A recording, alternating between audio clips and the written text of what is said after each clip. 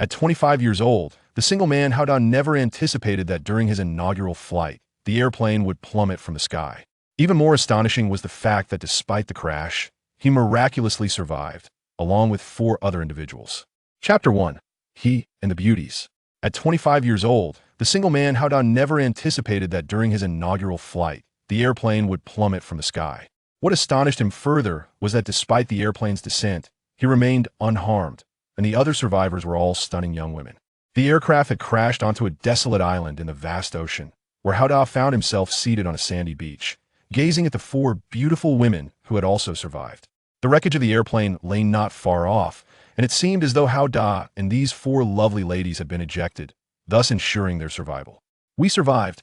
How wonderful!" exclaimed the youngest among the 4, appearing to be just around 19 years old, as she sat on the beach, her voice filled with excitement. Her name was Su Mei, a freshman at a university in the country, only 19 years of age.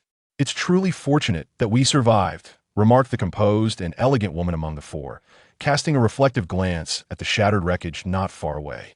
She was Yingying, a young businesswoman at the age of 25.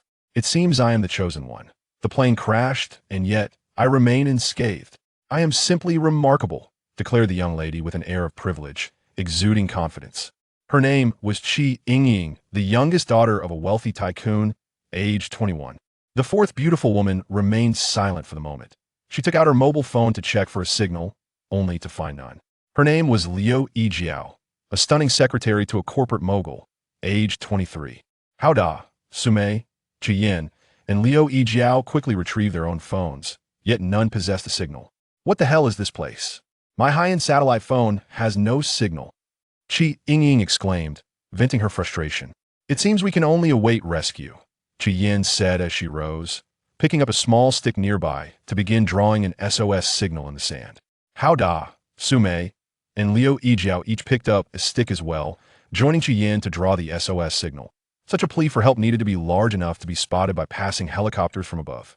The pampered young lady, Yingying, stood aloof, observing Hao Da and the others busying themselves without any inclination to assist. After completing the large SOS signal, and with little else to do while waiting for rescue, Hao Da, Su Mei, Yingying, and Liu Yijiao returned to their previous spot and sat down on the beach. "What is your name?" Yingying inquired, addressing the only man present. "Hao Da." "Hao Da," he replied. "Yingying, Smee, Liu Yijiao." Yingying could not help but laugh, exclaiming, "What an amusing name! Your parents are truly talented." Hao Da, noticing how beautiful Yingying was, felt a surge of frustration at her words. He glanced at the equally lovely Su Mei, Yingying, and Liu Yijiao, pondering why there was such a vast difference among beautiful women. The 5 of them sat on the beach, briefly discussing their circumstances. After an hour of tedious waiting, there was still no sign of the rescue team. "Damn, why hasn't the rescue team arrived yet?" Yingying exclaimed in frustration. "There's no signal on the satellite phone. Could we have ended up in another dimension?" Hearing Yingying's words, Hao Da, Su Mei, Yingying, and Liu Yijiao were overwhelmed with an indescribable feeling. If this truly was another dimension, returning would be impossible, and the rescue team would not wait for them. Time travel is merely a concept from films or fiction. It should be impossible in reality, Liu Yijiao reassured herself. "I hope you are right," Yingying replied expressionlessly, then walked alone toward the near shore of the beach, her intentions unclear. "I'm feeling a bit hungry and thirsty," Su Mei remarked. "I'm also somewhat hungry. If the plane hadn't encountered trouble, we would have already reached our destination for lunch," Liu Yijiao said. "I wonder if there are any undamaged suitcases among the wreckage with food inside," Yingying mused, glancing toward the nearby plane wreckage. "There must be dismembered bodies inside." Su Mei hesitated to finish her thought. "I'll go take a look." Hao Da suddenly stood up, exuding a sense of bravery. "Oh, you have guts. I commend you," Yingying returned, her voice laced with praise. "If you find food, remember to share some with me." Hao Da looked at her, feeling oddly unsettled by her compliment. He said nothing further and strode toward the plane wreckage. Upon arriving there, he mustered his courage to peer inside the wreckage, only to find no dismembered bodies or suitcases. Nothing at all, just shattered metal fragments and rods. Hao Da found it puzzling. Were the others on the plane? Had they simply vaporized? He was at a loss for an explanation. Since he was already there, he picked up a metal plate approximately 1 meter long and wide, along with a 1 meter long metal rod, and returned. There were no suitcases with food, nor were there dismembered bodies. Only a metal plate and a metal rod. Hao Da explained to Su Mei, Yin, Liu Yijiao, and Yingying upon his return. That's truly strange. Could it be that the others have vaporized? Yingying exclaimed, unable to contain her surprise. Who knows? I'm so hungry. Su Mei pouted. Damn it.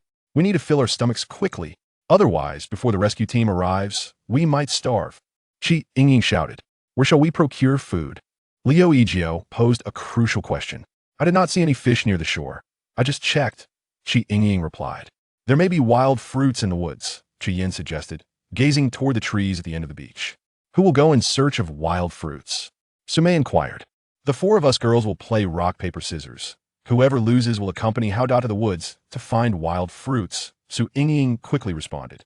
Why must I go? Hao Da protested. You are the only man here. Of course, you must go, unless you admit you are a coward. Yingying retorted bluntly. Hao Da, why does he increasingly feel the urge to give Yingying a good thrashing? As Hao Da was feeling somewhat gloomy, the four beautiful girls, Su Mei, Yin, Liu Yijiao, and Yingying, had already commenced their game of rock, paper, scissors, and the result came quickly. Su Mei was the first to be eliminated. Thus, she would accompany Hao Da into the woods to search for wild fruits. Although Yingying's earlier words were harsh, Hao Da himself knew that as the only man present, he indeed had to shoulder the responsibility. Moreover, with such a youthful and charming beauty like Su Mei joining him in the search for wild fruits, his motivation was naturally heightened. Hence, Hao Da grasped a metal rod approximately 1 meter in length, while Su Mei held a wooden stick, neither too thick nor too thin, measuring just over a meter. Together, they strode toward the woods at the end of the beach. Were it not for the dire circumstances of survival on a deserted island, Hao Da would undoubtedly be imagining what might transpire between him and the stunningly proportioned Su Mei in those woods, relishing the sheer joy of being a man. However, given that they had just survived a calamity, with the rescue team still uncertain of their arrival, and everyone feeling both hungry and thirsty, he had no inclination to dwell on such thoughts. Chapter 2. Hao Da carries Su Mei. Hao Da, brother, do you think there will be poisonous snakes in those woods? As they neared the trees, Su Mei expressed her fear. When we enter the woods, we will use our sticks to beat the grass ahead of us as we proceed. Even if there are snakes, we can startle them, Hao Da replied, feigning calmness. Though he was a man, he too harbored a fear of snakes. Aside from certain professionals, it is likely that everyone harbors a fear of such creatures. Yet with the enchanting and graceful Su Mei by his side, Hao Da could not allow his fear to surface. It would be too embarrassing. Oh, Hao Da, you even know how to startle snakes with grass. Your knowledge is truly profound. Su Mei teased, aiming to lighten the atmosphere. Of course, I am well versed in celestial phenomena and earthly geography, and I possess knowledge of chemistry as well as human anatomy. These are merely my basic skills, Hao Da replied with playful bravado. Hao Da, you're such a rogue. You even know about human anatomy. Su Mei scolded playfully. Hao Da laughed with pride. Soon, the two arrived at the edge of the woods, on the verge of officially entering.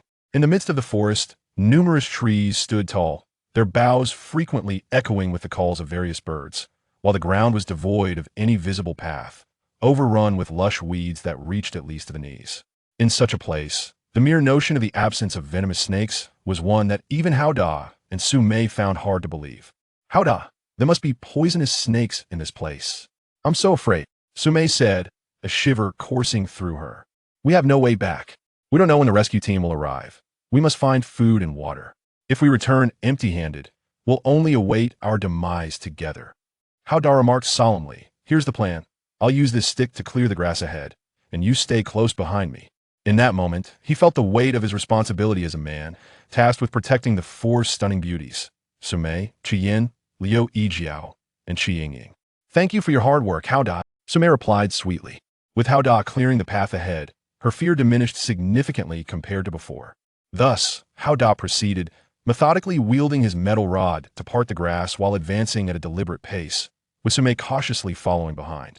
During this process, Hao Da distinctly sensed that indeed, creatures akin to venomous snakes fled from his grass-clearing efforts, which left him both relieved and somewhat on edge. This unsettling sensation was truly unwelcome. What was even more frustrating was that after walking for a while, they had seen neither wild fruits nor any edible items. Not even the slightest trace of wild produce was in sight. They had no choice but to keep moving forward in search of sustenance. Hao Da thought to himself, for there was no other option at present. Just as they advanced a bit further, Su Mei suddenly let out a sharp scream. She had spotted a vividly colored snake slithering through the grass to their right. The sight startled her into an immediate cry. As she screamed, not only did Hao Da head become alarmed, but the colorful snake was startled as well. It sprang forward, baring its fearsome fangs as it lunged at Su Mei.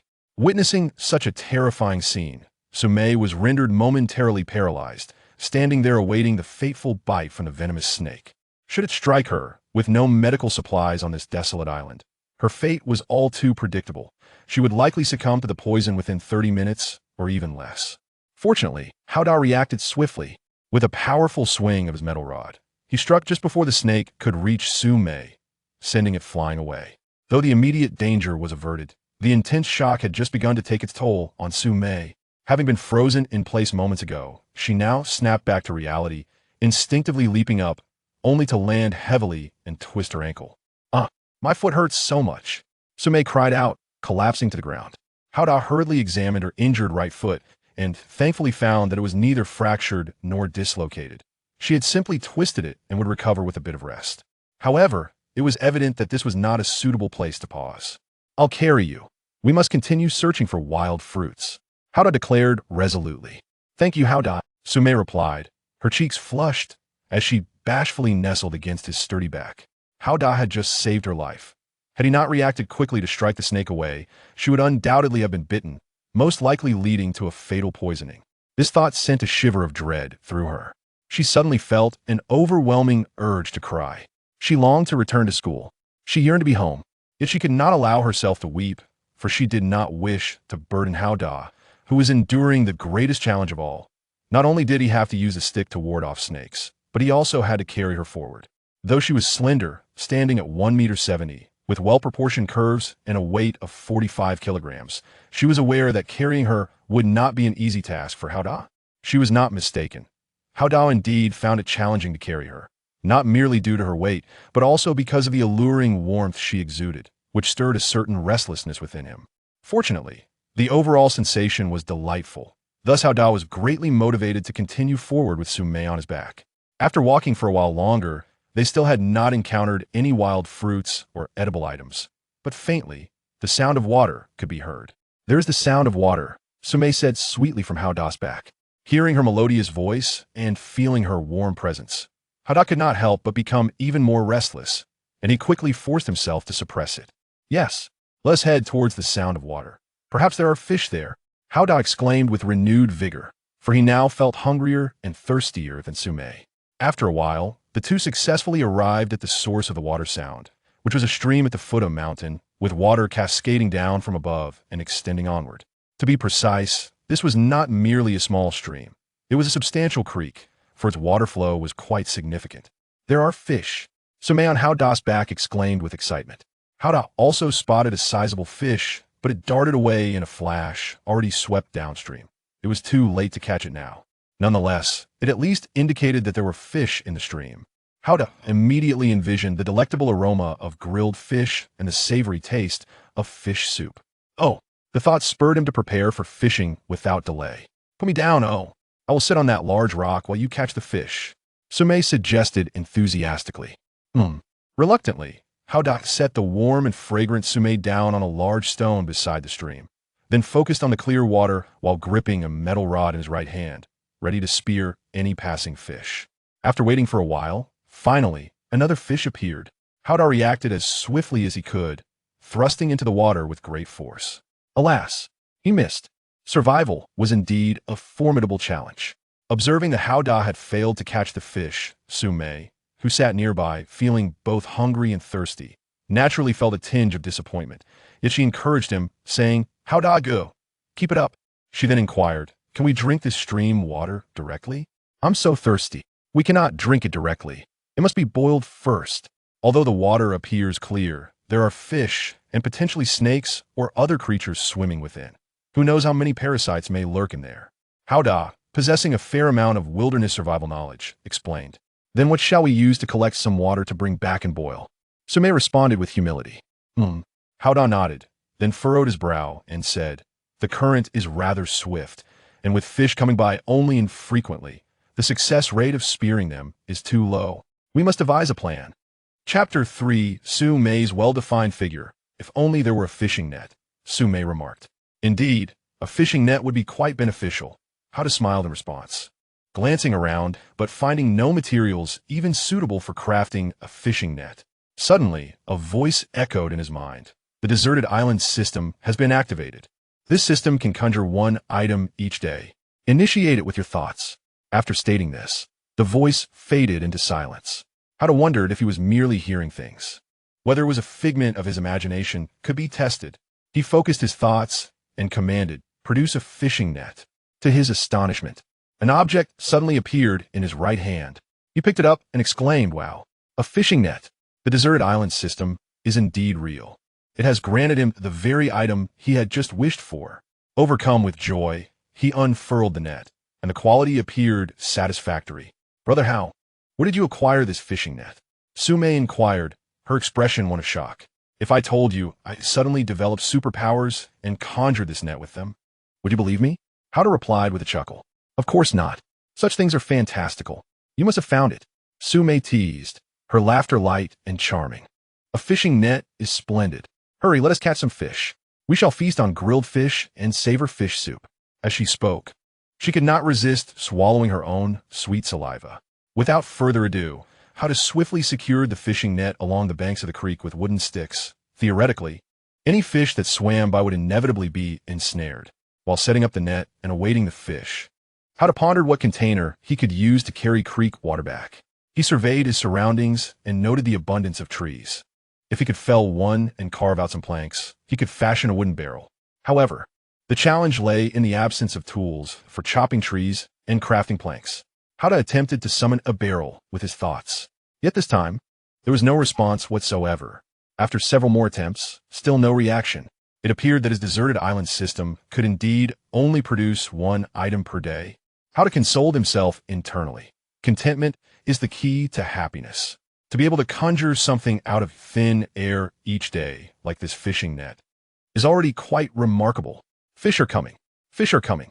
It's caught," Su Mei suddenly exclaimed in excitement. Hada turned to the net, and, sure enough, a fish of moderate size was ensnared.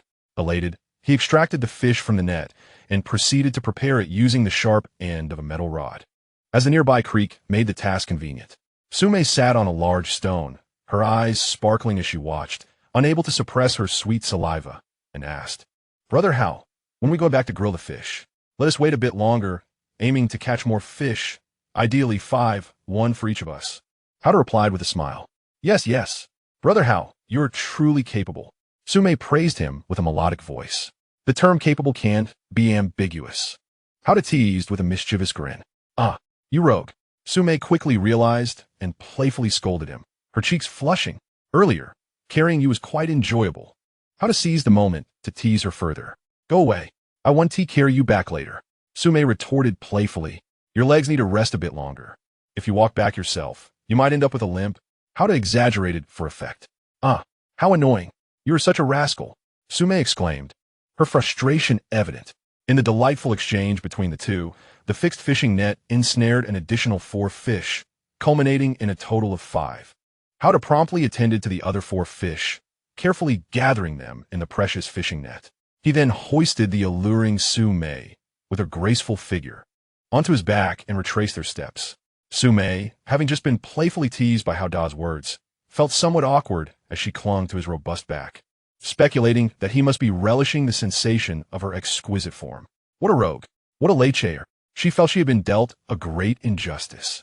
However, considering her foot had yet to fully heal, walking could indeed leave her limping. Thus, she reluctantly allowed Hada to take advantage of the situation. Fortunately, Hada was quite handsome, his physique robust and not lacking in stature, and he appeared to be a decent fellow, having successfully caught 5 fish. Su Mei blushed as she mused. The journey back was relatively smooth, free from the threat of serpents or wild beasts. Upon finally emerging from the woods and stepping onto the sandy beach, both Hao Da and Su Mei exhaled in relief, realizing they were temporarily out of danger. Moreover, the prospect of grilling fish was soon to be realized. With these thoughts invigorating him, Howda continued to carry Su Mei, striding purposefully towards the location of Yin, Liu Yijiao, and Yingying. Upon spotting the two, the trio of beauties eagerly rose and waved at them. Among them, the affluent Yingying exclaimed, "It's been 2 hours. You're finally back. I'm on the verge of starvation." As Howda approached with Su Mei on his back, Yingying's eyes gleamed with anticipation at the sight of the 5 fish in the net. She was genuinely famished. Likewise, Yin and Liu Yijiao's eyes sparkled with similar enthusiasm, albeit not as dramatically as Yingying's. "Hurry, let us eat the fish," Yingying shouted excitedly. "To grill the fish, we need fire. Shall we start a fire by friction?" Yin inquired tentatively, clearly not well versed in this skill. "I brought some dry grass and wood from the woods earlier. I'll give it a try," Howda responded with a smile. Thus, he prepared to start a fire while the 4 enchanting ladies, Su Mei, Yin, Liu Yijiao, and Yingying, squatted nearby, their eyes blinking eagerly at him. Feeling the attention of these 4 beauties, Howda experienced a surge of exhilaration. As a 25-year-old bachelor, this was undoubtedly a moment of glory. He had to remain composed and successfully create a fire to showcase his prowess. Using the sharp end of his metal stick, he began to drill into a softer piece of wood, tirelessly working at it for nearly 30 minutes. As he neared the brink of exhaustion, even the 4 lovely ladies watching began to feel the strain. Finally, smoke began to rise. Sparks flew. He hastily blew on the sparks nestled in the dry grass. And after a brief moment, a tiny flame flickered to life. The flame consumed the grass, growing larger. Success. "Oh, we have fire," the 5 exclaimed in unison, their excitement palpable. It had been quite a challenge. Howda, whose hands felt as though they might fall off from the effort drilling, internally declared that if a rescue team did not arrive today, he would conjure a lighter using the island system by dawn. For the first time, he appreciated that a lighter was one of humanity's greatest inventions. To hell with the method of friction. He absolutely did not wish to repeat the experience.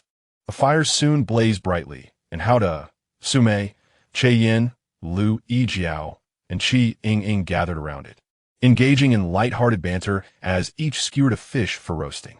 The tantalizing aroma of grilled fish swiftly permeated the air, accompanied by the gentle caress of the sea breeze. At least in that moment, the 5 of them felt quite content. Chapter 4.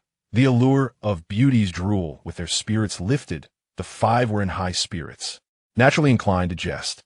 "Su Mei, earlier, when Howda was carrying you back, you must have felt quite delightful nestled against his strong back," teased Yingying with a mischievous grin as she tended to her fish.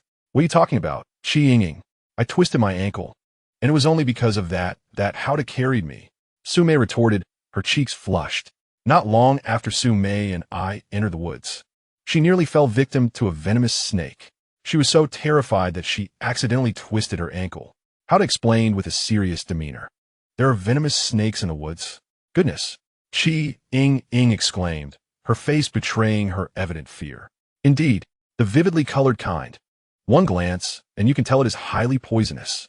That snake lunged at me, and I nearly died of fright. Fortunately, Howda reacted swiftly and dispatched it with a single blow," Su Mei recounted, still shaken, instinctively patting her impressive chest, causing a delightful ripple. "Indeed, you are quite fortunate. If that venomous snake had bitten you, the consequences would be unimaginable, especially on this deserted island with no supplies," Yin remarked, her expression grave. "We should avoid those woods as much as possible," Liu Yijiao added her thoughts, internally grateful that she had not lost the game of rock, paper, scissors earlier. Otherwise, she might have been the one nearly bitten by the snake. "Why on earth hasn't the rescue team arrived yet? This cursed, deserted island. I don't want to stay here a second longer." Yingying could not help but vent her frustration. "We must mentally prepare ourselves for the possibility of waiting up to 7 days," Yin observed, gazing at the sky. 7 days? What will we eat and drink?" Yingying exclaimed. "We can only take it one step at a time. Let us hope the rescue team arrives soon," Howda said pragmatically. At that moment, their fish were nearly done, and with hunger gnawing at them, they focused intently on savoring their respective grilled fish. Despite the lack of salt, each person relished the meal. However, the fish were not particularly large, and before long, all 5 had polished off their fish, even licking the bones clean. If fish bones were edible, they might have devoured them as well. Strictly speaking, fish bones can be consumed if roasted until crispy. Yet, as it was only their first day stranded on the island, they were not inclined to eat so unsightly as to consume the bones. Having eaten a fish, though no longer ravenous, they still felt a bit parched. "I'm feeling a bit thirsty," Yingying remarked, glancing at the others. "I'm thirsty too," Su Mei said, recalling that there was a stream where they had caught fish, but they lacked a container to hold the water. "I brought some water, though it's not much." Howda indicated a long t-shirt that had been soaked in the stream. Using the long t-shirt to extract water is a good idea, Kiyan prized, adding that the amount should suffice to quench their thirst, though it would need to be boiled first. "Yes, that stream water cannot be consumed directly. It must be boiled," Liu Yijiao concurred. "But what shall we use to boil it?" Yingying inquired. "I will retrieve some metal plates from the aircraft wreckage, and with an ample supply, I should be able to fashion a square metal pot." Howda stood up and strode purposefully towards the remnants of the plane. "Thank you for your hard work, Brother Hao," Su Mei exclaimed sweetly. "Thanks." Yin and Liu Yijiao also called out to Howda's retreating figure. "It's no trouble," Howda replied with a cheerful laugh. Before long, he returned with several sizable metal plates, which he began to assemble with dexterous hands. After much effort, he managed to create a somewhat peculiar, yet functional, square pot that at least did not leak and could heat water. He placed several stones of similar size into the fire, set the small pot atop them, and wrung the water from the long t-shirt into the pot. The four enchanting beauties, Su Mei, Yin, Liu Yijiao, and Yingying, watched with eager anticipation, all yearning for the water to boil and quench their thirst. Given that the total amount of water in the small pot was merely equivalent to a standard cup, it quickly reached a boil. Howda carefully moved the pot aside with his damp t-shirt to let it cool. Once it was no longer scalding, Yingying seized the opportunity to take a small sip. Though she wished to indulge further, she refrained, knowing that if she drank more, there would be none left for the others. As a pampered young lady accustomed to luxury, she felt a surge of frustration after her meager sip. "Heavens! What have I done? Is this my fate? Even drinking water is such a struggle. Rescue team, please hurry." After Yingying had her small sip, Su Mei, Liu Yijiao, and Yin each took turns to drink from the small pot. At that moment, no one cared about the hygiene of sharing a single pot. Quenching their thirst was of the utmost importance. The threat of dehydration loomed larger than that of hunger.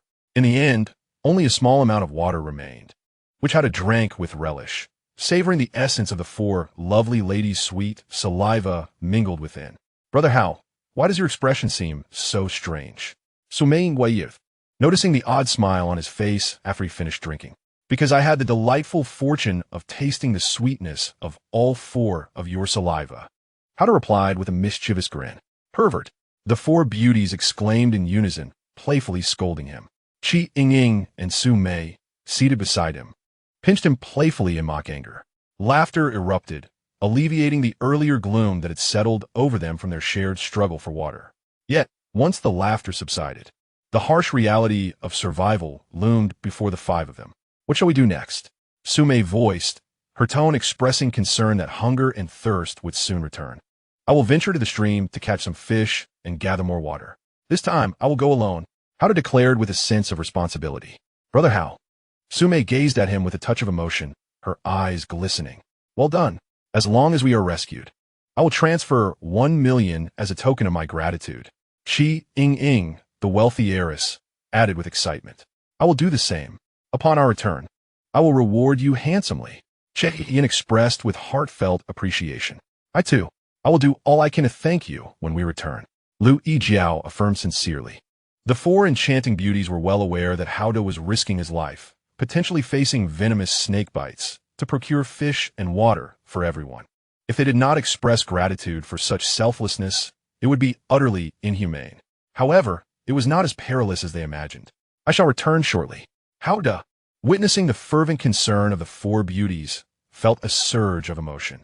He managed a light-hearted smile as he gathered his small square pot, metal rod, and long wooden staff, striding purposefully towards the woods.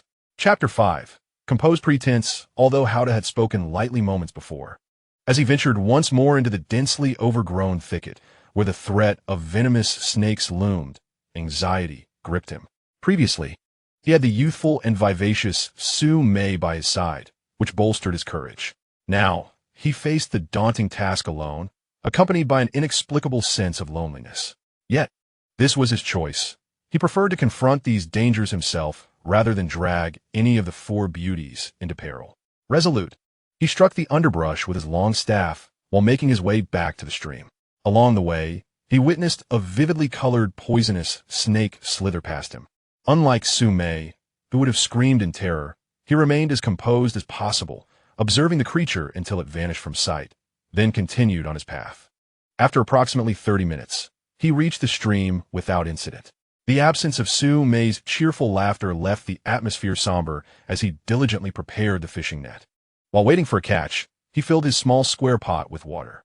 About an hour later, he successfully netted 5 fish, roughly the same size as those from before.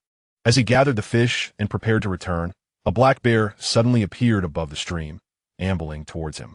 Hao Da's heart raced with trepidation. Instinctively, he considered fleeing into the woods, but such a course of action would undoubtedly provoke a snake bite. Moreover, running would likely startle the bear, prompting it to chase him. Given the bear's speed, he knew he would stand little chance of escape. If caught, he could only hope to survive a single blow from the bear. Suppressing the urge to flee, Hao Da quickly devised a plan. He would lie flat on the ground and feign death.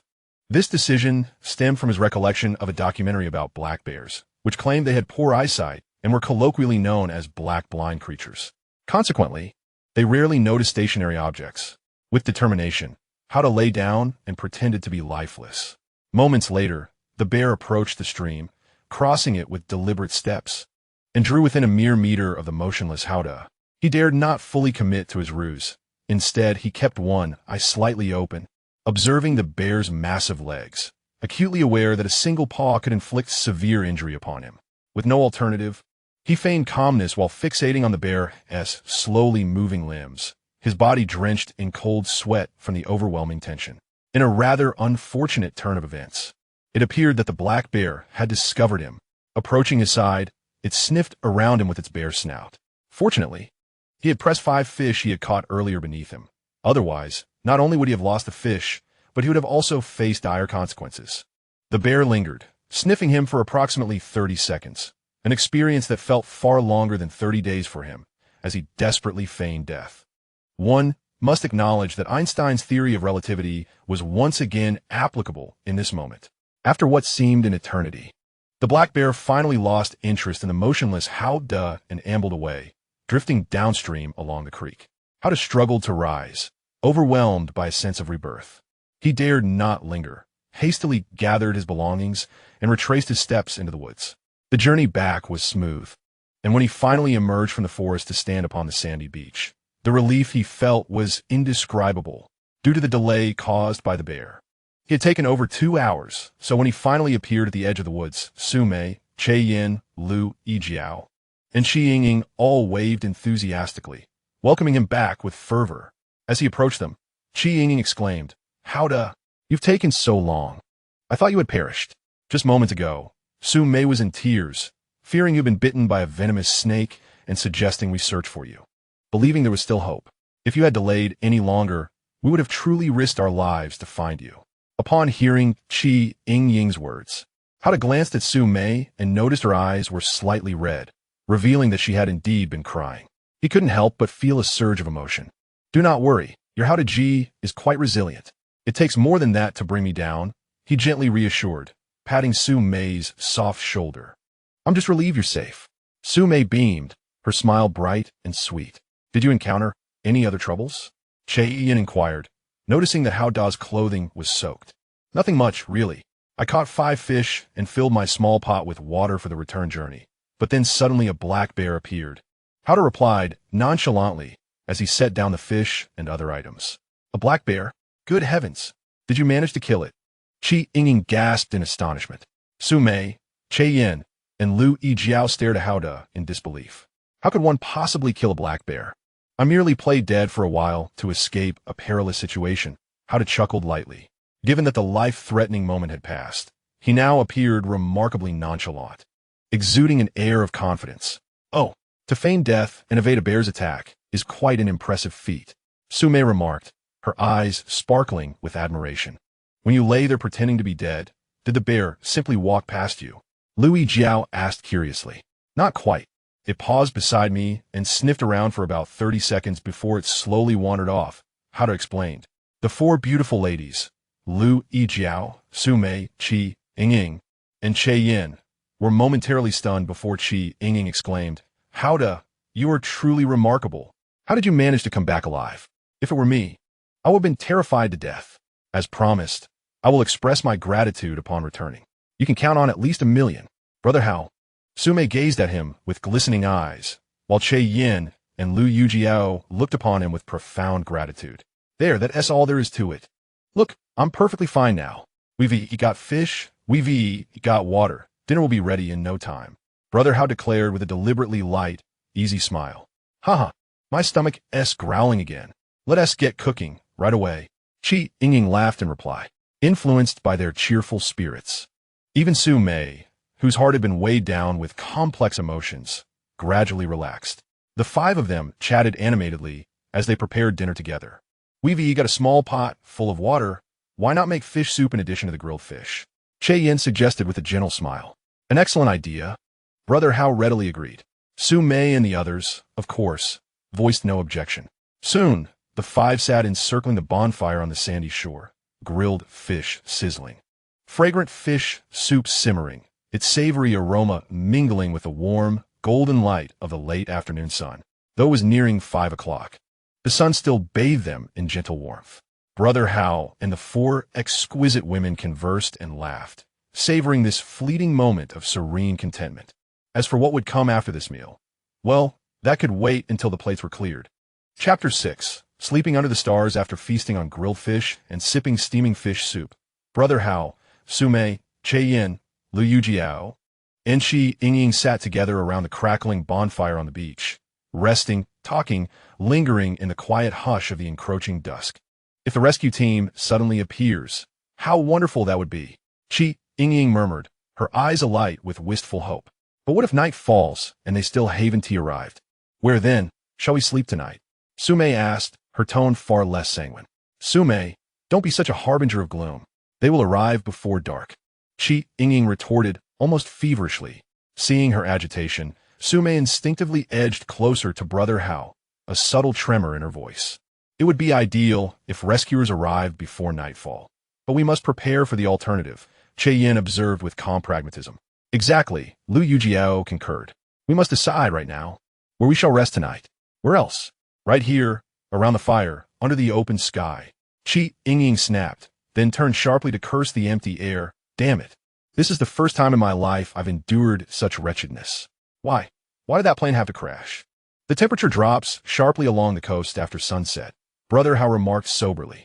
Sleeping bare beside the fire tonight would likely leave us shivering, and perhaps worse. Then what do we do?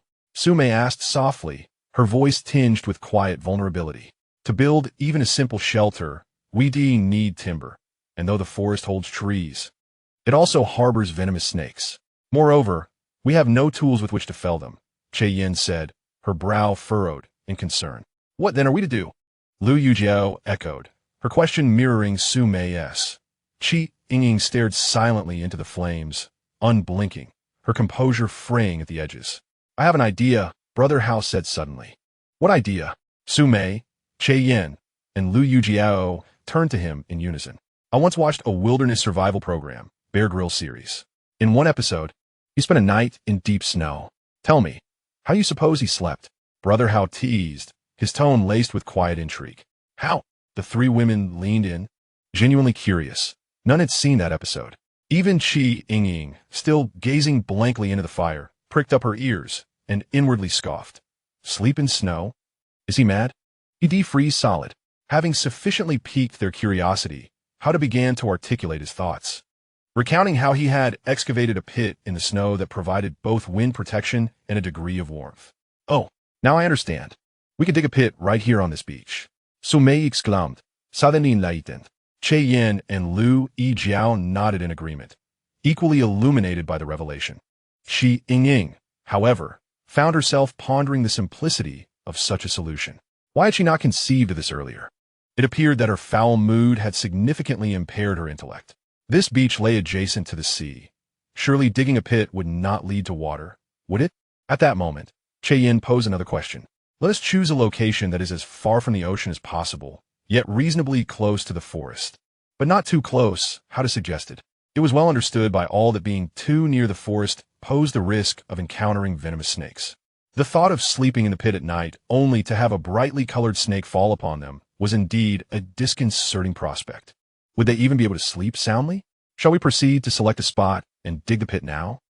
Yin surveyed the group. All right, let's commence digging. Howda declared as he stood up. Following his lead, Su Mei, Yin, Liu Yijiao, and Yingying also rose to their feet. Despite her troubled demeanor, Yingying recognized the importance of a good night's sleep. This was not the time for her to indulge in her spoiled nature. Her unwillingness to cooperate would only exacerbate the situation. The five of them strolled toward the forest and found a location that was somewhat distant from both the ocean and the woods.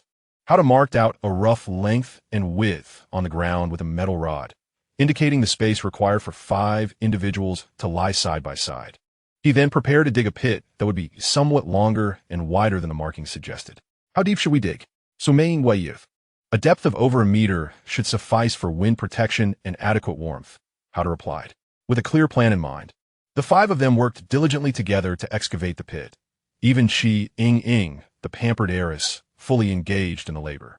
Witnessing the excellent team spirit invigorated everyone's motivation. After a while, they successfully unearthed a pit measuring approximately 2 meters in length, 2 meters in width, and over a meter in depth. Howda was the first to lie down inside to test it, and he found it quite satisfactory. Goodness, Alda, you will be sleeping with us 4 lovely ladies tonight. Surely you won't take advantage of the situation, will you? Yingying suddenly voiced her concern. Upon hearing this, Su Mei's cheeks flushed slightly, while Yin and Liu Yijiao exchanged glances that conveyed mixed feelings.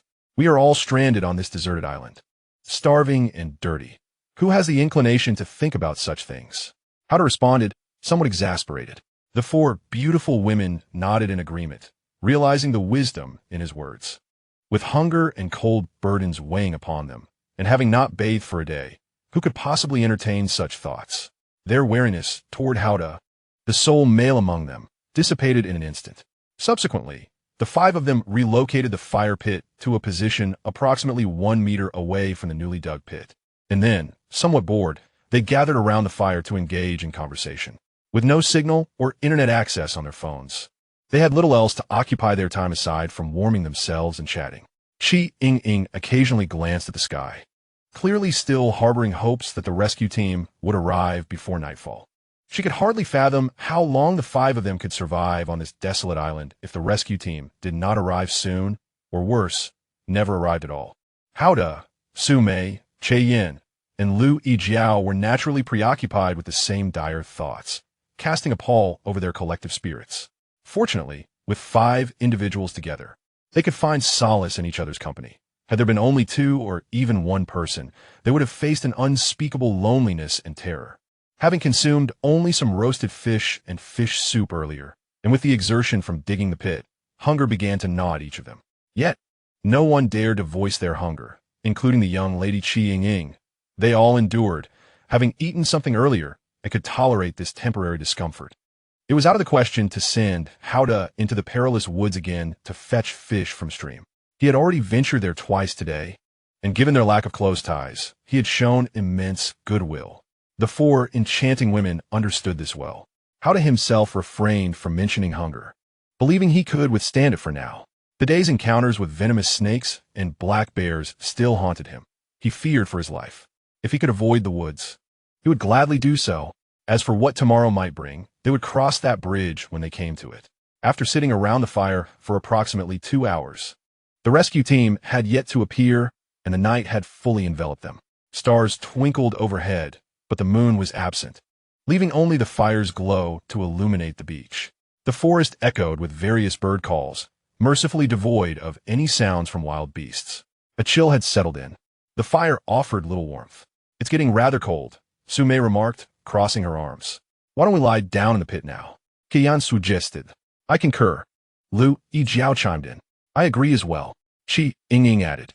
I have no objections, Su Mei stated. Neither do I. Howda said, you all go first. I shall be the last to descend. Thus, Howda stood by the pit, holding a burning branch for illumination, as the four stunning women sequentially lay down in the pit, leaving the farthest left position open for him. Subsequently, he tossed the torch into the fire and, relying on instinct, lowered himself into the pit, settling into the space reserved for him. As soon as he reclined, he was enveloped by a fragrant aroma. Sharing this resting place with four beautiful women was indeed a pleasant sensation, and Howda could not help but smirk at the irony of finding joy amidst adversity. Chapter 7. Banter in the earth pit, where Howda now full, warm, and nestled in a clean bed beneath a cozy blanket. He might indeed entertain mischievous thoughts towards the four lovely ladies beside him, for the pleasure of comfort often stirs desire. However, in their current plight, cast away on a deserted island with empty stomachs, he had little inclination to dwell on such thoughts. This sand is a bit chilly, Su Mei suddenly exclaimed in a delicate tone.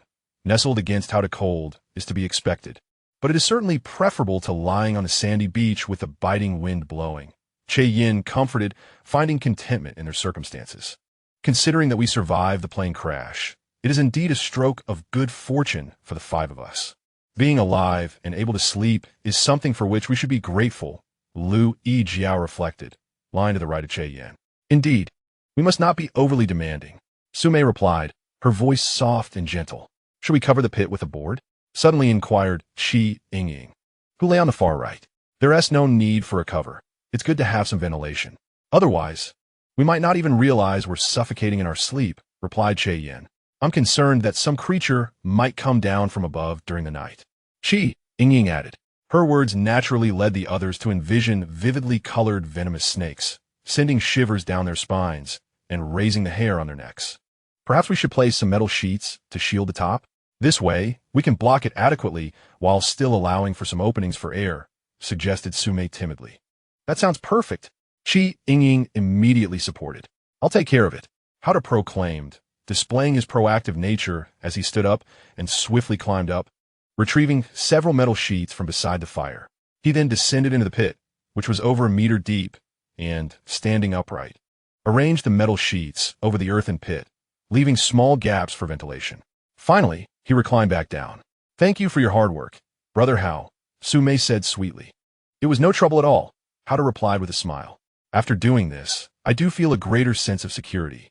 Now, nothing strange can disturb us while we sleep. Yingying chimed in. That should be fine. I don't have claustrophobia, Yin remarked. It feels a bit like being buried alive, but at least we have 5 people. It's less frightening with more company, Liu Yijiao teased. Yet, I am not feeling sleepy at all, Su Mei stated. It's only a little past 7 in the evening. It would be strange to feel sleepy now. Chatting like this isn't bad. I bet we'll fall asleep after a couple of hours of conversation, Yingying replied. What should we talk about? Yan asked. How about something spicy? Yingying responded with a mischievous smile. We're in such a dire situation, and you still want to discuss something risque?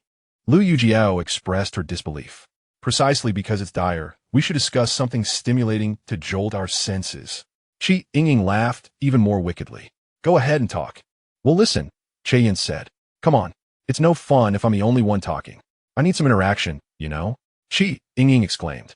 Then you start, and we'll join in later, Liu Yijiao suggested, suppressing her laughter.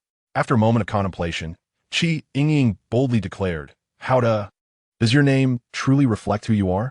Her words immediately elicited giggles from Yin and Liu Yijiao, while Su Mei, who was sitting next to Howda, felt her cheeks flush and remained silent, grateful for the dim light that obscured her embarrassment. You're truly a bore, Yingying. Alda retorted, exasperated. Yet, the flirtatious atmosphere undeniably heightened his senses. Answer me. Look into my eyes. Look at my eyes. Yingying playfully insisted. Yin and Liu Yijiao erupted into joyous laughter once more. There is not a shred of light here. Look at you. Howda shot back. Let me pose a different question. As the only male among us 4 stunning ladies, don't you wish to do something mischievous? Yingying continued with her playful grin. Yin and Liu Yijiao, witnessing Yingying's unabashedly liberated topics, felt their cheeks warm and their long, delicate legs weaken. If I were to approach you with ill intentions, would you comply? Howda countered, taking the lead in the banter. Yin and Liu Yijiao could not help but burst into laughter again. Su Mei continued to remain a silent bystander. Yet inexplicably, when Hao declared his intention to approach Yingying with ulterior motives, she felt a pang of discomfort. Then come over, Yingying provocatively challenged. Surely, Hao would not dare. Liu Yijiao added fuel to the fire. To everyone's astonishment, Hao actually stood up and walked over to where Yingying lay on the far right. What do you want? Although the pit offered little illumination, Yingying sensed that Hao was genuinely approaching her, prompting her to exclaim in a delicate voice. You asked me to come over and harass you. I shall inquire once more. Will you cooperate? Hao replied with a mischievous grin. Nearby, Yin and Liu Yijiao giggled, nearly breathless with laughter. Get lost. I shall not cooperate with you. Yingying retorted in urgency, realizing that if Hao were to lay a finger on her, she would be at a significant disadvantage. I knew you couldn't handle it. Hao sneered before triumphantly returning to his previous position. That insufferable Hao. One day, when I am desperate, I shall force myself upon him. Once Hao returned, Yingying immediately resumed her taunts. Come over. Hao chuckled in response. Rascal. Yingying fumed. Yin and Liu Yijiao could hardly contain their laughter. Suddenly, Su Mei could not resist pinching Hao sharply. Why did you pinch me? Hao cried out in pain. Oomph. Su Mei haughtily snorted. She likes you, you know. Yingying mischievously interjected. Really? Hao inquired of Su Mei. Get lost. Su Mei exclaimed. Is that even a question? Today a venomous snake nearly bit me, and you saved me, carrying me effortlessly the entire way. I felt quite pleased, so I was contemplating offering myself in gratitude. Yingying continued her playful mischief. Hearing this, Su Mei's cheeks flushed even more, but thankfully, the darkness of the pit concealed her embarrassment. Thus, the fish I risked my life to catch, which you consumed to stave off starvation, and the water I procured, which you drank to quench your thirst, Yingying, you too should offer yourself in gratitude. I said I would transfer you 1 million upon our return. Yingying retorted boldly. In comparison to 1 million, I find your offer of yourself far more appealing. Hao provocatively remarked. Yin and Liu Yijiao found their banter amusing and laughed heartily. Get lost. You're neither handsome nor tall enough, and your temperament is mediocre. I could never be interested in you. Yingying declared angrily. Yet you just claimed you wished to force yourself upon me. Your contradictory thoughts are quite perplexing. Hao continued his rebuttal. You rogue Hao. Scoundrel. Yingying was on the verge of losing her composure. Thus, this unique exchange ended with Hao victorious. After a while, the 5 of them gradually succumbed to fatigue, officially commencing their slumber. Uncertain of how long they had slept, Hao suddenly awoke to find Su Mei nestled closely against him, absorbing his warmth. At that moment, he found himself enveloped in her delicate embrace. Chapter 8. The Enchantment of Softness. As a 25-year-old bachelor, Hao reveled in the delightful sensation of Su Mei's warmth against him, his heart soaring with joy. He certainly guessed that Su Mei had likely fallen asleep and, feeling cold, instinctively leaned toward his warm body. However, the reason was inconsequential. What mattered most was the comforting sensation of having his beloved in his embrace. Reluctant to succumb to slumber once more, he cradled Su Mei contentedly, allowing his thoughts to wander freely. As his mind drifted, the harsh reality soon loomed before him. It must have surpassed midnight, heralding the dawn of a new day. Would the rescue team arrive today? If they did, it would be a cause for great celebration. But if they did not, what would become of him and these 4 enchanting women? What would they eat? What would they drink? Where would they sleep at night? Would they continue to endure the discomfort of this pit? To be candid, sleeping in this pit was rather cold. It was barely tolerable, and if it persisted, even if he remained resilient, it was likely that the 4 beautiful women would reach their breaking point. Hao pondered that if the rescue team did not arrive today, he would likely have to venture to the stream to catch fish and gather water, provided he could avoid venomous snakes and, with luck, not encounter a black bear again. He felt he could endure this endeavor with a determined spirit. Yet other pressing issues arose, such as the fact that all the dry firewood on the beach had been gathered, and there was little left to burn. To procure more wood for cooking fish and boiling water, he would need to chop down trees, but at this moment he lacked the tools for such an undertaking. Suddenly, Hao recalled his deserted island system, which allowed him to conjure 1 item each day. Yesterday, He had manifested a precious fishing net capable of ensnaring fish in the stream. Today, he had initially intended to create a lighter, but now he had a change of heart. The fire pit should still be smoldering, even if it had extinguished. He could endure the task of creating fire through friction for 30 minutes. What was urgently needed, however, was a sharp axe for chopping trees. With an axe, not only would he resolve the issue of firewood, but he could also construct a shelter or even a small cabin on the beach from tree trunks that would provide both a place to sleep and protection from the elements. With this thought in mind, Hada immediately sought to manifest a sharp axe. He adjusted his breathing and relished the sensation of Su Mei's warm, fragrant presence in his arms before activating his deserted island system, attempting to conjure a sharp axe. Almost instantaneously, he felt something materialize in his right hand. It was the handle of an axe, metallic and solid. In the darkness, he explored with his right hand and soon discovered the sharp blade and the weighty metal body of the axe. Excellent. Now he had the tools for chopping trees. With a hint of hope, he attempted to conjure a lighter once more, but this time there was no response. After several attempts, the result remained the same. It appeared that the deserted island system indeed permitted the creation of only one item per day. Contentment washed over him. He reassured himself that having manifested a highly useful fishing net yesterday, and now a valuable axe today, was quite remarkable. He could envision the astonishment and delight on the faces of the four beautiful women when they beheld the newly conjured axe at dawn. Thus, Hada held Su Mei close, lost in his reveries, and unknowingly drifted back into slumber. When morning broke, he remained asleep while Su Mei awoke first. Finding herself comfortably nestled against Hada, she let out a soft gasp, her cheeks flushing with warmth. Fortunately, she noticed that Hada had not yet awakened, so she gently extricated herself from his embrace and lay down beside him.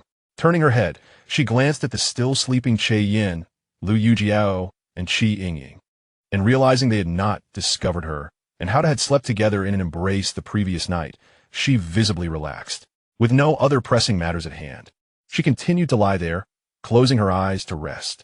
However, lying in that position felt rather chilly. She mused that it was far more comfortable to be nestled against Hada, sheltered in his warmth.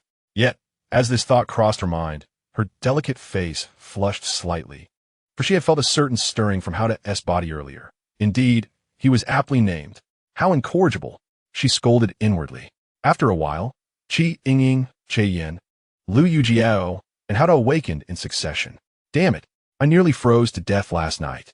Yingying exclaimed. If the rescue team does not arrive today, I swear I will curse their ancestors. Let's hope the rescue team arrives soon. I too found the cold unbearable last night. Yin added. We must remain optimistic and filled with hope. Liu Yijiao encouraged herself. Hada stood up, moved several metal plates aside, and then, wielding an axe, ascended first. The four beautiful women followed suit. It's so cold, Su Mei exclaimed as soon as she climbed up. What the hell? It's even colder up here than in the pit. Yingying cursed. It seems today might be overcast, Yin remarked, glancing at the heavy clouds above. It might even rain, Liu Yijiao concurred. If it pours, we shall be drenched like wet chickens. Su Mei expressed her concern. Let us wait and see if it rains. Right now, the pressing issue is that I am famished. Yingying said, instinctively glancing at Hada, for he had been the one to address their needs for food and water the previous day. Upon looking at him, she noticed he held a sharp axe in his hand. What the hell? Hada, where'd you get that axe? Yingying gasped. At her exclamation, Su Mei, Yin, and Liu Yijiao turned to Hada, noticing the axe he held. I have acquired superpowers. This axe appeared as if conjured from thin air. Do you believe me? Hada replied with a smile. Do you think we would believe such a tale? Yin retorted. If you can conjure something right here on the spot, say a bucket, then I might believe you, Liu Yijiao challenged. This ability allows me to manifest only one item per day. Today, I have already used my quota to conjure this axe, Hada explained. Huh, Aoda. You tell such a convincing story that I almost believe you. Yingying giggled. I am speaking the truth. Hada replied innocently, wondering why no one believed him. Hada, I believe you. Su Mei said earnestly. Su Mei, you are exceedingly naive. Hada is both a rogue and a liar. I suspect he merely picked up that axe.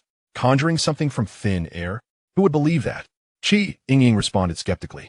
Yin and Liu Yijiao clearly shared her doubts. though they remained silent for the time being. I firmly believe that Hao Ji's axe was indeed conjured. I have my reasons, Su Mei asserted with conviction. What reasons do you have? Yingying teased. Have you ever considered where Hao Ji's fishing net came from when he caught fish yesterday? Su Mei replied playfully. Chapter 9. The ambiguity of capability. Upon hearing Su Mei's question, Yingying, Yin, and Liu Yijiao were momentarily taken aback. Indeed, where did that fishing net come from? Was it merely scavenged? This is a deserted island. One would hardly expect to find such treasures lying around. Perhaps Hao is an aficionado of fishing and had a net tucked away in his pocket during the flight. Yingying attempted to rationalize. You are absolutely right. As long as you are happy, Hao chuckled, choosing not to engage further in the debate. It seems rather chilly today, and our supply of firewood is dwindling. I shall go and procure a tree of moderate size. I will join you. I can help carry the tree, Su Mei declared with enthusiasm. She was determined not to be a burden and wished to contribute in any way she could. Let's all go. Yin and Liu Yijiao exchanged glances before chiming in. Only Yingying remained undecided. Aren't you afraid of venomous snakes? Alda inquirid provocatively. Well, we can stay at the edge of the forest while you fell the tree. Once you have done so, we can all assist in dragging it back. Su Mei suggested thoughtfully. Indeed, that is a splendid plan. Yin and Liu Yijiao agreed. Then I shall lend my strength as well, Yingying said with a smile. Let us set forth, Hao proclaimed, waving his hand decisively. Thus, the five of them marched towards the forest with great enthusiasm. The tree they intended to fell was meant for firewood to keep warm, hence everyone's spirits were high. The temperature felt about 10 degrees colder than the previous day. Without a fire for warmth, it would be quite unbearable outdoors. Upon reaching the forest's edge, the four beautiful women halted, clearly apprehensive about the possibility of encountering venomous snakes hidden among the tall grass. Hao took the initiative to probe the nearby foliage with a long stick to ensure the area was safe from snakes, and then chose a tree of moderate size to fell with his sharp axe. He selected a tree of this stature because a larger one would be cumbersome to transport, while a smaller tree would yield insufficient wood. The axe was remarkably sharp and easy to handle, and in no time, Hao successfully brought the tree down. He then dragged it out of the woods, with the four ladies aiding in the effort, and together they transported the tree to the pile of sand for the fire. Hao proceeded to chop the tree into manageable pieces of firewood, facilitating the process of kindling a fire. Before long, the tree had transformed into a substantial pile of firewood, sufficient to last for at least 2 days from dawn till dusk.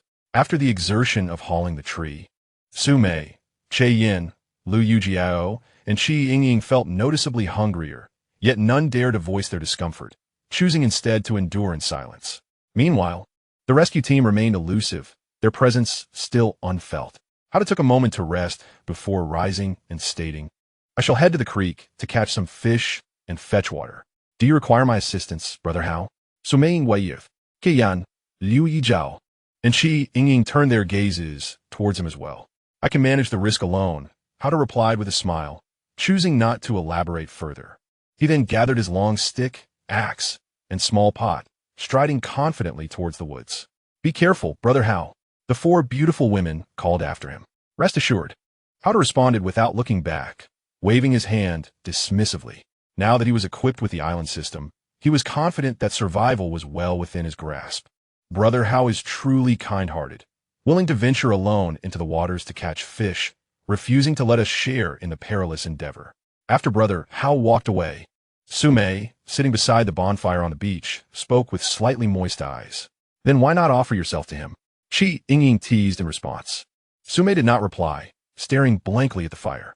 Feeling a bit bored, Yingying looked at the sky and exclaimed, Look at all these dark clouds. It seems a heavy rain is imminent. Once Brother Hao returns, we can head into the woods to chop down some trees and drag them back to swiftly construct a shelter that shields us from the wind and rain. And where we can sleep, Yin added while glancing at the sky. How can we build a shelter on this beach? Liu Yijiao humbly inquired. We can drive the tree trunks deep into the sand using an axe, forming a space with them, and then create a roof with more trunks. We should also lay some trunks on the ground. That should suffice, Yingying imagined. That will require quite a number of trunks. We will need to chop down many trees, Su Mei replied. The space formed by the trunks should be as small as possible. Just enough for the 5 of us to perform our basic activities. Thus, we will need relatively fewer trunks, Yin suggested. The roof made from the trunks will also need some clay to seal the gaps. Otherwise, it won't withstand heavy rain, Yingying added. That sounds exceedingly difficult. Su Mei plafili. No matter how challenging it is, we must persevere. After all, Brother Hao will be the main contributor, Yin remarked. Liu Yijiao remained silent for the moment, pondering whether she should take the opportunity to foster a closer relationship with Brother Hao, thereby ensuring he would prioritize her needs, especially if the rescue team delayed their arrival.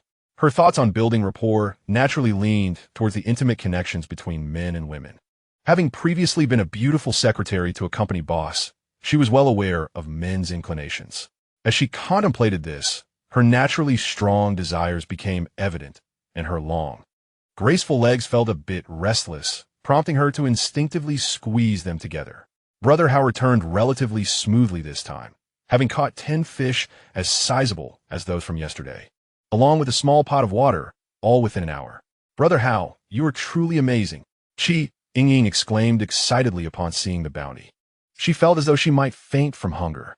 Su Mei, Yin, and Liu Yijiao also praised Brother Hao for his capabilities. With a mischievous grin, Brother Hao thought to himself that the term capable could be interpreted in various ways. However, with all 4 beauties present, unlike the previous day when it was just him and Su Mei, he refrained from making any jokes about it. Chapter 10.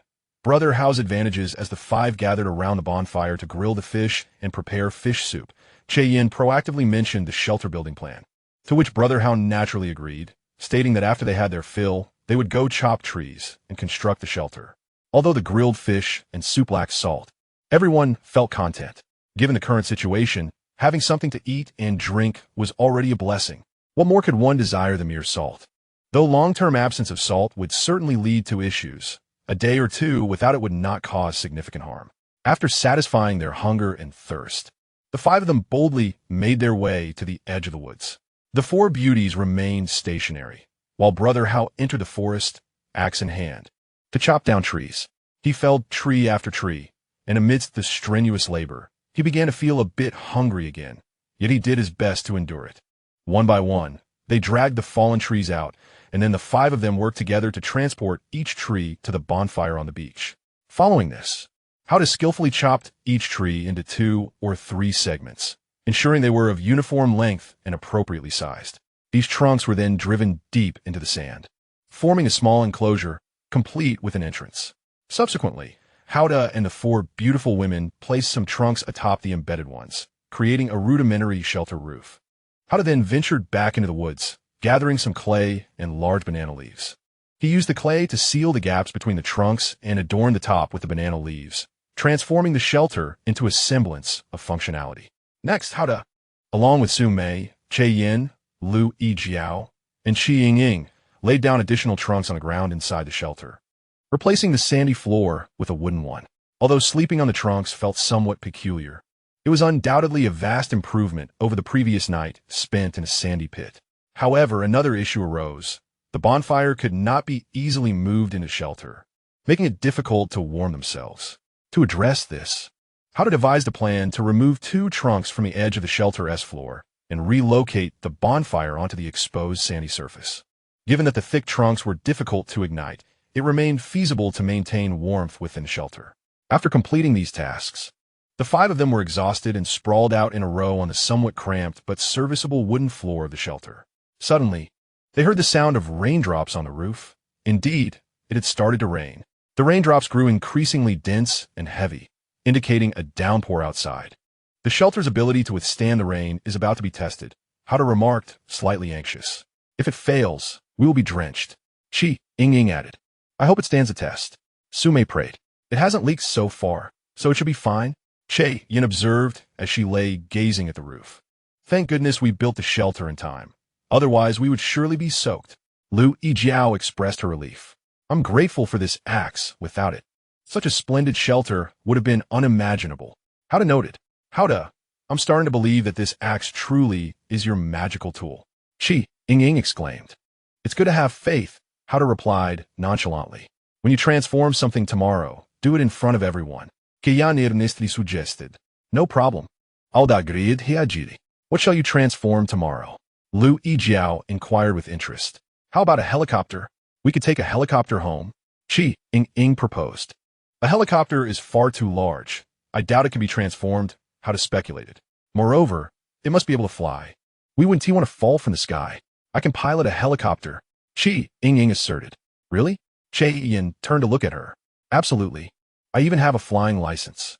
Yingying replied proudly. Impressive. I don't even have a car license, Howda remarked. But you possess your own advantages. Yingying remarked with rare commendation. What advantages do I have? Howda inquired with enthusiasm. You are truly a man of your name. Yingying giggled. How do you know that, Darun? Have you tried it? Liu Yijiao teased with a mischievous smile. I merely guessed. Yingying responded with a playful grin. You are all so tedious discussing this. Yin quipped.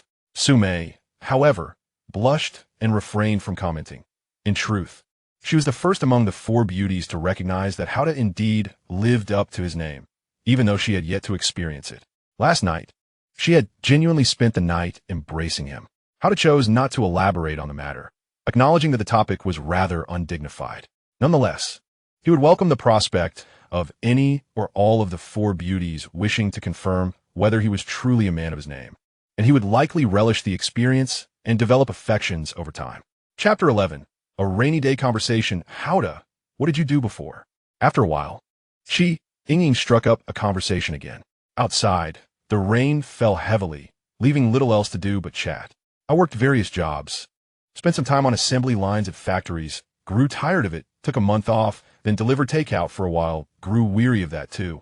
Took another month off, and then entered a small company to handle some sales. In summary, I have been a lowly worker with little hope in sight. Howda expressed with a sense of melancholy. What is your educational background? How did you end up in such a predicament? Yingying queried, visibly astonished. An associate degree? Alda replied, lacking confidence. What the heck? An associate degree is considered education? That is akin to a brick, essentially relegating one to laborious work on construction sites. Yingying laughed. And what about you? What is your educational background? Howda asked, slightly annoyed. I am currently pursuing an MBA and a doctoral degree at Guojianqiu University. Yingying replied proudly. Ah, the daughter of a wealthy family is indeed exceptional.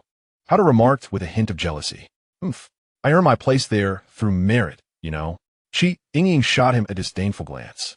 She then turned to Yin, prior to becoming a young female boss, what was your educational background?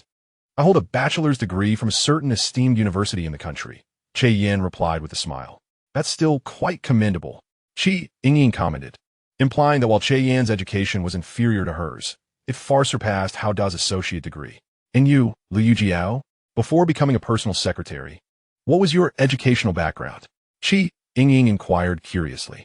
I also hold a bachelor's degree from a second-tier university in the country, Liu Yijiao answered with poise. That is acceptable. Yingying remarked again. She then glanced at Su Mei. Su Mei, I recall during your self-introduction yesterday, you mentioned that you are currently a freshman at that university. I know it well. It is neither a 985 nor a 211 university, likely a second-tier institution. Yes, it's a second-tier university, Su Mei replied, maintaining her composure. Observing that all four beauties possessed such impressive educational credentials, Howda couldn't help but mutter to himself, goodness, no wonder beautiful women today are increasingly assertive, making it ever more challenging for men to find a wife. It turns out that each one of them is either a graduate from prestigious foreign institutions or cultivated by top domestic universities. How is a young man like me, who has merely an associate degree, no house, no car, and scant savings, supposed to survive in this world? However, upon reflection, he realized that among the 5 individuals stranded on this desolate island, it was primarily due to his willingness to risk his life for fishing and sourcing water that he was supporting the 4 highly educated and beautiful women. Additionally, his efforts in chopping wood and constructing their shelter provided them with a refuge from the torrential rain. This man, with a college diploma, was indeed the most valuable person in their current predicament. With this thought, he swiftly transformed from feeling inferior to the 4 women with bachelor's degrees to standing tall and confident, basking in a sense of self-worth. On this deserted island, he mused that academic qualifications held little significance, had it not been for Brother Hao's daring endeavors in fishing and gathering water. The four women would likely have succumbed to hunger long ago. Su Mei could not help but exclaim, indeed, what does a college diploma matter? Brother, Hao possesses the strongest survival skills. Liu Yijiao objectively added, you're too modest. I would say you are quite exceptional. Seeing the two stunning beauties commend him, Brother Hao humbly accepted their praise with great delight. In reality, there are indeed many capable individuals with only a college diploma. I have several in my company. Yin remarked with a smile. Haha, I never said that a college diploma is worthless. Brother Hao, I've enjoyed several fish that you caught. How could I possibly speak ill of you? We were just passing the time, chatting, since there was nothing else to do. Yingying explained with a slightly awkward smile, as Su Mei, Yin, and Liu Yijiao leaned in favor of Brother Hao. Just remember to transfer me 1 million as a token of gratitude once we return. Brother Hao replied with a generous demeanor. Of course. Yingying's charming face radiated enthusiasm.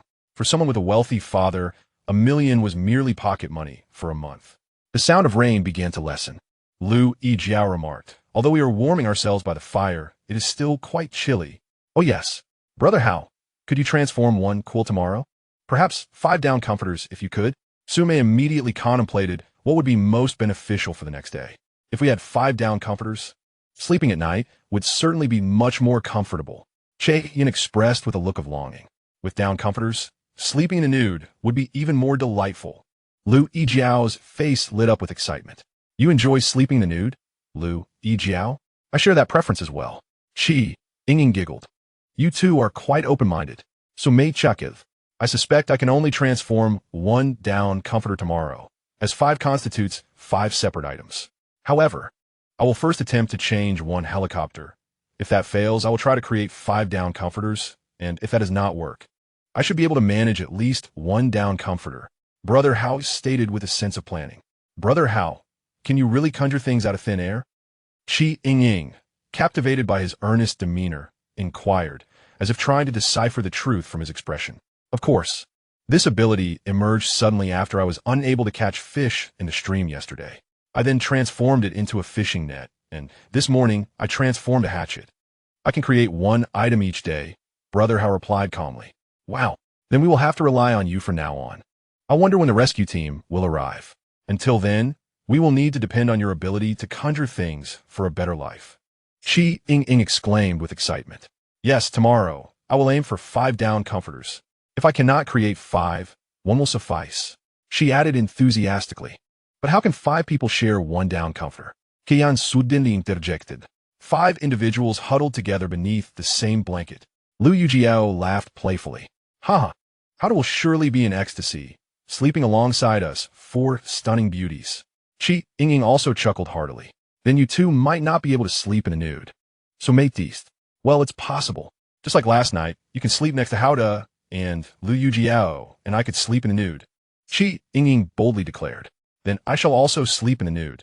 As there is a Su Mei separating me from Hao Yin joined in on the jest. Su Mei can't sleep in the nude, or else Hao will surely. Yingying laughed joyfully. Yingying, can you not be so frivolous? Su Mei tortive. Her anger flaring. Come on, we have been stranded on a deserted island, nearly turning into savages. What propriety can we uphold? Yingying argued defiantly. At least others manage to cover themselves with leaves. Su Mei countered. I only mentioned not wearing clothes, not that I wouldn't wear pants. Yingying continued to argue. As the two appeared on the verge of a quarrel, Yin deliberately remarked, speaking of clothes and pants, it seems we haven't bathed or changed clothes in 2 days. Indeed, I feel a bit itchy, Liu Yijiao remarked with mild distaste as she sniffed herself. Now that you mention it, I am absolutely losing my mind. I used to bathe daily, sometimes even twice a day, and now I haven't bathed or washed my hair in 2 days. Thank goodness there are no mirrors. Or, I wouldn't dare look. Yingying exclaimed, somewhat frenzied. Chapter 12. Conditions for upgrading if we want to bathe quickly. There is still a way, Hao suddenly announced. What method? Su Mei, Yin, Liu Yijiao, and Yingying all gazed at him with intense curiosity. It must be said, the allure of a quick bath, which would bring them physical relief, was immensely tempting. I will not venture to the creek. I would rather forego bathing than risk being bitten by a venomous snake or encountering a black bear. Liu Yijiao quickly added, weighing the dangers. And we do not want you, Hao to repeatedly risk your life for us by fetching water from a creek. Su Mei kindly supplemented. What I mean is, we could dig a well at the edge of the woods. Howda smiled in response. What a brilliant idea. How did I not think of that? But we lack the tools to dig. Yingying exclaimed. Yes, we must have tools such as a hoe. Generally, to dig a well, one must go down at least 10 meters to possibly reach water. Qian stated. So tomorrow, after we transform the comforter, the day after we must create a hoe. All that Liu with a hoe to dig a well, we will need buckets to collect the water, Liu Yijiao added. Therefore, the day after tomorrow, we must also create a saw. With a saw, we can cut wood to make large and small barrels. Howda continued. But what will we use to boil water for bathing? Bathing in cold water in this chilly weather would be unbearable. So Mei notif. That small pot cannot boil much hot water at a time. We will also need to create a large iron pot capable of boiling a substantial amount of water. Howda replied, but that large iron pot will have to wait until the day after tomorrow. Goodness, if the rescue team has not arrived by then, our hope for rescue will dwindle. Yingying could not help but exclaim. Let's not dwell on such matters for now. In any case, before the rescue team arrives, we should strive to make the most of each day and maintain our spirits. Yin spoke with an optimistic and positive demeanor. Indeed, Su Mei concurred, asserting that lamenting one's fate resolves nothing.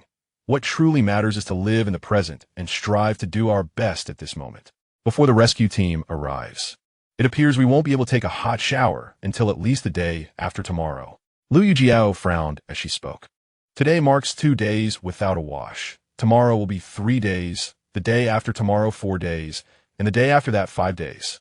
My heavens! 6 days without a shower. I fear I shall turn into a salted fish. Yingying exclaimed despairingly. Mentioning fish made Yan's stomach grumble. Then let us have an early lunch and converse while we dine. This morning, each of us received 4 grilled fish and a small pot of fish soup, which contained 1 fish. We still have 5 fish left. Enough to share 4 grilled fish and a small pot of fish soup with 1 fish. Thus, the 5 of them busily set to work, roasting fish and simmering fish soup over the fire pit beside their makeshift shelter. They had already finished the fish soup in the morning and had run out of water. But since it was still raining outside, they could collect rainwater to prepare more soup. If only we had a large iron pot, we could collect rainwater to boil for baths. Yingying suddenly realized. Indeed, so if it rains tomorrow, we might as well transform something into a large iron pot first, and then a down comforter the day after. Hao replied with a hearty laugh. How dada, if your ability to transform objects could level up immediately, allowing you to change at least 2 items a day, how delightful that would be. Liu Yijiao remarked, somewhat unsatisfied. I too wish to level up. But that is beyond my control, Hao replied. Just then, a voice echoed in his mind. If 4 beautiful maidens kiss you, the island system will upgrade immediately. You will then be able to transform 2 items daily. Today's transformation does not count. Upon hearing this, Hao Dada was visibly bewildered. Wow, it can indeed upgrade, he thought, though the method seemed rather frivolous. How could he ask the 4 lovely maidens around him for a kiss, although he secretly desired it? Al Dada, why does your expression seem so peculiar all of a sudden? Su Mei, sitting to his right by the fire, couldn't help but inquire. Could it be that your superpower has transmitted a message? Yingying teased with a laugh. You guessed correctly. Hao glanced at her. Huh, then what did it say? Yingying laughed even more joyfully, clearly thinking he was merely joking. It mentioned a method for immediate upgrade, allowing me to transform 2 items daily, excluding what I have already transformed today. Hao declared with a delightful expression. So wonderful. This means that after the upgrade, I can transform 2 items today. A down comforter and a large iron pot are both within reach. What is the method for the upgrade? Hurry and tell us. Liu Yijiao responded with evident excitement. Goodness. Liu Yijiao, do you truly believe what Hao Dada just said about the upgrade? Yingying looked at Liu Yijiao with a somewhat incredulous gaze. Why shouldn't I believe it? Liu Yijiao retorted. Even if it were false, what harm would it do? What if it were true? Yingying was momentarily at a loss for words. What if it were true? That hardly serves as a justification. Let's first hear from Hao Dada about the conditions for the upgrade. Qian, unlike Liu Yijiao's exuberance or Yingying's skepticism, maintained a stance of cautious belief. Su Mei, with her enchanting eyes fluttering, gazed at Hao Da, convinced that, based on her preliminary understanding of him, his current assertions were indeed genuine. I feel somewhat embarrassed to disclose this method of upgrading. Howda replied with a forced smile. What on earth? The condition isn't that we all have to sleep with you, is it? Yingying blurted out. What are you saying, Yingying? Su Mei tortith. Annoyed by the frivolity of her proposed upgrading condition, Yin and Liu Yijiao remained silent for the moment, simply observing Howda, eager to see how he would respond next. The upgrading condition is that 4 beautiful women must each kiss me, Howda revealed, realizing he had to hasten to provide the correct answer given Yingying's wild guess. That's outrageous, Yingying exclaimed. If this is a hoax, we 4 would be at a significant loss. The upgrading condition I heard in my mind was precisely that, Howda asserted with conviction. Shall we get a try? Liu Yijiao suggested. I have no objections. After all, I've already enjoyed several fish and water that Howda provided. Even if it's a trick to make me kiss him, it doesn't matter, Yin remarked. I have no objections either. Brother, Howda has saved my life. Su Mei chimed in, her cheeks flushed. My goodness, you all fell for it so quickly. It seems this lady must kiss him too. Yingying appeared somewhat frantic. But suddenly, with a glint in her eye, she said, Howda, you must promise me that if after we all kiss you, your ability to transform does not upgrade, and you cannot transform anything else today, then you shall submit to our whims. For instance, we might even castrate you. Chapter 13. The Temptation of Beauty's Alright. Aldagrid Hiajiri. He had confidence in his deserted island system and doubted that Yingying would actually follow through with such a threat, especially since the 4 beauties would still rely on him for fish and water. Seeing that Howda had acquiesced, Yingying felt compelled to concede as well. But she instructed Su Mei, Yin, and Liu Yijiao, you go first. I will be the last. Su Mei, Yan, and Liu Yijiao exchanged glance. And Liu Yijiao asked, who will go first? Noticing Su Mei and Yin hesitating, Liu Yijiao declared, then I shall go first. Upon hearing this, Howda thought, what on earth? It sounds as if they are about to take turns with me. Liu Yijiao approached, feeling quite exhilarated. Subsequently, she stood and moved beside the seated Howda, then squatted down and gently pressed her petite, alluring lips against his right cheek. Instantly, Howda was enveloped by a delightful fragrance, and his right cheek tingled from the soft contact, a most pleasant sensation. He couldn't help but daydream, imagining how delightful it would be if Liu Yijiao kissed him on the lips, but clearly, such an intimate scenario was unlikely to occur with everyone present. After bestowing the kiss upon Howda, Liu Yijiao gracefully returned to her seat, appearing remarkably composed. It was evident that her experience as a beautiful secretary set her apart. She had previously contemplated that if the rescue team did not arrive after several days, she would need to seize the opportunity to build a rapport with Howda, ensuring he would prioritize her safety and survival by allowing him to fully experience the extreme pleasures of being a man. Since she has already thought this way, it is likely that she will act accordingly when the time comes. Next, Su Mei, who was seated to the right of Howda, leaned closer to him with her charmingly flushed face and delicately kissed a different spot on his right cheek with her petite and alluring lips. Howda reveled in the delightful fragrance emanating from the youthful and enchanting Su Mei, as well as the exquisite sensation brought about by her warm kiss on his cheek. This made him reminisce about the wonderful feeling of holding the fragrant and soft Su Mei in his arms as they slept together the previous night. After the kiss, Su Mei returned to her seat, her face even more flushed, pretending to focus on the flickering fire to divert her thoughts. She too recalled the comfort of being held by Howda while sleeping, which made her long and graceful legs feel a bit warmer. In an effort to regain her composure, she concentrated intently on the fire before her. Next came the turn of the young and beautiful proprietress, Yin. With the same calm demeanor as Liu Yijiao, she stood up and gracefully approached Howda, squatting down to his left and leaning in to gently kiss his left cheek with her own petite and alluring lips. Howda once again enjoyed the delightful aroma exuding from the beautiful and charismatic Yin, as well as the exquisite sensation of her kiss. He could not help but indulge in fantasies, imagining the unique pleasures that would arise from being intimate with Yin. Following her, it was the turn of the wealthy young lady, Yingying. Observing that Liu Yijiao, Su Mei, and Yin had all kissed Howda, she felt compelled to do the same. She stood up and approached Howda's left side, but instead of immediately kissing him, she gazed at his somewhat handsome profile and remarked, Howda, you are actually a bit handsome. I like handsome guys, so I won't lose out by kissing you. Consider this my way of flirting with you.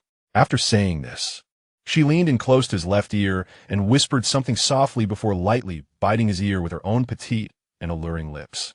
It must be noted that her kiss was unlike any other, a testament to her refined experiences abroad.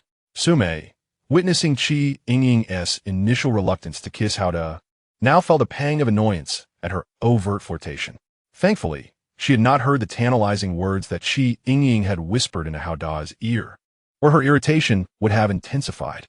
What Yingying had softly said was that as long as Hao De ensured her safety and comfort before the rescue team arrived, she would allow him to fully enjoy her pleasures. After teasing Hao De with a mischievous grin, Yingying returned to her seat with a sense of satisfaction.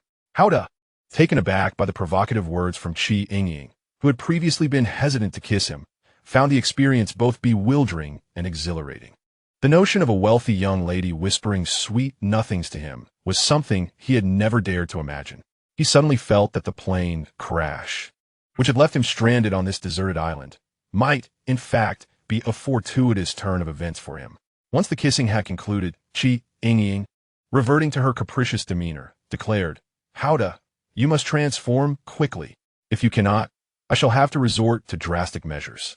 Meanwhile, Su Mei, Yin, and Liu Yijiao all regarded Hao De with keen eyes, each having shared a kiss with him and naturally hoping not to have been deceived. Additionally, they all earnestly hoped that Hao De could conjure something useful once more. What should I attempt to transform first? A helicopter? The likelihood of that is rather slim. Oda, forcing a smile, replied affirmatively. Yes, let's try that first. If it doesn't work, let us attempt to manifest a large iron pot capable of boiling ample water for bathing. If even the iron pot cannot be produced, Yingying declared with a fierce expression. I concur. Let us first endeavor to create the helicopter and then the iron pot, added Liu Yijiao. Su Mei and Yin nodded in agreement, expressing their desire to prioritize these two items. Hao De responded with a simple acknowledgement before activating the deserted island system with his mind, attempting to conjure a helicopter. With a helicopter, Yingying could pilot it, and everyone could directly depart the deserted island, returning to civilization. However, the deserted island system showed no response to Hao De's request for a helicopter. This was anticipated, and without disappointment, he attempted to create a large iron pot instead. This time he succeeded. A sizable iron pot appeared beside the campfire where the 5 of them were seated. Wow, you truly managed to conjure a large iron pot. Hao De, you are incredible, Yingying exclaimed excitedly, rushing over to inspect the pot with a gleeful demeanor. Su Mei, Yin, and Liu Yijiao hurried over, giggling as they marveled at Hao De's ability to summon objects from thin air. This is simply astonishing. Hao De, naturally, felt a sense of accomplishment. Oh, with a large iron pot, we can boil water for hot baths. Hurry, Hao De, position the pot outside to collect rainwater, Yingying urged impatiently. In response to her command, Hao De was not averse. Having already charmed him with her noble demeanor, he accepted her high-spirited nature. Although the iron pot was heavy, Hao De, being robust, effortlessly carried it outside to the sandy ground, allowing it to collect rainwater at a reasonable pace. Chapter 14. Each has their merits. The emergence of a highly practical large iron pot notably uplifted the spirits of the 5-person team. Soon we shall enjoy hot baths. It has been 2 days since I last bathed, and I have had enough. Yingying giggled. How will we bathe? Liu Yijiao playfully inquired. Without shower gel, shampoo, or washcloth, we can only stand beside the large pot filled with warm water, undress, and pour the water over ourselves to wash, Yin added. Well, that will suffice. Su Mei responded with a contented smile. By the way, Hao De, you mentioned before that your ability to transform objects has been upgraded, allowing you to create 2 items daily. And the axe you transformed this morning doesn't count. So now, you can still conjure 1 more item, Yingying exclaimed excitedly. Indeed, I should still be able to create 1 more thing, Hao De replied with a smile. After several unsuccessful attempts to manifest the helicopter, he prepared to conjure the down comforter that everyone had expressed a desire for. Yes, the down comforter. Ideally, 5 comforters would be perfect for a comfortable night's sleep. Oh, I want to sleep in a nude, Liu Yijiao remarked with a hint of boldness. 5 beds of down quilts were to be tried first, It was estimated that it would be impossible to transform into so many, but a single down quilt would pose no challenge. Alda, feeling somevato presid, expressed that sleeping naked caused him discomfort from heat, and he inquired quite objectively. If transforming into 5 down quilts failed, then perhaps they should attempt to create an exceptionally large down quilt, suggested Su Mei, who possessed an intelligence akin to ice and snow. Indeed, what a splendid idea. How to commend it. Thus, under the enchanting gazes of the 4 stunning beauties, Hauda initiated the deserted island system with his mind, attempting to conjure 5 down quilts. But as he anticipated, there was no response whatsoever. After several fruitless attempts, he endeavored to create one remarkably large down quilt. This time success was achieved. An exceptionally large down quilt materialized instantaneously behind the 5 individuals gathered around the campfire. Just how large was this quilt? Large enough to comfortably cover all 5 individuals when spread out flat, and even when folded in half, it remained sufficient to envelop all 5. In other words, this down quilt could serve as a layer for 5 individuals to sleep under simultaneously, making it quite suitable for Hauda and the 4 lovely ladies to slumber together in warmth that night. Oh, an extra-large down quilt has also been produced. After we finish bathing, let us wrap ourselves in it for a nap. I barely slept at all last night. Yingying hastily approached the quilt, touching and feeling it as she spoke. How'd it go? You are truly remarkable. You just conjured a large iron pot, and now you've created such a large down quilt. Su Mei exclaimed, her beauty radiating as she caressed the quilt. Tomorrow, you'll be able to conjure 2 more items. I can hardly wait, laughed Liu Yijiao while touching the quilt. What 2 items will be created tomorrow? Qian inquired. Her interest piqued as she also stroked the quilt. I believe we should create a hoe and a saw tomorrow. The hoe can be used to dig a well at the edge of the woods. After all, once the rain ceases, it's uncertain when it will rain again. So we must dig a well for a stable source of fresh water, Hauda insightfully declared. He continued, the saw can be utilized to cut wood for creating large and small wooden barrels.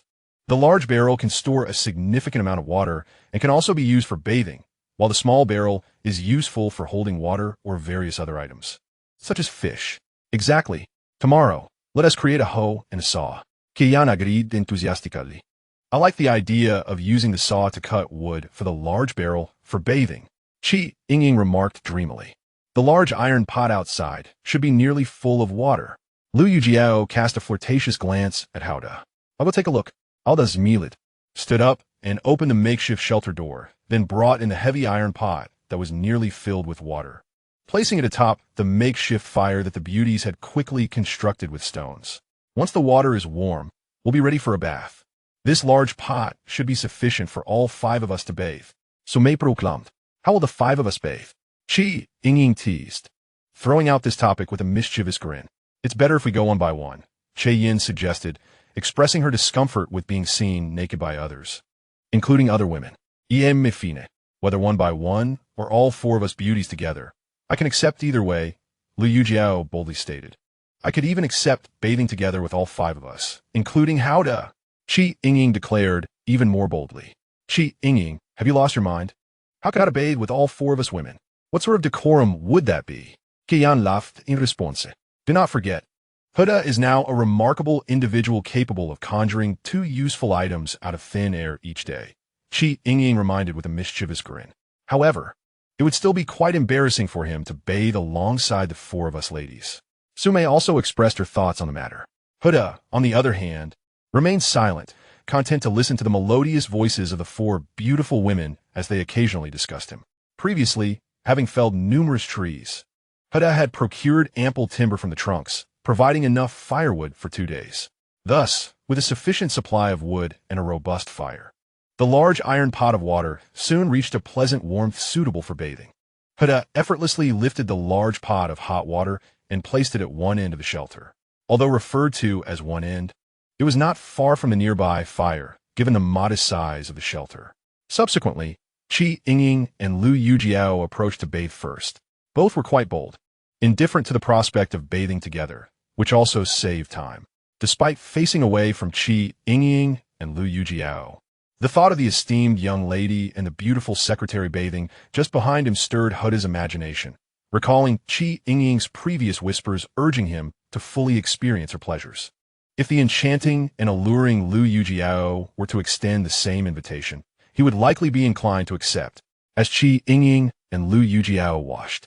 Their delightful laughter filled the air, presenting a formidable challenge to Huda's composure as the sole man present.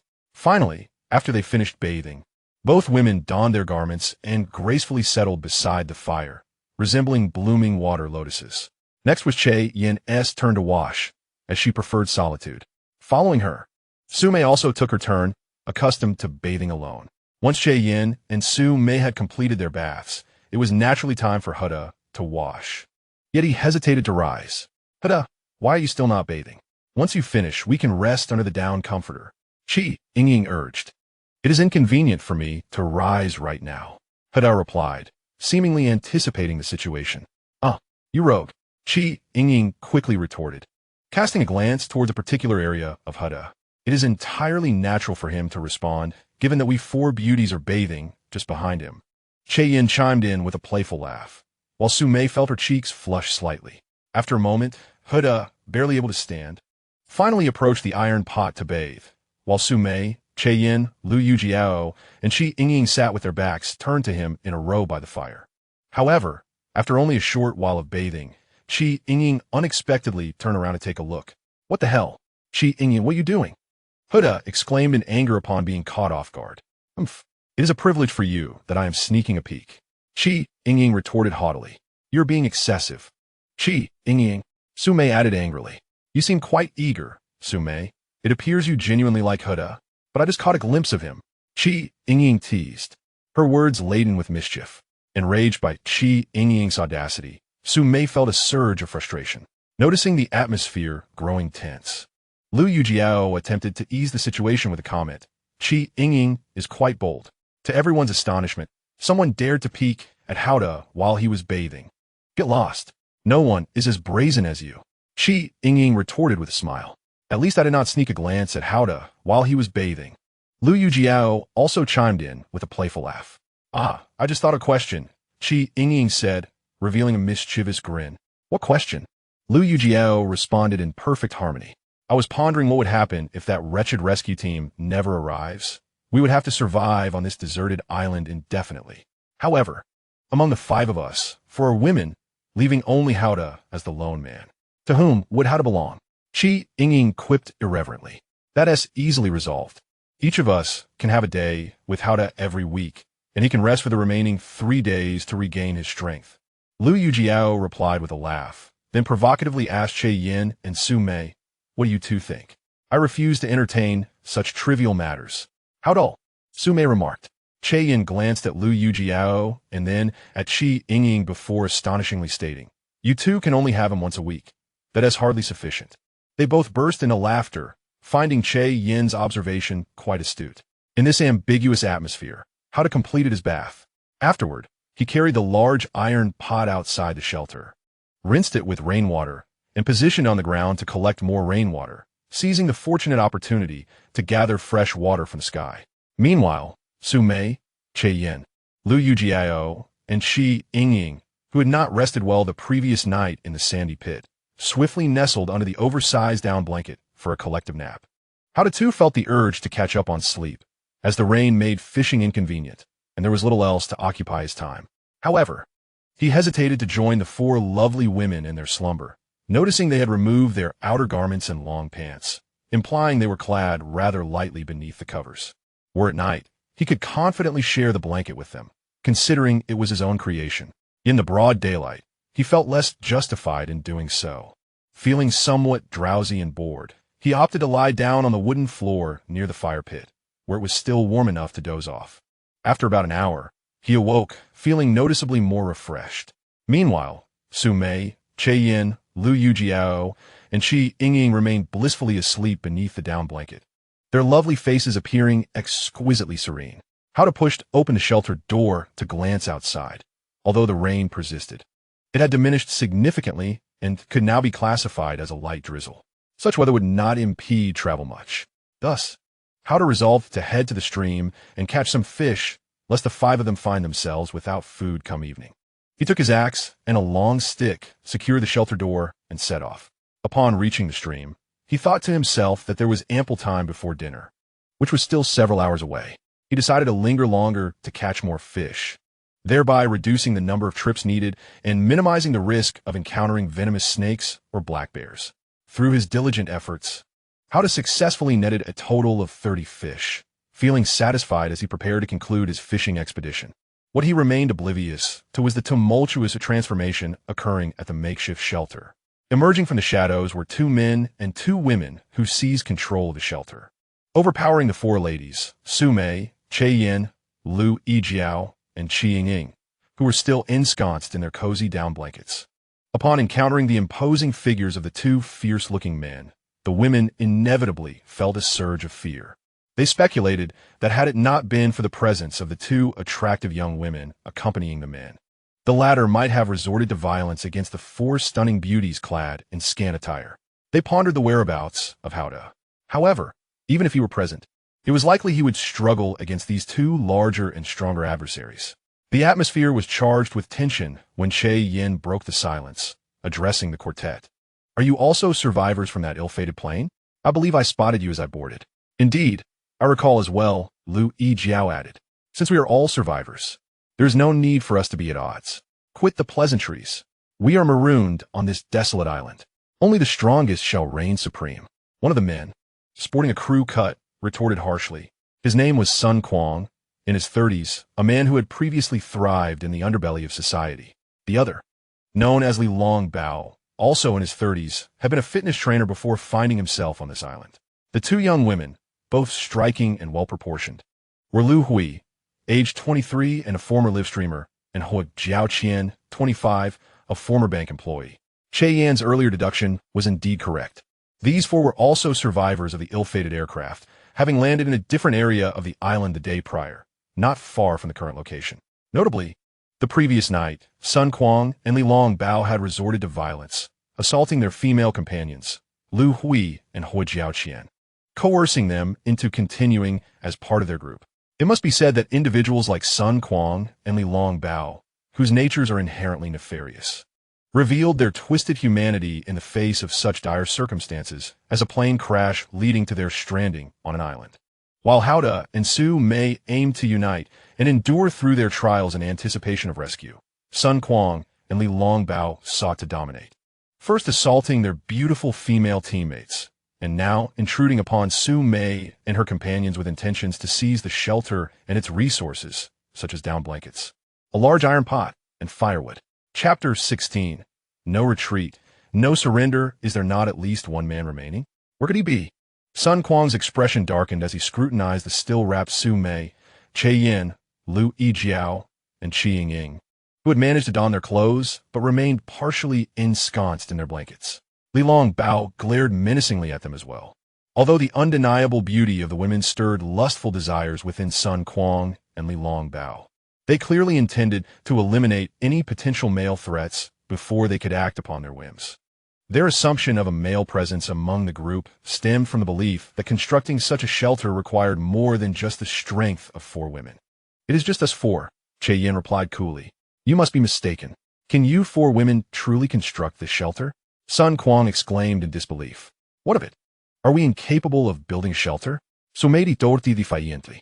Observing Yin's unwavering loyalty to Howdah, she felt empowered to do the same. "You shameless harlots. Quickly present your male accomplices, or do not blame me for my lack of courtesy." Li Bao grolat. "Indeed, it is merely us 4, Yingying confirmed. "There are absolutely no others," Liu Yijiao added. Their steadfastness brought a sense of relief to Su Mei and Yin. For all 4 stunning women understood that only Howdah could potentially save them in this dire situation. Their best course of action was to remain loyal, preventing the 2 men from confirming Howdah's existence, thereby granting him a chance to turn the tide and rescue them. Despite their silence, Sun Quang and Li Bao remained poised at either side of the shelter's entrance, anticipating the possible return of any men from their group to launch an ambush. Anxious yet with no alternative at hand, Su Mei, Yin, Liu Yijiao, and Yingying felt a sense of urgency. Meanwhile, Liu Hui and Hua Jiaoqian, accompanying Sun Quang and Li Bao, appeared indifferent as they warmed themselves by the fire, numbed by their recent ordeal at the hands of the two brutes. Hao Da, having skillfully processed 30 fish, wore a mischievous smile as he cleaned and pocketed the fish roe, the purpose of which was clear to those who understood. He then hoisted the 30 fish, wielding an axe and a sturdy stick, retracing his steps back to the shelter. Although a light rain fell, it provided a refreshing sensation as he walked. Upon emerging from the woods onto the beach, he spotted the shelter and imagined the 4 enchanting women snugly wrapped in their down blankets, a wave of warmth washing over him as if they were his beloved wives, and he their devoted husband. This thought amplified the playful smirk upon his face, completely unaware of the turmoil that had unfolded within the shelter. Inside, Su Mei, Yingying, Liu Yijiao, and Yingying had been subdued, with the 2 predatory men brandishing thick wooden clubs, lying in wait at either side of the shelter's entrance, prepared to launch a vicious attack upon his return. Moments later, Hao Da approached within 5 meters of the shelter. The sound of crashing waves masked his footsteps, leaving the 4 women unaware of his presence, while Sun Quan and Li Longbao, peering through the gaps between the trees, spotted Hao Da returning alone. Their faces twisted into sinister grins as they plotted to eliminate him, envisioning not only the shelter, but also the 4 exquisite women as their possessions. They reveled in the thought of unleashing their cruelty, feeling as though they had narrowly escaped death, and now sought to indulge in their desires without restraint. Hao Da approached the entrance of the makeshift shelter, oblivious to any unusual occurrences. Just as he was about to pull the door open and step inside, Sun Quan and Li Longbao, concealed on either side of the door, prepared to strike with their clubs. Almost simultaneously, Su Mei, Yingying, Liu Yijiao, and Yingying shouted a warning. Reacting swiftly, Hao Da managed to retreat just in time, as the 2 thick wooden clubs swung fiercely at the spot he had just vacated. Had it not been for the warning from the 4 beautiful women and his quick reflexes, he might have suffered a severe blow to his head, which could have been fatal or at the very least left him gravely injured. Realizing their ambush had failed, Sun Quan and Li Longbao grabbed their clubs and charged out, flanking Hao Da with malicious intent. In a decisive move, Hao Da discarded his fishing net and wooden pole, gripping a sharp axe tightly in his right hand. His gaze cold as he faced the 2 men who exuded a sinister aura. He understood that losing this battle could mean his death, and the fate of Su Mei and the other 3 beauties would be dire if he were to fall. Thus, he could not afford to be defeated. The 2 men, exhibiting snake-like eyes, were taller and more robust than Hao Da, and their numerical advantage placed him at a distinct disadvantage, especially since he had no experience in combat. However, his weapon provided him with a measure of confidence. While his adversaries wielded roughly 1-meter-long clubs, he held a razor-sharp axe. Clearly, the axe possessed greater lethality. A blow from a wooden club, if it did not strike a vital area, such as the temple, would only cause pain, whereas a strike from the axe would yield catastrophic consequences. This advantage allowed Hao Da to maintain his ground, standing firm and observing his adversaries, who were positioned about a meter away on either side. Sun Quan and Li Longbao, sensing Hao Da's reluctance to attack and somewhat intimidated by the axe, hesitated to make a move themselves. After a brief stalemate, Li Longbao, unable to contain his impatience, thought of the delight he would experience after dispatching Hao Da and immediately ravaging the 4 beauties. With this in mind, he launched the first strike, swinging his club at Hao Da. Almost simultaneously, Sun Quan attacked from another angle with his own club. It must be noted that the 2 men coordinated their assault quite effectively. Meanwhile, Su Mei, Yin, Liu Yijiao, and Yingying, who had quickly donned long pants, picked up their own wooden clubs and stood outside the shelter, anxiously observing the confrontation. They watched as the 2 clubs approached Hao Da from opposite directions, their hearts filled with concern for his safety. As the menacing blows surged toward him, Hao Da swiftly sidestepped to avoid the clubs, simultaneously unleashing a powerful swing of his axe toward Li Longbao. The explosive force of his strike was remarkable, reaching the limits of his current speed, and he struck true. The axe connected with Li Longbao's left shoulder, eliciting a piercing scream from him. Hao Da's expression was fierce as he prepared to draw his axe. At that moment, Sun Quan lunged at him from behind, his right arm bulging with veins as he seized Hao Da's neck, intent on strangling him. Hao Da decisively halted his attempt to remove the axe embedded in Li Longbao's left shoulder and instead delivered a powerful elbow strike to Sun Quan. who was trying to choke him. Sun Quan instinctively loosened his grip due to the pain, giving Hao Da the opportunity to pry open his right arm, and the two men quickly became entangled in a fierce struggle. Seeing that Hao Da had already inflicted severe damage on Li Longbao and was now locked in a fierce battle with the remaining Sun Quan, Su Mei, Che Yin, Liu Yijiao, and Qi Yingying exchanged glances, ready to brandish their respective wooden clubs and assist Hao Da in vanquishing their foe. Suddenly, Liu Hui and Hui Jiao Qian rushed ahead. Hui Jiao Qian was the first to reach Li Longbao, who was sitting on the ground, his expression twisted in pain. With a cold demeanor, she forcefully extracted the axe lodged in his left shoulder. Su Mei and the others initially believed Liu Hui and Hui Jiao Qian intended to seize the axe to attack Hao Da. They quickly grabbed their wooden clubs and rushed forward, only to find Liu Hui swinging the axe towards Li Longbao, who was gushing blood from his left shoulder. It became evident that she sought revenge for the assault Li Longbao had inflicted upon her the previous night. Li Longbao, realizing Liu Hui intended to kill him, was terrified and, despite the excruciating pain in his left shoulder, rolled and crawled away in desperation, howling as he tapped into his survival instincts. At that moment, Hui Jiao Qian seized the axe from Liu Hui's hands, preparing to exact vengeance on Sun Quan for the previous night's assault.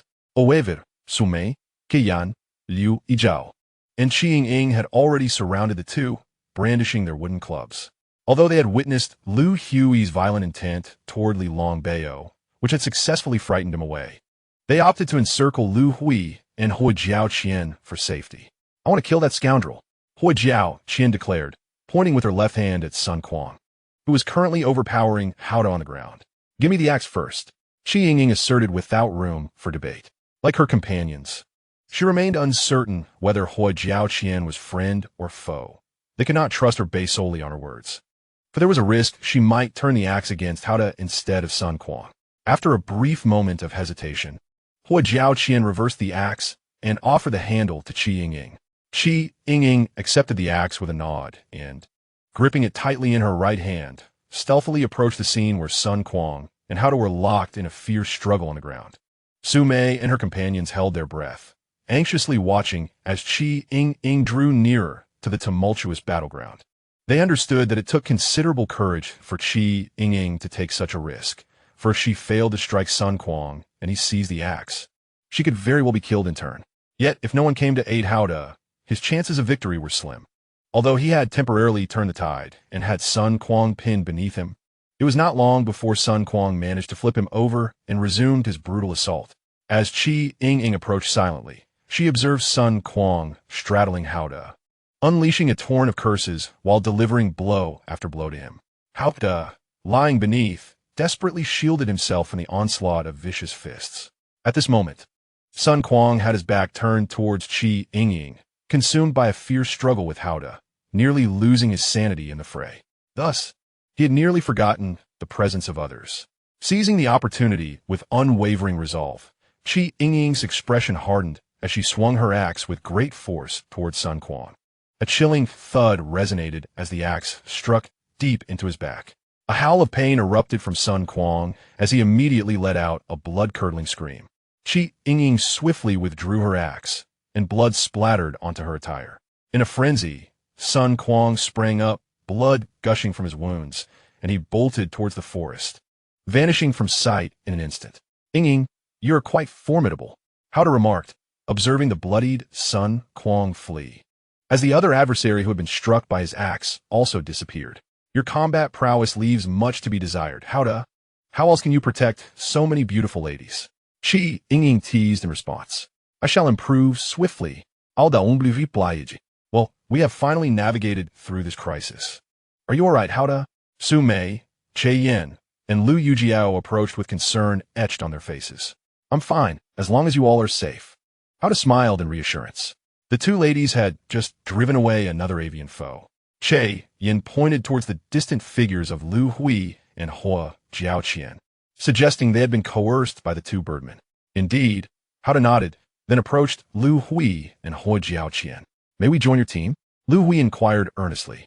"I have no objections," Hao Da replied with a smile, glancing at Qi Yingying and the others. "Welcome aboard," Qi Yingying exclaimed joyfully.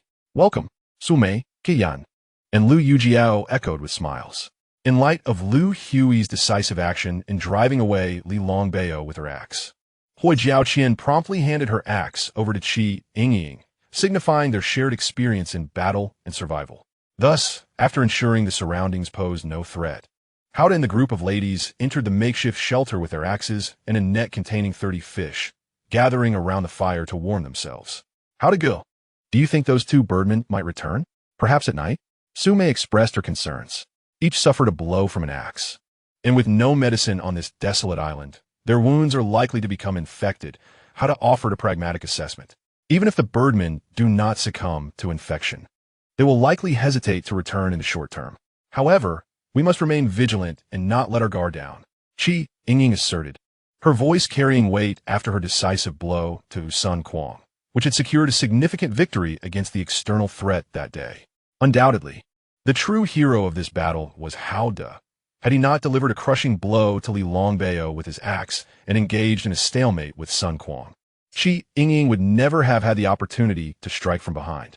Until the rescue team arrives, we must take turns keeping watch tonight, Che Yin suggested. Indeed, the idea of a watch is excellent. Su Mei and Liu Yijiao immediately agreed. Let us have 2 people on watch each night. For instance, one can keep watch until 2 in the morning, then wake the other, who will take over until dawn and then rouse everyone. Howda proposed a specific plan. Su Mei, Che Yin, Liu Yijiao, Qi Yingying, Liu Hui, and Hui Jiaoqian, 6 exquisite beauties, all voiced their approval. Excellent. Now, let us prepare dinner. I managed to procure 30 fish this afternoon. Let us commence grilling the fish and brewing fish soup. Howda declared with great enthusiasm. Oh, dinner preparations have begun. The lovely maidens exclaimed with excitement. The newly joined Liu Hui and Hui Jiaoqian, witnessing the camaraderie within the team, were delighted by the evident kindness of the only male member, Howda. They felt fortunate not only to have escaped the clutches of the 2 beasts, Sun Quan and Li Longbao, but also to have joined such a splendid team. Chapter 18. Further upgrades after a while. Howda and the beauties had each grilled their own fish, and the small pot over the fire had produced a fragrant fish soup, filling the humble shelter with enticing aromas. The group engaged in lively conversation while they dined. If only we had some salt, the grilled fish and fish soup would taste even better, Howda remarked. Indeed, there is salt in seawater, but the salt obtained from boiling seawater is coarse and contains quite a bit of bitter impurities, Che Yin replied. Coarse salt can indeed be further refined into fine salt, but the process is rather cumbersome, Qi Yingying added.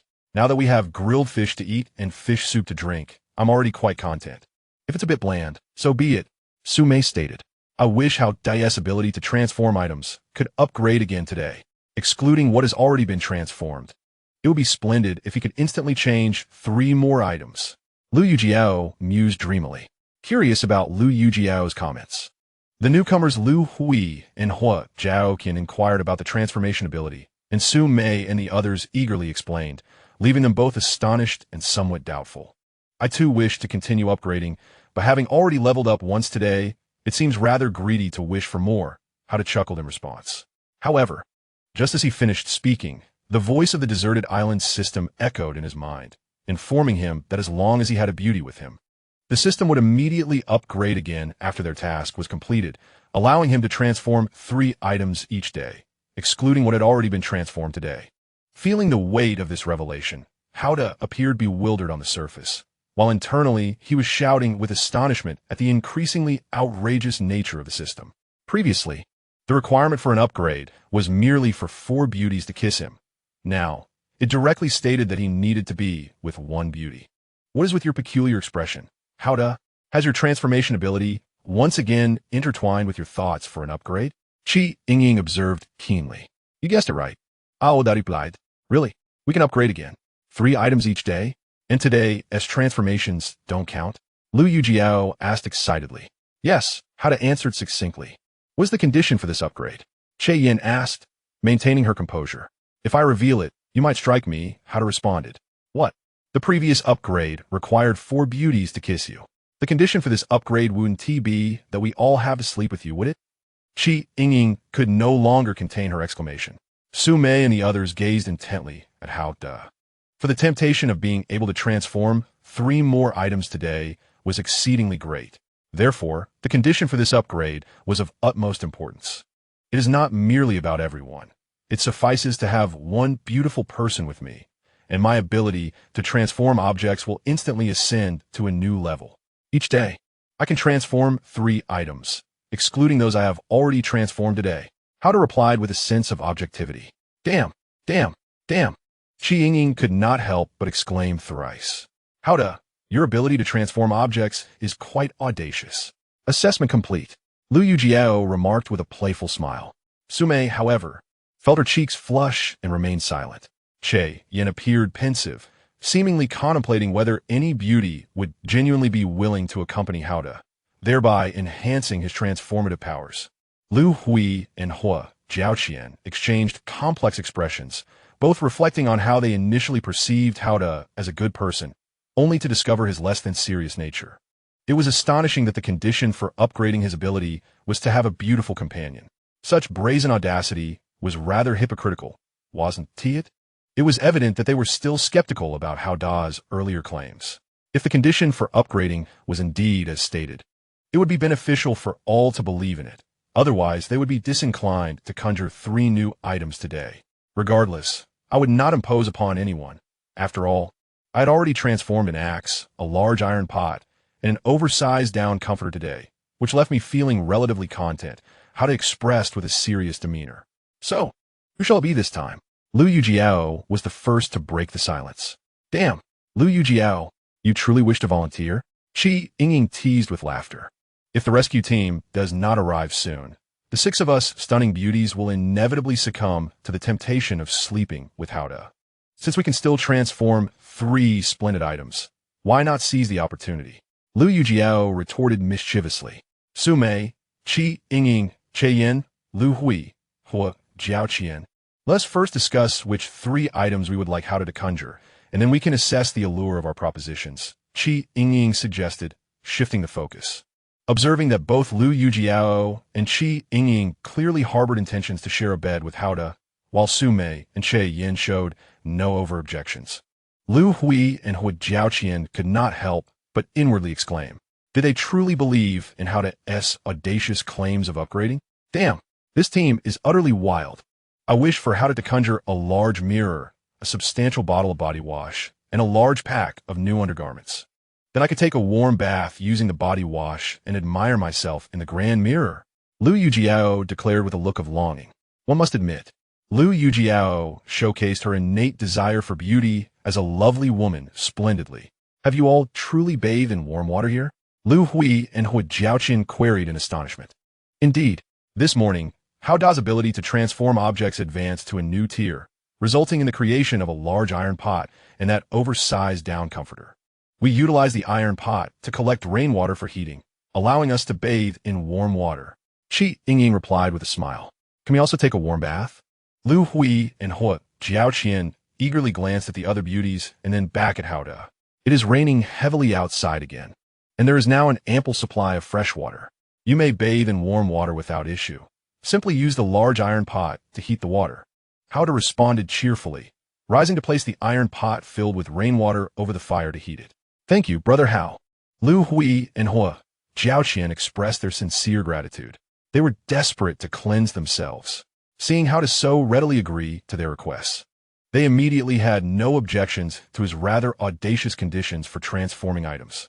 After the brief interlude, where Lu Hui and Hua Jiaoqian expressed their desire for a hot shower, the discussion resumed regarding what 3 items they wished Howda to transform.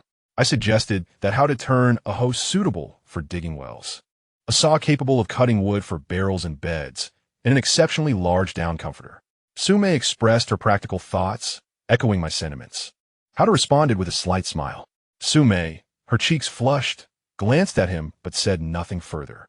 Goodness, you two are exchanging glances, and your ideas align so well. Why not just retire to the comforter together and level up?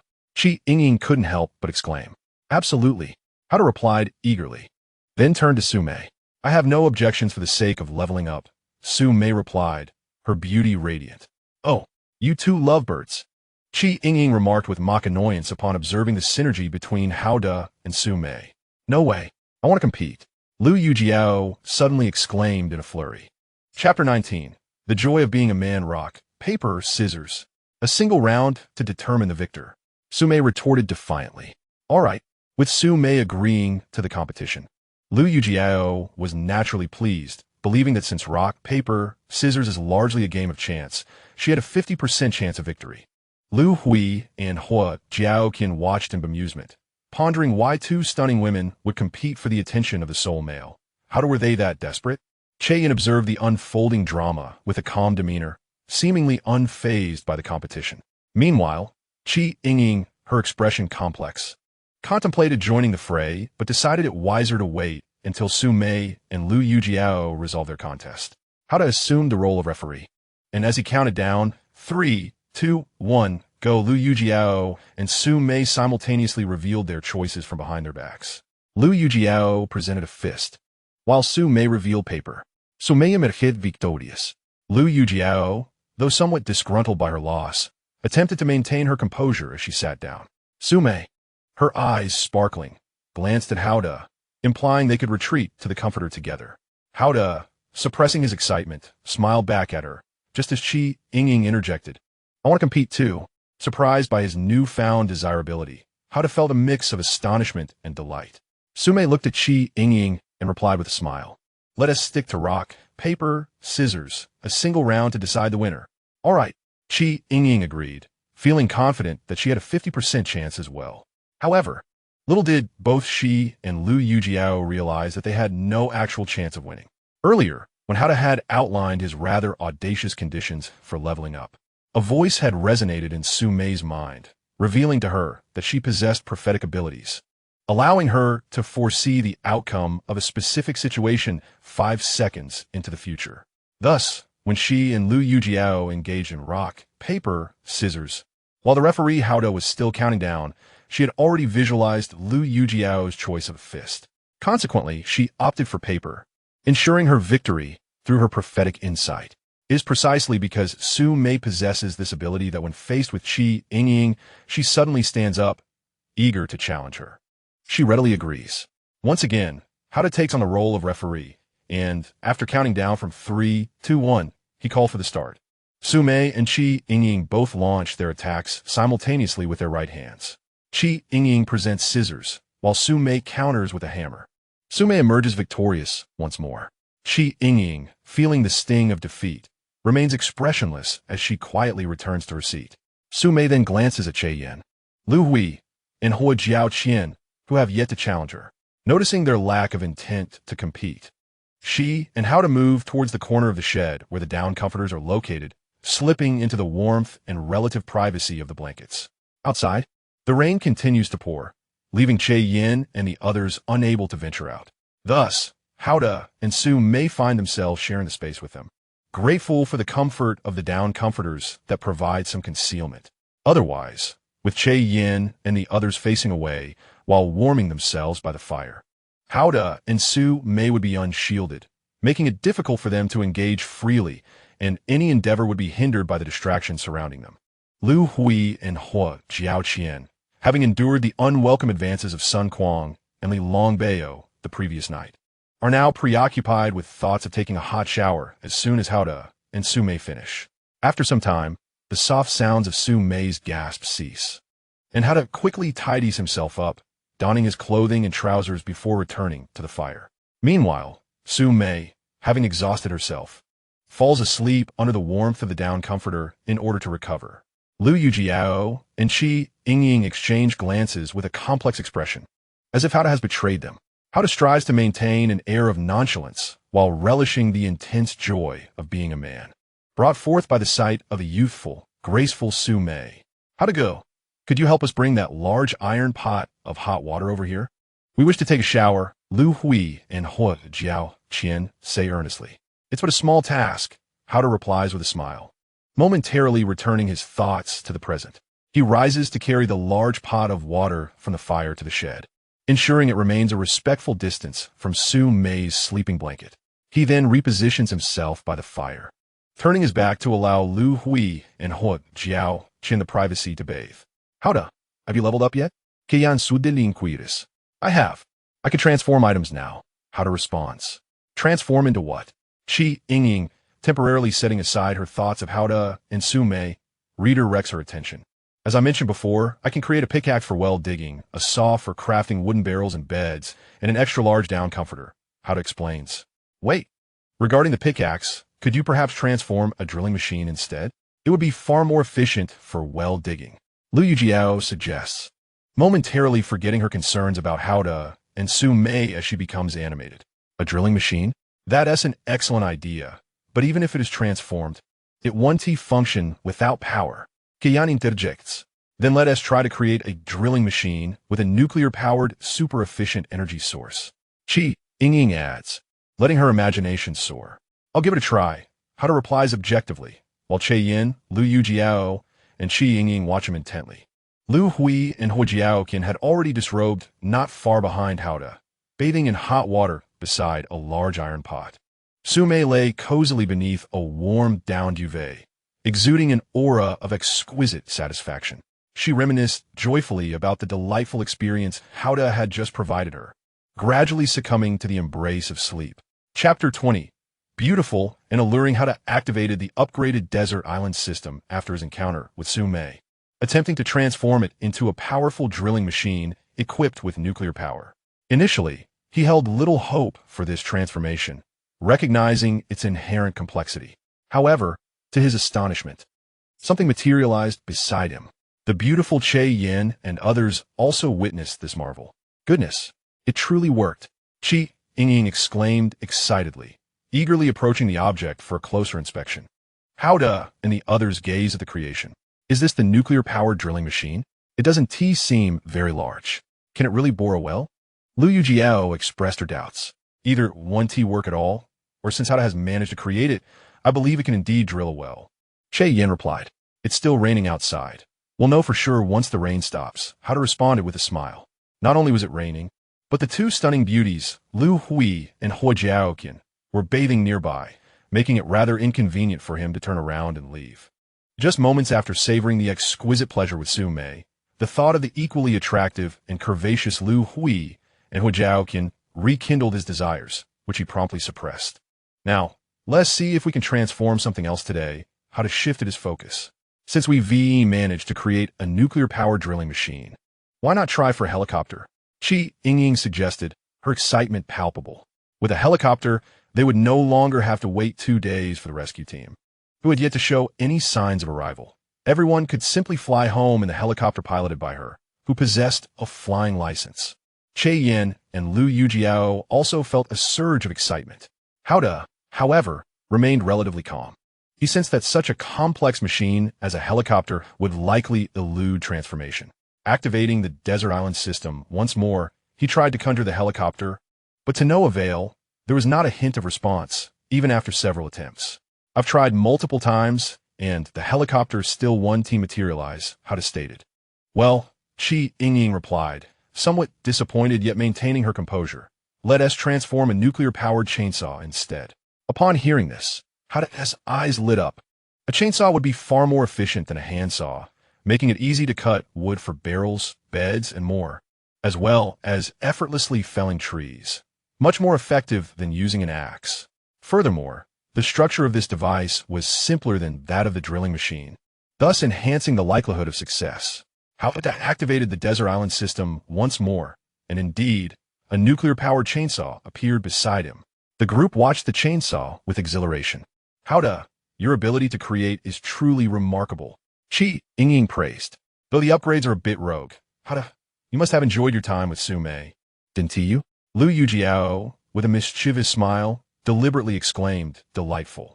Gao succinctly replied, next upgrade should be mine. Liu Yijiao's smile grew even more enchanting. Liu Yijiao, you are truly provocative. Yingying couldn't help but interject. Just a moment ago, weren't you eager to compete? Liu Yijiao cast a disdainful glance at her. At least I'm not as provocative as you. Yingying retorted with a similar disdainful look.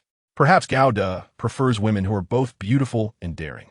Did you not hear how Su Mei gasped with such allure just now? Liu Yijiao said excitedly. Gao truly lives up to his name, Yingying added. Fanning the flames, Yin struggled to suppress her laughter, finding it increasingly difficult to remain silent. Observing Liu Yijiao and Yingying teasing him and Su Mei so brazenly, Gao mused that if only he were alone with these two stunning and audacious women, he would surely delight them one by one, leaving them in a state of blissful satisfaction. Should we test the chainsaw first? Yin suggested, attempting to shift the topic. We could try it later. Gao replied with a smile.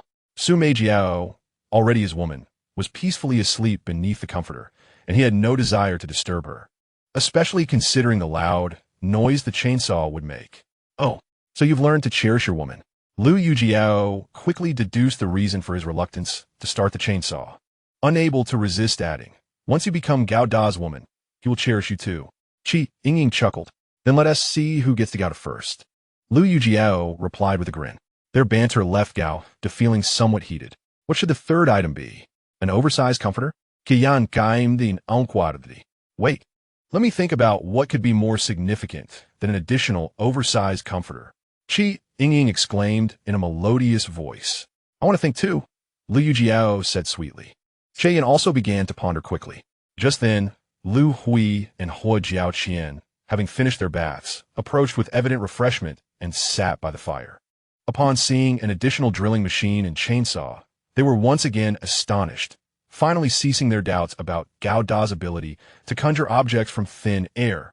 As for the rather dubious conditions under which his power to transform objects supposedly upgraded, they still held reservations. After all, it was he who asserted it, and it was plausible that he could have transformed items today without those dubious conditions, which might merely serve as an excuse to charm the beautiful women present. Was he not now getting his wish fulfilled? He appeared visibly satisfied. Meanwhile, Su Mei continued to rest under the comforter. Learning that Yingying and the others were contemplating what the third item should be, whether it ought to be another oversized comforter or something of greater importance. Lu Hui and Hua Jiaoqian also engaged in this intriguing thought process. As they had become part of this team, the nature of the transformation was indeed closely related to them. In contemplating this, Gao realized that producing another oversized comforter was not particularly pressing, for the one they already possessed was ample enough for him and 6 beautiful women to comfortably share, and such close quarters would likely yield even more exquisite pleasures. I believe it would be better to conjure a large bag of fine salt first. It would enhance the flavor of grilled fish and fish soup significantly. After a moment of swift contemplation, Yingying remarked, Moreover, we haven't consumed salt for 2 days. If we continue to abstain, we might lack the strength to walk. I believe it would be prudent to transform a large bag of salt now. We can always change again in the morning. After all, how will we be able to transform 3 items tomorrow? For now, it would be wise to first change into a large bag of women's undergarments. Although I've taken a hot shower, I haven't changed my undergarments, and it feels rather uncomfortable. Liu Yijiao chimed in. Upon her suggestion, Yin, Lu Hui, and Hua Jiaoqian also deemed it more important to first transform a large bag of women's undergarments. Even Yingying, who previously held a differing opinion, appeared somewhat swayed. If we change into a large bag of women's undergarments, what will I wear? Howder replied, somewhat at a loss for words. You could wear women's undergarments too, haha. Liu Yijiao laughed heartily. Don't worry, if you wear women's undergarments, we won't call you a pervert. Yingying giggled breathlessly. Chapter 21. The Beauties Change Underwear, oh no. Howda is so robust, and true to his name, ordinary women's undergarments would surely not fit him. Liu Yijiao continued, Toyist. Ha! Yingying burst into even more joyous laughter. Yin, Lu Hui, and Hua Jiaoqian struggled to suppress their mirth, finding it increasingly difficult. Let us transform a large bag of men's undergarments instead. They can be worn by anyone, Howda stated with a serious expression. What concerns me is whether we can transform a large bag at all, or if we will only manage to produce a single item. Goodness, what use is a single item? There are 7 of us. It would be better to first transform a large bag of laundry detergent, and we could all forego wearing undergarments and wash them with the detergent, Yingying exclaimed. The thought of all the beauties sleeping without undergarments, huddled together under a large down comforter, brought a peculiar smile to Hao Da's face. How would we dry them after washing? Liu Yijiao posed another question. Indeed, we don't even have a clothesline or drying rack. Yingying exclaimed in frustration. We could simply hold them by hand and roast them by the fire, Yin suggested. All right, Qi Yingying and Liu Yijiao exclaimed in unison. Then let us first attempt to transform a large bag of men's undergarments. If that fails, we will resort to transforming a large bag of laundry detergent. Howda concluded. At this, Che Yin, Liu Yijiao, Qi Yingying, Liu Hui, and Hua Jiaoqian all expressed their agreement. Thus, Howda activated the deserted island system with his thoughts and attempted to transform a large bag of men's undergarments. To his delight, it materialized instantly. It seemed that the deserted island system had leveled up. Not only could it now transform items 3 times a day, but the complexity of the items it could produce had also improved. Had this been yesterday, it likely would have only managed to transform a single pair of undergarments at a time. Reflecting on the upgrade, Howda couldn't help but recall the enchanting scene earlier under the down comforter with the beautiful and graceful Su Mei, who appeared utterly entranced. Oh, it's here. Qi Yingying eagerly snatched the large bag of men's undergarments that Howda had produced, tearing open the packaging. Inside were a total of 19 pairs. Enough for each person to have 2, leaving 5 pairs remaining. All 19 pairs were identical in design, differing only in color. There were red, orange, yellow, green, cyan blue, purple, and more. Qi Yingying chose 3 pairs of vibrant hues, and Liu Yijiao and the other beauties followed suit, opting for brightly colored undergarments, indicating a shared aesthetic sensibility among them. Howda had little preference for the color of his undergarments. For him, merely having a change was sufficient, and if he could manage 2, he would be even more content. I'm going to change my undergarments now, Liu Yijiao said playfully, turning her back. Are you changing right here? Howda replied, feeling a bit flustered. He had already been sufficiently stimulated by the beauties that day.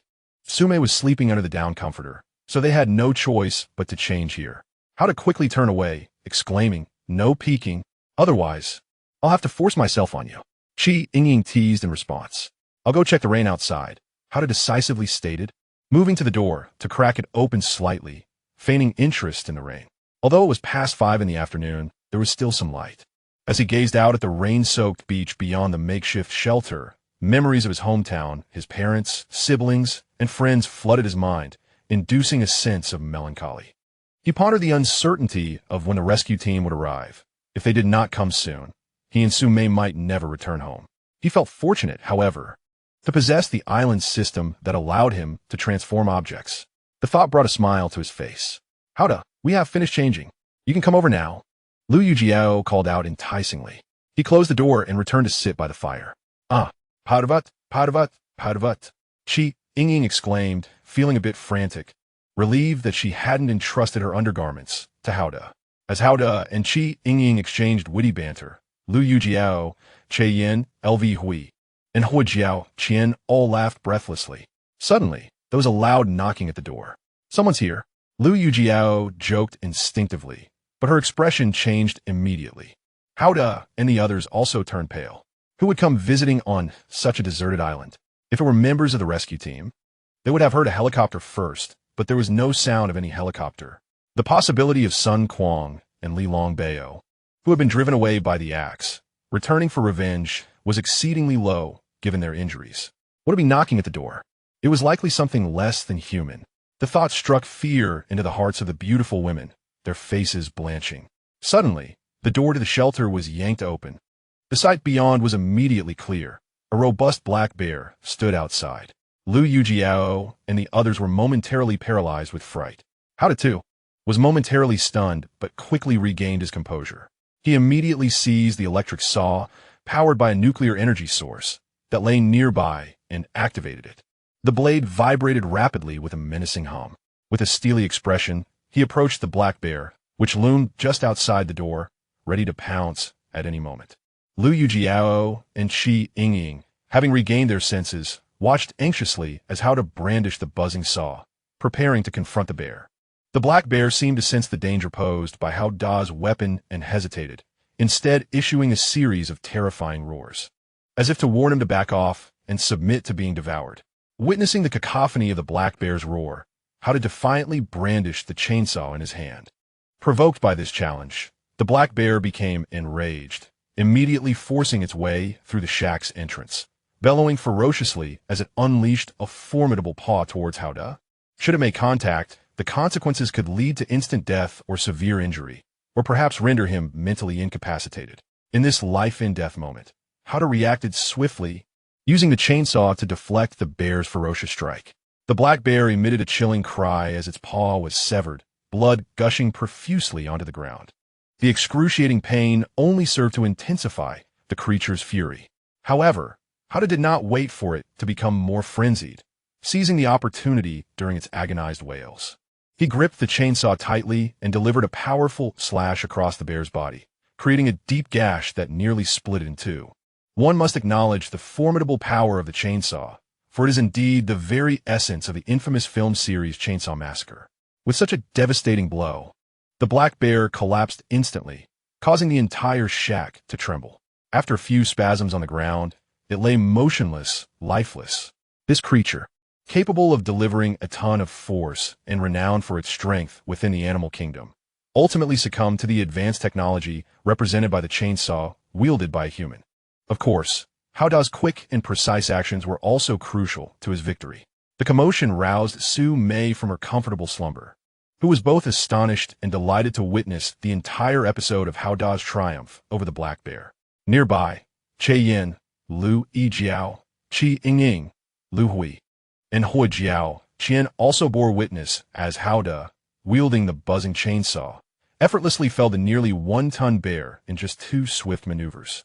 "Oh, Howdah, you are incredible. You have slain such a formidable beast," exclaimed Liu Yijiao, recovering from her astonishment. "Does this mean we have narrowly escaped another disaster?" Yin said with a hint of apprehension. The expressions of Yingying and the other beauties mirrored her trepidation. For had Howdah failed to block the bear's assault, these delicate women would surely have been struck down one by one. "Howdah, are you all right?" Su Mei, still nestled in her down comforter, inquired with concern. "I'm fine," Howdah replied with a smile, switching off the chainsaw and setting it aside. He then picked up a bag containing several items. Approaching Su Mei, "I have procured 3 new items, including this large package of new undergarments. Would you like to change?" "Yes," Su Mei nodded enticingly. "Do you wish to sleep some more?" he asked indulgently. "No more sleep. If I do, I'll turn into a pig." Su Mei laughed playfully in response. Thus, Su Mei donned her clothing and emerged from the warmth of her blankets, joining Howdah by the fire once more. "Su Mei, you look radiant. It appears you've been thoroughly indulged by Howdah," Yingying teased. "Indeed, Howdah is remarkable. I feel utterly pampered," Su Mei replied with pride and exuberance. Such a beautiful girl in her freshman year has transformed into an enchanting woman. It's truly different. Even her speech has become so bold. Liu Yijiao could not resist teasing. The sensation of becoming a woman is truly delightful. Su Mei, in a playful manner, responded with a teasing laugh. Witnessing her unabashed confidence, Yingying and Liu Yijiao felt a rising urge to reprimand her. "What about the black bear?" Yin abruptly shifted the topic. "I will handle it with the rainwater outside. Tonight we can enjoy a barbecue of bear meat and a gathering for a stew of bear bone soup." Howdah replied with a smile. "Oh, barbecue bear meat. Stewed bear bone soup. I adore it." "Ha!" Yingying exclaimed with a girlish laugh, momentarily dismissing the irritation caused by Su Mei's arrogance. "Staying with Howdah means we have meat to eat, soup to drink, and handsome company." Liu Yijiao joyfully chimed in. "When you mention handsome company, are you referring to Howdah?" Yingying provocatively inquired, casting a challenging glance at Su Mei. "Yes," Liu Yijiao replied with a slight smile, her expression enigmatic. "Guess what? There is only Howdah among the men here. Who else could we possibly pursue?" Yingying retorted playfully. Naturally, Su Mei recognized Yingying's intent to provoke her, but chose to ignore it. She had now acquired the foresight of a prophet, her perspective having broadened significantly. In fact, just moments ago, when the black bear had startled her awake with its growls, she had activated her prophetic ability and envisioned Howdah wielding a chainsaw to dispatch the creature. After a brief respite, Howdah rose and dragged the black bear outside the shelter. Utilizing the rainwater, he commenced the process of cutting the bear meat and bones with the chainsaw, efficiently preparing the meat for cooking. It must be noted that using a chainsaw for such tasks was remarkably more effective than a cleaver, providing a sensation akin to slicing through iron. Fortunately, the chainsaw was powered by a robust nuclear energy source. Otherwise, Howdah would have worried about it running out of power too soon. At this moment, the lovely ladies could offer no assistance. leaving Howda to manage the processing of the bear meat and bones alone at the entrance. This nearly 1-ton bear, after skinning and discarding some innards, yielded several hundred pounds of meat and bones suitable for consumption, enough to sustain Howda and his companions for several days. They would not need to risk venturing through the woods to fish in the stream during this time, if he could find a way to preserve the bear meat. Howda estimated that it could last them 2 weeks, considering an individual does not consume a large amount of meat daily. With both fish and bear meat on the menu, he was nearly becoming weary of the meat. He suddenly craved rice or steamed buns, or even potatoes. Contemplating tomorrow's transformations, he resolved to first morph a large bag of rice. Having grown accustomed to eating rice, he felt an emptiness after 2 days of consuming only fish. He was confident that he could transform a large bag of rice without issue. Additionally, once the rain lessened, he intended to venture into the woods with the chainsaw to retrieve some logs, from which he would fashion planks for a bed, a wooden barrel, and a table. As Howda continued to process the bear meat and bones, his mind buzzed with plans. Before long, he had efficiently completed the task, washing the prepared meat and bones in the rainwater-filled pot. He then carried the large pot of bear meat, bones, and rainwater to the fire pit, setting it over the flames to simmer into a hearty bear bone soup. As for the bear meat intended for barbecue, everyone simply retrieved small chunks from the still-warm iron pot for grilling. With such a plethora of exquisite ingredients at their disposal, Su Mei, Liu Yijiao, Yingying, Hui, and Jiao Qian joyfully commenced their barbecue. Given the scarcity of recreational activities on this deserted island, the opportunity for a barbecue was indeed a delightful novelty. Howda meticulously cleaned a large, furry bear hide with rainwater and then placed it beside the fire to dry. Such a splendid, fluffy bear hide could comfortably serve as a blanket for 2 individuals once dried. Howda's imagination wandered. He envisioned himself seated by the fire at night, wrapped in the warm embrace of the bear hide, should a lovely lady choose to emerge from her cocoon to nestle within it. He would willingly revel in her tender warmth. Chapter 23.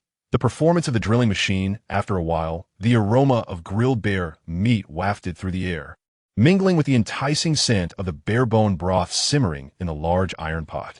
Initially, everyone savored their individually grilled bear meat, but soon, the fragrant broth beckoned them to partake in it as well. However, the challenge lay in the fact that only one small square pot was available to serve the soup, which felt rather meager for 7 people. "I will make each of you a wooden bowl," Howda said with a smile. The others eagerly anticipated how he would accomplish this task, yet they were puzzled about the process of crafting wooden bowls. There was indeed a rough tree trunk lying idle, but without a knife, it seemed impractical to carve bowls using only an axe. Curiosity piqued, the 6 lovely ladies watched Howda intently, eager to see how he would produce the wooden bowls. He dragged the idle thick trunk out, then activated an electric saw, slicing the trunk into 7 sections, each approximately the height of a large bowl. The crucial point now was how to extract the center of these 7 sections to form 7 large wooden bowls. The 6 beautiful women could hardly fathom how this seemingly daunting task would be effortlessly resolved by Howda. He positioned the 7 sections of trunk upright, and then, with a swift motion, he pressed the rapidly vibrating end of the electric saw against one of the sections and gave it a quick twist. In that single motion, he removed a significant portion of the inner content, thus crafting a large wooden bowl. It turned out that the end of the electric saw possessed a unique functionality. In this manner, Howda skillfully produced one large wooden bowl after another by twisting the saw against each upright section of trunk. After repeating this process several times, he successfully created 7 large wooden bowls. The enchanting ladies excitedly each took a bowl and made their way to the shelter's entrance, where they rinsed their bowls with rainwater. However, they soon encountered another issue, the absence of soup spoons. Howda quickly pondered for a moment, then cut another section of trunk with the electric saw. He once again used the saw's end to twist against the upright trunk, fashioning yet another large wooden bowl, which was promptly designated as a soup spoon. Indeed, given the current tools at hand, crafting a proper spoon poses a significant challenge. However, this large wooden bowl can effectively serve the purpose of a spoon. Thus, Howda, Su Mei, Liu Yijiao, Yingying, Hui, and Jiao Qian each ladled out a bowl of fragrant, steaming bear meat and bone soup, engaging in lively conversation as they sipped and chatted. As for the absence of chopsticks, everyone had thoroughly washed their hands, and once the hot soup was finished, they resorted to using their hands to savor the bare meat and gnaw on the bones. This sumptuous feast left everyone thoroughly satisfied. To have such a gathering on a deserted island is truly remarkable. Surviving an encounter with a nearly 1-ton bear without being devoured, and instead turning it into a delightful soup, is certainly a cause for gratitude and joy. Having feasted, the lovely ladies, including Su Mei, felt a bit languid. Howard arose to push open the shelter door to glance outside, discovering the rain had significantly lessened. He planned to take a brief rest before venturing to the edge of the woods to drill a well, ensuring a consistent and safe source of fresh water during dry spells. Following that, he intended to use a chainsaw to fell at least 5 larger trees and bring them back, subsequently crafting wooden planks for a bed, barrels, tables, and other essentials. Aponering a da esse plans, Su Mei, Yingying, Liu Yijiao, Yingying, Liu, and Yijiao, Qian eagerly expressed their desire to assist, to which Howard gladly consented. With more hands, the labor would be lighter, and it would provide everyone with a sense of engagement and purpose, alleviating their boredom. After all, they could not simply eat and then sleep, especially at this early hour of just past 5 in the afternoon. Even the impoverished villagers in the mountains would not retire for the night so soon. Once darkness fell, they would have ample time for slumber. Thus, after a brief respite, the group set forth from the shelter towards the edge of the woods. Brother Hao, this drilling machine appears rather unremarkable. Will it truly be able to bore a well? Su Mei inquired, unable to contain her curiosity. It should pose no issue. Howard replied with a smile. Although he harbored some doubts about the seemingly ordinary drilling machine, it was, after all, a product of his deserted island system, and the likelihood of it being substandard seemed slim. Recalling the exceptional performance of the chainsaw, which boasted a nuclear-powered strong energy source, he felt considerably more confident in the drilling machine as well. Facts speak for themselves, and practice is the sole criterion for truth. Upon reaching the edge of the woods, Howard selected a prime location for the well, positioned the drilling machine, pressed the power button, and the group stepped back, eager to witness its performance. Howard stood there with an air of calm, while Su Mei, Yin, Liu Yijiao, Yingying, Liu Hui, and Yijiao Qian watched the drilling machine intently. The machine slowly extended a rod and began to rotate, inscribing a circle approximately 2 meters in diameter on the ground before momentarily pausing. "What on earth? Is it even capable?" exclaimed the impatient Yingying. As if in response, the drilling machine suddenly emitted a loud, buzzing sound and expanded dramatically, transforming into a cylindrical object with an approximate diameter of 2 meters. It commenced a rapid rotation. As it spun swiftly, soil began to splatter, and it descended with remarkable speed. In a short span, it drilled a well approximately 1 meter deep and continued its relentless descent. My goodness, it appeared extraordinarily powerful. Just moments ago, Yingying had questioned the efficacy of this drilling machine, but now she was singing its praises aloud. With an almost lifelike vigor, the drilling machine showcased its formidable prowess, countering Yingying's earlier skepticism. Meanwhile, Su Mei and the other beauties had already come to believe that this drilling machine was not only functional, but exceptionally so. At an astonishing pace of 1 meter every 5 seconds, the drilling machine had, in less than a minute, created a well approximately 2 meters in diameter and 10 meters deep. However, no water had yet emerged, and the drilling machine showed no signs of discouragement, relentlessly continuing its impressive pace. In less than another minute, the drilling machine advanced another 9 meters, and at last, water began to gush forth, swiftly rising until it reached a height of about 5 meters from the wellhead, where it finally stabilized. The drilling machine intelligently elevated itself and moved to stand quietly beside the well, exuding an aura of mastery. "Well done," Hao exclaimed with a hearty laugh, offering his commendation. "A trivial matter," the drilling machine replied, suddenly emitting a voice. "What? It can talk?" Yingying exclaimed, unable to contain her surprise. "Is speaking a challenge?" The drilling machine retorted. "Wow, you seem rather arrogant." Yingying responded, somewhat annoyed. "I earn my keep through skill. What's wrong with a little arrogance?" The drilling machine replied. "Huh, you're just a machine? What do you know about earning a living?" Yingying shot back. "What I meant by earning a living was merely a metaphor. You clearly lack comprehension. I have no desire to converse with someone of such low intelligence. The drilling machine coldly countered and ignored Yingying thereafter. How dare you call me low in intelligence? I am a distinguished MBA student from the renowned Jiankai University. Yingying fumed, her anger escalating. Seeing Yingying engaged in a verbal spar with the drilling machine, Su Mei and Liu Yijiao erupted in laughter. Although Yin, Liu Hui, and Huo Jiaoqian did not laugh out loud, their amusement was evident on their faces. I remained unfazed. Bird drilling machine, you better respond to me. Yingying shouted, becoming increasingly frustrated as the drilling machine remained unresponsive, seemingly dismissive of her outburst. She stormed toward the drilling machine, ready to deliver a kick. Don't go near it, Hao suddenly warned, recalling its astonishing strength of having drilled about 19 meters in under 2 minutes. If it suddenly retaliates, it could easily send you flying. Upon hearing this, Yingying halted in fear and retreated. Are you afraid of the drilling machine now? Liu Yijiao teased mischievously. Humph.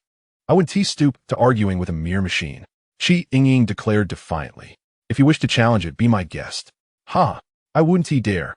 Liu Yijiao clearly feared being kicked by the drilling machine as well. After this brief interlude, Hao De and the enchanting maidens stood by the well, gazing into the water below. As the well had only recently been dug, the water appeared somewhat murky due to the presence of silt. However, it had already cleared considerably, and it was believed that with a little more time to settle, it would become even more pristine. The water was situated approximately 5 meters from the well's mouth, necessitating a wooden bucket, which was tied with a vine over 5 meters long to facilitate drawing the water. Yin suggested, next, we shall employ a chainsaw to fell a few stout trees, and then use the trunks to construct a wooden bucket, bed, and table. Hao responded with a smile. Indeed, Brother Hao, venturing into the woods to saw trees does carry the risk of encountering venomous snakes. Rather, we should first toss a torch into the underbrush to incinerate the tall weeds. Su Mei wisely proposed. A splendid idea. I shall fetch a torch from the shelter, while you all remain here and do not wander. Hao graciously accepted this excellent suggestion, with a nod of agreement. Su Mei and the others understood that danger could lurk at any moment on this desolate island, and thus they refrained from straying. Hao swiftly returned after procuring a burning stick from the shelter, and at the edge of the woods, he ignited the surrounding weeds. The underbrush ignited rapidly and spread swiftly, transforming the perimeter of the woods into a small sea of flames. Within this fiery expanse, one could faintly discern the vibrant hues of venomous snakes fleeing into the depths of the forest. So many venomous snakes, Su Mei remarked, a shiver running down her spine as she observed the scene. In truth, we are the intruders here. They have thrived in this environment long before our arrival. Our use of fire has driven them away. A snake's bite is merely a reflex of self-defense, and the malice of some humans can indeed be far more terrifying than that of a snake. Hao reflected with a touch of melancholy. Brother Hao, witnessing the fire chase away so many snakes has given me a profound appreciation for how effortlessly you traverse the woods to fetch fish and water for us. Yin said, her eyes glistening with emotion. Previously, I had to fend for myself in terms of food and water. Assisting you in bringing back fish and water was simply a matter of convenience. Now that we find ourselves marooned on this island, I must learn the art of survival. Hao replied with a smile. The underbrush has mostly burned away, and the snakes have largely vanished. I am ready to saw down some trees. You all stay here and wait. With that, Hao took up the chainsaw and ventured into the edge of the woods. The maidens remained behind, watching him busily at work. Although they could not assist him at the moment, they anticipated that once the trees were felled, they would each contribute in their own way, thus affirming their worth. No one desires to be deemed useless. While Hao initially intended to fell 5 trees, each approximately a meter in diameter, upon spotting a tree with a diameter of nearly 2 meters, he quickly revised his plan, deciding that this single tree would suffice for the time being. He started the chainsaw, and with a swift motion, he felled the towering tree. When cutting down a tree, there is a certain finesse involved in determining its direction of fall. It is paramount that the tree does not fall towards oneself, for that would be a classic case of being eliminated by evolution due to a lack of intelligence. Moreover, it must not topple towards nearby individuals, such as Su Mei and the other 6 beauties who stood at the edge of the woods near the well. This colossal tree certainly could not fall in their direction. After Hao Deju felled the tree, directing its fall toward the grove, he meticulously sawed it into 9 segments of similar length. Subsequently, he dragged these hefty logs to the edge of the forest one by one. Together with Su Mei, Yin, Liu Yijiao, Yingying, Liu Hui, and Hua Jiaoqian, they collectively transported a segment of the thick log towards the makeshift shelter. After 9 trips back and forth, they finally brought 7 segments of the robust timber outside the hut. The diameter of this log was no less than 2 meters. By taking one segment and cutting it down to a height of over 1 meter, a quick twist of the electric saw could yield a spacious wooden tub suitable for soaking. Yingying exclaimed with excitement. Indeed, that was precisely my thought, nodded Hao Deju. Following this method, he promptly fashioned a large wooden tub, more than 1 meter in height and over 1 meter in diameter. This grand tub was evidently perfect for a warm bath, accommodating 2 to 3 individuals at once. As soon as the tub took shape, the 6 enchanting ladies, Su Mei, Yin, Liu Yijiao, Yingying, Liu Hui, and Hua Jiaoqian, were all aglow with delight. Soaking in a warm wooden tub was far more comfortable than standing beside a large iron pot and pouring hot water over oneself. Brother Hao, if you could conjure a large bottle of shower gel tomorrow, it would enhance the bathing experience even further. Su Mei felice. A large bottle of shower gel is no match for a large tub. Yingying teased in a playful manner. If only it could be transformed into a large tub. That would be ideal, Su Mei chuckled. Using fragrant shower gel makes one feel delightful, and it would definitely evoke a stronger connection with you. Liu Yijiao remarked with a mischievous smile. Indeed, brother Hao enjoys my company. Su Mei replied with a hint of pride. Observing the lovely ladies discussing him and Su Mei unabashedly, Hao Deju felt a slight flush but maintained an outward composure.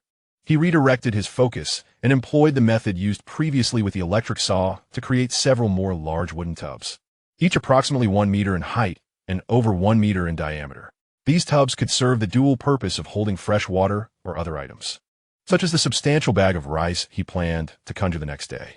Chapter 25. Public Temptation. Hao Deju crafted a large wooden tub for bathing, along with several smaller tubs that were slightly shorter. He then prepared to fetch water from the well.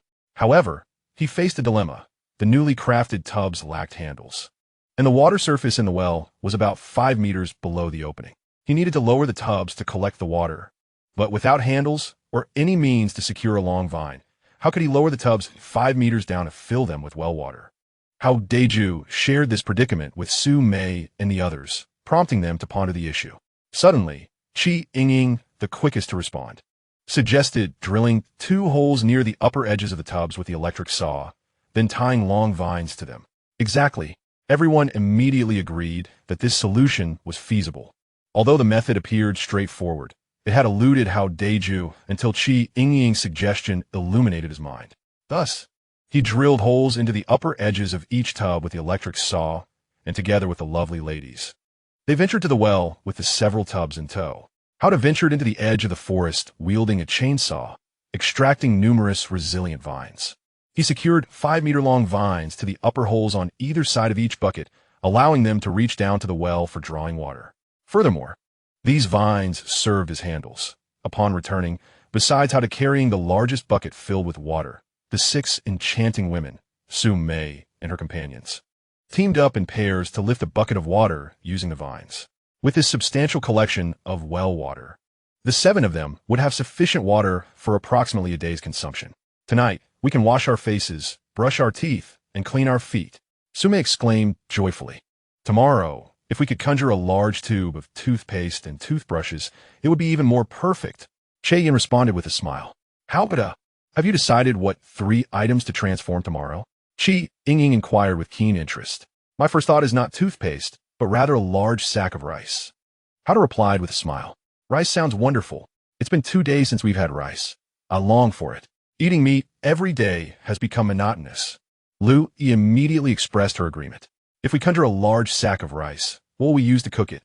A big iron pot? Hui actively joined the discussion. For now, we can use a big iron pot to prepare the rice, and we can consider whether to conjure a larger, nuclear-powered intelligent pressure cooker the day after tomorrow, Hao stated with a sense of planning. Damn the rescue team and their ancestors. It has been 2 days, and we have yet to see a trace of them. Yingying could not help but berate the rescue team, noting how Da's forward-thinking approach for the day after tomorrow. Could this truly be another dimension? My phone has had no signal this entire time. Not a single signal. Su Mei expressed her frustration. If it's another dimension, the rescue team may never arrive. Liu Yijiao displayed a hint of despair. It's only the 2nd day. We must maintain our composure. The lack of signal could simply be due to our remote location. The concept of time travel is far too abstract. Just boarding a plane and crashing could lead to time travel, which seems unlikely. Howda urged everyone to remain hopeful. Indeed, we cannot lose hope. We must keep our spirits high. Su Mei felt invigorated by his encouragement. At least we currently have shelter, fish, and bear meat to eat, well water to boil and drink, and such a warm down comforter to sleep under at night. Yin said contentedly. And we have that impressive, well-drilling machine. Yingying added, slightly envious. Plus, we have Hao Da's ability to transform items. Liu Yijiao remarked with admiration. So, aside from conjuring a large sack of rice, what should we transform next? Su Mei playfully refocused the conversation, momentarily setting aside thoughts of returning. Do you have any good ideas? Hao smiled in response. Transforming a giant tube of toothpaste. Brushing without toothpaste feels rather odd. Yin mentioned toothpaste again. How about a large sack of salt? It would enhance the flavor of roasted bear meat and bear soup. Yingying suggested with sparkling eyes. We also need a large refrigerator. Otherwise, this much bear meat will spoil within 2 days. Liu Yijiao added. I have a large bag of underwear, but I need replacements. Let us conjure another large bag of underwear. LV Hui remarked, while also unable to resist sniffing her own garments. After washing her lingerie, she donned only a coat over her upper body. Yingying wore a mischievous smile as she suggested, isn't that rather easy to expose? Hao must be quite fortunate. Liu Yijiao chimed in with a playful grin. Hao has already been with Su Mei. What does a glimpse of this beauty's upper body count for? Yingying provocatively remarked. Brother Hao is with me now. You are simply envious and resentful. So Mei tortis sharply. Hao often steals glances at me. He has long been coveting my beauty. He will soon turn his attention to me. Yingying countered decisively. When have I ever stolen a glance at you?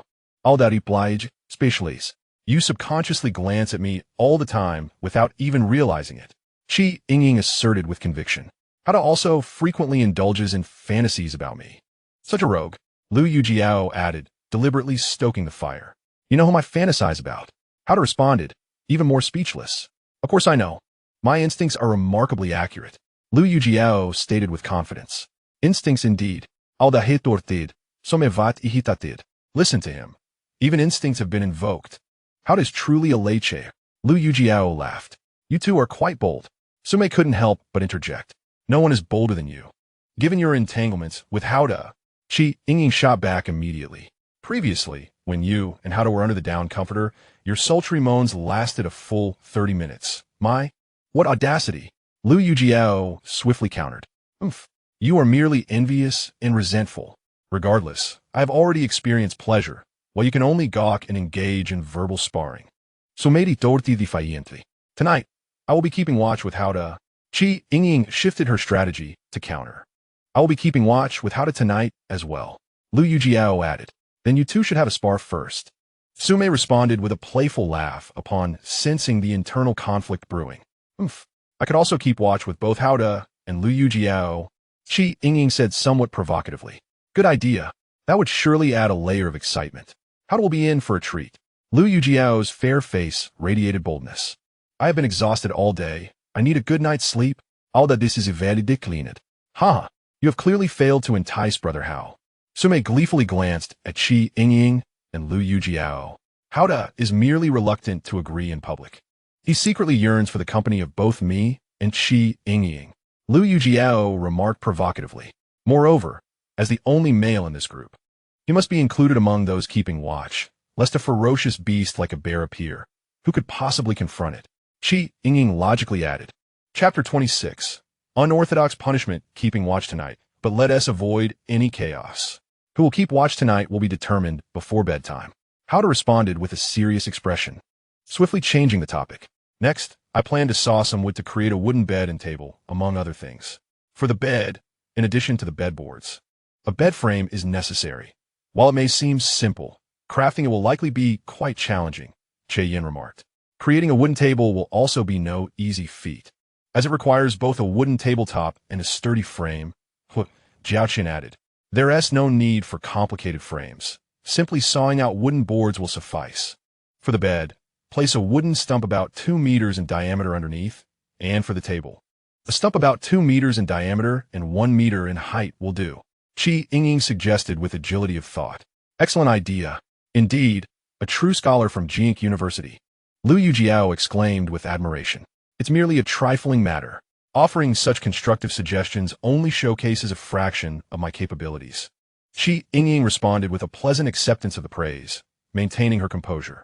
This time, Su Mei refrained from verbally attacking her, as the suggestion of using tree stumps was indeed commendable. Very well, let us proceed with this plan.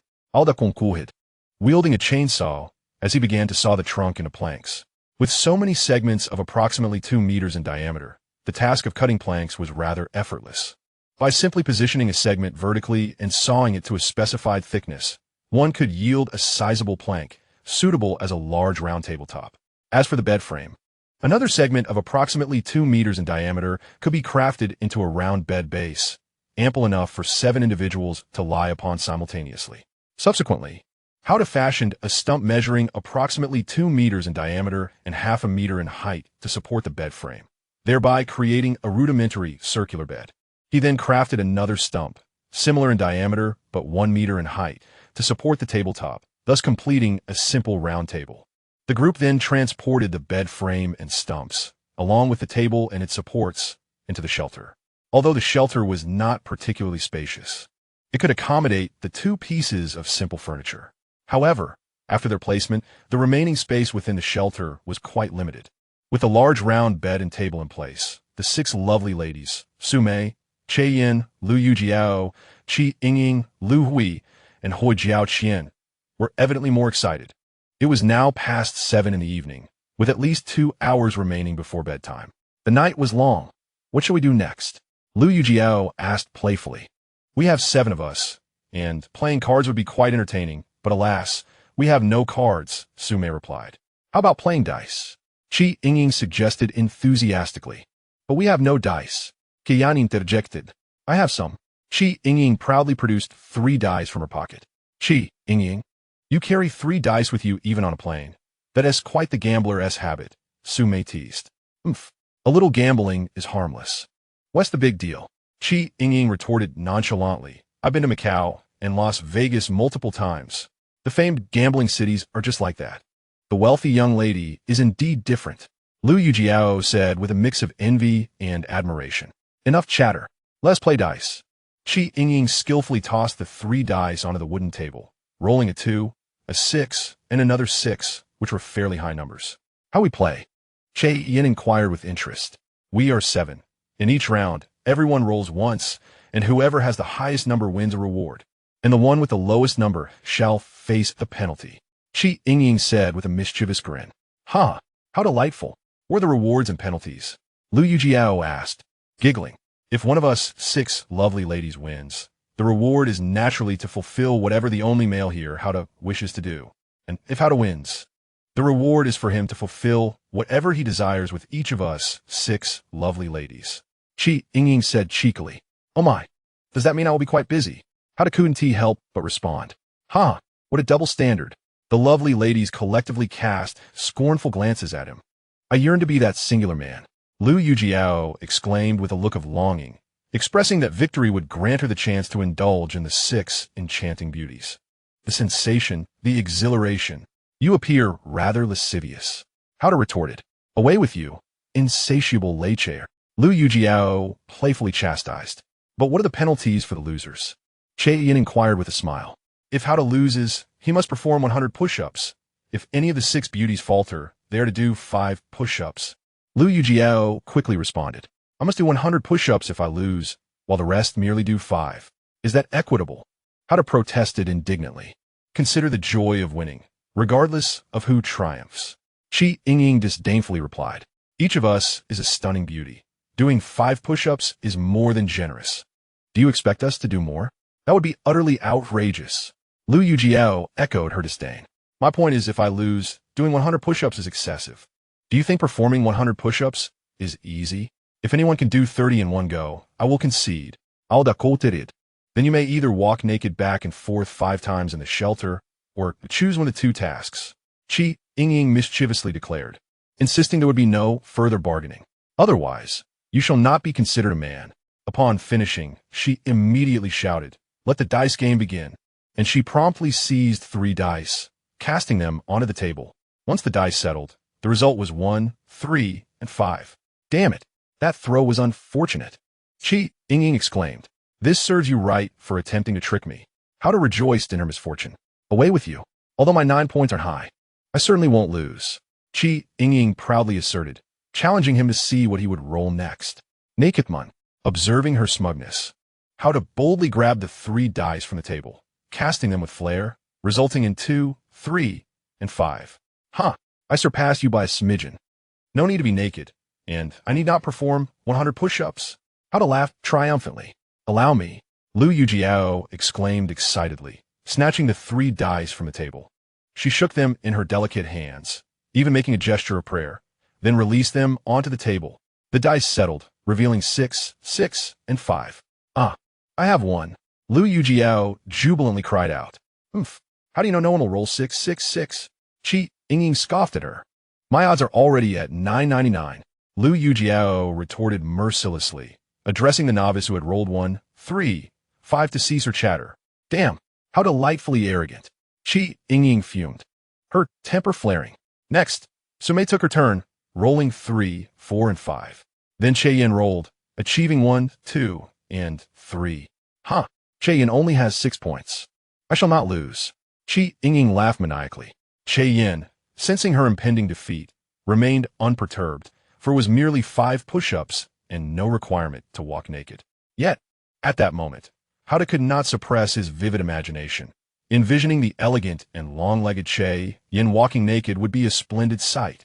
Just as he thought this, Yingying declared, for the sake of fairness, if a beauty loses, she too must either perform 100 push-ups or walk naked back and forth 5 times. Chapter 27. Liu Yijiao's Flirtation. No way. At least not in this round. Yin immediately opposed Yingying's latest proposal. You didn't mention this when you had the lowest score, and now that I have the lowest score, do you think I will agree? All right. Then we'll start this new punishment in the next round. Yingying was aware that her suggestion was rather excessive at this moment, so she consented to postpone it until the next game. Next, Jiao Qian rolled the dice, scoring 2, 3, and 5, neither high nor low. Then, Lu Hui rolled, achieving 1, 6, and 6, a relatively high score, though not as impressive as Liu Yijiao's 5, 6, and 6. After all 7 players had rolled the dice, the highest total was Liu Yijiao's 5, 6, and 6, while the lowest belonged to Yin with 1, 2, and 3. Yin readily accepted the punishment, lying on the ground of the makeshift shelter and completing 5 push-ups at a leisurely pace. After finishing, she appeared slightly breathless. It seemed that for most beauties, even 5 push-ups could be quite a challenge. With the punishment completed, I, as the victor of this round, shall now relish the reward and engage in whatever I desire with the only male present. Liu Yijiao exclaimed with excitement. What do you want to do? Howda observed her alluring long legs gazing at him with eagerness, feigning a look of horror. Seeing Liu Yijiao and Howda behaving so playfully, Yin, Yingying, Lu Hui, and Jiao Qian couldn't help but laugh heartily. Although Su Mei joined in the laughter, she felt a twinge of discomfort, as she was the first woman Howda encountered after being stranded on this deserted island. With my stunning figure, you should be thrilled at what I am about to do to you, Liu Yijiao chided, rising and striding over to Howda with her long, graceful legs. Howda tried to maintain his composure as Su Mei, Yin, Yingying, Lu Hui, and Jiao Qian all watched Liu Yijiao. She wore a mischievous smile, casting flirtatious glances at Howda, seeing Liu Yijiao's innocent yet provocative demeanor, combined with her striking physique and the delicate warmth she exuded. Howda found himself feeling rather heated. If he weren't already involved with Su Mei, he would have succumbed immediately. Liu Yijiao, what are you doing? Su Mei suddenly exclaimed in anger. I am enjoying the reward for winning this round of dice. Liu Yijiao retorted, her expression intoxicated. You don't actually believe that you and how to belong solely to each other, do you? The reward can't last more than 5 seconds. Su Mei responded, even more agitated. Get up. 5 seconds are up. Who says it can't exceed 5 seconds? Liu Yijiao countered, continuing to relish the moment. I'm setting the rule now. If there's no time limit, wouldn't everyone be endlessly waiting here? Su Mei argued vehemently. All right. Su Mei, you are so annoying. Faced with Su Mei's persistent verbal jabs, Liu Yijiao reluctantly rose from Hao Da's side. However, she had already resolved to find an opportunity to engage with Hao Da more intimately during the night watch. Liu Yijiao, you are quite provocative. After returning to her seat, Yingying couldn't help but tease. Provocative? Nonsense. I won this round of dice. This is the reward I deserve. Liu Yijiao firmly defended herself. Even if it is a well-deserved reward, tisk. Yingying continued to tease. There was no time limit before. Can't I enjoy it a little longer? Liu Yijiao wore a smug expression, proclaiming, You are envious and filled with jealousy. How brazen you are. Yingying retorted succinctly and clearly. You are even more audacious. Liu Yijiao replied without restraint. Well, let us commence the second round immediately. Yin interjected decisively. Sensing the potential for conflict between the two, the second round begins. Watch me dominate this time. Yingying declared passionately. A defeated foe. Such arrogance. The previous round's victor, Liu Yijiao, boasted with pride. The true skill will be revealed in this round. What nonsense are you babbling, Liu Yijiao? Yingying retorted angrily. Her elegant right hand gracefully rolled 3 dice on the table, allowing them to fall freely. When the dice settled, the numbers revealed were 3, 6, and 6. This time, I barely managed to perform adequately, yet I possess approximately a 99% chance of victory. Yingying proclaimed with an air of superiority. That is 2 points less than my previous roll of 5, 6, 6. What is there to boast about? Liu Yijiao scoffed at her. The past is the past. Now it is your turn to roll. Yingying retorted fiercely. I wish to take a break first. As a seed player, I will roll after everyone else is finished. Liu Yijiao deliberately quibbled back. I see you are simply afraid. What excuse are you making? Yingying provocatively challenged. Say what you will. I simply wish to rest now. Liu Yijiao wore an expression as if to say, Go ahead and bite me if you dare. Yingying huffed in displeasure, then glanced at the others present. Sensing the atmosphere was growing cold, Yin picked up the 3 dice from the table and tossed them with a bit of force. The dice came to rest showing 3, 5, and 5. The total was 2 points less than Yingying's, yet Yin felt quite satisfied. As she had previously rolled a 1, 2, and 3, the lowest score, and had been penalized with 5 push-ups, she estimated that this time she would not be at the bottom. 3, 5, and 5 were relatively high numbers. Next, how to roll the dice. But his mind was elsewhere. However, sometimes a careless toss can yield unexpected results. He casually rolled a 5, 6, and 6, just like Liu Yijiao in the previous round. In an instant, Yingying's 3, 6, 6 was overshadowed. Damn, Hao Da's on fire. Seeing her chance of victory slip away, Yingying couldn't help but exclaim. Liu Yijiao maliciously declared, Soon you will roll the lowest score and publicly do 5 laps bare. Let us see how smug you remain. Yingying retorted unhappily. I am a seed player. Even at my worst, I will not be at the bottom. You can keep indulging in your own fantasies. Liu Yijiao responded haughtily. Next, Su Mei rolled the dice, and to everyone's surprise, she rolled a 6, 6, and 6. I am victorious. How does mine? Su Mei exclaimed joyfully. My goodness, Su Mei has unleashed her primal power. Liu Yijiao, your chances of being at the bottom are increasing. Yingying added fuel to the fire. Yingying is an incorrigible fantasist. She never tires of her daydreaming. Liu Yijiao retaliated once more. Following her, Liu Hui rolled the dice, and, with a casual toss, she too rolled a 6, 6, and 6. Chapter 28. Is it stimulating? Damn, Liu Hui has also rolled a 6, 6, 6. Have you all been injected with adrenaline? Yingying's shrill cries are tolerable. But I have a 2-point lead over Yin. Otherwise, my 3, 6, 6 might have left me at the bottom, forced to walk bare.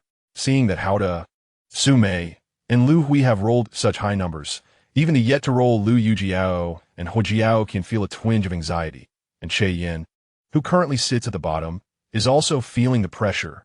She can't help but exclaim.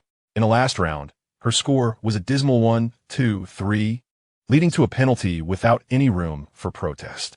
However, this time she has rolled a 3-5-5, relatively high numbers, but still finds herself at the bottom. This is utterly absurd. She now hopes that either Liu Yijiao or Jiao can rolls a number smaller than hers. Otherwise, being last this round would mean she must walk bare 5 times in front of everyone. Next, Jiao can rolls the dice. After the 3 dice come to rest, they reveal scores of 4, 4, and 5. The total score of 13 matches Yin's 3-5-5. Now, both Yin and Jiao are quite anxious, for they are tied at the bottom. Naturally, Liu Yijiao is also tense. It all hinges on what she will roll. She delicately lifts the 3 dice in her jade-like hands, shaking them gently, before silently praying for about a second. Then, she releases her grip, and the 3 dice tumble across the table. When they finally settle, the numbers show 3, 4, and 5, a point lower than Yin and Jiao. Haha, Liu Yijiao is at the bottom. The punishment of walking bare 5 times looms ahead. Yingying bursts into uncontrollable laughter. Damn, 3, 4, 5, and she's at the bottom. This is utterly insane. Liu Yijiao struggles to accept that she was first last round, yet now finds herself in last place. Hurry, hurry. Get naked and walk bare. Yingying cheerfully urges. All of it off. Liu Yijiao questions with a slightly bewildered expression. Of course. Otherwise, how can it be called bare?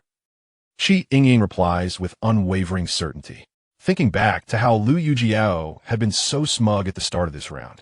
Now she must face the punishment of walking bare at the bottom. Yingying feels an immense sense of satisfaction. TCH, if I'm a strip, then so be it. What is the big deal? However, Liu Yijiao quickly adjusts her mindset, elegantly shedding her garments one by one, casting glances toward Hao-de as if only he and she existed in this moment, showcasing her exquisite form with excitement.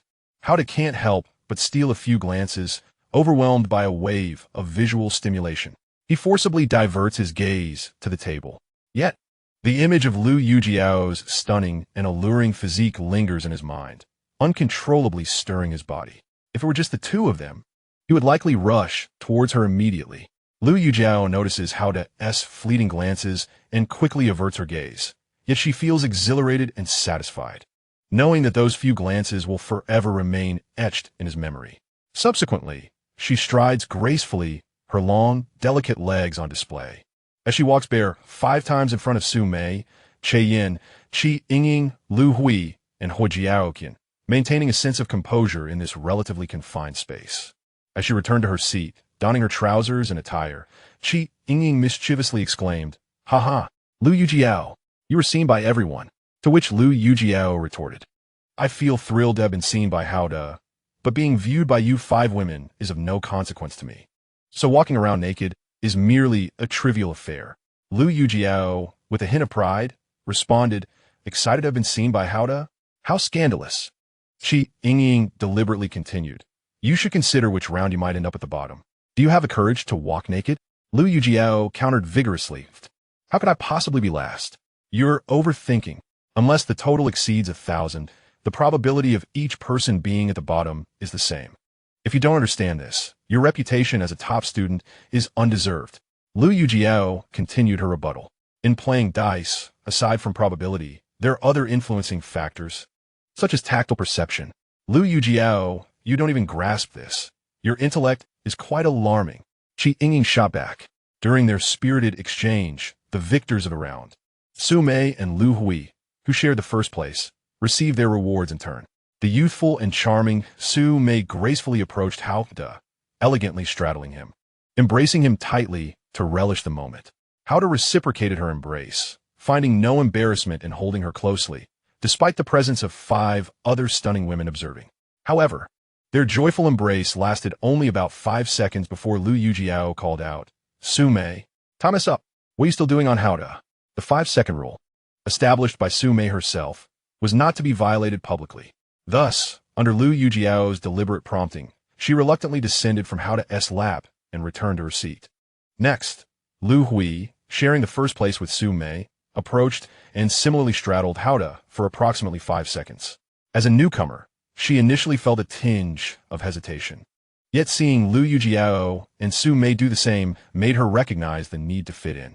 Moreover, her desire to establish a rapport with the team's sole male member, Hauda, who possessed remarkable survival skills and transformation abilities, spurred her on. She believed that Hauda, by merely feeling her warm and delicate body through her attire and closely admiring her charming visage, would not easily forget her, ensuring she would be well taken care of in the future. "I am quite innocent in this," Hauda replied with an expression of feigned innocence. How shameless." The group of beauties collectively laughed. In such a delightful atmosphere, the dice game continued. Over the next 3 hours, Yingying, Yin, and Hua Jiaoqian, who had yet to secure a first place, were overshadowed by Hauda, who achieved first place at least once. In those victorious moments, he merely touched the delicate hands of the 6 beauties for 5 seconds each, demonstrating restraint without indulging in excessive actions. In contrast, during the round he finished last. Instead of opting for the naked walk, he performed 100 push-ups on the spot. Witnessing his impressive strength, the beautiful women appeared even more exhilarated than if he had walked naked. As the clock approached 11 in the evening, fatigue began to settle over the group, marking the delightful conclusion of their dice game, which had been filled with both rewards and penalties. The participants designated Hauda and Liu Yijiao to take turns keeping watch that night, while Hauda remained seated vigilantly by the fire. The 6 enchanting ladies nestled into the warmth of an extra-large down comforter, comfortably drifting into slumber. Chapter 29. Cherishing Liu Yijiao. Hauda, wrapped in the freshly cleaned and dried fur of a large bear, sat beside the fire near the shelter, intermittently glancing towards the entrance and the overall situation within. Although he felt a hint of drowsiness, the day's exertions, fishing, engaging with Sun Quan and Li Longbao, chopping wood to construct the shelter, sawing lumber to make wooden beds and tables, battling a black bear that intruded upon their haven, and enjoying approximately 3 hours of the dice game with the 6 lovely ladies, had taken their toll. Yet, sleep was not an option. As the sentinel for the night, he bore a sense of responsibility to remain alert and ensure that Su Mei and the others were not endangered by any lurking beasts. In an effort to stave off fatigue, he deliberately recalled the exquisite sensations shared with Su Mei earlier in the day, as well as the delightful moments from the dice game when the 6 ladies, one by one, claimed their rewards from him. The thrill of witnessing the ladies who lost gracefully endure their penalties, parading nude back and forth within the shelter, filled him with a stimulating appreciation of their physical beauty. This reminiscence invigorated him, momentarily dispelling his weariness. He then joyfully pondered the possibilities for the following day after midnight, contemplating which 3 items he should conjure through his island system. In previous discussions with Su Mei, Yin, Liu Yijiao, Yingying, Liu Hui, and Hua Jiaoqian, they had collectively prioritized the transformation of a large sack of rice, a substantial bag of salt, and an oversized tube of toothpaste.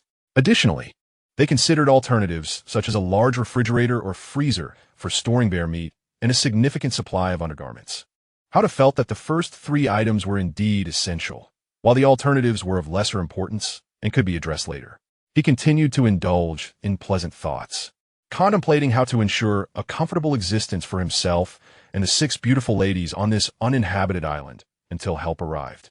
He deemed it necessary to construct a 2-story wooden house adjacent to the shelter, considering their proximity to the beach where rising tides could pose a threat. Should the tide rise, the shelter would be at risk of flooding.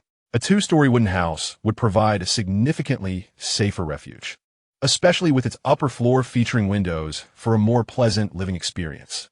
Of course, building a 2-story structure would require a considerable amount of timber. Fortunately, with the powerful chainsaw equipped with nuclear capabilities, felling trees was a relatively effortless task. However, transporting the lumber back to the site would prove somewhat laborious for him and the lovely ladies. Moreover, constructing the 2-story wooden house would be more complex than erecting the shelter, though he believed it was within their capabilities to manage. Hauda found himself lost in various contemplations, and before he knew it, it was already past midnight, approaching 1 o'clock. He was to keep watch until 3 in the morning, when he would then awaken Liu Yijiao, who was scheduled to take over, allowing him to finally retire to bed. Yet at that moment, fatigue washed over him once more, and even the enchanting imagery of beautiful women, including Su Mei, completely undraped, could not stave off his drowsiness. In a desperate attempt to invigorate himself, he pinched his own skin, the sharp pain jolting him back to a semblance of alertness. As he pondered the idea of constructing a two-story wooden hut beside him, he mused that it would be far more practical to erect a two-story villa made of steel and concrete. Such a structure would provide security when he closed the doors and windows at night, alleviating the need for vigilant night watch. Alas, he realized that he would first need to produce substantial amounts of steel and concrete before such an ambitious construction could be realized, thus delaying the execution of this plan by at least 2 or 3 days. Just as these thoughts occupied his mind, he suddenly heard the sound of someone rising from beneath the down comforter. Turning his head, he beheld, illuminated by the faint glow of the fire, Liu Yijiao emerging from her cocoon, her bare feet gliding softly toward him. As she drew closer, it became evident that she wore nothing at all, confirming that she had indeed been practicing her earlier declaration of sleeping in the nude. Seeing Liu Yijiao approach him in such a bold manner, with still 2 hours left in her watch, and during the slumber of the other 5 beauties, Hada instinctively surmised her intentions.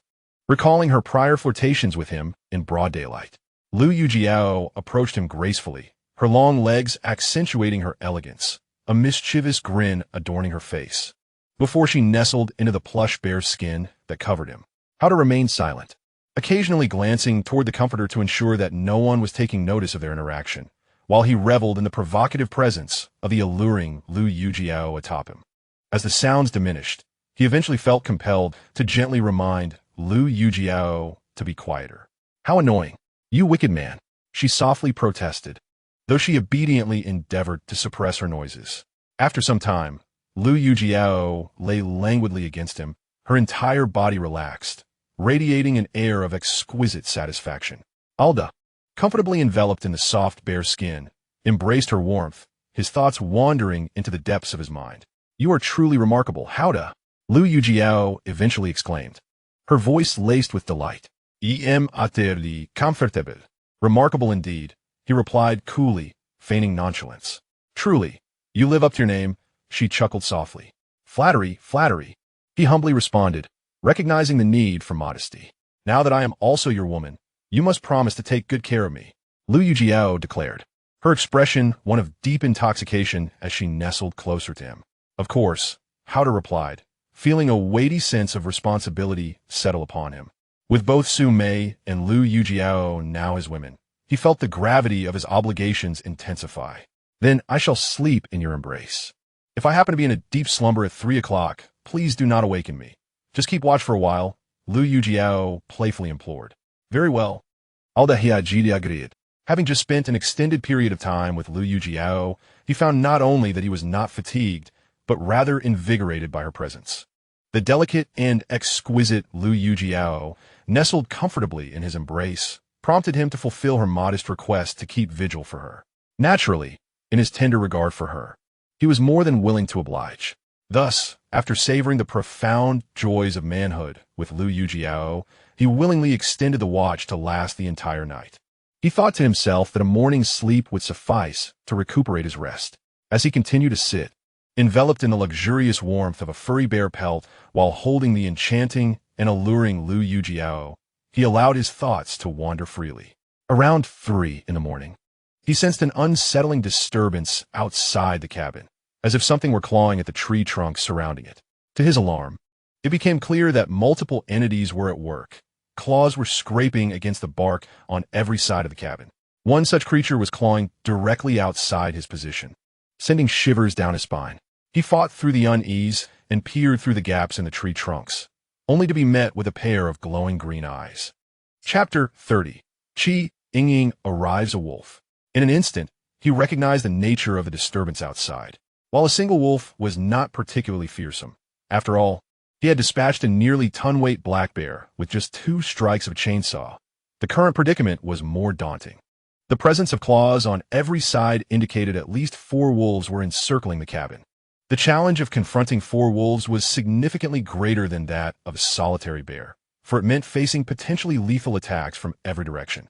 He swiftly resolved to remain still and adopt a strategy of non-action, as he was confident that the wolves could not breach the sturdy tree trunks of the cabin.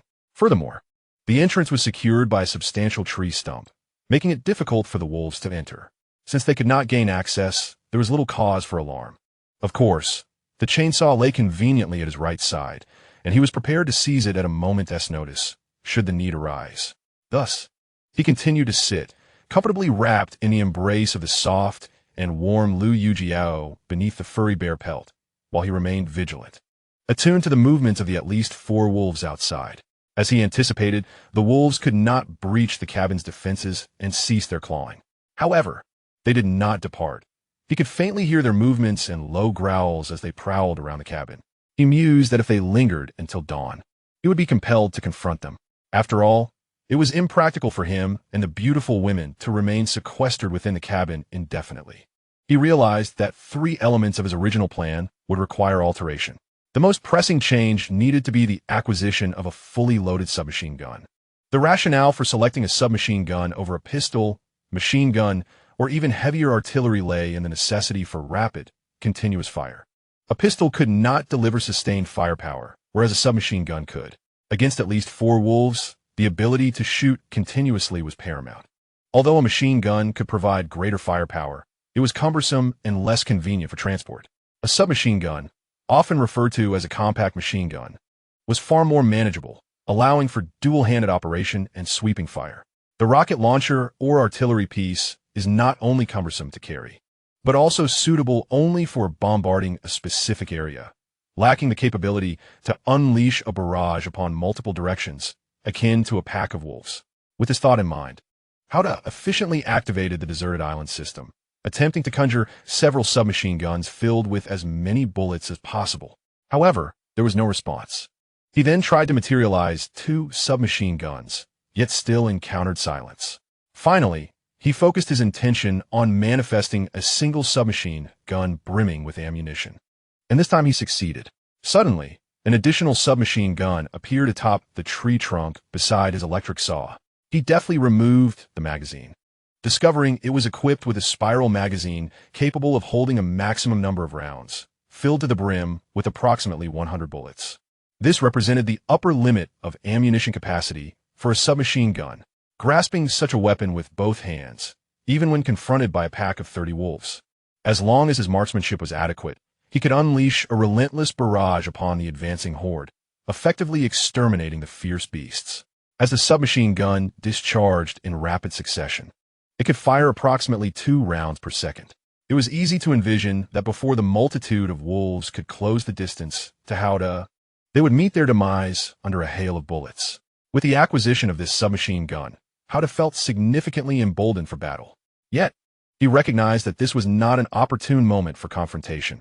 He resolved to await the dawn. In this state of perpetual readiness for combat, slumber eluded him. And before he knew it, the clock struck 3 in the morning.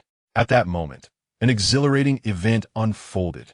Someone stirred beneath the down comforter, and Howdah attempted to remain composed as he glanced over, discovering that it was Yingying, emerging from the cocoon of the comforter. Yingying sauntered towards the wooden stump in the corner where a wooden bowl was placed. She rinsed her mouth with water, sipped some cool boiled water, then turned to glance in Howdah's direction, striding toward him with an impish smile, her long, graceful legs on display. Although she wore a pair of men's undergarments, she had nothing on above. As Howdah observed Yingying approaching, he was both captivated and contemplative about her intentions. What would her reaction be when she discovered him embracing the soft, fragrant figure of Liu Yijiao? In no time, Yingying elegantly reached Howdah's side and quickly noticed Liu Yijiao snugly nestled against him beneath the bearskin. "Oh, Howdah, you late?"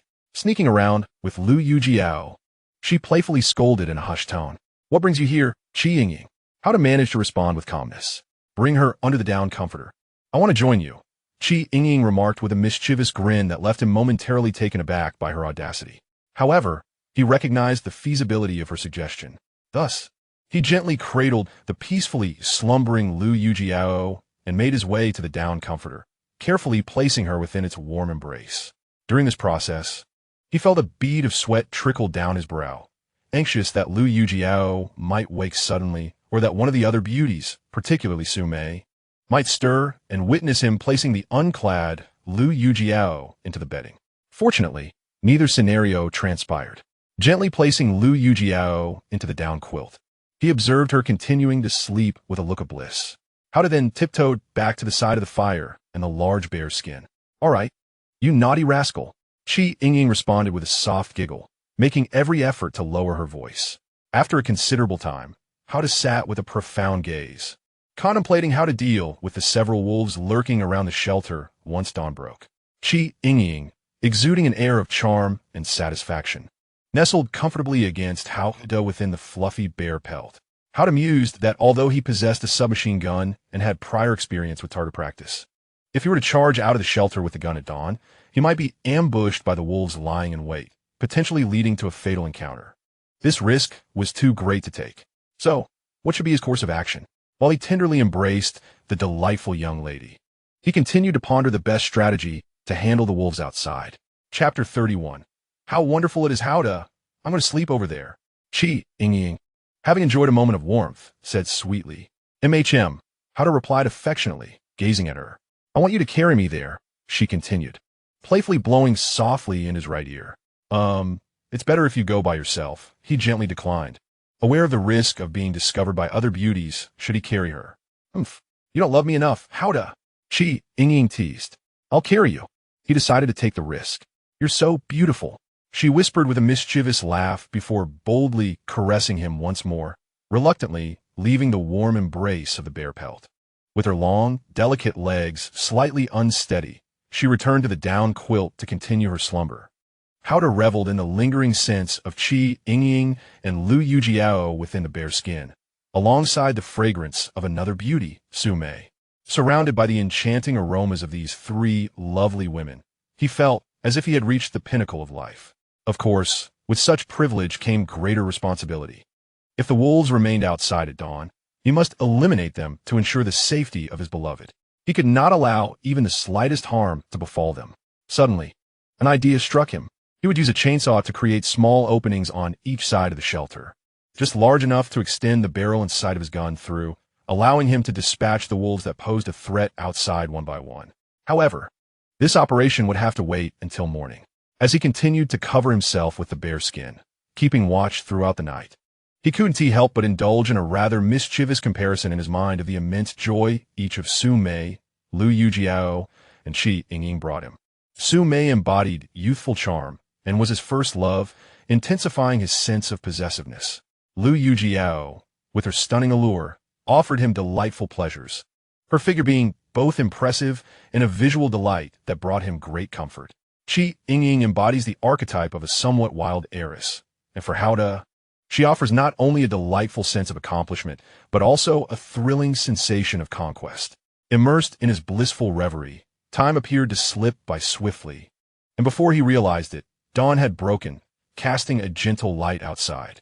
Howda intended to wait for everyone to awaken comfortably before he commenced drilling with his chainsaw and dealt with the lurking wolves outside. However, plans often falter in the face of unforeseen events. Suddenly, a wolf's howl pierced the air, startling the six exquisite beauties from their deep slumber beneath the down comforter. What the hell? There's a wolf. Yingying was the first to exclaim. In truth, there had been wolves outside the shelter during her time with Howda, but she had been oblivious to their presence, while Howda remained vigilant, acutely aware of any wolf movements. After all, he had no desire to be caught off guard while reveling in his happiness, only to have a wolf burst through the door to sever his throat. Upon hearing that chilling howl, Su Mei turned towards Howda, her voice laced with alarm. Yin, Liu Yijiao, and the other beauties also sought his reassuring presence. Fear not, I have conjured a submachine gun. I will now use this chainsaw to create openings through which I can extend the gun barrel in sight, then eradicate the wolves outside. As Howda asserted his confidence, he swiftly activated the chainsaw, drilling holes between two tree trunks on one side of the shelter. Witnessing how to conjure such formidable weaponry instilled a palpable sense of security in the beauties, prompting them to rise, quickly freshen up, and gather behind him. Intrigued as he drilled, in no time, he had created shooting apertures on all sides of the shelter, then extended the barrel of the submachine gun through one of the openings, fixing his gaze on a wolf in the distance. Su Mei, Yan, Liu Yijiao, Yingying, LV Hui, and Hua Jiaoqian all stood at that side of the shelter, peering through the gaps between the trunks of the wolf. Bang! A sudden gunshot echoed, and the wolf collapsed in response. Oh, how to go! You are amazing! The beauties cheered in excitement. The thrill of witnessing how to slay the wolf with a single shot was exhilarating. You flatter me, Howda humbly replied, barely able to contain his delight. Ha! Howda, my husband, let me take the next shot. Yingying giggled. Yingying, you're being flirtatious again? Calling him husband? Liu Yijiao couldn't help but tease, secretly thinking about how much fun she had with Howda the previous night, and that Howda was indeed her husband. I simply enjoy calling him Howda. My husband. Liu Yijiao, do you dare challenge me? Yingying retorted playfully, taking the submachine gun from Howda and positioning the barrel through the small opening on the opposite side of the shelter, now aiming seriously at a wolf not far away. Liu Yijiao observed Yingying's stunningly radiant face, feeling a sense of competition, as if she too had been thoroughly indulged.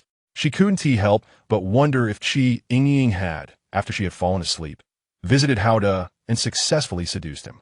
Otherwise, how could someone of Yingying's privileged stature so easily refer to Howda as husband? The more Liu Yijiao pondered, the more convinced she became that Yingying had indeed been with Howda. Bang! Another gunshot rang out abruptly.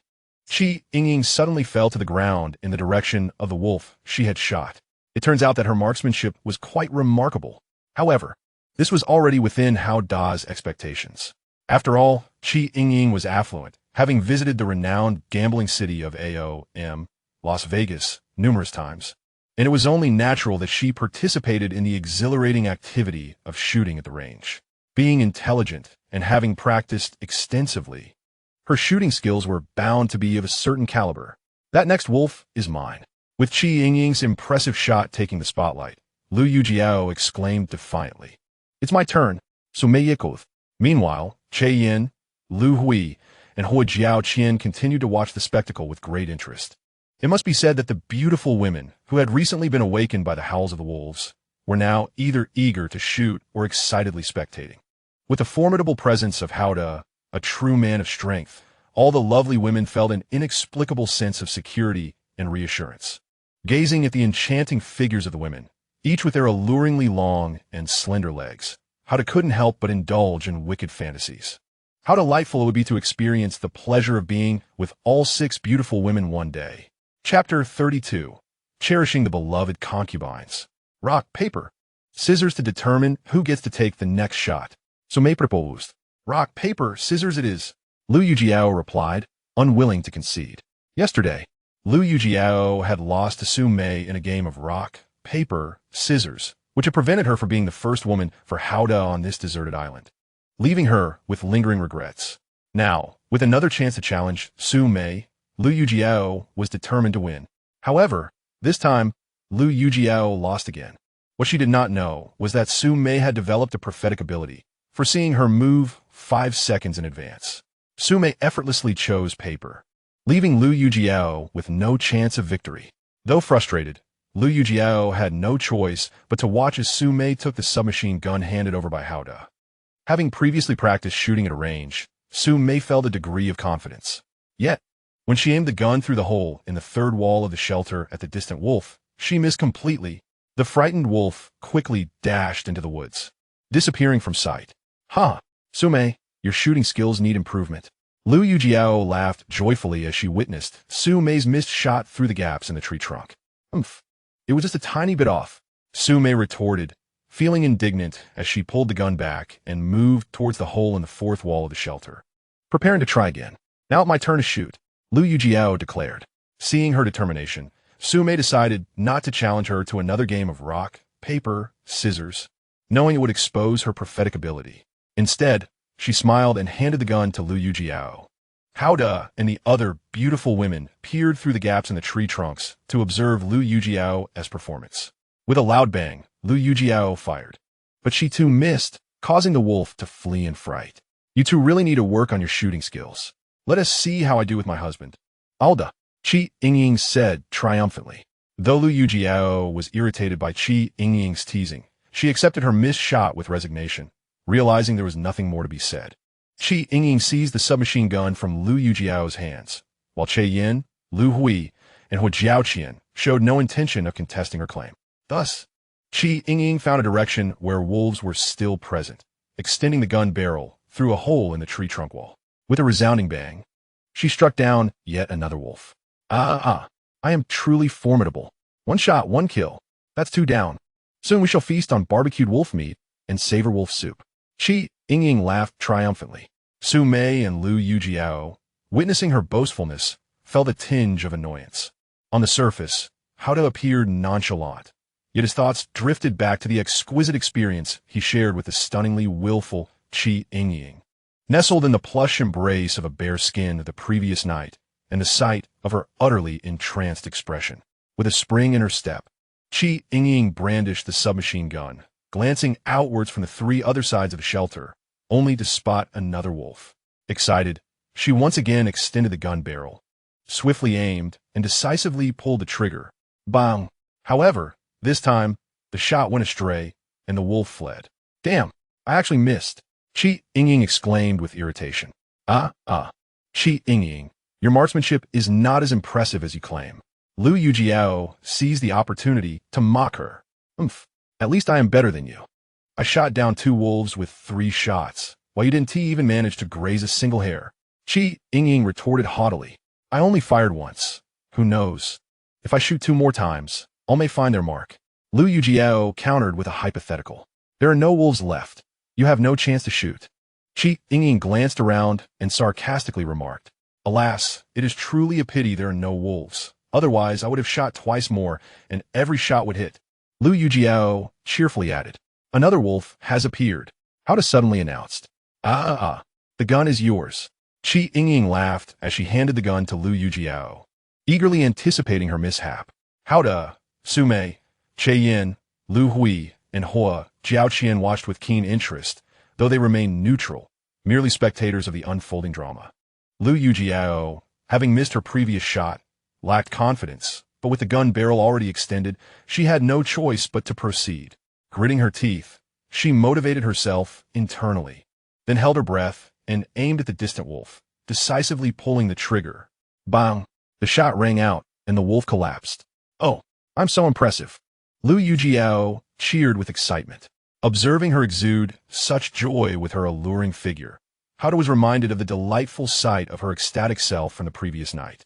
Though Yingying felt a twinge of displeasure at Liu Yijiao's elation, she refrained from voicing her thoughts, as she had just missed a shot while Liu Yijiao had succeeded. For the moment, there were no wolves in sight. Hao continued to survey the 4 directions of the shelter and noted that they had collectively brought down 4 wolves. 4 wolves mean we have significantly increased our food supply. Why not observe a while longer to see if any wolves or other fierce beasts approach? Venturing out now could be perilous. Su Mei expressed her concern. Indeed, let us continue to observe for approximately 30 more minutes, Hao replied with a smile. Thus, for the next 30 minutes, the team engaged in various tasks. Some kept watch over the surroundings of the shelter, while others prepared breakfast by barbecuing bear meat and simmering bear soup, working together in harmonious collaboration. However, at present, Hao is unable to rest. He plans to wait for approximately 30 minutes, hoping that no wolves or other ferocious beasts will appear. He intends to venture out with his submachine gun to retrieve the 4 wolves before returning to slumber. Hao, dear husband, transform a large sack of fine salt, calls out Liu Yijiao playfully while grilling bear meat. Transforming a large sack of fine salt is hardly as impressive as conjuring a large barrel of it. Yingying retorts, noticing Liu Yijiao mimic her affectionate address to Hao. Today, Hao is capable of transforming 3 items. He has already manifested a bullet-laden submachine gun and can create 2 more items. Salt is indeed urgently needed. I haven't had any for 2 days, and it feels like something is amiss. Su Mei remarks with a cheerful smile. I will first attempt to transform a large barrel of salt, and if that fails, I will then try for a large sack. Hao replies pragmatically. Yingying beams with pride at his acceptance of her suggestion. Liu Yijiao, on the other hand, feels a tinge of dissatisfaction, thinking she should have thought of the large barrel first, rather than the sack. With his thoughts focused how to activate his deserted island system. And to his delight, a large barrel of salt materializes before him. Not only does he conjure an ample supply of salt, but he also produces a sizable plastic barrel to contain it. Oh, we have so much salt now. This plastic barrel is excellent and even has a handle. The lovely ladies exclaim in excitement. With the addition of salt, the grilled bear meat, and bear soup they are preparing become evidently more delectable. Aoda, Su Mei, Yin, Liu Yijiao, Yingying, Liu Hui, and Jiaoqian savor the salted grilled bear meat and sip the salted bear soup, all while attentively observing their surroundings for any signs of wolves or other predators. So far, no beasts have approached.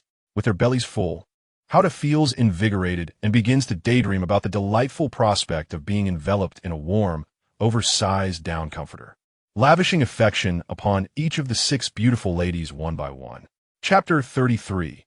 The Fallen Beauty after approximately 30 minutes. Howda once again confirms that there are no wolves or other beasts in sight from any direction around their shelter. He steps out, armed with a submachine gun, to retrieve the 4 wolves he had previously slain. Oh, more wolf meat for our provisions. Su Mei exclaims excitedly. Wolves and dogs belong to the same species. Grilled wolf meat and wolf soup should be delectable. Yingying declares with sparkling eyes. Howda, we must quickly transform a large freezer or refrigerator. Otherwise, this excess wolf meat and leftover bear meat will spoil within a day. Liu Yijiao reminds him. Yes, I'll take a short nap until around lunchtime. Then I will construct a 2-story wooden house nearby and transform a powerful nuclear-powered freezer or refrigerator, which will spare us the trouble of moving it again. Howda replies with a sense of planning.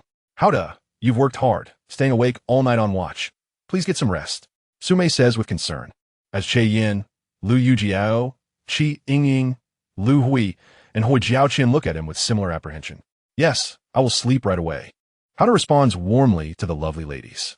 He then removes his clothing and nestles into the warm down comforter, still fragrant with the essence of the beauties, feeling comfortable as he drifts into a deep slumber. It is not long before he falls asleep.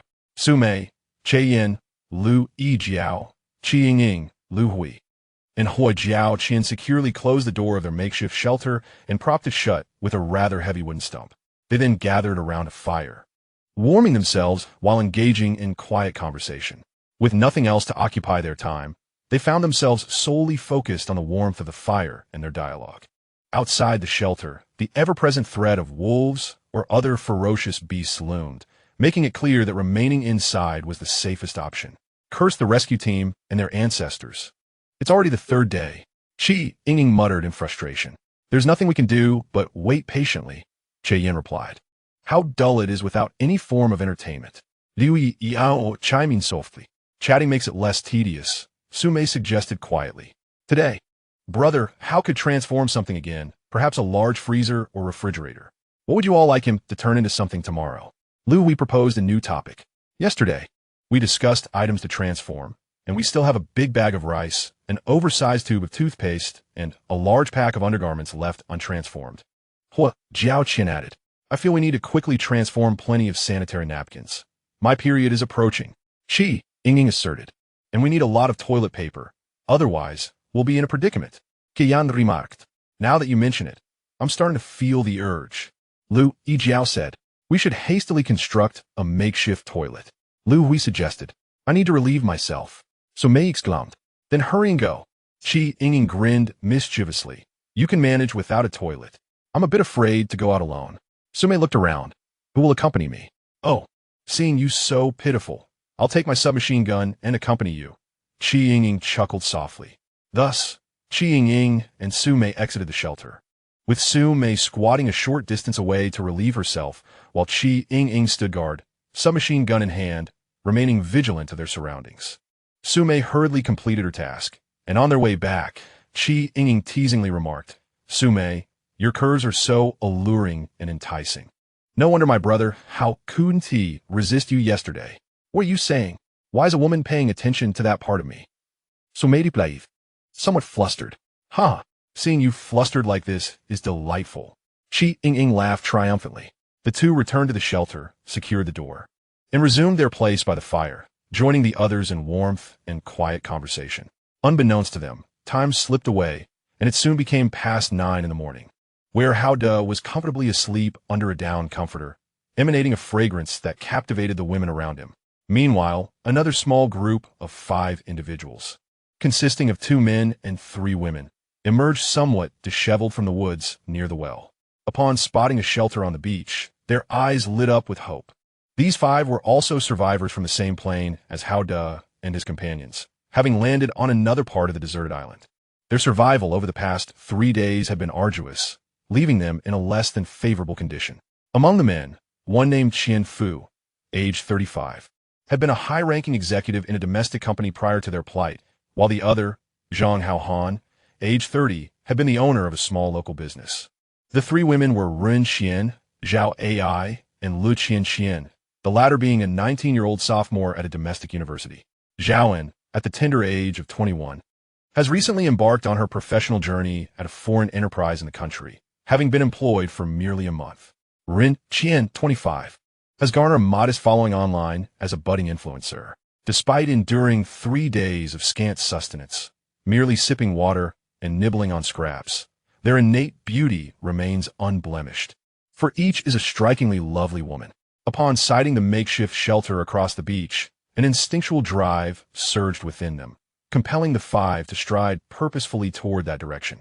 The shelter symbolized a sanctuary where they could finally rest assured. For the past 3 days had been devoid of a stable refuge, leaving them anxious even in slumber, fearful of encountering a ferocious beast or a vibrant, venomous serpent slithering nearby. It was evident to them that the shelter likely housed others, as such a structure would not spontaneously appear on a desolate island's beach. Each harbored a thought. Might the inhabitants of the shelter be fellow survivors? When they met, would they greet one another with kindness or hostility? In this merciless environment, where survival was paramount, anything was conceivable. Meanwhile, within the shelter, Su Mei, Yin, Liu Yijiao, Yingying, Lu Hui, and Huijiao Qian huddled around a fire, engaging in hushed conversation. Suddenly, the keen-eyed Yingying remarked that she seemed to hear footsteps. Her words instantly heightened the alertness of Su Mei and the others, prompting them to rise and peer through the gaps in the wooden structure. Soon, they discerned 5 figures, 2 men and 3 women, approaching the shelter with haste. Yingying swiftly grasped her submachine gun, while Liu Yijiao brandished a chainsaw. The others seized sturdy sticks, aware that the intentions of the approaching group remained uncertain, necessitating vigilance. Considering that Hao De was blissfully asleep, the women hesitated to rouse him. Moments later, Qianfu, Zhang Aoan, Li Qian, Caoan, and Ren Qian arrived at the tightly shut wooden door of the shelter. Tension hung in the air, palpable among both the newcomers and the occupants within. Is anyone inside? We are survivors of a plane crash. Are you also survivors? Qian Fu ventured to speak first. The occupants exchanged glances, and Yin, stepping forward as the spokesperson, replied through the closed door, "We are also survivors. What is it that you seek? We have just emerged from the woods, and for 3 days we have scarcely eaten anything. As fellow compatriots, could you provide us with some sustenance?" Lu Qian implored, her voice laced with fragility. Were Hao De peering through the cracks of the door at this beleaguered beauty, he would undoubtedly feel an overwhelming surge of compassion, more profound than the endless flow of a mighty river. Chapter 34. Dedicated room. Although Hao De remained enveloped in his down comforter, within the shelter, Su Mei, Yin, Liu Yijiao, Yingying, Lu Hui, and Huijiao Qian were all not only beautiful, but also possessed kind hearts, thus stirring feelings of empathy among them. Given their relatively ample supplies of food, the women exchanged glances, rapidly reaching a consensus. They opened the door to the shelter, but to ensure safety, Yingying clutched her submachine gun tightly, while Liu Yijiao held her chainsaw at the ready. As the door swung open, Su Mei and her companions beheld 3 disheveled beauties outside, Lu Qian, Zhao An, and Ren Qian, accompanied by 2 equally ragged men, Qian Fu and Zhang Han. Conversely, Lu Qian and her group recognized Su Mei and her companions within the makeshift shelter, faint memories of their initial encounter at the airport surfacing. Clearly, as fellow survivors of the plane crash, Su Mei and her cohort fared significantly better than Lu Qian's group. Our provisions are limited, yet we can offer you a small pot of bear meat, along with some fresh water. Additionally, We shall provide you with firewood for cooking and a piece of burning wood to ignite the flames, stated Che Yin, smiling earnestly. Thank you ever so much. Lu Qianqian, Zhao and Ren Qian, Qian Fu, and Zhang Hahan expressed their gratitude in unison. Thus, Lu Qianqian and her companions accepted the small pot of bear meat and fresh water, along with firewood and the burning log, proceeding to a nearby stretch of sand to set up a fire for roasting the bear meat and preparing a bear soup in the pot. Su Mei and her group secured the shelter door and braced it with a heavy stump, then gathered around the fire to converse quietly. They appear quite pitiful. They clearly haven't eaten much in 3 days, Su Mei remarked. We have given them bear meat, a small pot of fresh water, and firewood with a flame. We've already done our utmost. One must remain cautious, for in the face of scarcity on this desolate island, human nature is often put to the test, and unspeakable acts may ensue. Surely, everyone remembers the 2 ruffians who coerced Liu Hui and Hua Jiaoqing yesterday. Yingying stated with a serious expression. Indeed, we remember Sun Quang and Li Longbao. Had it not been for Hao De injuring one and engaging in a fierce struggle with the other. While Yingying seized the opportunity to deliver a heavy blow from behind, the consequences would have been dire. What if they request to join our team today or tomorrow? Liu Hui hesitated to voice her concern. My opinion is to refuse outright. They are able-bodied individuals, both male and female, and they find themselves on this beach. Why cannot they form their own team? Liu Yijiao asserted. I share Liu Yijiao's perspective. A direct refusal is best. Yingying echoed resolutely. Su Mei and Che Yin remained silent, although they believed that a refusal would be the simplest course. Yet, considering that the other group lacked even the tools to fend off a fierce beast, acquiring food would undoubtedly pose a significant challenge. Perhaps it would be prudent to wait until Hao De felt better before deciding. Meanwhile, Lu Qianqian and her 5 companions gathered around their fire, roasting bear meat and simmering bear soup, engaged in hushed conversation. They are quite impressive. A few young women managed to construct a shelter and procure bear meat. Li Qianqian whispered in admiration. I suspect there must be at least one man in their team who has yet to reveal himself, Zhang Hahan conjectured. What puzzles me most is how they possess both a submachine gun and a chainsaw, Qian Fu remarked doubtfully. Perhaps they were fortunate enough to find them on this deserted island, Zhao speculated. With a submachine gun and a chainsaw, it is no mystery how they could kill a bear for meat or saw wood to build a shelter, Ren Qian deduced. What shall we do next? After finishing this meal, it won't be long before hunger strikes again. Lu Qianqian posed this rather grim question. There is a well at the edge of the forest, covered with wooden planks, but the water surface is about 5 meters below the opening. We need to venture into the woods to find a long vine to tie to this small pot for drawing water. With sufficient fresh water, we could survive for 7 days without food while waiting for rescue, Qian Fu remarked. Nevertheless, surviving on water alone for 7 days would undoubtedly be a formidable challenge. Zhao replied, lacking firearms or chainsaws, and without even a knife, hunting for food would effectively equate to courting death. Everyone had escaped the forest by the skin of their teeth.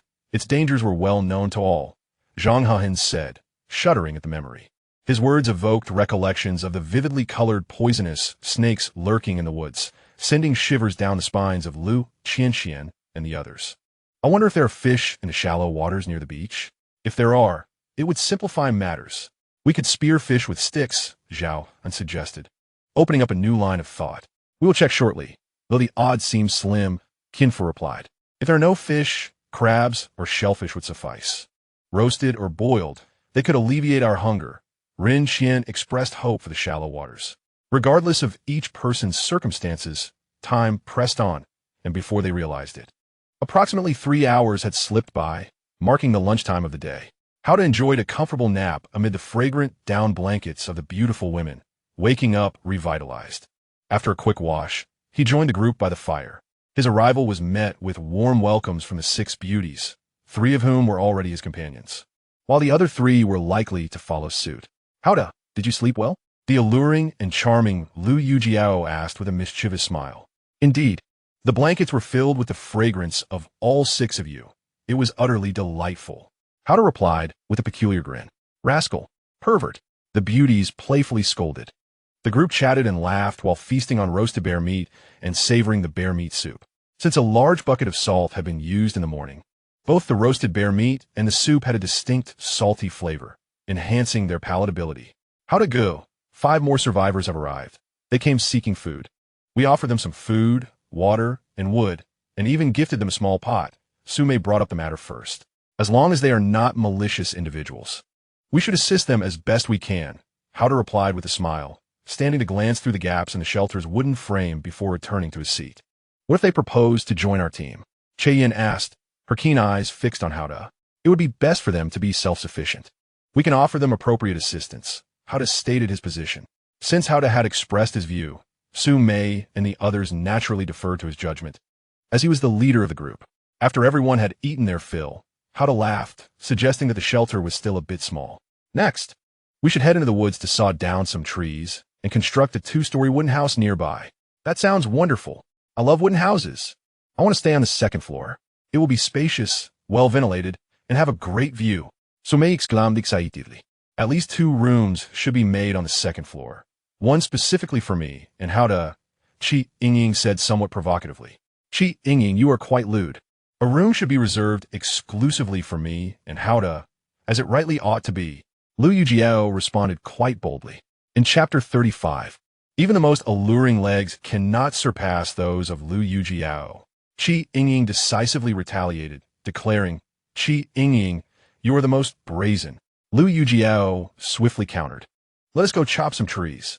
Howda immediately shifted the topic to prevent a confrontation between Yingying and Liu Yijiao. Thus, armed with a submachine gun, Howda led the way, followed by Yingying with a chainsaw and Liu Yijiao wielding an axe, as their team of 7 emerged from the shelter, marching vigorously towards the nearby woods. Meanwhile, Liu Yijiao and her 5-member team had previously ventured to the shallow waters near the coast, spending 3 hours without catching a single fish, only managing to collect a pitiful number of small crabs and shells, which they were now simmering into a broth, likely to provide only a meager comfort to their hungry stomachs. Upon seeing Howda and his group emerge with their weapons, Zhang Hehan thought to himself. As he had anticipated, there was indeed a man in this team, and he appeared formidable. Hello, are you going hunting? As Howda and his group approached, Liu Yijiao stood up to greet them warmly. Zhao Man and the other 4 also rose, smiling at Howda's group. We are not hunting. We are going into the woods to saw trees and build 2 wooden houses, Su Mei replied with a smile. Liu Yijiao, a sophomore from a domestic university, and Su Mei, a freshman from another, shared a certain kinship in their demeanor, naturally feeling a connection. You are building wooden houses? We can lend a hand. For instance, we can help lift the logs. Qian Fu quickly seized the opportunity, smiling. That sounds great. Let us work together. Howda readily agreed to their assistance, promising bear meat and timber as rewards later. He had noticed the meager small crabs and shells simmering in their pot and understood their plight for food.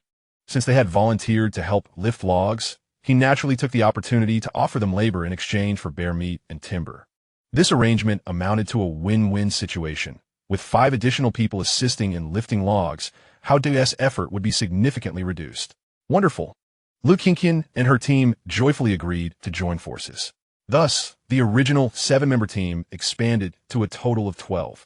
This large group, full of laughter and conversation, made their way towards the edge of the woods. Although the 2 teams had temporarily united and appeared harmonious on the surface, Howda and Yingying still harbored a sense of caution.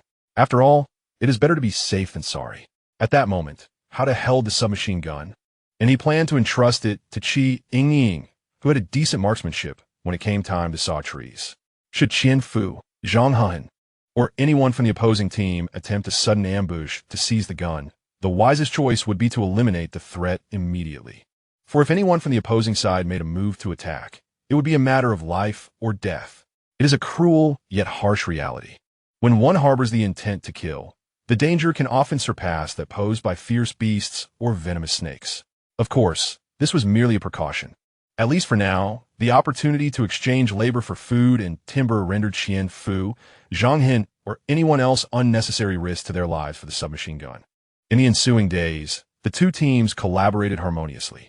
Howda diligently sawed trees while Yingying stood beside him, armed with a submachine gun, serving as his close bodyguard. Once a tree fell, a group of 10 worked together to drag it out of the forest and towards their shelter. After repeating this process several times, the supply of logs was not only sufficient but abundant. Hada then ceased his sawing and returned to the shelter with Qi, Yingying, and the others. True to his word, he generously provided Liu Yijiao and the others with ample bear meat, enough to sustain them until the following evening, along with a considerable amount of firewood to keep their fire burning until then, with provisions and wood secured before the morning of the day after tomorrow. Liu Yijiao and her companions were naturally elated, compared to the previous 3 days spent in the depths of the forest, where food was scarce and the threat of venomous snakes and fierce beasts loomed. This felt like a heaven-sent change. It is noteworthy that Liu Yijiao, Zhao, and Ren Qian, the 3 downtrodden beauties, not only expressed profound gratitude towards Hada for providing their team with food and wood, but also secretly developed feelings of admiration for him, believing him to be a savior sent from above. Were it not for the fact that Hao Da's team already boasted 6 stunning women, they would have eagerly sought an opportunity to express their desire to join him. For now, however, they chose to suppress their thoughts and observe his actions. On Hao Da's side, with an ample supply of logs at hand, the next task was to construct a 2-story wooden house. Although the 2-story structure was considerably more intricate than the shelter, the underlying principles remained similar, essentially building a shelter 3 times larger in length, width, and height. Despite having received bear meat and wood as compensation for their labor, Liu Yijiao and her companions willingly came forth to assist in the construction. Observing their gratitude and willingness to help, Hada graciously promised that once the wooden house was completed, he would assist them in building 2 shelters so they would have a place to sleep at night. Delighted by Hao Da's generosity, Liu Yijiao felt a renewed sense of joy. At this moment, the noble spirit of mutual assistance among compatriots was vividly manifested. Although later on, the 2 teams would become adversarial for various reasons, at this juncture, they remained in harmony. With the strength of numbers, the construction progressed rapidly, and by the end of the afternoon, not only was Hao Da's 2-story wooden house completed, but Liu Yijiao's 2 shelters were also erected. The decision to build 2 shelters instead of 1 was primarily due to the composition of Liu Yijiao's team, consisting of 3 women and 2 men, making it more suitable for the sexes to reside separately. As for Hao Da's team, with only 1 man amidst 6 women, cohabitation in a single shelter was deemed appropriate. This arrangement was further justified by Hao Da's daring venture through the forest to procure fish and water, which had thoroughly won the admiration of the beautiful women. Moreover, Hao Da's robust physique, immense strength, and transformative abilities gradually captivated the youthful and graceful Su Mei, the stunningly voluptuous Liu Yijiao, and the pure, yet willful Qi Yingying. With the prospect of winning over the enchanting Che Yin, Lu Hui, and Huo Jiao, Qian looming on the horizon, what Hada remained oblivious to was that the new team, comprising the enchanting and innocent Liu Yijiao, Zhao, and Ren Qian, secretly harbored affections for him. This burgeoning interest ultimately led to a bitter rivalry between the 2 teams. Chapter 36. The demands of beauties. The 2-story wooden cabin of Hada's team featured a spacious room on the ground floor designated for storing various items, while the upper floor housed 7 small rooms. Each member of the team, Hada, Su Mei, Che Yin, Liu Yijiao, Qi Yingying, Lu Hui, and Huo Jiao, was allocated their own individual space. Additionally, the upper floor included a large room where everyone could sleep together under a single, oversized down comforter. This room also served as a venue for communal activities, such as the previous dice game for rewards and penalties. Each small room on the upper floor boasted a small window, allowing for ventilation and glimpses of the outside scenery. These windows could be sealed with wood to protect against rain. The large room also featured a sizable window for air circulation and enjoying the views, which could similarly be fortified against inclement weather. Once the wooden cabin was completed, Hada conjured a 3rd item for the day, a refrigerator powered by a nuclear energy source, which he placed on the ground floor. He stored the processed wolf meat from 4 wolves, as well as a considerable amount of bear meat, in this refrigerator. Whenever he was ready to prepare meals, he could retrieve some meat ahead of time to thaw. Hada estimated that the stockpile of bear and wolf meat would suffice for at least 9 days. However, given that his deserted island system could produce 3 items daily, relying solely on bear and wolf meat would soon become monotonous. He planned to conjure a large bag of rice the following day. envisioning a delightful feast of rice paired with roasted bear and wolf meats, complemented by bear and wolf soups. Currently, he could only use a large iron pot to steam rice. He also intended to create a nuclear-powered smart pressure cooker, capable of cooking rice and simmering bear and wolf soups. Huda's aspirations extended to conjuring a substantial sack of potatoes, a large bag of cabbage, a nuclear-powered refrigerator, a sizable sack of white radishes, and a large bag of chili peppers, among other items. In essence, before the rescue team arrived, he aimed to ensure a life of comfort alongside the beautiful women. While he understood the virtue of contentment, he simultaneously yearned for perfection. He contemplated the possibility of upgrading his deserted island system, envisioning a day when it could produce not merely 3 items, but 4, 5, 6, 7, 8, or even more. As he pondered this, the voice of the deserted island system echoed in his mind, announcing that fulfilling the demands of 9 beauties would elevate the system to the next level, allowing for the transformation of 4 items daily, excluding the 3 already created that day. Upon hearing this delightful news, Huda's heart surged with joy, reveling in the prospect of a new upgrade. However, the requirement for advancement posed a challenge. He would need to satisfy 1 demand from each of the 6 beauties in his team, as well as 1 from each of the 3 beauties in the new team. Huda, dear, what mischief are you contemplating? One of the beauties teased, amused by his peculiar smile. Liu Yijiao observed Huda seated upon a wooden stool in the spacious room on the 2nd floor of the wooden cabin, wearing a peculiar grin. With an air of flirtation, she approached him and audaciously perched herself upon his lap. Meanwhile, Su Mei and the other beautiful ladies were gathered by the large window, engaged in lively conversation while admiring the scenic view of the beach outside. The excitement was palpable among the ladies with the prospect of their new abode. Suddenly, Yingying glanced back and, upon seeing Liu Yijiao sitting on Huda, exclaimed in indignation, "Liu Yijiao, you are being outrageous again. What are you doing sitting on my husband Huda in broad daylight?" Her outburst drew the attention of Su Mei and the others, who turned to observe Liu Yijiao's boldness. "I am merely rewarding my husband Huda for constructing such a splendid 2-story wooden house for us," Liu Yijiao replied with a charming laugh, rising to her feet. "You are indeed scandalous. You are clearly taking advantage of my husband." Yingying retorted. "Not at all. Huda is our shared husband, not just yours." Liu Yijiao countered defiantly. "Ah, my ability to transform has leveled up," Huda interjected, diverting attention to prevent a quarrel between Yingying and Liu Yijiao. "Huh, that means I can transform into 4 different things in one day, and the 3 transformations I have already used today do not count," Liu Yijiao exclaimed with excitement. "What are the conditions for this upgrade?" Yingying inquired with keen interest. "Will the conditions be rather outrageous?" Su Mei teased with a playful smile. Although Yin, Lu Hui, and Hou Jiaoqian had remained silent for the moment, their curiosity was evident as they gazed at Huda. "The condition this time is to fulfill 1 request from each of the 9 beautiful ladies," Huda answered objectively. "Huh, what a fun condition." Yingying laughed heartily. "There are 6 of us here, and 3 from the other team, making a perfect 9. Make sure to think carefully about your requests. If anyone proposes something I cannot fulfill, then the upgrade will not happen. All the caution is swiftly. Indeed, each of us must consider our requests seriously," Lu Hui added. Thus, the 6 beautiful ladies contemplated the single request they would each make of Huda. "I made up my mind. My request is quite simple. I want to sit on my husband Huda's lap for 5 minutes.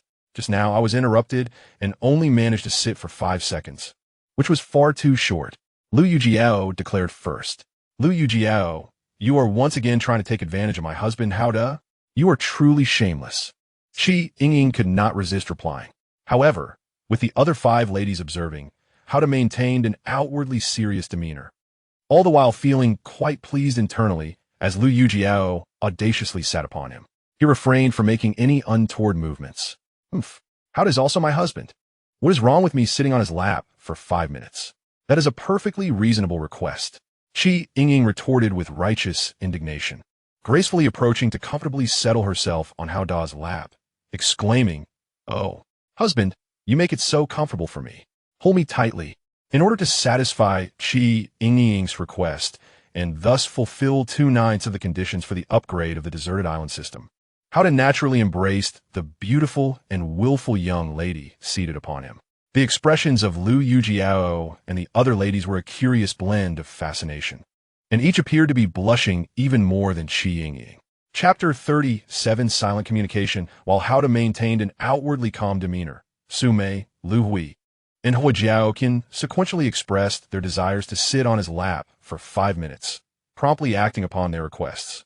It must be said that Hao De faced considerable challenges to successfully complete the upgrade of the deserted island system, yet he undeniably found immense pleasure in it. Among the 6 enchanting beauties, only Che Yin had not yet made a request, and all eyes turned towards her. "I wish to spend 30 minutes alone with Hao De in my small room," Che Yin declared astonishingly. "What on earth are you planning, Che Yin?" "Qi," Yingying exclaimed. "Guess," Che Yin replied with a mischievous smile. "What else could it be? She wants to be with Hao De." Liu Yijiao chimed in, giggling. Had she not been with Hao De the previous night, and in need of recovery today, she would have made a similar request as Che Yin. In truth, Su Mei, Qi Yingying, and Liu Yijiao were all in a similar state of needing recuperation. As for Liu Hui and Hua Jiaoqian, who had not yet been with Hao De, they harbored desires but felt too shy to voice them publicly. Thus, Hao De and Che Yin exited the room and entered her private quarters on the 2nd floor, closing the door behind them. Initially, Qi Yingying and Liu Yijiao eavesdropped at the door, soon joined by Su Mei, Liu Hui, and Hua Jiaoqian. Hao De and Che Yin, clearly aware of their audience outside, did not engage in conversation and directly addressed their intentions. After a considerable time, Hao De embraced the exceedingly satisfied Che Yin. Glancing at the clock, approximately 5 minutes remained of the 30 he had mentioned, just enough time to savor the moment and recuperate further. As the 30-minute mark approached, Qi Yingying and Liu Yijiao simultaneously called out from outside, announcing the time. Having composed themselves, Hao De and Liu Yijiao exchanged a knowing smile as he opened the door, and they both stepped out with an air of tranquility. "Goodness, you two are utterly outrageous," Qi Yingying exclaimed in exasperation. The door was closed. "How did you know what Hao De and I were up to?" Che Yin replied with a smile. "Please, what else could you possibly be doing? You two are shameless." Qi Yingying shot her a disdainful glance, then directed a playful glare at Hao De. Hao De remained more composed than Che Yin. He had long since resolved that as long as the rescue team did not arrive, all 6 captivating women present would inevitably become his partners.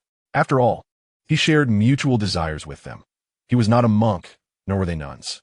Thus, he had to adapt to the banter that arose from their rivalry for his affection. "Che Yin, your face is undeniably more radiant. You are nearly my equal," Liu Yijiao teased. "We are both quite beautiful," Che Yin retorted proudly. Su Mei cast a somewhat forlorn glance at Hao De, as if he had abandoned her for new affections. Hao De, taking the opportunity, pinched her pert posterior, eliciting a soft gasp from her, followed by a playful pinch in retaliation. After this release of tension, her mood lightened, and she leaned closer to Hao De, whispering, "Tonight, I want to be with you." Hao De readily nodded in agreement. Su Mei then whispered softly in his ear, "Hao De, can you handle it?" Hao De assured her in a hushed tone, "Do not worry, I will certainly satisfy you." Su Mei playfully chided him, "You naughty boy." Liu Yijiao and Qi Yingying, witnessing the intimate exchange between the two, could not help but wonder what whispers were being shared. "Humph, that is a secret between me and Brother Hao," Su Mei replied with a hint of pride. "You are quite the flirt, Su Mei," Qi Yingying teased. "Not as much as you." Su Mei di torti di saisibli. The group had gathered in the spacious room on the 2nd floor, now only awaiting to fulfill the individual requests of the 3 enchanting ladies from the team. Brother Hao stated with a serious expression, "You scoundrel, Brother Hao." Qi Yingying shot back playfully. "What did I do?" Brother Hao feigned innocence. "Humph. Are you hoping to indulge those 3 beauties as well?" Liu Yijiao chided. "It is all for the sake of transformation, of course." Brother Hao replied with righteous conviction. "I would love to give you a good thump." Qi Yingying glared at him with a mischievous look. "I wish to strike you as well." Liu Yijiao joined in with a similar expression. "They're just downstairs." Che Yin glanced out the window and announced. The group hurried to the window, and indeed, the 3 stunning ladies, Lu Qianqian, Zhao Ai, and Ren Qian, were on the beach just below. "Are you discussing us?" Lu Qianqian asked with a smile, seemingly having overheard. "Indeed." Brother Hao smiled and replied candidly, stating that if each of you makes a request that I can fulfill, I will certainly grant it. Really? Liu Yijiao and Ren Xian appeared elated. It turned out that they had come to the wooden cabin with a purpose. After encountering Su Mei and the other beauties, they deduced that the ladies must have enjoyed warm showers since arriving on this deserted island, while they themselves, being equally fastidious about cleanliness, had not bathed for 3 days and yearned for a warm shower. However, their team lacked the means to heat water for bathing, prompting them to approach Brother Hao and the others to see if they would assist them. Just as they were contemplating how to broach the subject, Brother Hao had proactively offered to fulfill one request from each of them. How could they not be overjoyed? We wish to take a warm shower. Liu Yijiao and Ren Xian looked expectantly at Brother Hao and the others by the window. No problem. Brother Hao readily agreed. This request was exceedingly simple for him. The upgrade of the island system was on the brink of success. Su Mei and the other beauties were equally thrilled. Everyone was already pondering what 4 items Brother Hao would conjure after his ability evolved. Brother Hao quickly carried a large wooden barrel to the water well at the edge of the forest, fetching back a substantial amount of well water. He then heated the water in a large iron pot over the fire beside the wooden cabin. Once the water reached the desired temperature, he poured it into the large barrel, allowing Liu Yijiao, and Ren Xian to enjoy a simultaneous warm bath in such an ample vessel. Naturally, once the warm water was prepared, Brother Hao stepped out of the shelter. As a man of high moral character, he deemed it improper to gaze upon their youthful, graceful figures while they undressed to bathe before they had officially become his women. Chapter 38. Granting the beauty's wish after fulfilling the request of Liu Yijiao, and Ren Xian for a warm bath, Brother Hao returned to the second floor of the wooden cabin, watching as they closed the shelter door behind them. How is it, my dear husband? I had just been gazing from the second floor window at the bustling Yingying and her companions, eagerly inquiring about their activities. My mind was already suggesting that my ability to transform objects had successfully elevated to a new level. I can now transform 4 items each day. And today's 3 transformations would not count towards that total. Hao smiled in response. Let us hasten to discuss which 4 items to transform next. Liu Yijiao exclaimed with excitement. I wish to transform a large bag of sanitary napkins. My menstrual period is approaching. Yingying was the first to respond. If your period is nearing, does that not mean you cannot be with my Hao for at least 7 days? Liu Yijiao teased. It is approaching. Not yet here. I should still be able to be with Hao for the next couple of days. Yingying replied with a touch of pride. You two are truly scandalous. Openly discussing your affairs with Hao. Su Mei marked, somewhat displessive. What is there to hide? Continue your pretense, Su Mei. Yingying retorted. Su Mei is the type that is secretly flirtatious. Liu Yijiao giggled. You two are quite brazen. Su Mei countered. A large bag of toilet paper must also be transformed. A small restroom has been constructed not far away, and with a restroom, there must be plenty of toilet paper. Hao decisively shifted the topic to prevent a quarrel between Su Mei, Yingying, and Liu Yijiao. We also need to transform a large bag of toothpaste and toothbrushes. For the past few days, I have only brushed my teeth with water. If this continues, my teeth will suffer.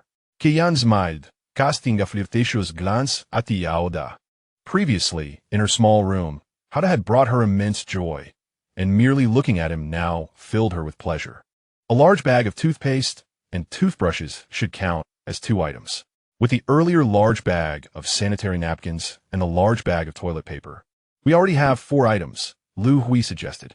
Why not propose a few more items, prioritizing the more essential ones for transformation now, while leaving the less critical ones for tomorrow or the day after? Hao smiled and replied, I would also like to transform a large bag of rice, a large bag of cabbage, and a large bottle of body wash. We should also have a large bag of rubber slippers. When we go out, we wear our original shoes, and if we Haven Tea stepped out, we are barefoot. If we have rubber slippers, we can wear them indoors. Hua Jiao Qian added sweetly. We also need a large bag of socks. Each person has only 1 pair, and if they are washed and not dried immediately, we have nothing to wear. Yingying stated.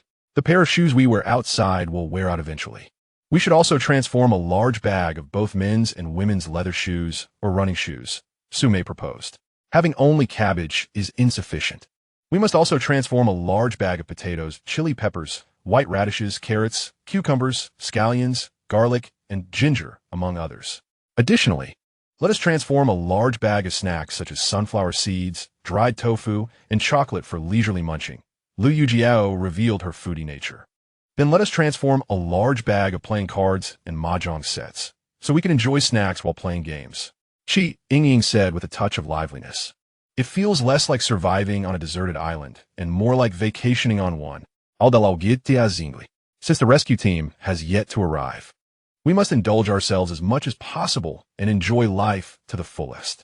Yingying confidently asserted. Indeed, Yingying, you're absolutely correct. Howda wore a mischievous smile as he nodded, and then stood up to retrieve a large bag of menace underwear. Remarking that Liu Qianxian and the others had assisted us significantly in completing the upgrade of our items. They should be finishing their hot baths soon. I shall bring them something, he said, and with that, he descended the stairs with a sizable package in hand. Is Howda delivering underwear to those three beauties? Liu Yijiao remarked with a somewhat peculiar expression. It seems so, Su Mei replied, her own expression reflecting a similar oddity. What the hell? Are we just going to stand here and watch Howda deliver underwear to other beautiful women? Yingying exclaimed in outrage. Let us take a look from the window. As long as Howda doesn't enter that shack to do anything untoward, we will be fine. Yin stood up and walked to the window to peer down, speaking with a bold demeanor. The other beauties, including Yingying, crowded around the window to gaze below. Howda approached the door of the shack, smiling as he asked, "Have you all finished your baths?" "Just finished," Zhao AI replied with a smile from within. "We're getting dressed. What brings you here, Hao-ge?" Liu Qianxian chimed in with a playful tone. "I brought some new underwear, although they are all men's.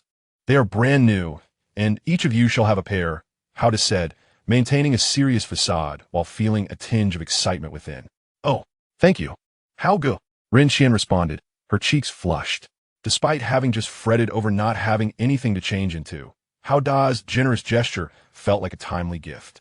Nevertheless, they could shake off the odd feeling it stirred within them. "Please wait a moment. I'll open the door right away," Liu Qianxian said, her face also noticeably warm. Before long, the door opened, and the three, resembling freshly blooming lotus flowers after their baths, emerged before Howda. While he admired the sight, he remained composed as he picked up the bag of brand new men's underwear to present to them. Liu Qianxian eagerly selected a pair, followed swiftly by Zhao AI and Rinxian. Seeing them each in such charming and bashful postures, Howda couldn't help but indulge in fanciful thoughts about the delightful experiences they could share. "Hao-ge, we're going inside to change," Zhao AI teased, noticing his gaze upon them. "Oh, you all go ahead and change. I'll head upstairs." Howda quickly snapped out of his reverie, chuckling as he replied, then made his way back to the second floor of the wooden house. It is noteworthy that while Howda was delivering the new underwear to Liu Qianxian and the other beauties, Qianfu and Zhanghen were seated nearby in front of their own shack, casting displeased glances in Howda's direction. "That brat seems to be currying favor with our team's three beauties," Qianfu muttered under his breath, clearly irritated. He already has 6 beautiful women on his side, and yet he remains unsatisfied. He has tried to make a play for our lovely female members. Zhang Han whispered back, his expression darkening. The discontent on their faces was unmistakable, although Howda had provided them with a considerable amount of food and timber. They believed that most of it was earned through their own labor in hauling the logs, and thus they felt no indebtedness towards him. "Should we not do something?" Qianfu suggested SLY. "Of course we must do something." Zhang Han fixed his gaze with a piercing intensity towards the direction of Howda and quietly murmured that the rescue team could arrive at any moment.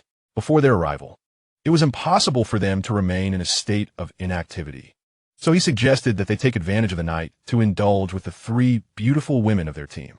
It was a preemptive strike. "Excellent idea." Qianfu chuckled softly in response. "But how shall we divide the 3 lovely female team members? Let us stealthily enter their tent tonight.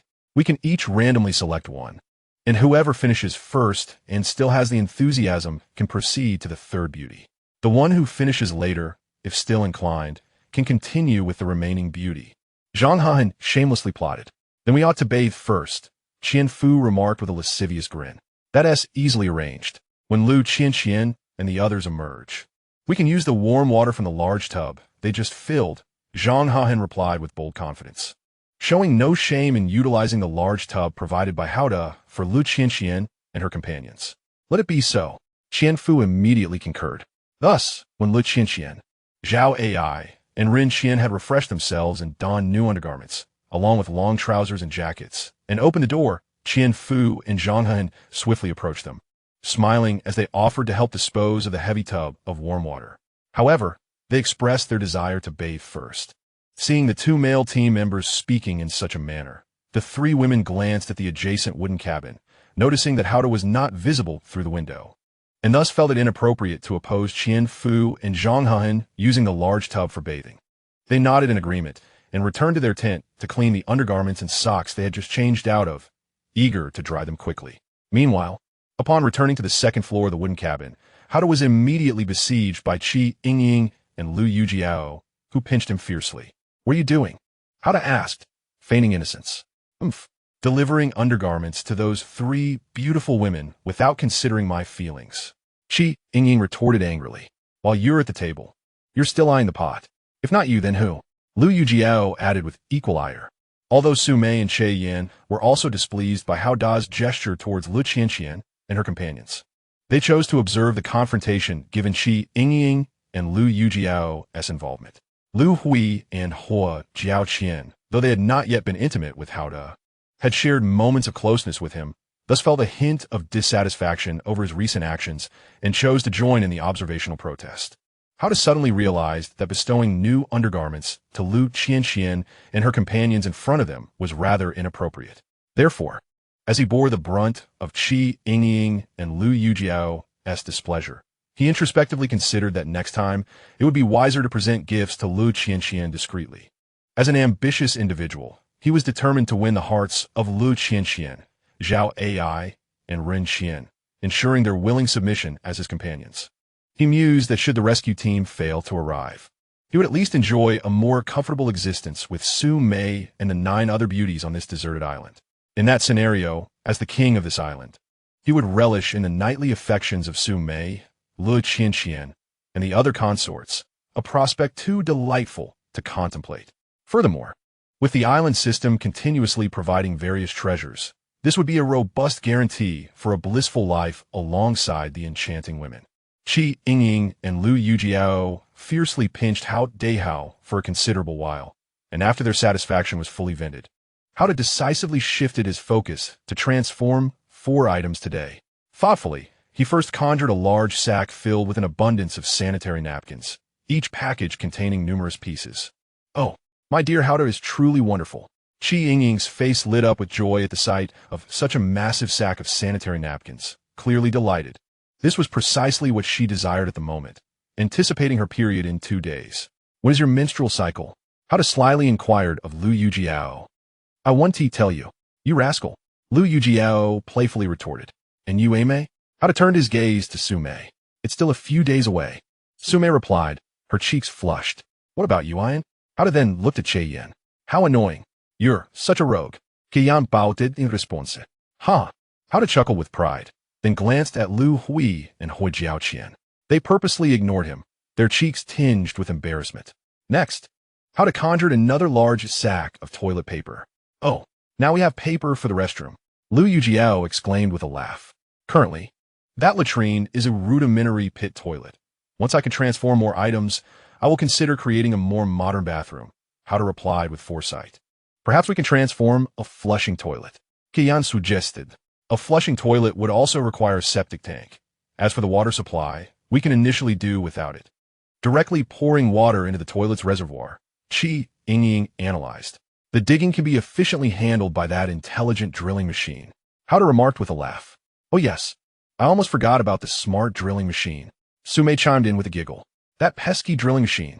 Yingying expressed her annoyance, recalling her prior quarrel with the talkative machine, which had left her speechless and frustrated. Liu Yijiao also remembered that incident and couldn't help but laugh joyfully, to the point where Yingying felt like striking her. "We can still transform 2 more items. Let us conjure a flushing toilet immediately," Hua Jiaoqian suddenly stated. "I used to stay in the countryside, and that pit toilet is truly unspeakable." "How so?" Liu Hui, who grew up in the city, curiously inquired. "Imagine, The waste accumulates there. First, someone enters, then it ferments, flies lay eggs, and maggots emerge. Moreover, when squatting, enormous mountain mosquitoes swarm to feast on your delicate skin. Yingying elaborated with vivid imagination. Ah, stop it. How disgusting. Su Mei interrupted, unable to endure any longer. Indeed, let us hurry and conjure a flushing toilet to create a simple modern hand-washing station. Yin and the other beauties echoed, equally repulsed. Well then, let us head to the latrine, conjure a flushing toilet, and use the drilling machine to dig a septic tank, connecting the toilet with a large water pipe. Perfect. We can also transform one more item and create a large sack of PVC water pipes. Howda responded gallantly. Thus, Howda and the lovely ladies, accompanied by the drilling machine and a submachine gun, exited the wooden cabin to construct a simple modern bathroom at the latrine. With the drilling machine efficiently digging, a basic modern restroom took shape just before nightfall. The so-called modern restroom is merely a small shed constructed from a tree trunk. Inside this makeshift facility lies a toilet crafted by Howda, which is connected to a PVC pipe leading to a dugout septic tank, covered with large wooden planks and a mound of sand. The toilet's water reservoir can be accessed at any time, allowing one to pour water from a bucket to enable flushing by pressing a button. After the enchanting ladies excitedly tried out this rudimentary modern restroom, they returned to the wooden cabin with Howda to commence preparations for the evening meal. Meanwhile, not far away, Liu Yijiao and her team were also busy preparing dinner. Unbeknownst to them, two male team members, Qian Fu and Zhang Hehan, were planning to spend the night with them. After dinner, Liu Yijiao, Zhao Meng, and Ren Xian ventured to Hao Dai's team's wooden cabin to socialize. Goodness, do they not sense anything amiss? Zhang Hehan furrowed his brow. They shouldn't tea. To avoid prolonged complications, we must act swiftly once they return tonight, Qian Fu remarked with a sinister expression. Damn it, when will the rescue team arrive?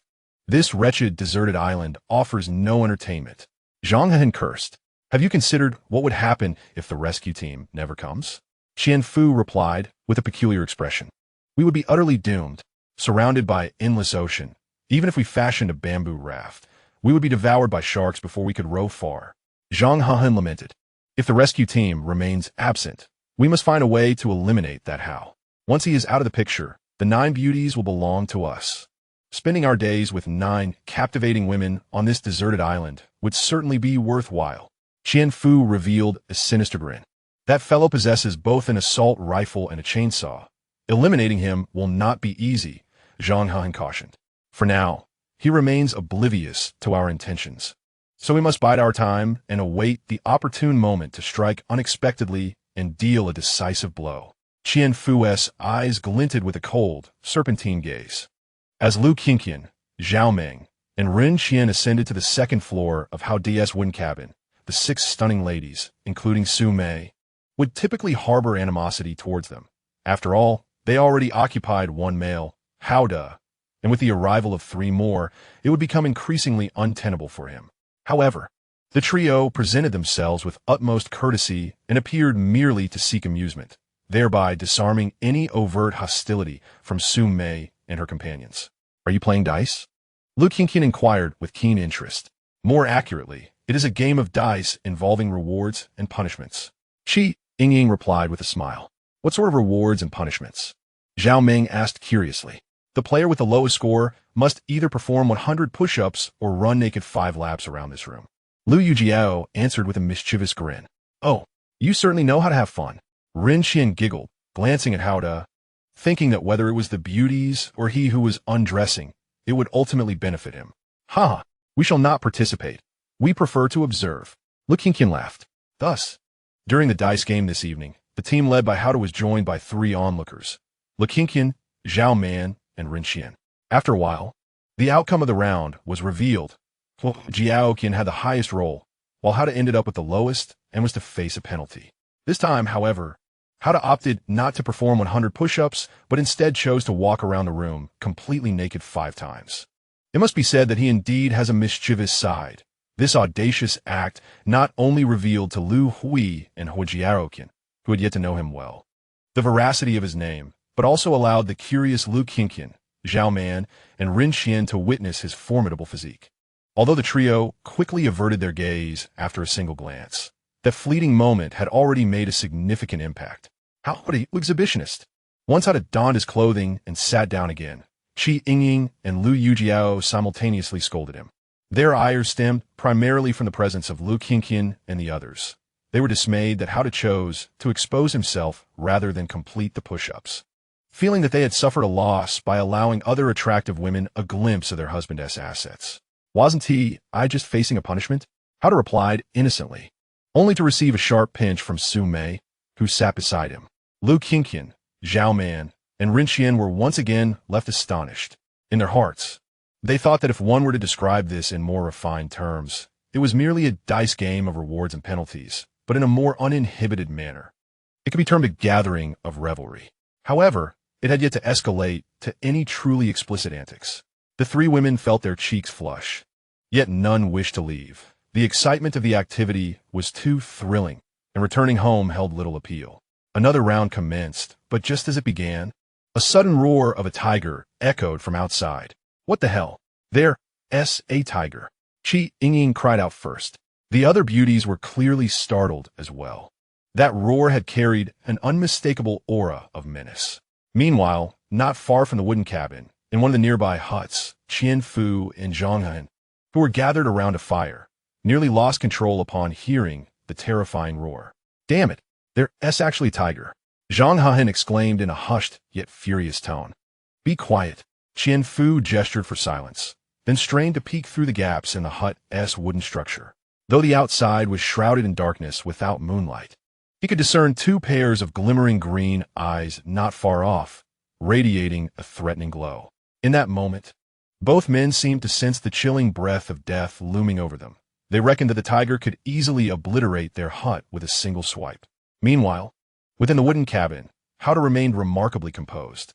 He swiftly grabbed a submachine gun and approached the window to take aim. The women gathered around, peering out. Although the outside was enveloped in darkness, they could vaguely make out two pairs of glowing green eyes. It's over there, Yin whispered. Bang! A sudden gunshot rang out. Hao had fired. The tiger's roar echoed once more, but this time it was laced with pain. Hao's shot had struck true. The tiger lay on the ground, yet it was not dead. Bang! Hao decisively fired again. The tiger let out another mournful roar, this time tinged with greater agony. Su Mei and several other beauties felt a pang of sympathy. However, Hao remained unperturbed. He understood that as long as he did not eliminate the tiger, it could suddenly pounce from any direction and potentially harm someone lounging on the beach. Bang! He fired another shot, his expression impassive. The tiger seemed to whimper in response. Bang! Hao fired again at the same spot. This time, there was no sound of whimpering. The tiger must have succumbed. I will go out and drag that dead tiger back, Hao declared. A tiger weighs several hundred pounds. You cannot manage it alone. Besides, there may be other dangers lurking nearby. I will accompany you. You take the submachine gun, and I will wield the chainsaw, Yin offered. I will join as well. Armed with an axe. Yingying chimed in. I shall bring a sturdy wooden club. Su Mei added. I, too, shall wield a wooden club and accompany you. Liu Yijiao insisted. Very well. This number is sufficient. The rest of you remain here and do not move, Hao instructed. Subsequently, Aoda, Su Mei, Qian, Liu Yijiao, and Yingying descended to the second floor, exited the wooden cabin, and secured the door.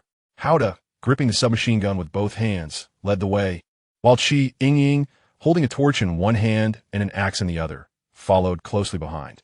Su Mei and the others trailed behind, all the while remaining vigilant of their surroundings as they cautiously approached the area where the tiger had presumably met its demise. Chapter 41. The desire to keep the beauties after a while, Hao and the beauties reached the lifeless tiger. Together, they continued to be mindful of their surroundings as they worked in unison to drag the dead tiger back. Inside the shelter, Qian Fu and Zhang Han, upon witnessing the tiger fall to Hao Da's relentless gunfire, breathed a sigh of relief. However, once Hao and the others departed, Zhang Han could not restrain himself from muttering, "That guy is so twisted. He can kill a tiger from a distance without even breaking a sweat. We must take him down." At this point, his face twitched involuntarily. "We should quietly seize that submachine gun first, and then act," Qian Fu insisted. After dragging the tiger into the wooden cabin, Hao quickly secured the door and wedged it shut with a heavy tree stump. due to the vigorous activity. The graceful and youthful Su Mei, Che Yin, Liu Yijiao, and Yingying were slightly breathless. The other 5 beauties, Lu Hui, Hua Jiaoqian, Lu Qianqian, Zhao Ai, and Ren Qian, had also descended from the upper floor. Upon seeing the massive tiger, estimated to weigh around 500 pounds, shot dead by Howda from a distance, they expressed their astonishment, their eyes sparkling with admiration for him. Later, we shall feast on tiger meat and prepare a delightful soup from its bones. Alda shuklet. I have never tasted tiger meat. Liu Yijiao responded with a playful laugh. But tigers are a protected species. Consuming it wouldn't be illegal, would it? Su Mei asked adorably. On this deserted island, who cares about protection? Let us eat it quickly. Yingying declared, playfully patting her prominent features, which elicited a delightful ripple of excitement. If it wishes to consume us, it must be prepared for the possibility of being consumed by us. Kiana did, sharing her perspective. Subsequently, Howda efficiently utilized a chainsaw to process the tiger, while the enchanting ladies assisted in cleaning the freshly cut tiger meat. Some of the meat was placed in a large iron pot to simmer into a delectable tiger rib soup, while others were grilled over the fire. And the majority was stored in a sizable freezer for preservation. Where did your large freezer come from? And what about the power for it? Lu Qianqian couldn't help but inquire. She had previously assumed that the submachine gun and chainsaw might have been salvaged by Howda and his companions on this deserted island. But the existence of such a large freezer seemed utterly implausible. It was conjured by my husband, Howda. Impressive, isn't it? Yingying exclaimed, her pride evident. Yet, as soon as she spoke, she realized she might have inadvertently revealed a secret. Conjured? How could that be possible? Zhao and Ren Qian questioned, clearly skeptical. It was salvaged. Howda chuckled in response. That sounds somewhat more plausible, Zhao replied. Yingying felt somewhat speechless. Why would they not believe the truth, but find a falsehood more credible? This time, however, she chose to remain silent to make amends for her earlier slip. If we could find a submachine gun, a chainsaw, and a large freezer, it seems there must have been others on this deserted island before us. Ren Qian speculated. But what about the electricity? Lu Qianqian inquired with curiosity. This freezer operates on a nuclear-powered, super-efficient energy source, complete with its own power supply. Howda replied with a smile. Oh, I see now, Lu Qianqian said, enlightened. To find such treasures requires quite a stroke of luck. Indeed, luck is paramount. Aldalaogid, Su Mei, Che Yin, Liu Yijiao, Yingying, Lu Hui, and Hua Jiaoqian struggled to contain their laughter, finding it quite a challenge. After a while, the approximately 500-pound tiger was fully processed. This tiger skin will become my cloak or cushion, symbolizing my regal aura. Howda proclaimed with a commanding presence as he washed the skin. Howda, you are so full of yourself. Su Mei giggled. I want to hit you.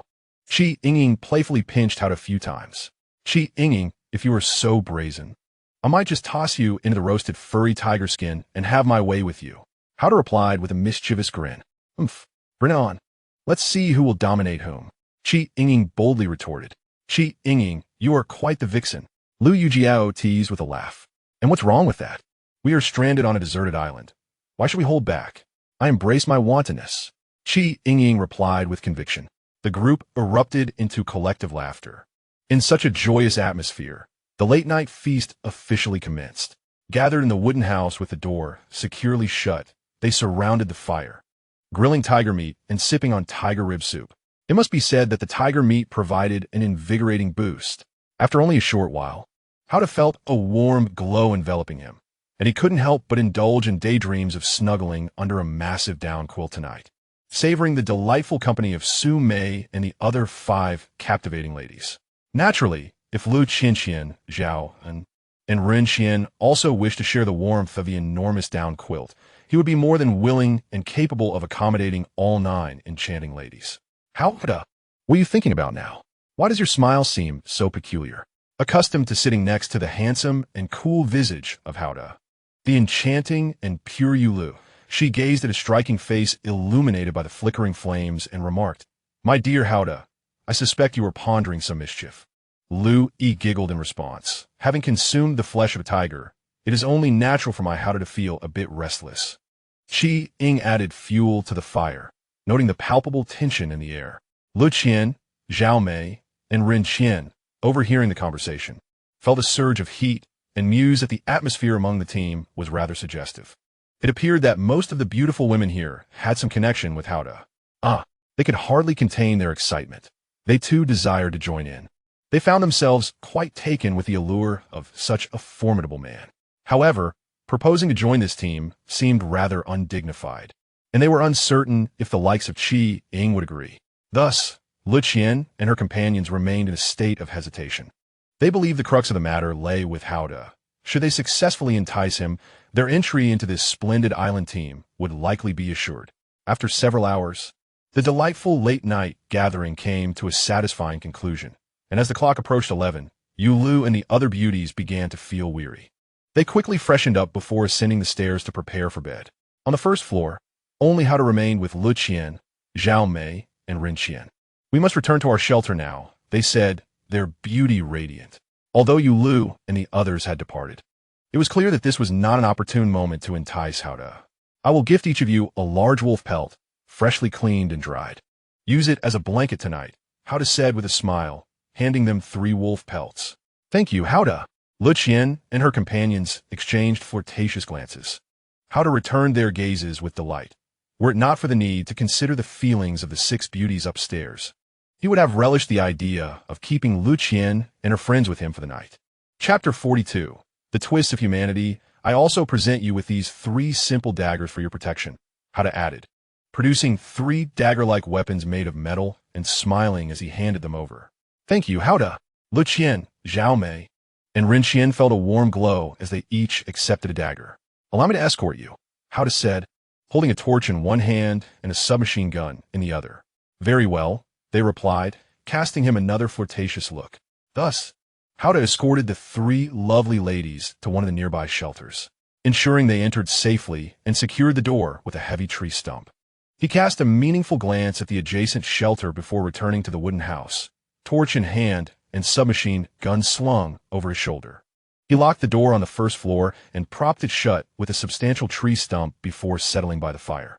Draped in a plush bear pelt against the wooden wall, officially beginning his night watch.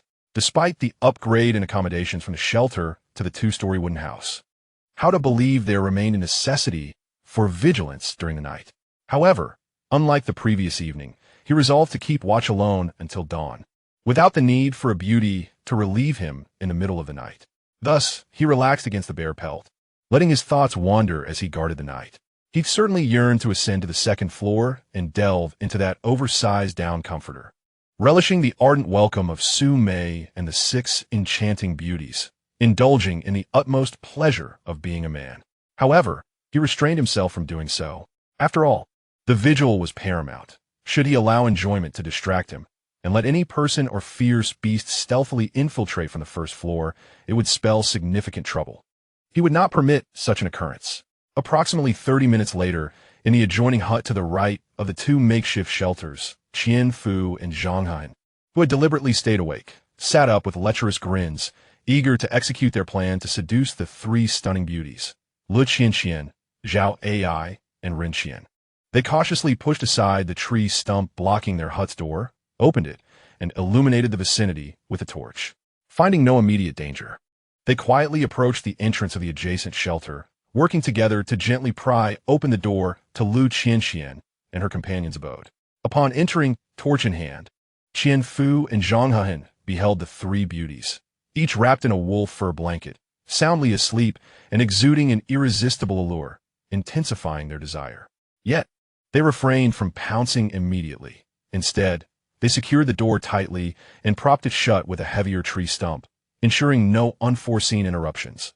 After all, they did not wish to be interrupted by a sudden arrival of a ferocious tiger while indulging in their wicked intentions.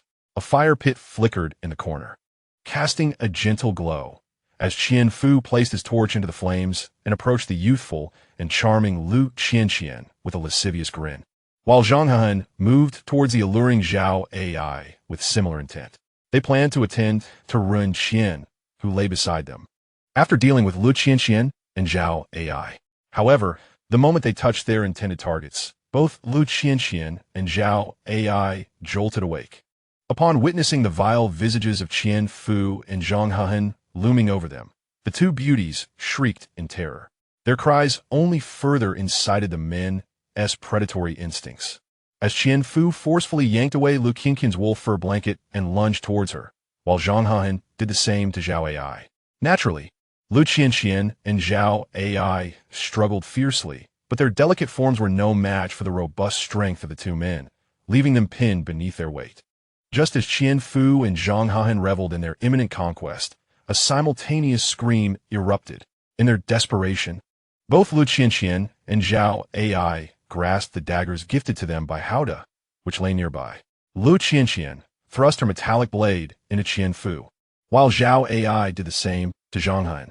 However, the dagger's limited lethality only elicited cries of pain from the man, who then became even more frenzied, tearing at the garments of Liu Qianqian and Zhao Ai, momentarily disregarding their superficial wounds. Just as the two beauties made their final struggles, and the men seemed to be on the brink of success, a loud thud resonated. First, Qian Fu was kicked off Liu Qianqian, followed swiftly by Zhang Hahan being forcefully toppled from Zhao Ai. As the scene unfolded, Liu Qianqian and Zhao Yin were pleasantly surprised to see Hao, armed with a submachine gun, enter the makeshift shelter. It was he who had just forcefully dispatched Qian Fu and Zhang Han. The sight of their imminent defeat ignited their fury. Yet upon witnessing Hao aiming his weapon at them with unwavering resolve, they found themselves paralyzed by fear. Given Hao's exceptional marksmanship, capable of striking down a formidable tiger from a distance, Qian Fu and Zhang Han understood that any attempt to retaliate against him would only result in their immediate demise. Hao gestured to Liu Qianqian, Zhao Yin, and the still-dazed Ren Qian, prompting the three beauties to quickly don their clothing and gather their belongings before positioning themselves behind him. Maintaining his cold gaze upon the immobilized Qian Fu and Zhang Han, Hao contemplated whether to eliminate them entirely to prevent any future threat. Ultimately, he refrained from taking such drastic action, reasoning that attempted violence, while grievous, did not warrant a death sentence. His steely glare instilled such terror in them that they nearly lost control of their bladders. Having exited the shelter along with Liu Qianqian, Zhao Yin, and Ren Qian, Hao secured the door and propped it shut with a heavy log. No sooner had he completed this task than the three women embraced him, one on his left, another on his right, and the third behind him. "Brother Hao, if it weren't for you just now," Liu Qianqian murmured, her voice choked with tears. Zhao Yin and Ren Qian, without uttering a word, clung to him and wept softly, although Ren Qian had not directly faced violence. She was acutely aware that had Qian Fu and Zhang Han succeeded in their assault on Liu Qianqian and Zhao Yin, she too would have inevitably suffered.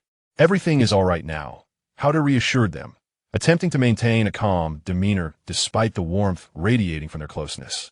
The three beauties clung to him, seeking solace, prompting him to remain still, allowing them to feel secure while he savored their comforting presence.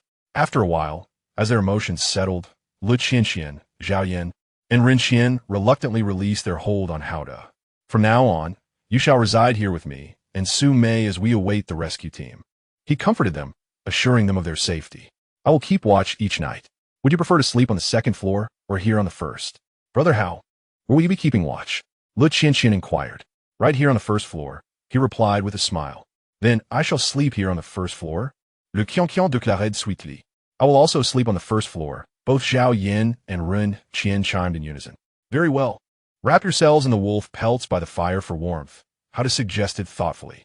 Thus, Liu Qianqian, Zhao Yin, and Ren Qian lay side by side, wrapped in their respective wolf pelts by the fire on the first floor, while Hao settled nearby, using a large bear skin for comfort as he kept vigil against the night. With such close protection from Hao, the three beauties felt a profound sense of security, and before long, they drifted back into peaceful slumber. In the not-so-distant shelter, after a considerable time had passed since Hao and his companions had departed, Qian Fu and Zhang Han, who were utterly terrified, dared to stir their bodies. "Damn meddlesome fools. Scoundrels," Zhang Han muttered furiously. "That wretched Liu Qingqian. She even stabbed me." Fortunately, it wasn't deep. Qian Fu grimaced while inspecting his wounds. Damn it, damn it, damn it. I was so close to succeeding in my vile intentions. The beauty I was about to claim has slipped through my fingers." Zhang Han lamented in a frenzy. That scoundrel Hao seemed ready to fire, but hesitated at the last moment. Qian Fu expressed his lingering fear. I shall not rest until I avenge this slight. I will kill that country bumpkin. Zhang Hahan's eyes glinted with a cold, venomous rage. Revenge must be meticulously planned. We must not act hastily. When we do strike, it must be to take his life. Qian Fu echoed, his expression malevolent. It is worth noting that before their unfortunate stranding on this desolate island, one was a corporate executive and the other a small business owner, both appearing to be successful individuals. However, the dire circumstances had unearthed the darkness lurking deep within their souls. Meanwhile, Hada sat comfortably by the fire in the cabin, keeping watch. He felt a sense of accomplishment as he observed the three beauties, Liu Yijiao, Zhao, and Ren Qian, snugly wrapped in wolf pelts, sleeping soundly beside him. He knew that it was merely a matter of time before they willingly became his women. As for Qian Fu and Zhang Han, although he had spared their lives, it was abundantly clear that they had become bitter enemies. He needed to remain vigilant against these two unscrupulous individuals, having already attempted to assault Liu Yijiao and the others. He surmised there was little they would not dare to do. Hada contemplated that although he had not killed them this night, he would grant them no further chances. Should they dare to engage in any more nefarious acts, he would show no mercy. One bullet for each, and they would meet their end. As these thoughts occupied his mind, he faintly heard soft footsteps from upstairs. A wicked smile crept across his face as he speculated which beauty might be sneaking down to see him. Was it Su Mei, or perhaps Yingying, or even Liu Yijiao, Liu Hui, or Hu Jiaoqian? He did not speculate about Che Yin, for he had already brought her immense joy earlier that day, and she would likely need time to recuperate. The soft footsteps descended the stairs, and using the glow of the fire for illumination, Hada caught sight of two elegant legs, confirming that the visitor was indeed the beautiful and willful heiress Yingying. As she reached the bottom of the staircase, she paused momentarily, gazing at the three beauties, Liu Yijiao, Zhao, and Ren Qian, lying beside Hada. What are they doing here? Didn't they leave? She playfully questioned. They did. But Qian Fu and Zhang Han intended to harm them, so I brought them back, Hada replied softly. I had my suspicions about those two. They truly are not to be trusted. Did you shoot them with your submachine gun? Yingying inquired as she nestled under the plush bear pelt that Hada had been covering himself with. After a considerable time had passed, Hada gazed thoughtfully into the air before him, contemplating a rather significant dilemma. Each of the enchanting women had their own desires, and they were not insignificant. It was akin to Yingying, who had been with him last night, fervently seeking him out again tonight. Therefore, he had to ensure he could adequately satisfy their needs.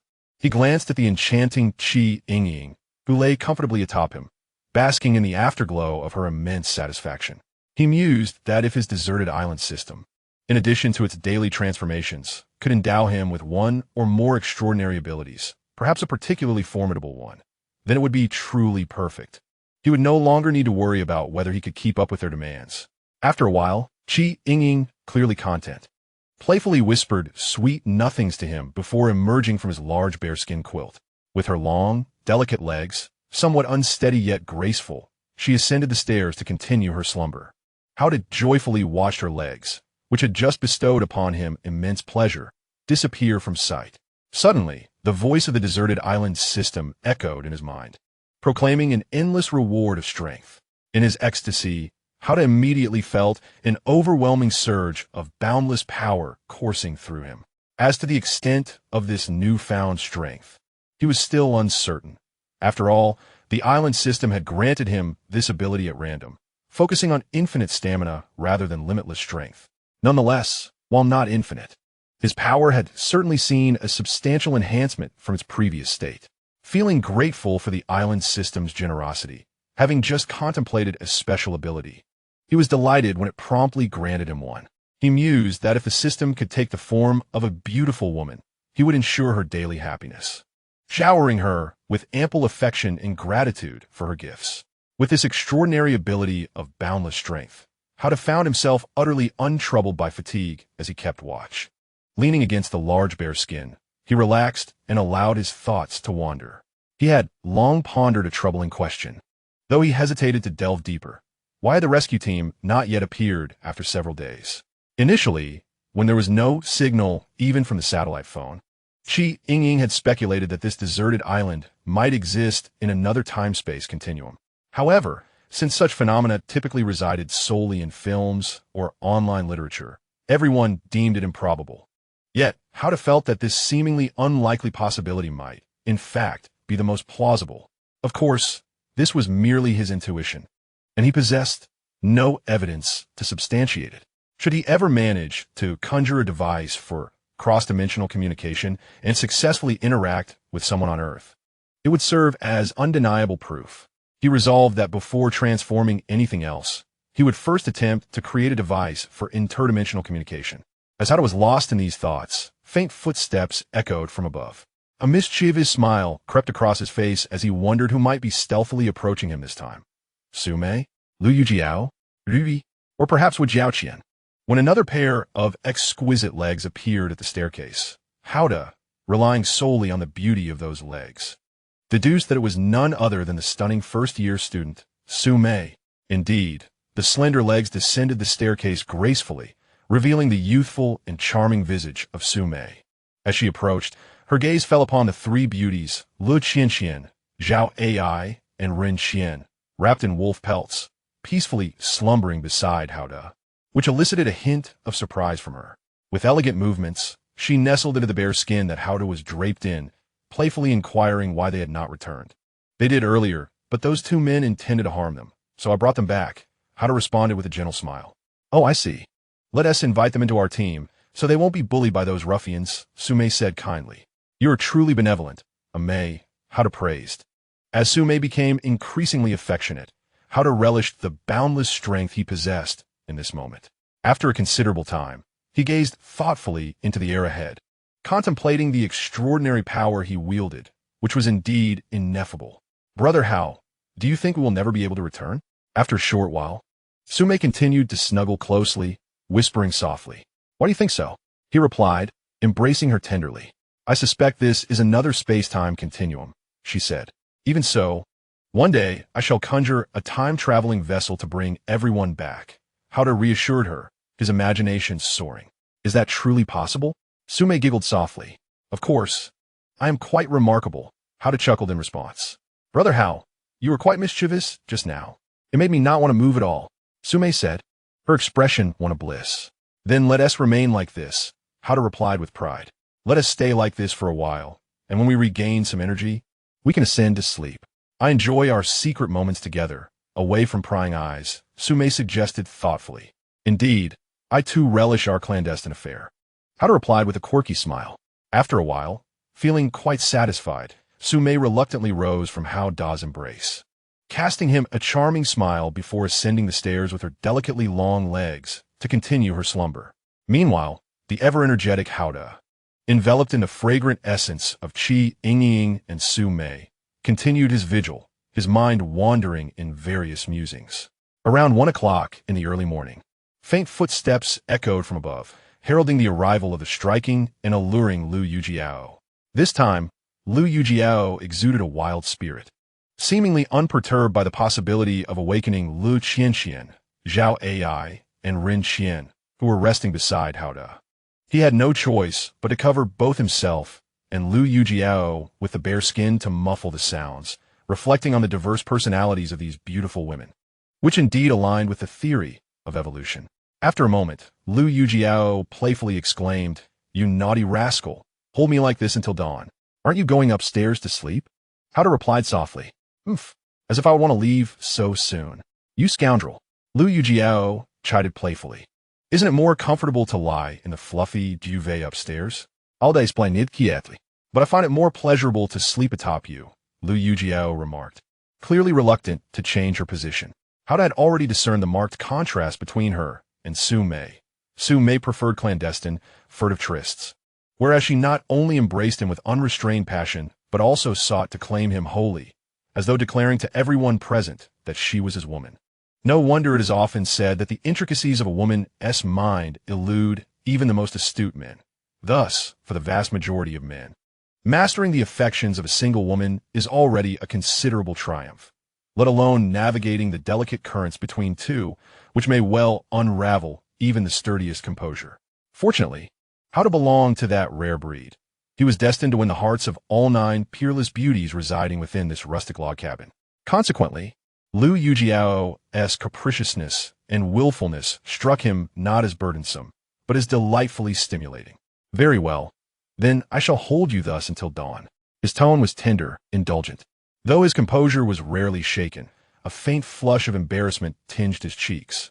Yet he was relieved that only his head emerged from beneath the massive bearskin quilt, while Liu Yijiao, nestled atop him, remained almost entirely concealed beneath its luxuriant folds. Noticing his slight discomposure, Liu Qianqian playfully fluttered her lashes, then closed her eyes again, feigning slumber with mischievous grace. Chapter 45. The arrival of the wild men. Seeing Liu Qianqian's artful pretense, how to unease softened. For a man of his fundamentally earnest nature, being discovered in such an intimate moment with Liu Yijiao carried a subtle, disquieting sense of identity unraveling. After a quiet interval, Liu Yijiao murmured again, soft, sultry, and imperious, "Husband, lift me up. Did you not wish to remain like this until daybreak?" Howder replied, a gentle smile curving his lips. "I've changed my mind," she whispered, her voice honeyed and languid. "I wish to sleep nestled within the down duvet. So carry me up, please." "Ah," he acquiesced without hesitation, wise. As ever, endowed now with boundless strength, he lifted her effortlessly, a slender, elegant figure, just over 170 centimeters tall, weighing scarcely 45 kilograms, cradled in his arms as he ascended the stairs to the second floor, and gently settled her into the vast, sumptuous down duvet where the 9 beauties slept together. This time, though he moved with quiet care, he felt no lingering trepidation, no fear of being observed carrying Liu Yijiao, bare and unadorned, for by now, it was universally acknowledged, he was their shared husband. Having placed her gently among her companions, he descended once more to the ground floor, resuming his quiet vigil, mind drifting, unhurried, unburdened.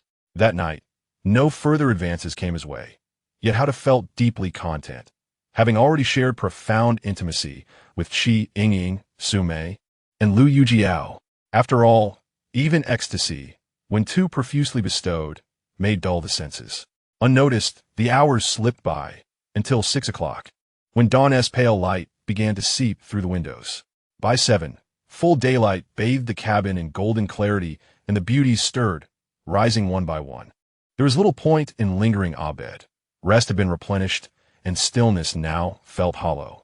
Howder resolved to conjure a few necessities first, then retreat to his small chamber upstairs for a brief, restorative slumber.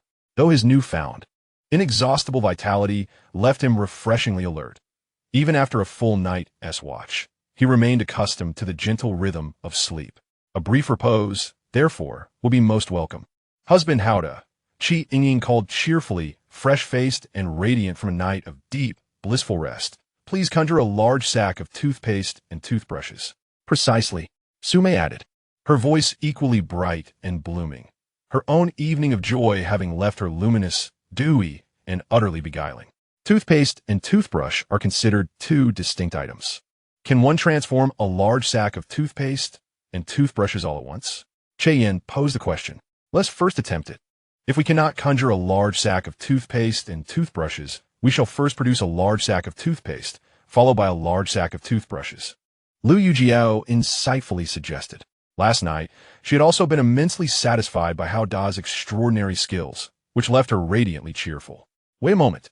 Why not first try transforming a large sack of toothpaste, toothbrushes, facial towels, facial cleansers, shower gels, bath towels, rubber slippers, and cotton slippers? Yingying proposed with a burst of creativity. Do you think it is feasible to conjure so many items at once? Liu Yijiao countered. What if it actually works? Yingying retorted confidently. Liu Yijiao, along with the newly joined members Liu Qianqian, Zhao En, and Zhao Qian, were utterly bewildered, unable to comprehend the ongoing discussion, thus feeling somewhat like bystanders. Let's give it a try. However, I believe the chances of producing so many items at once are quite slim. Hao chuckled, then activated the deserted island system, attempting to transform a large sack of toothpaste, toothbrushes, facial towels, facial cleansers, shower gels, bath towels, rubber slippers, and cotton slippers. Initially, he held little hope. Yet, to his astonishment, a large sack of items materialized before him, Inside were numerous toothpaste, toothbrushes, facial towels, facial cleansers, shower gels, bath towels, rubber slippers, and cotton slippers. Huh, we really did conjure all these items at once. Yingying exclaimed joyfully. Su Mei, Yan, Liu Yijiao, and Liu and Hu Jiaoqian were equally surprised. Lu Qianqian, Zhao An, and Rin Qian were utterly shocked, hardly believing their eyes. Howda had managed to summon such a large quantity of items from thin air.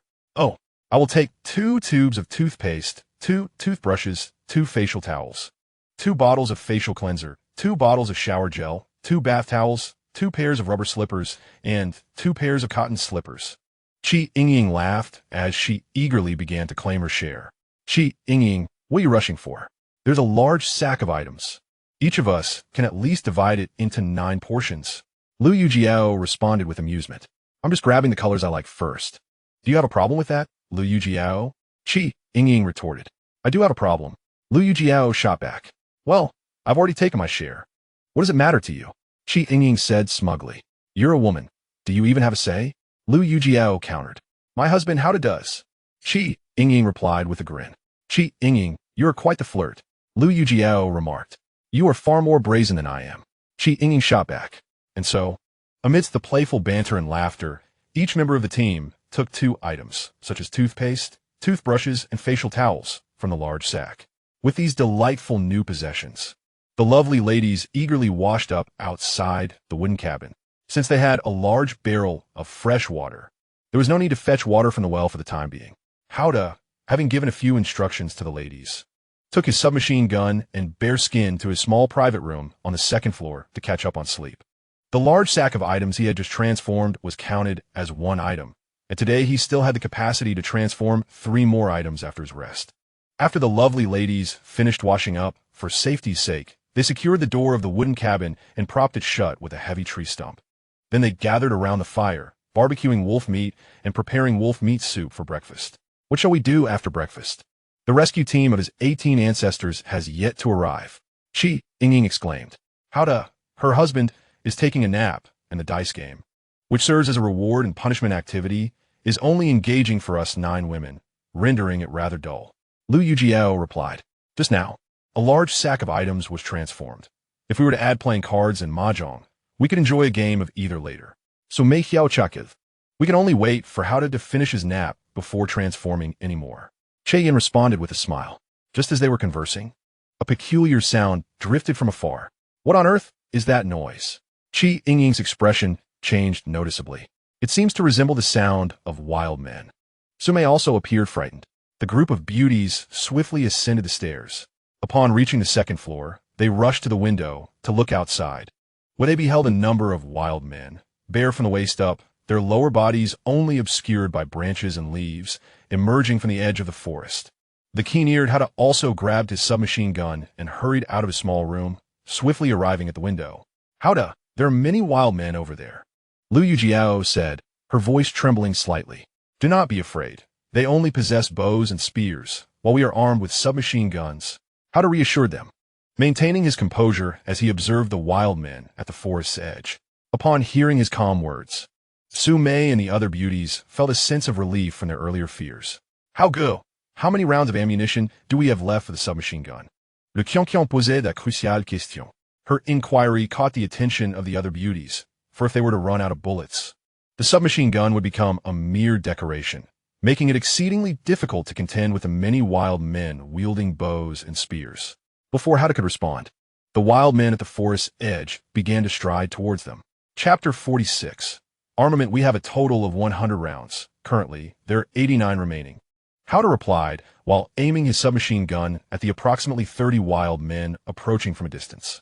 With many more rounds than there were wild men, the group of beauties felt a greater sense of security, though a hint of tension lingered, as the battle had yet to formally commence and the outcome remained uncertain. Yin, Lu Hui, and Lu Qianqian took the initiative to check the other 3 directions of the wooden cabin, confirming that there were no wild men or other dangers in those areas.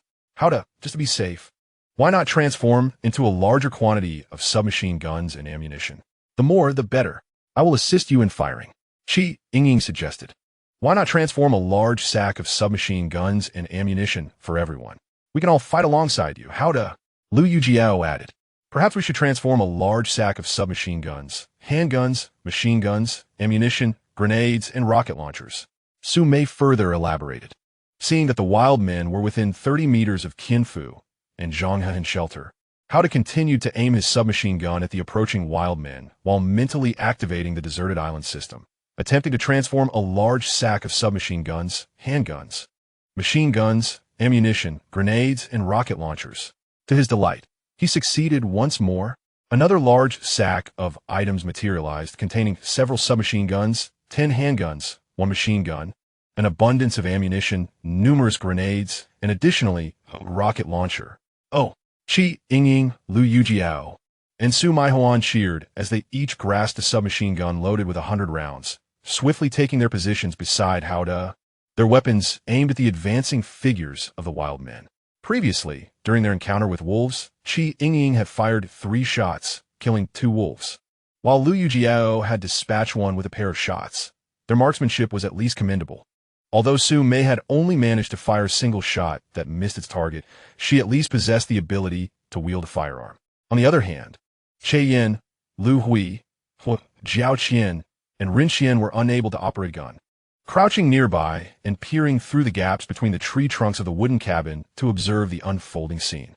Lu Qianqian and Zhao Ma had previously practiced target shooting, and they each selected a handgun from a large sack, positioning themselves at either end of the window, their pistols aimed at the wild men, ready to contribute in whatever small way they could. The wild men, utterly oblivious to the nature of submachine guns and handguns, approached with a reckless disregard for their own safety. However, upon reaching the 2 huts not far from the wooden cabin, they paused. 2 wild men effortlessly pushed open the door of the left hut, discovering it to be empty. Meanwhile, another pair attempted to force open the door of the right hut, only to find it stubbornly blocked by some heavy object, suggesting the presence of someone inside. Immediately, the 2 wild men began chattering in their primitive tongue, calling for assistance, and soon several others joined them to collectively force the door open. As the door swung wide, they were met with the terrified faces of Qian, Fu, and Zhanghe, each wielding a thick wooden stick, bravely shouting at the intruders to keep their distance. Yet, the wild men surged forward, quickly overpowering Qian, Fu, and Zhanghe, who soon found themselves on the ground. One of the wild men even jabbed at them with a sharp spear multiple times. Subsequently, they were dragged out of the hut like limp dogs, their fate sealed in the eyes of their captors, who regarded them not as kin, but merely as quarry to be hunted. From their vantage point, at the wooden cabin's second-floor window, Howda and the group of women observed the scene unfold with little emotional turmoil. After all, the previous night's events, where Qian Fu and Zhanghe had attempted to assault Lu Qianqian and Zhao Ma, but had failed, were well known among them. Given that those 2 were not regarded as virtuous individuals, there was no inclination to intervene on their behalf. Howda and the women now focused their attention on the wild men's next actions. The wild men glanced in the direction of the wooden cabin before advancing towards them once more. Unable to contain herself, Qi Yingying was the first to fire a shot, taking down the leading wild man, thereby issuing a clear warning to the others to halt their approach. In response, the approximately 30 wild men erupted into chaotic shouts, hastily reaching for bows to retaliate against the wooden cabin. However, before they could even draw their arrows, Howda, Su Mei, Liu Yijiao, and Qi Yingying unleashed a coordinated barrage from their 4 submachine guns. The rapid fire echoed through the air, while Lu Qianqian and Zhao Ma swiftly fired their handguns as well. Under such overwhelming firepower, the wild men had no chance to retaliate. Many fell before they could even react. Those who remained standing were not foolish. They quickly turned and fled, disappearing into the distant woods. Even the prey, who had been mercilessly tormented, along with Qian Fu and Zhanghe, lying on the ground, were of no concern. Upon witnessing the successful use of firearms that had driven away the cannibalistic savages, Su Mei and the other beauties erupted in jubilant cheers. Howda displayed a rather pretentious, nonchalant smile. The gunfire was exhilarating. I must have taken down at least 5 savages. Qi Yingying chimed in with laughter. I brought down at least 6. Liu Yi retorted playfully. I counted for at least 9. Su Mei added with a triumphant grin. You are surely exaggerating. There are barely 20 savages lying below. Yingying scoffed at both Liu Yi and Su Mei. It is likely you didn't hit a single one. Liu Yi joyfully countered. It's improbable that Yingying hit nothing. I estimate she must have at least grazed one. Su Mei teased further. Enough, enough. You both only hit one. Yingying exclaimed in frustration. What should we do with the savages below? Liu Qianqian, who had previously taken down at least one savage with her handgun, shifted the topic. Let us take the guns and the drilling machine down to examine each savage, finish off those who are still alive, and then have the drilling machine dig a large pit to bury the dead savages right here, Howda replied calmly. Although he felt a twinge of discomfort at having killed so many savages, he understood that had he and the beautiful ladies not fired, the savages would have unleashed arrows upon them. It was either the savages' demise or their own. There was no alternative. After proposing this plan, Howda, along with the lovely ladies, descended with their guns and the drilling machine, excavating a large pit to inter the savages. As for Qinfu and Zhanghan, who were also lying nearby, Howda noticed they still had some breath left, so he left them to their fates. Once they completed this task, Howda and the beauties returned to the wooden cabin and secured the door tightly. With their ample supply of firearms, ammunition, grenades, and rocket launchers, a profound sense of security enveloped them. However, the careful management of these weapons, especially the grenades, was paramount to avoid self-destruction. Howda, why not transform those two items that can still be changed today? Liu Yi suggested playfully, seizing the moment before Howda took a nap. What do you wish to transform? Howda responde, affectionately. A large sack filled with playing cards, mahjong, chess, magazines, and various books, along with ink and writing tools. Yingying exclaimed excitedly. Magazines and books sound delightful. So made plaid cheerfully. I adore playing cards and mahjong. Liu Yijiao. I love ink and writing tools. Kian adid joyfully.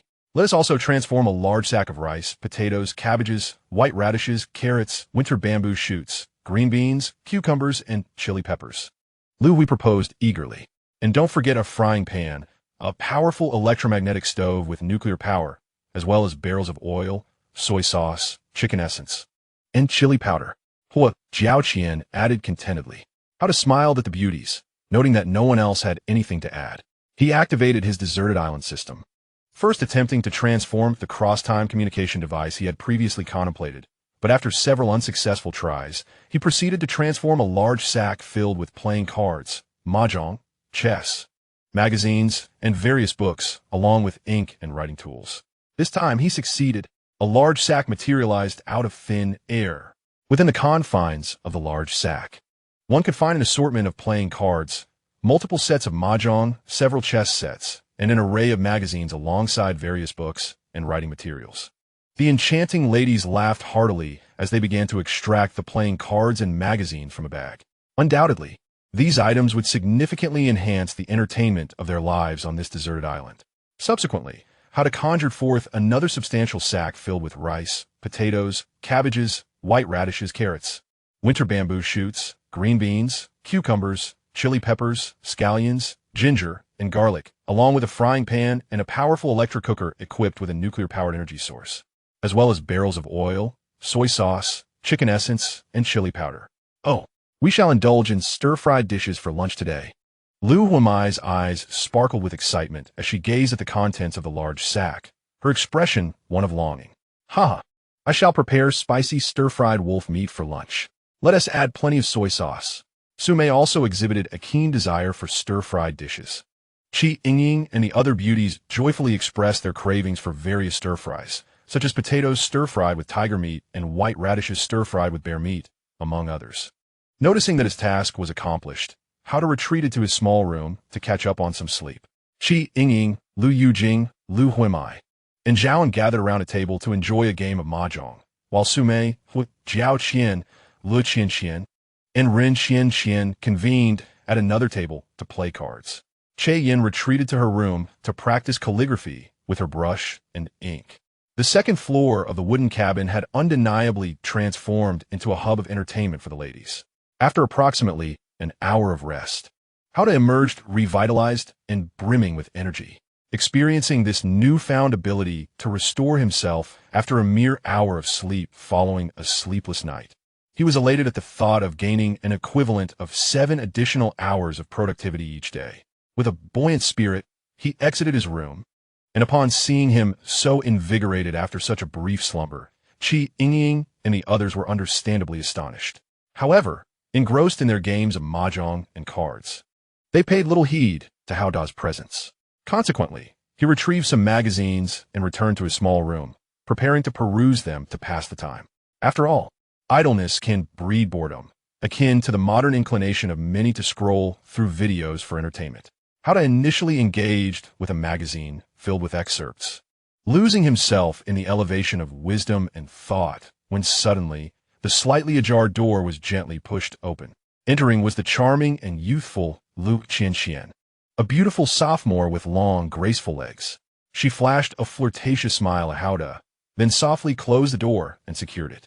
Observing her coy gesture of fastening the door, Hao Da felt an involuntary warmth envelop him. Among the 9 captivating beauties in this team, he had already been close with Su Mei, Yin, Liu Yijiao, and Yingying, yet he had yet to experience the unique allure of Liu Yijiao, which naturally piqued his anticipation. At that moment, Hao Da was comfortably reclining on the small wooden bed, his clean feet bare, covered with a plush bear-skin blanket.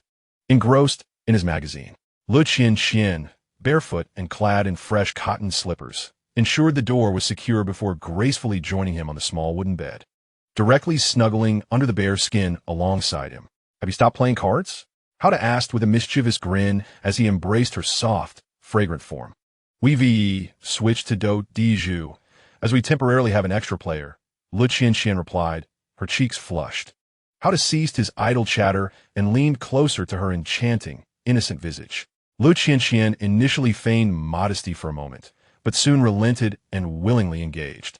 After a considerable time, Yiju gazed thoughtfully at the air above this small room, reflecting on the fortuitous turn of events despite his exile to this desolate island.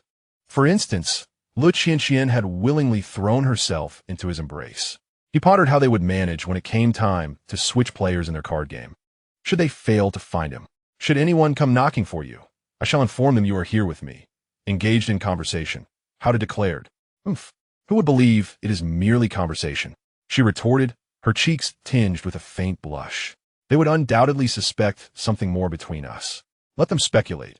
After all, you are destined to be my woman sooner or later, Hao Da asserted, exuding confidence as he held her closer, enveloping her in his warm embrace. Hao Da, with so many women, can you manage? Liu Yijiao inquired with genuine concern, recalling his encounters with Yingying, Su Mei, and Liu Yijiao the previous night. Rest assured, my dear wife, I am quite capable, Hao Da replied, his bravado evident. Did you not experience it firsthand just now? You naughty man, Liu Yijiao playfully chided, her radiant demeanor suggesting that the earlier encounter had been quite delightful. The two were engaged in their joyful banter when suddenly a knock resounded at the door. What is it? Hao Da responded with a calm smile. Hao Da, have you seen Qian? Came the melodious voice of Ren Qian from outside. Qian is here with me. Engaged in conversation, Hao Da replied, maintaining his composure. Oh, Ren Qian responded sweetly. Hao Da, could you accompany me to the restroom outside? Please wait a moment, Hao Da said, unable to refuse the request of another beauty. Hao Da, you go ahead. It's certainly unsafe for Ren Qian to go to the restroom alone. Liqianqian kindly urged inasht ton. I shall quietly exit this room once you have left. It matters not if anyone discovers. It will be fine. Hao Da risusureter. Isn't it embarrassing? Liu Yijiao playfully murmured. Indeed, Hao Da said, affectionately stroking her alluring face before swiftly dressing and opening the door to exit. Chapter 48. Ren Qian takes initiative armed with a submachine gun. Hao Da accompanied Ren Qian downstairs, securing the door of the wooden cabin behind them before guiding her to a rudimentary modern restroom, resembling a shed, not far away. Upon entering, Ren Qian did not immediately close the door. Instead, she coyly beckoned, Hao Da, do come inside. Hao Da, captivated by her inviting gaze, stepped inside with a mischievous grin and locked the door behind them. After some time had elapsed, Hao Da and the visibly content Ren Qian emerged from the makeshift restroom. Though her long, delicate legs felt weak, she managed to walk. Upon returning to the wooden cabin, Hao delightedly perused magazines in his room on the second floor, while Ren Xian rejoined the entertainment center for the beautiful women upstairs, stepping in to replace Liu Yijiao, who had grown weary from playing mahjong. However, as Ren Xian had just joined the mahjong table, Yingying, who sat opposite her, teasingly remarked, "Ren Xian, you've had my dear husband Hao escort you to the restroom, and it's been about 30 minutes since he left. Surely, you haven't been cozying up with him in there, have you? Brother Hao is our shared husband, not just yours." Ren Xian smiled gracefully in response. "Oh, Ren Xian, you are quite bold." Yingying continued. "I bet you took the opportunity to indulge with my dear husband in the restroom." Ren Xian laughed delicately. "You are just envious. My dear husband made me feel utterly blissful." "You are so lewd, Ren Xian," exclaimed Liu Yijiao, who was resting by the window while admiring the scenery. "Ha!" Ren Xian chuckled with delight. Meanwhile, Liu Qianxian, at another table playing poker, felt a complex mix of emotions upon hearing about Hao, with an urge to confront him.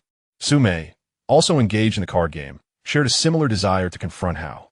It must be noted that Hao, now surrounded by 9 beautiful women, had his share of challenges. Suddenly, Liu Yijiao shouted, "Oh no, 10 people are approaching. 2 of them look like those troublesome men from before."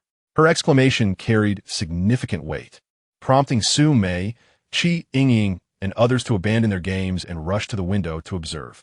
There, at the edge of the forest, 10 individuals were indeed advancing towards them.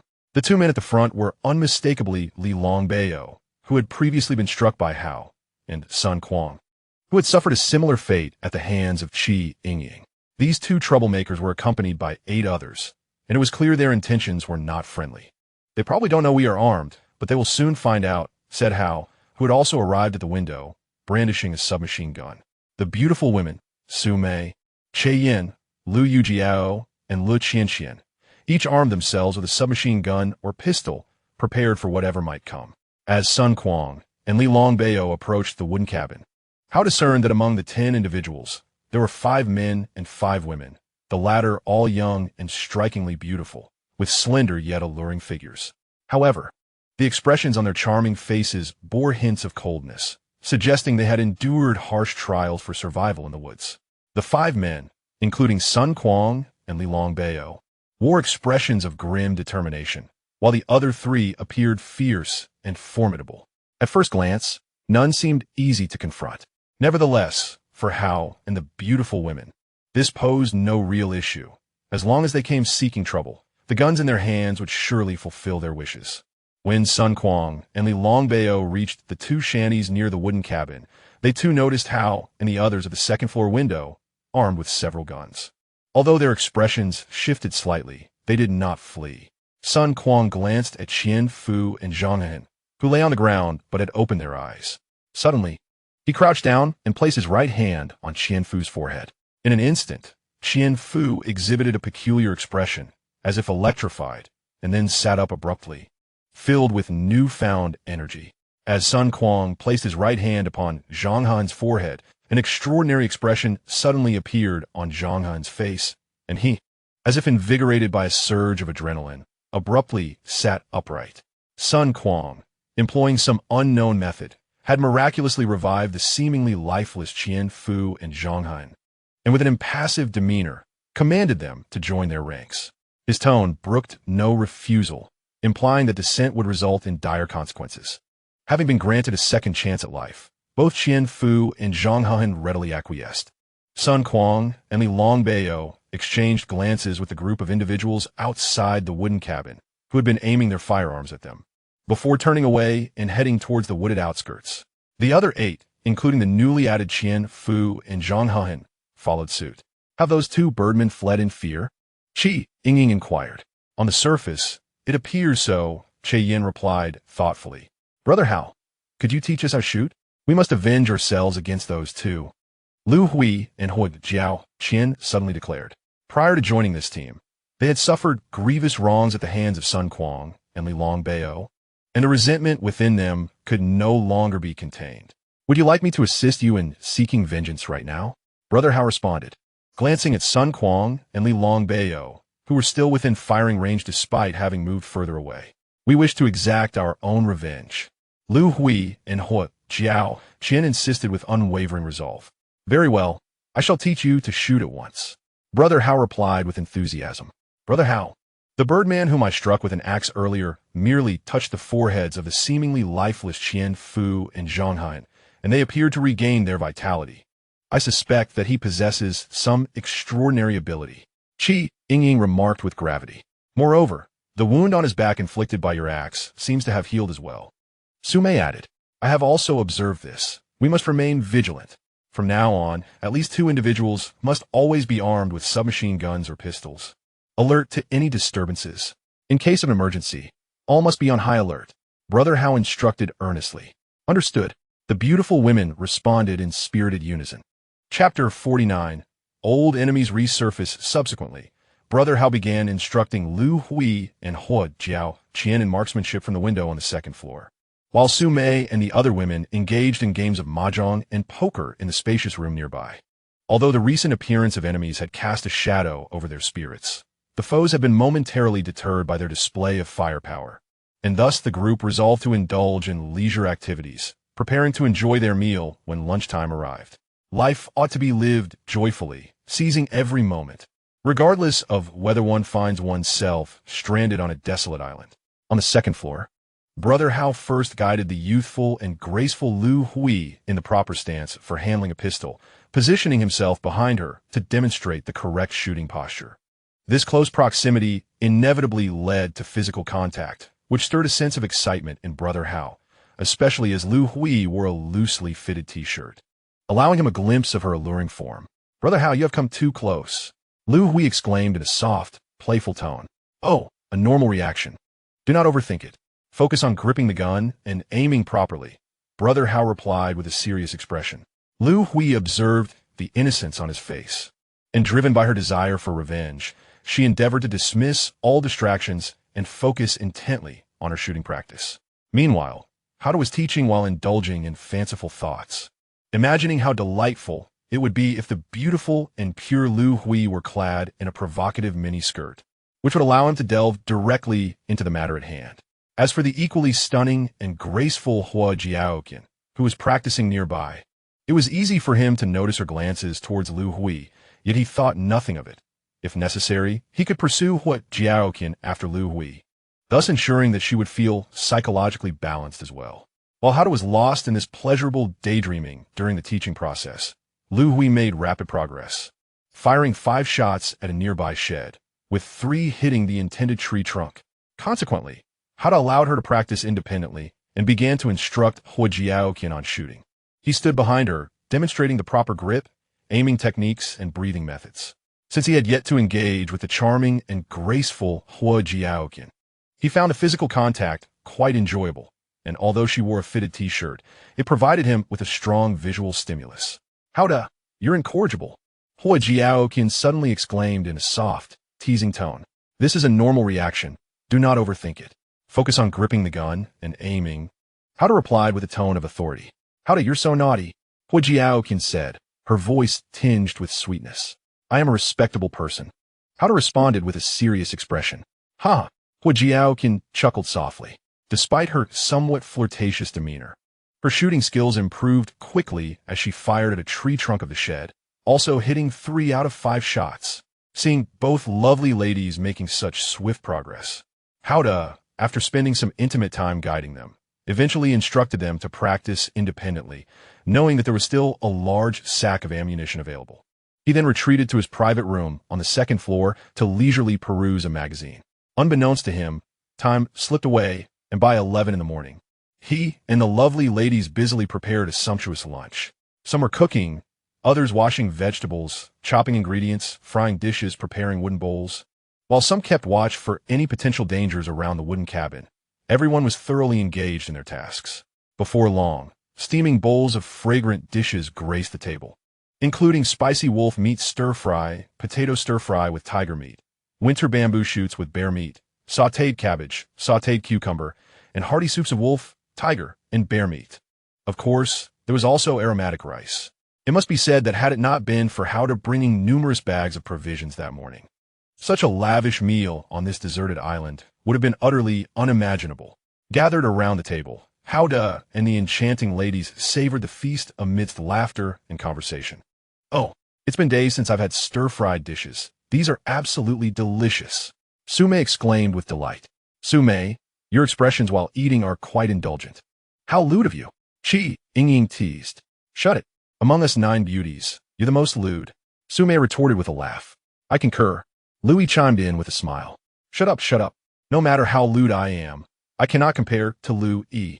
Yingying decisively countered. I am certainly not the first to be lascivious. I have observed that Liu Qingqian is quite flirtatious as well. I secretly entered my husband Hao Dai's room, and I saw everything. Liu Yijiao then shifted her target of mockery. Hey, why am I being implicated? I am completely innocent. Liu Qingqian replied with a look of innocence. Innocent, my foot. I asked how to escort me to the restroom, and you were in his room. Ren Qian also chimed in mischievously. You spent 30 minutes in the restroom with Hao. Don't pretend nothing happened. Liu Qingqian swiftly countered. I am innocent, truly. Ren Qian retorted with a playful smile.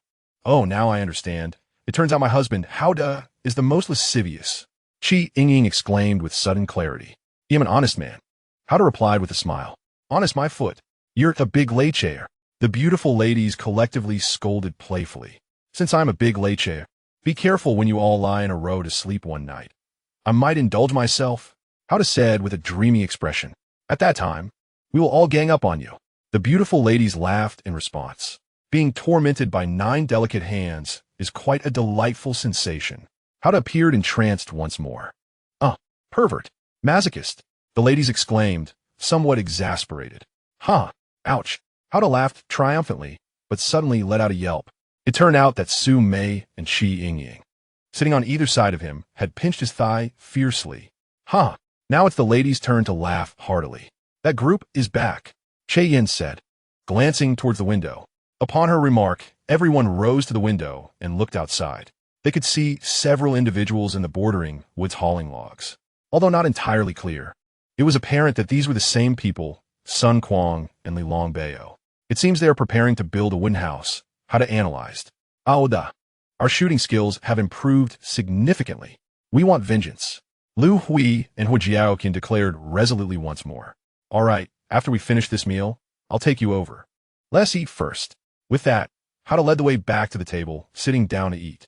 The beautiful ladies followed suit, taking their seats to continue their meal. As they were about to enter battle soon, everyone became serious and ate their meals in silence. Liu Hui and Hu Jiaoqian, thinking of aiming their guns at Sun Quang and Li Longbao, who had previously assaulted them, wore fierce expressions on their lovely faces. Chapter 50. Endurance under gunfire. I will take a submachine gun and bring Hui and Jiaoqian with me to seek revenge. Who else wishes to join us? After this sumptuous lunch, Hao addressed the beautiful ladies. We want to go too. We want vengeance. Liu Qingqian and Zhao exchanged glances and spoke in unison. The previous night, they had been with Qian Fu and Zhang Hehan, who had attempted to assault them. Though they were saved in the nick of time by Hao, they had almost fallen victim to those two. The psychological scars inflicted by those two still lingered. Now, as Liu Hui and Hu Jiaoqian sought vengeance against Sun Quang and Li Longbao, they decided to join them in seeking revenge against Qian Fu and Zhang Hehan as well. While it may not necessitate the need to dispatch them with 2 gunshots, at the very least, one must strike them in non-vital areas to vent our frustrations. I shall set forth with Hui, Jiao Qian, Qin Qian, and Ma, while the others remain here to safeguard our home, declared Hao resolutely. For the sake of precaution, I must accompany you. Should the adversary's 12 individuals suddenly retaliate, we require at least 1 proficient marksman aside from Hao. It has been proven that my shooting skills are quite adept. Yingying suddenly interjected. Very well, you may join us. Hao nodded in agreement. Thus, Su Mei, Yin, Liu Yijiao, and Ren Qian remained in the wooden cabin to guard the home, while Hao, Yingying, Liu Hui, Hu Jiaoqian, Liu Qinqian, and Zhao Ma each carried a submachine gun loaded with 100 rounds, along with 2 fully loaded handguns at their waists, and marched resolutely towards the edge of the forest where Sun Quang and Li Longbao's team awaited. Sun Quang, Li Longbao, and their 12 companions, who were busy preparing logs to construct their own wooden cabin, soon noticed Hao and his companions approaching with their submachine guns.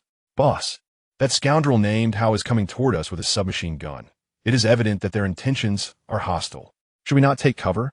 Qian Fu and Zhang Haoan, recognizing Liu Qianxian and Zhao Ma from their previous near encounter, hastily advised Sun Quan and Li Longbao. You can hide for a moment, but you cannot hide for a lifetime. Let us observe their intentions, Sun Quan replied impassively. In terms of enmity, Liu Hui and Hua Jiaoqian's animosity towards them far surpasses Liu Qianxian and Zhao Ma's resentment towards Qian Fu and Zhang Haoan. Considering their prior success in assaulting Liu Hui and Hua Jiaoqian, the reason Sun Quan and Li Longbao remained unperturbed was due to their special abilities. Although Qian Fu and Zhang Haoan were filled with fear and trepidation, they felt disinclined to protest further, especially as the two leaders had spoken. Attempting to flee into the woods would be even more perilous, with venomous snakes lurking that could claim their lives. Meanwhile, the other 3 men and 5 young, beautiful, and confident women in their team displayed a calm demeanor, as they had neither personal grievances nor conflicts of interest with Hao De and his group. Furthermore, they had survived in the wilderness for 3 days, honing their psychological resilience to a commendable degree. After a short while, Hao De, Qi Yingying, Liu Hui, Hua Jiaoqian, Liu Qianxian, and Zhao Ma approached the edge of the forest, submachine guns raised and ready to fire. What are your intentions? Sun Quan coldly inquired, fixing his gaze upon Hao De and his companions. We mean you no harm. Please do not provoke us, Li Longbao added, his expression devoid of emotion. It must be noted that these two, as the leaders of their team, exuded a certain arrogance in their demeanor. There are matters you may have forgotten, but we have not, Liu Hui and Hua Jiaoqian retorted, their weapons trained on Li Longbao and Sun Quan, their tone icier than before. Li Longbao and Sun Quan maintained their haughty demeanor, showing no signs of remorse or acknowledgement of wrongdoing. Bang! Bang! Observing the audacity of these two, Liu Hui and Hua Jiaoqian's expressions hardened as they resolutely pulled the triggers. Liu Hui's shot struck Li Longbao in the left shoulder. Hua Jiaoqian's bullet struck Sun Quan's right shoulder. Yet, both Li Longbao and Sun Quan, despite being shot, emitted not a single sound. Even more astonishing was the fact that the wounds inflicted upon them did not bleed profusely. Instead, the entry points visibly healed at an astonishing speed. Qi Yingying, who bore witness to this scene, could not suppress her astonishment. What manner of creatures are these? Liu Hui and Hua Jiaoqian were equally taken aback. Frantically, they resumed firing at Li Longbao and Sun Quan. The sound of gunfire echoed. Rat-tat-tat, hot-tot-tot. The bullets from the submachine guns struck their bodies repeatedly.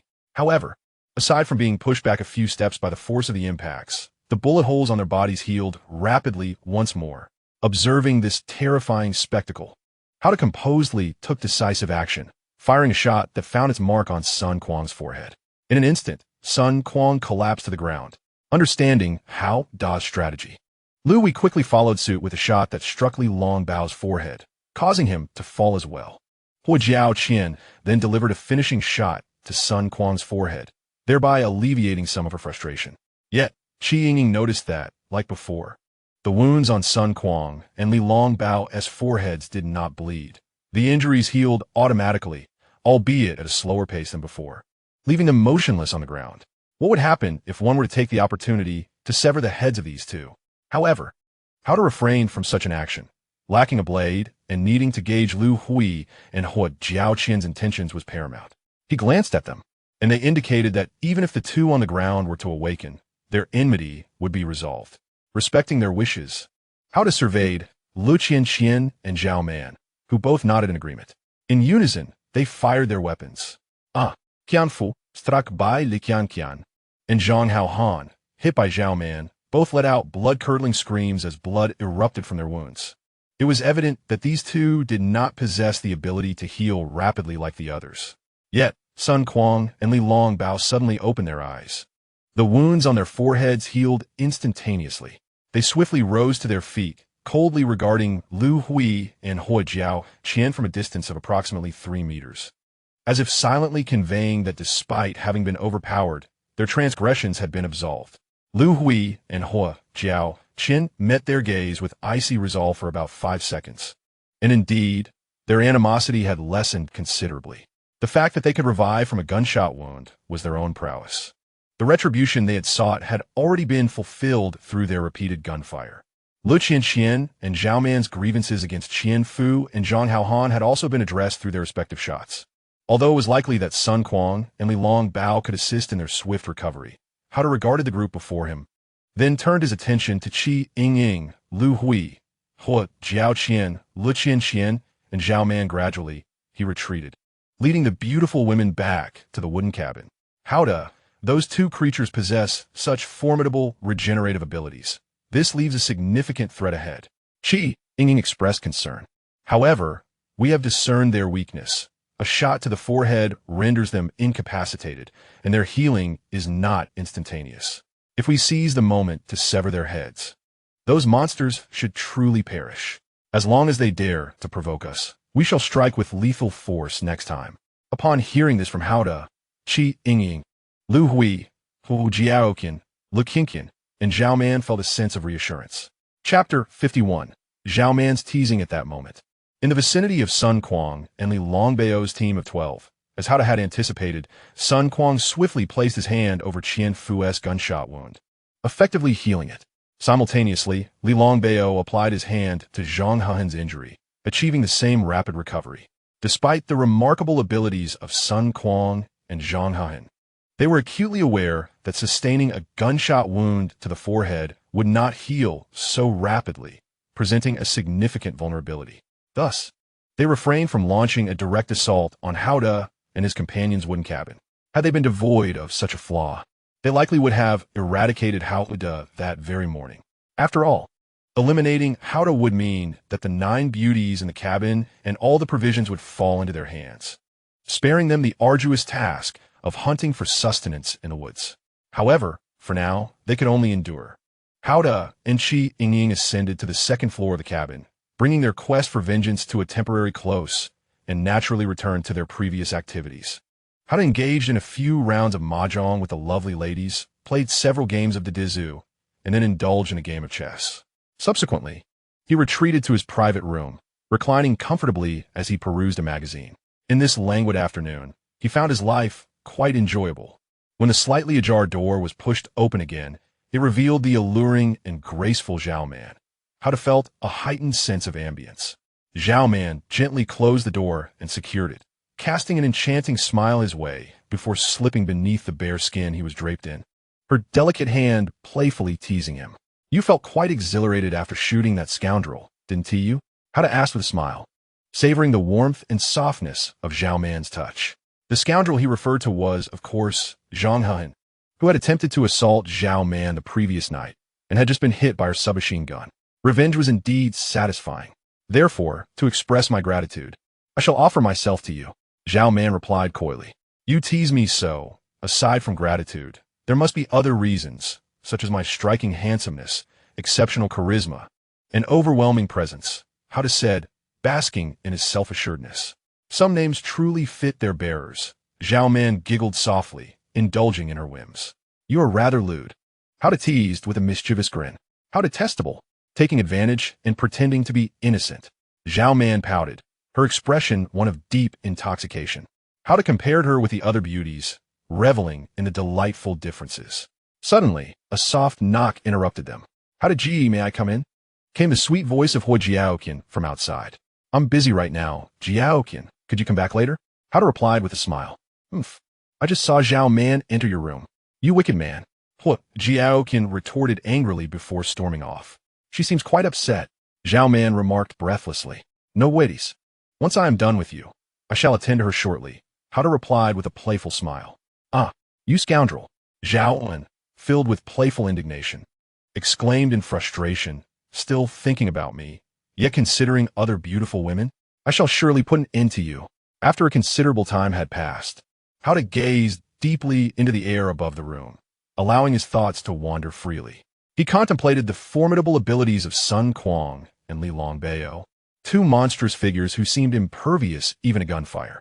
Their extraordinary capacity to swiftly heal their own injuries, as well as those of others through mere touch, was undeniably impressive. Fortunately, he had discovered a significant flaw in their abilities. When shot in the forehead, their healing speed faltered, leaving them vulnerable for at least 5 seconds a gaping window of opportunity. Moreover, Hada possessed a rocket launcher and numerous grenades. Even if those two could withstand the explosions of the grenades, it was unlikely they would endure the assault of a rocket launcher. "My dear, what are you pondering?" Zhao, in soft voice, interrupted his reverie, her demeanor exuding satisfaction and allure. "I was just thinking how invigorating you are. Hada complimented her. Indeed, you make me feel quite comfortable as well." Zhaoan replied, her voice laced with emotion. Just then, a gentle knock echoed through the air. "Aldajie, have you finished?" came the sweetly alluring voice of Hua Jiao Qian.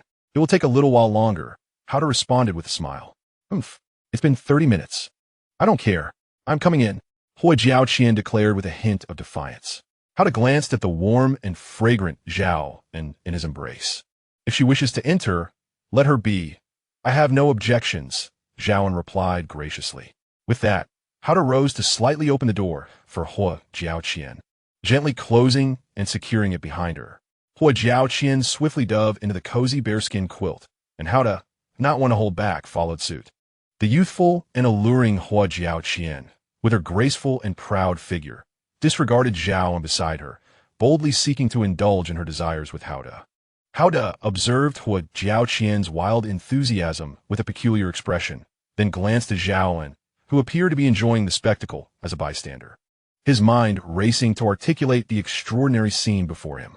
After some time, Hada once again found himself gazing at the air above the room. Relaxing as his thoughts drifted, he mused that tomorrow he ought to plan the construction of a concrete beach villa nearby. The two-story wooden cabin had its limitations. It lacked sturdiness, and its ability to withstand the heat was insufficient during scorching days, as was its capacity to retain warmth in the cold. In contrast, a concrete villa would provide the comfort of modern living, keeping the heat at bay in summer and the cold at a distance in winter. Furthermore, with secure doors and windows, it would be much harder for venomous creatures or strangers to intrude, making night watch considerably easier. "My dear," Hua Jiao Qian's sweet voice broke the silence once more. "What is it?" Hada replied indulgently, captivated by her radiant beauty and satisfaction. "Being with you is truly delightful." Hua Jiao Qian giggled. "Hua Jiao Qian, you are quite the vixen." Zhao and could not resist teasing from the other side. "Oomph, Zhaoan, you were thoroughly enjoying the view just now. You are the real vixen," Hua Jiao Qian retorted decisively. Chapter 52. 5 more beauties. Hada comfortably nestled between the enchanting Zhao AI and the charming Hua Jiao Qian, engaged in light banter while allowing his thoughts to wander. He recalled the moment he sought vengeance alongside Hua Jiao Qian and the other beauties, where he encountered 5 female members of their team. Although their expressions were somewhat aloof, each was undeniably beautiful, pure, and possessed an alluring physique. He mused that if they wished to become his companions, he would be more than willing to accept them. With boundless power at his disposal, he found it utterly effortless to satisfy Su Mei and his other 9 women, and accommodating an additional 5, bringing the total to 14, posed no challenge whatsoever. Fortunately, Zhao AI and Hua Jiao Qian, blissfully unaware of his fleeting thoughts about the 5 captivating women, remained oblivious to his musings. Otherwise, they might have been inclined to express their displeasure quite forcefully. Coincidentally, while Hada was contemplating those 5 beautiful women, they too were thinking of him, despite having only crossed paths with him on 2 brief occasions without exchanging a single word. Their names were Miao Rong, Kong Jing, Qin Baiyu, Mikai, and Yao Yao. The reason they found themselves pondering Hada was that their team had recently united in constructing a wooden shelter on the edge of the woods, creating a semblance of home. Their leaders, Sun Kuang and Li Longbao, were urging them to wash up with water from the well and then join them in their quarters for the night. Faced with limited options, Miao Rong and her companions realized that their survival on this desolate island would be exceedingly challenging with just the 5 of them, as securing food was already a significant hurdle. Presently, their sustenance relied on the fearless hunting efforts of Sun Kuang and Li Longbao, who ventured into the woods. Moreover, if they resisted the leader's demands, Sun Kuang and Li Longbao would undoubtedly not relent. Where could they possibly escape to? In a region with only this one team, Miao Rong and her fellow beauties had little choice but to acquiesce to the request for companionship, as yielding might allow them to endure until a rescue team arrived. However, there was also Hada and his group, armed with multiple submachine guns. They had just witnessed how Da's team suppressing Sun Quan and Li Longbao with gunfire. Despite the latter's remarkable ability to recover from wounds, it was evident they were at a disadvantage. Thus, within the wooden shelter, Miao Rong and her companions found themselves soaking in a large wooden tub, quietly deliberating their next course of action. I believe once we finish bathing and dress, we should hasten towards the direction of that team's wooden shelter, Miao Rong whispered. What if they refuse to accept us? Gong Jing replied softly. And what if we haven't fled far before Sun Quan and Li Longbao catch up with us? Qin Baiyu added anxiously. Even if we were rejected or captured shortly after fleeing, the outcome would still lead to sharing their quarters. At least for the time being. They are unlikely to kill us, though future food shortages remain uncertain, Mikai analyzed quietly. However, if we succeed in reaching their side and they accept us, it would be akin to being reborn. Yao Yao chimed in. Indeed, it's worth the risk, Miao Rong affirmed softly, as the 5 individuals leisurely soaked in the bath. They engaged in hushed discussions and swiftly reached a consensus. Meanwhile, in a room on the 2nd floor of the wooden cabin, the 2 leaders of the team, Sun Quan and Li Longbao, were also immersed in a wooden tub, conversing. Just think about it, the 5 beautiful ladies we have. It's simply delightful. Sun Quan exclaimed with pride. When we mentioned the matter of sleeping, they seemed rather reluctant. Li Longbao remarked, displaying a hint of displeasure. Once we bring them pleasure, they will naturally become willing. Sun Quan responded with a lewd smile. Damn it, the food we obtained through our fearless hunting. We put in the most effort to build this cabin, and for them to sleep with us is an honor. Yet they act so unwilling. What a lack of gratitude. Li Longbao muttered under his breath. Suddenly, a knock resounded at the door. The newly joined team members, Qian Fu and Zhang Han, shouted, Boss. The 5 ladies are running that way. De Zhuang and Dinyo are pursuing them, but they haven't caught up yet. Enraged, Sun Quan and Li Longbao swiftly leaped out of the bath, donned their undergarments, and jumped out of the window, chasing after the 5 beautiful ladies, including Miao Rong, who were sprinting ahead. De Zhuang and Dinyo, who were also in pursuit, were soon outpaced and left behind by Sun Quan and Li Longbao. Although Miao Rong and the others were close to the cabin, they could sense the furious approach of Sun Quan and Li Longbao, causing them great anxiety. However, they soon felt a surge of joy as they noticed the front door of the cabin swing open. Hoda and several female team members emerged, each wielding a submachine gun, seemingly to rescue them. Upon hearing the commotion outside, Hoda decisively armed himself and led Yingying and others, all equipped with submachine guns. The 5 women felt a rush of renewed energy and sprinted with all their might towards Hoda and the others, successfully reaching the safety of their ranks. This is our team's affair. Stay out of it. Sun Quan and Li Longbao shouted in fury as they saw Hoda, accompanied by Su Mei, Yingying, Liu Yijiao, and Liu Qianxian, each pointing a submachine gun at them, blocking their path. Since they are running towards us, it indicates their trust in us. Naturally, it concerns us. Hoda responded coldly. Damn you, I must take these 5 ladies back today. Sun Quan bellowed fiercely. Try cursing again. Hoda retorted without hesitation. I'll call you a bastard. Sun Quan continued to shout, but was abruptly cut off. Bang!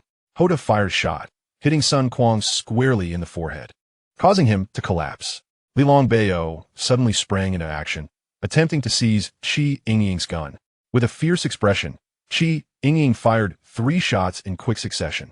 Hot, hot, hot, hot. 2 shots struck Li Longbao in the forehead, and he too fell. Yet, approximately 5 seconds later, the gunshot wounds on Sun Quan and Li Longbao's foreheads began to heal rapidly, and they stood up with extremely grim expressions, forcefully proclaiming, "Your bullets cannot kill us. Your guns are mere decorations to us." Decorations? Hoda replied with a cold smirk. What if, during those 5 seconds you took to heal, I were to sever your heads with an axe? Would you like to try it? As Hoda spoke, the expressions of Sun Quan and Li Longbao visibly soured. The 2 refrained from uttering any harsh words and turned on their heels, fearful that Hoda might indeed act on his earlier threats. Although they had never experienced having their heads severed and subsequently self-repairing, any individual with sense would not dare to test such a perilous notion. Despite their deep-seated animosity towards Hoda, at this moment, they found themselves utterly devoid of any means to contend with him. Thus, they could only endure immense frustration as they returned to their wooden abode. Observing the retreating figures of the 2 men, Huda discerned that their enmity had intensified significantly, and he began contemplating the opportunity to eliminate them to avert future troubles. Chapter 53. The possibility of an undercover agent. Huda welcomed the proactive allegiance of 5 enchanting women: Miao Rong, Kong Jing, Qin Baiyu, Mi Kai, and Yao Yao. With their addition, Huda's team expanded by these 5 new members. Naturally, the prospect of sharing their beloved Huda with additional beauties stirred feelings of unease within Su Mei, Liu Yijiao, and the others. However, since Huda was the unequivocal leader of the group, his welcoming of Miao Rong and the others effectively set the tone for their integration. Furthermore, once Miao Rong and her companions joined, Su Mei and the others found their interactions with them to be quite harmonious, fostering a sense of goodwill. Moreover, Huda was adept at ensuring that each of the beautiful members felt fulfilled, leaving Su Mei and her companions with little reason to oppose the inclusion of 5 more women. Thus, that afternoon, the activity center on the 2nd floor of the wooden house became noticeably livelier, with a total of 14 beautiful members now present. Groups of 4 engaged in rounds of mahjong or poker, and even chess matches could accommodate pairs. Miao Zong, Gongxing, Qinbu, Mi Kai, and Yao Yao swiftly acclimated to their new team, realizing that their decision to align with this group was indeed astute. The only male member, Huda, was not only kind-hearted but also remarkably skilled, possessing the extraordinary ability to conjure items seemingly out of thin air, capable of doing so 4 times a day. The team's resource reserves were nothing short of astounding. Naturally, the 5 newcomers were also contemplating how to strengthen their rapport with Huda, thereby showcasing their worth. That afternoon, while Huda engaged in a game of mahjong in the entertainment center on the 2nd floor, he took a moment to relax in his small room with a magazine. The softly ajar door was quietly pushed open, and in stepped Miao Rong, one of the new members, with her long, graceful legs and a charming smile directed at Huda. She gently closed the door and secured the latch before elegantly slipping beneath the plush bear rug that Huda was covered with. Previously, when Sun Quang and Li Longbao had demanded the company of Miao Rong and the other beauties, her reluctance to comply stemmed from her lack of interest in them, as they were quintessential birdmen, with few women genuinely attracted to such individuals. Now, Miao Rong's initiative to enter Huda's room and seek his affection clearly indicated her favorable view of him, as she sought to cultivate a deeper relationship and assert her value as a beautiful woman.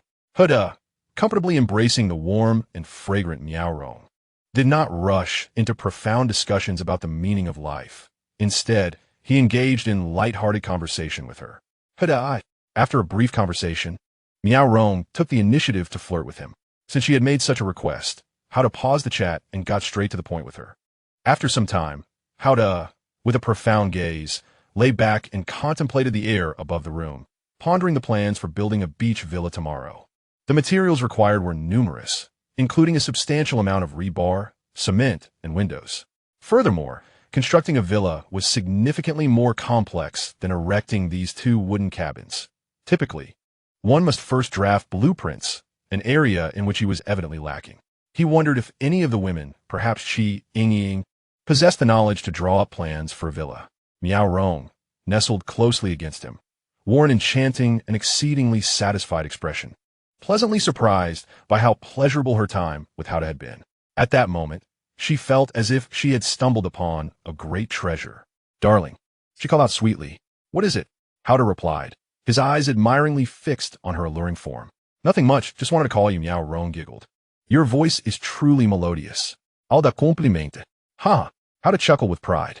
"Darling, have you ever suspected that the 5 of us might be undercover agents?" Miao Rong suddenly asked, her words startling. "How could there be so many undercover agents?"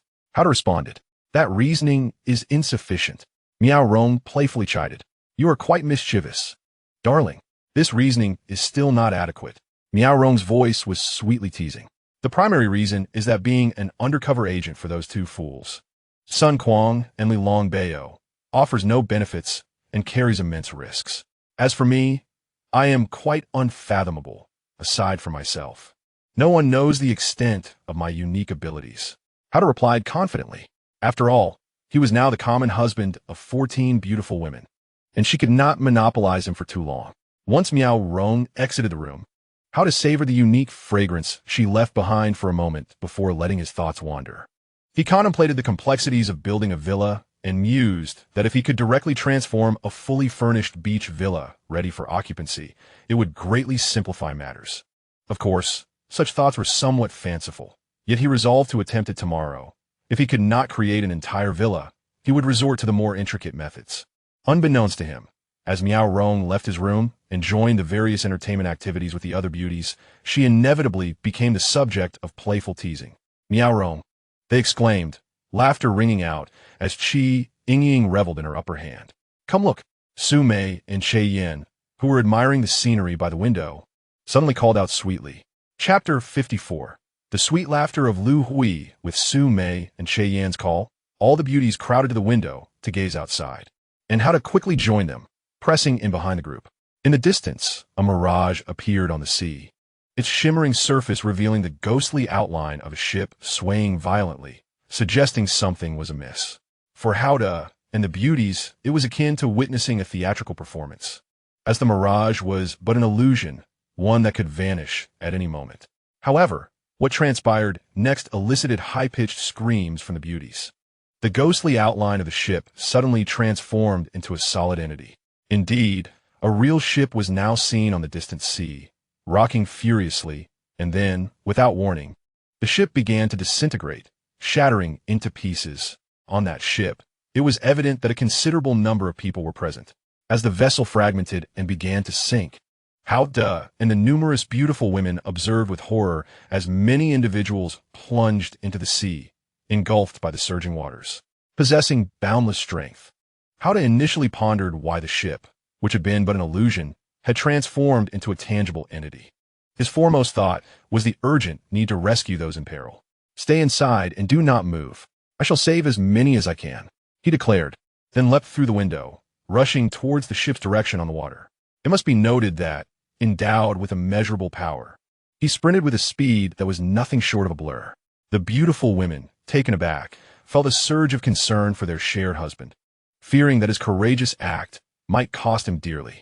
However, their worries swiftly dissipated as they beheld Howda diving into the ocean, moving with the swiftness of a high-speed yacht, his strength astonishing beyond comprehension.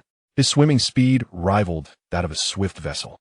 In the water, like a yacht in full sail, Howda's feats grew even more remarkable.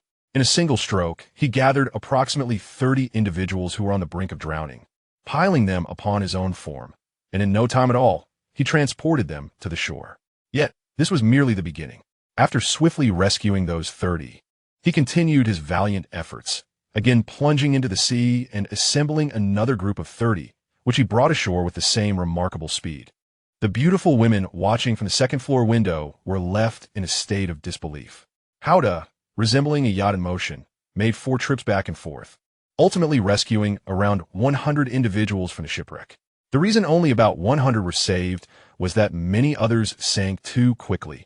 He could not attend to every plight simultaneously.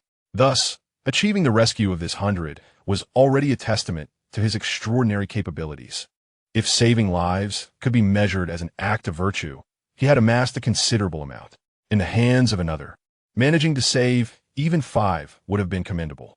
In addition to the 100 rescued by Howda, around 30 others either swam to safety or managed to reach lifeboats that had been deployed as the ship sank, thus paddling to the shore.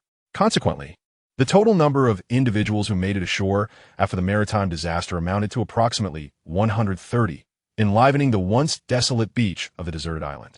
Among the 100 rescued by Howda, several were in a state of unconsciousness. Through resuscitation and artificial respiration, only one remained unresponsive. Just as Howda began to lose hope for this individual, a voice resonated in his mind, revealing that his boundless strength could be transformed into island energy through sheer will.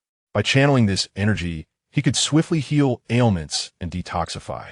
Elated, Howda immediately focused his thoughts to convert his immense power into island energy, directing it towards the unresponsive individual. Remarkably, within a mere 5 seconds, the person was revived, returning from the brink of death.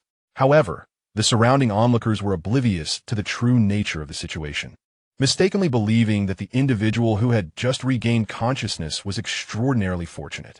As for Hao Dazaran, he felt no compulsion to explain himself, his extraordinary abilities were inherently confidential, and he preferred to maintain a low profile. Noticing that the approximately 130 individuals who had suddenly appeared on the beach were momentarily unoccupied, Hao Dazaran returned to the wooden cabin he shared with the beautiful maidens, content to depart without seeking recognition or acclaim. After being drenched by the sea, he indulged in a warm bath in a large wooden tub, then ascended to his small room on the second floor of the cabin to leisurely peruse a magazine and take a respite. After a while, the graceful and charming Liu Hui pushed open the slightly ajar door and entered, casting a flirtatious smile in his direction before gently closing and securing the door. "Dage, you saved so many people just now. Are you tired?" Liu Hui inquired sweetly as she nestled into the plush bear skin he had draped over himself. "Rescuing around 100 people is merely a trifling matter," Hao Dazaran replied nonchalantly.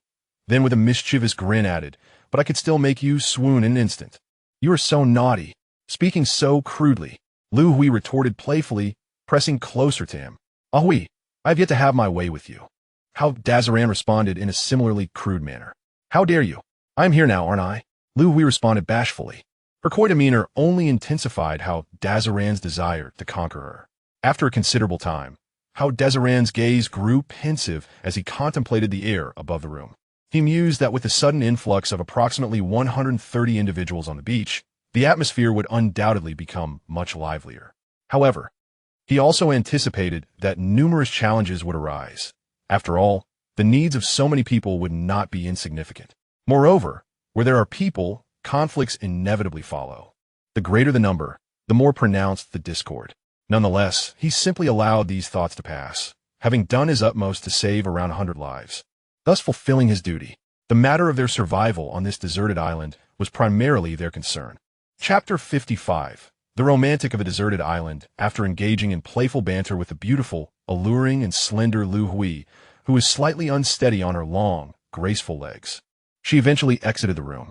Shortly thereafter, Hao Dazaran followed, making his way to the entertainment center on the second floor, where he found the maidens gathered, with only one table engaged in a game of mahjong, while Su Mei and others stood by the window, observing the newly arrived survivors of the shipwreck on the beach. Hao Dazaran squeezed in beside them to observe with keen interest. As he approached the window, his strikingly handsome and commanding presence naturally drew the admiration of the maidens. The beautiful and delicate Su Mei and Liu Yijiao were the first to occupy the space in front of him, comfortably positioning themselves with their backs turned, inviting his embrace. Meanwhile, on his left and right flanks, the sweet-faced and long-legged Liu Qingqian and Miao Rong settled in, with one snuggling closely to his left and the other comfortably leaning against his right. It was undeniable that Hao Dazaran's enviable fortune could incite jealousy and resentment among countless men who might desire to unite against him in a fit of fury. Certainly, it is no surprise that Hao Da is immensely popular among the beauties, as he ensures they receive ample attention as a prerequisite. How to go? With so many people suddenly appearing on this deserted island beach, what will they eat? One of the beauties in Hao Da's embrace, Su Mei, remarked playfully while gazing outside. They are equipped, you know. For instance, they possess lifeboats and can venture out to fish with nets, which is quite feasible, Hao Da replied with a serious expression. How to go? You are too close to me. Su Mei blushed. Your beauty is so captivating, and your closeness elicits a natural response from me. There is no need to overthink it, Hao Da responded, maintaining his composure. Darling, if they go out to fish with lifeboats and nets, it sounds rather unreliable. What if a large shark appears? Those in a lifeboat would be doomed. Another beauty, Liu Yijiao, who was in Hao Da's embrace, astutely analyzed. Indeed, fishing in the sea carries certain risks. Encountering a shark would simply be a matter of unfortunate luck. If they had a fishing boat, it would certainly be much safer. But the issue remains that they do not possess one, Hao Da observed, his gaze penetrating as he looked at the groups of people scattered across the beach. Darling, you are also too close to me, but I like it. Liu Yijiao responded coyly. With such beauty, your closeness elicits a natural response from me. Do not take it too seriously, Hao Da maintained his calm demeanor. Next time, I shall wear a daring little skirt, and you can get straight to the point. Liu Yijiao said flirtatiously. You are quite provocative, Liu Yijiao. Su Mei, Liu Qianqian, and Miao Rong exclaimed in unison, unable to contain themselves. Hao Da loves me the most. Your envy and jealousy are palpable. Liu Yijiao retorted proudly. A mouse on a scale, self-praising. Su Mei counterth. If I am the most beautiful female mouse, then How to Go is the most handsome and manly male mouse. We are a perfect pair, destined to be together. Liu Yingying chime in joyfully. Your understanding is not profound enough to grasp this. That is your own issue. Liu Yijiao replied haughtily.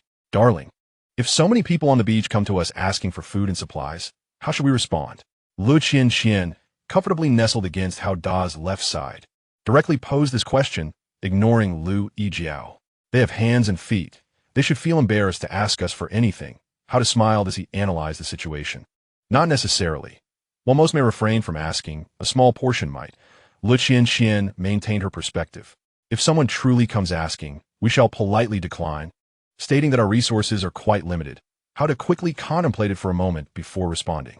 But what if it is a young and beautiful woman who comes to ask? Miao Rong, snugly positioned against Hao Da's right side, mischievously posed this tricky question. Is that even a question? As long as it is a young and beautiful woman. How to Go would gladly welcome her. Yingying, who was playing mahjong at the table, interjected with a laugh. Just as fate would have it at that moment. 2 women and 3 men were indeed approaching the wooden house from the beach. Although the 2 women appeared somewhat disheveled with wet clothes, it was evident that each was naturally beautiful, young, and possessed an alluring figure. Darling, there are indeed young and beautiful women coming towards us, just like us. In a comprehensive embrace of the charismatic Hao Da, Su Mei, Liu Yijiao, Lu Qian, and Miao Rong stifled their laughter. The strikingly beautiful and audacious Yingying, momentarily abandoning her game of mahjong, contentedly wrapped her arms around Hao Da from behind, peering outside as a curious onlooker. Yin, LV Hui, He Jiao Zhao, and Rin Qian, Kong Jing, Qin Baiyumi Kai, and Yao Yao also gathered at the window, eagerly anticipating how Hao Da would respond to the unfolding situation. Hao Da, feeling somewhat overwhelmed, recognized that a considerable challenge lay ahead. Before long, 2 women and 3 men approached the wooden cabin, standing directly beneath the second-floor window. Greetings. The 5 of them cheerfully called up to Hao Da and the enchanting women above. Hello. Hao Da replied with a smile, serving as the representative for the group. The beautiful women remained silent, engrossed in their role as spectators. Do you have any food? We are quite hungry and cannot find anything to eat. 2 of the lovely women boldly stated, their eyes sparkling with anticipation as they looked up at Hao Da. The enchanting women, including Su Mei, eagerly awaited Hao Da's reaction. Our food supply is rather limited. Hao Da gently but firmly declined. How disappointing. The 2 attractive women responded, visibly disheartened, before turning away with the 3 accompanying men. As they walked away, Yingying playfully remarked, Hao Da, my dear husband, how heartless of you to refuse those 2 beautiful women, who are as young and stunning as I am. Our food supply is already scarce. I must sustain you 14 exquisite ladies. Hao Da retorted with righteous indignation. Oh, Hao Da, you're so moved by the need to support us that you coldly dismiss other beautiful women. How touching. Liu Yijiao feigned innocence. Caring for you is a must. Alda replied passionately. Unbeknownst to the enchanting ladies, after the 2 beautiful women departed, they quietly circled to the other side of the wooden cabin. Although Hao Da had publicly declined their request, he swiftly utilized his newfound ability to communicate through thought, urging them to discreetly come to the first floor of the cabin for food, instructing them not to inform anyone else. One cannot help but commend Hao Da's chivalrous spirit, truly deserving of the title of a romantic hero on the deserted island. As the 2 beautiful women arrived at the opposite side of the 2-story cabin, the door on the first floor suddenly opened slightly. With a smile, Hao Da handed them 2 bowls of freshly heated meals along with a pair of chopsticks. Since it was still too early for dinner, Hao Da could not use his powerful electromagnetic stove to reheat the leftover lunch. Instead, he employed another method he had discovered, utilizing his island energy to heat the food quickly. Thank you. The 2 beautiful women expressed their gratitude as they each accepted a bowl of food and a pair of chopsticks. Just eat quietly and try not to let anyone else see you. If anything urgent arises in those huts, just call out, and I will hear you, Hao Da advised with a smile. You truly are a wonderful person. What's your name? The 2 beautiful women inquired, their eyes glistening with admiration. I am Hao Da. And you? He replied, gazing at them with compassion. I am Yingying, one of the beautiful women, approximately 23 years of age, introduced herself as Wang Shan. Another lovely lady, around 21, responded, well, let's leave it at that for now. We can chat later. Hao Da smiled gently at them before softly closing the door to the first floor and propping it shut with a sturdy tree stump. He was now concerned that the roughly 130 individuals on the beach, if deprived of food, might soon create chaos and storm the wooden cabin in search of sustenance. He needed to be prepared. The large freezer, powered by a nuclear energy source, was located on the first floor, stocked with several hundred pounds of tiger, wolf, and bear meat. In contrast, the substantial sack of rice, potatoes, cabbage, chili peppers, and cucumbers produced earlier was secured on the second floor of the cabin, offering a relatively safer haven.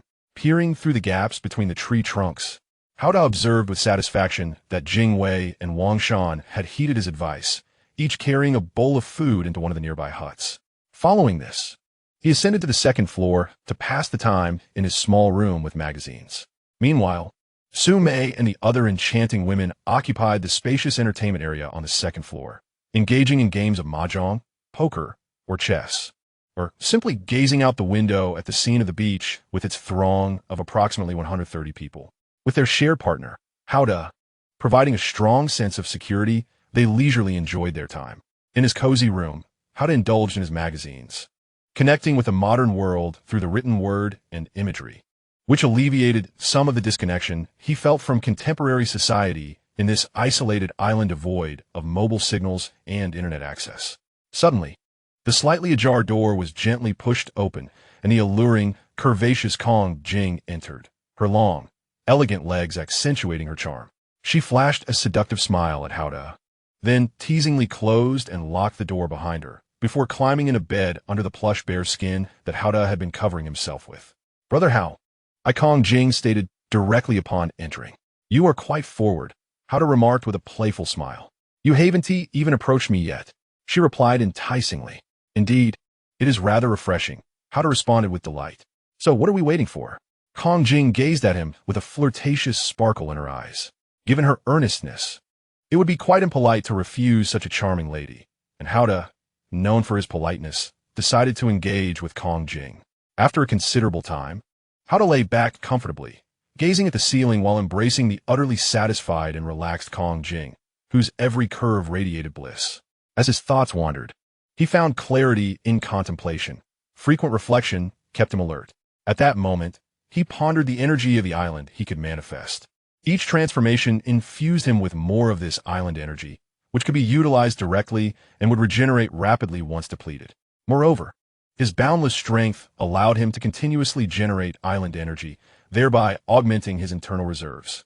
Importantly, he had already discerned several applications for this island energy. It could swiftly heal ailments, detoxify, facilitate telepathic communication, and rapidly heat objects.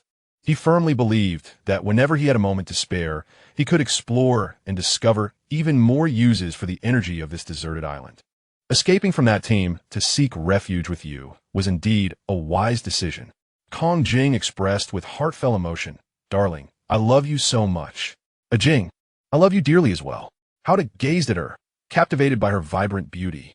After a while, as dinner time approached, Hao Da exited the room to join the group of beautiful women in preparing a sumptuous feast. Many ponder the meaning of life, but Hao Da believed that the essence of life lies in indulging in food and drink, engaging in entertainment, and fulfilling one's work responsibilities.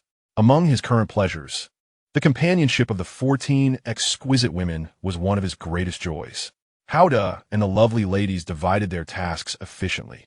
Some cooked, some washed vegetables, others chopped and stir-fried, while a few kept watch for any disturbances around the wooden cabin. It is noteworthy that the aroma of the stir-fried dishes would waft through the windows, inevitably reaching approximately 130 shipwreck survivors on the beach, who were already hungry and had not procured any food. Thus, the enticing fragrance emanating from the cabin posed certain risks. Chapter 57. Intense yet ambiguous. During the collaborative effort to prepare the lavish dinner, around 30 individuals gathered beneath the windows of the two-story wooden cabin. Mr. Hao, several representatives from the group called out. Hao Da paused his work and, allowing a nearby beauty to take over, approached the window to smile down at the 30 individuals below, asking, "What can I do for you?" "Thank you very much, Mr. Hao, for rescuing us from the sea today. Once the rescue team arrives and we return, we will surely express our gratitude," said a robust, middle-aged man who appeared to be the leader of the group. "It was my duty," Hao replied modestly. They had previously expressed their thanks verbally, but now they had come specifically to convey their appreciation, which led Hao to suspect they had further requests. "Indeed," the leader continued, "Mr. Hao, we all know you are a kind-hearted person. The truth is, it is quite challenging to find food on this deserted island, as we have just attempted. With nightfall approaching, we are extremely hungry and have no other means. We wonder if you could assist us by lending us some food. We do not require much, just enough to last until tomorrow morning. We would be immensely grateful. If the rescue team has not arrived by then, we will find a way to procure food ourselves. Such a great favor would be met with our utmost gratitude, and I could personally offer at least 1 million as a token of appreciation upon our return." How to observe the hopeful expressions of the 30 men, women, young and old below. On one hand, he felt reluctant to disappoint them. On the other, he and the beautiful women consumed a considerable amount of food daily, and their supplies were limited. Even though he could produce 4 different dishes each day, there was no telling how long this ability would last. What if he could not continue to do so tomorrow? Furthermore, if he provided food to these 30 individuals, it was likely that another 100 survivors on the beach would seek his assistance as well. Would he then be able to accommodate them? At this moment, Howder was engaged in an intense internal struggle. The enchanting women preparing dinner in the room remained silent, each intuitively aware of Howder's predicament. Regardless of whether he would assist their fellow compatriots below, they stood firmly in his support. Howder glanced at Su Mei, Che Yin, and the others, observing their expressions of unwavering encouragement. He swiftly resolved to address those below, instructing them to wait a moment as he would procure some bear meat and firewood for them. Their expressions of gratitude resonated, with around 30 individuals expressing their thanks. Howder hurried downstairs, retrieving approximately 10 pounds of bear meat from the large freezer, along with some chopped firewood. He also grabbed a burning torch from the corner of the first floor's fire pit. Exiting through the door, he made his way to the wooden cabin, where he presented the bear meat, firewood, and torch to the 30 eager individuals awaiting him. With bear meat, firewood, and a torch, they could kindle a fire to roast the bear meat, each person able to enjoy several portions. Amidst their renewed expressions of gratitude, Howder smiled back at them before returning to the wooden cabin and closing the door, ascending to the second floor to continue preparing dinner alongside the lovely women. However, just as they had prepared a lavish feast and filled each bowl with fragrant rice, laughter and conversation filling the air, someone called out for Howder from below the window once more. Howder smiled and gestured for the women to begin their meal, then approached the window to see what was amiss. This time, approximately 30 individuals stood below, among them a burly man with a face marred by roughness, who addressed Howder, saying, "Howder, the aroma of your food is simply irresistible. Could you spare some for the brothers as well?" Howder cautiously replied, "Our food supply here is rather limited." The man retorted, "You rescued us from the sea, and now you disregard our well-being?" Upon receiving this rebuff, the burly man's tone turned less cordial. "You gave that last group so much bear meat. Why is there none left for us? Are you treating us differently?" Realizing the scarcity of food, Howder replied coolly, "Indeed, there is not much food available now." If the representative below had approached the conversation more amiably, he might have considered offering more bear meat, but given the harshness of their demands, he felt no obligation to waste resources on such individuals. "How dare you? Are you so ungrateful as to refuse us? Do you not fear that I will take over this house?" The burly man suddenly erupted in a fit of rage. His companions, sharing a similar disposition, joined in with their own curses, seemingly oblivious to Howder's earlier act of salvation. The lovely women, witnessing this ingratitude and the ensuing insults, were filled with indignation. Howder, appearing unfazed, calmly seized a submachine gun from nearby and, with an impassive expression, warned those below, "Anyone who dares to enter and steal shall face the consequences." As they beheld Howder wielding a firearm, the previously boisterous group fell silent, hastily reconsidering their stance. Nevertheless, the burly man, doubting the weapon's lethality, defiantly shouted, "Who are you trying to scare with an unloaded gun? I am not easily intimidated." In the midst of a tumultuous society, Lao Zi boldly declared his dominance over the streets, his brash proclamations echoing loudly until they were abruptly silenced. A resounding gunshot erupted as Hao Da fired directly at his feet, the bullet embedding itself in the sand and sending a cloud of dust into the air. This sudden display of intimidation sent the group scattering in fright. The burly man, initially taken aback, quickly regained his composure and departed with a venomous glare. With the threat neutralized, Hao Da holstered his weapon and returned to the table surrounded by enchanting beauties, indulging in a sumptuous dinner. That shot was quite effective. Liu Yijiao praised. How dare they repay our rescue with ingratitude, attempting to seize our shelter? What audacity! Yingying expressed her indignation. We should remain vigilant to our surroundings and not let the darkness of a few taint our spirits, Hao Da replied nonchalantly. His indifference to the earlier incident allowed the group to enjoy their meal, filled with laughter and camaraderie. Once satiated and the table tidied up, the evening's entertainment commenced. Hao Da engaged in a game of chess with the lovely ladies, showcasing his exceptional skills as they took turns challenging him. Notably, during this game, Yingying cheekily settled into his lap, rewarding him with her warmth while he played. Hao Da was fully aware of her intentions. She sought to distract him from his game, particularly as he had been consistently victorious, much to the chagrin of the other beauties. Nevertheless, with her soft presence enveloping him, he continued to prevail, defeating one opponent after another. The atmosphere was charged with both intensity and flirtation until a commotion erupted from a nearby pair of makeshift shelters. Earlier, the two striking women, Jing Yi and Wang Shan, had taken the initiative to occupy the shelters on the right, guided by Hao Da. Before long, other survivors on the beach began to discover these shelters, which provided refuge from the elements and protection from venomous snakes and wild beasts. Consequently, the shelter occupied by Jing Yi and Wang Shan became inundated with women, filled to capacity, while the adjacent shelter saw a similar influx of men. These survivors awaited the arrival of a rescue team with great anticipation, as the enormity of the shipwreck warranted a significant response, including numerous personnel and helicopters for search and rescue operations. Although the rescue team had yet to appear, the likelihood of their arrival the following day seemed promising. As darkness fell and the chill of the beach set in, ensuring a safe and relatively comfortable night became paramount. Thus, the discovery of these two shelters rendered them exceedingly coveted. The two makeshift shelters quickly filled with people, which was rather logical. In theory, the two wooden cabins owned by Hao Da and the beautiful women could accommodate more individuals. However, the brutish man, Zheng Gangbao, accompanied by approximately 30 followers, stood beneath the cabin demanding food from Hao Da at the second-floor window. When their request was met with refusal, a verbal altercation ensued. In a bid to intimidate, Hao Da brandished a submachine gun and fired a shot towards the beach, which effectively deterred anyone from approaching him for food or shelter. Meanwhile, at the edge of the forest, Sun Quang, Li Longbao, Qian Fu, and Zhang Hahan resided in their two-story wooden structure, which theoretically could also house additional occupants. As around 130 survivors on the beach began to form teams to inquire about lodging, they discovered that the two leaders, Sun Quang and Li Longbao, were unabashedly selective, stating they would only accept young and attractive women, rejecting all men outright. Naturally, the men who approached were incensed and turned away, while the women, frightened, also retreated.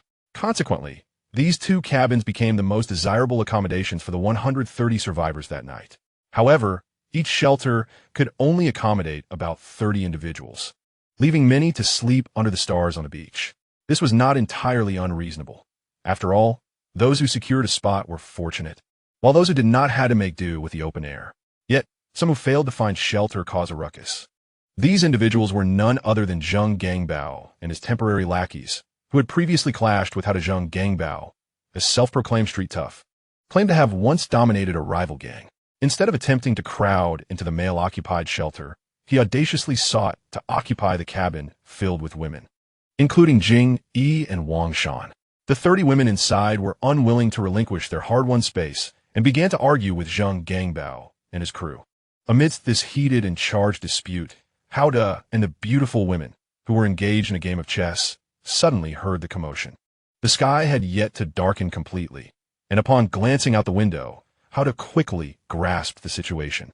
Just as Zheng Gangbao and his followers were about to resort to violence against the 30 women, Hao Da along with Yingying and Liu Yijiao, both armed with submachine guns, arrived just in time.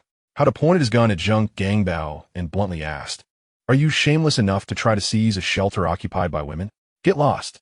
Having previously been humiliated by Howda's gun, Zhang Gangbao seethed with pent-up rage and retorted, "What business is it of yours if I take over the shelter? I built these cabins to decide who stays." Howda coldly replied, "How dare you? If you have the guts, go ahead and shoot me." Zhang Gangbao, fuming with fury, appeared undeterred by the threat. "You truly want to die? I can help you with that," Howda declared, preparing to pull the trigger. Zhang Gangbao held his ground, glaring maliciously. "Bang! All that this is verified." Zhang Gangchong let out a piercing, agonizing cry. His left arm had been struck by a bullet. Though he had brazenly threatened Howda in front of everyone, daring him not to fire, Howda had no choice but to pull the trigger. "Do you wish to die?" Howda demanded coldly, raising his weapon once more, ready to fire a second shot. Zhang Gangbao, enduring excruciating pain, fixed Howda with a venomous, serpentine glare, then turned and strode away without another word. His hastily assembled underlings hurried after him in silent haste.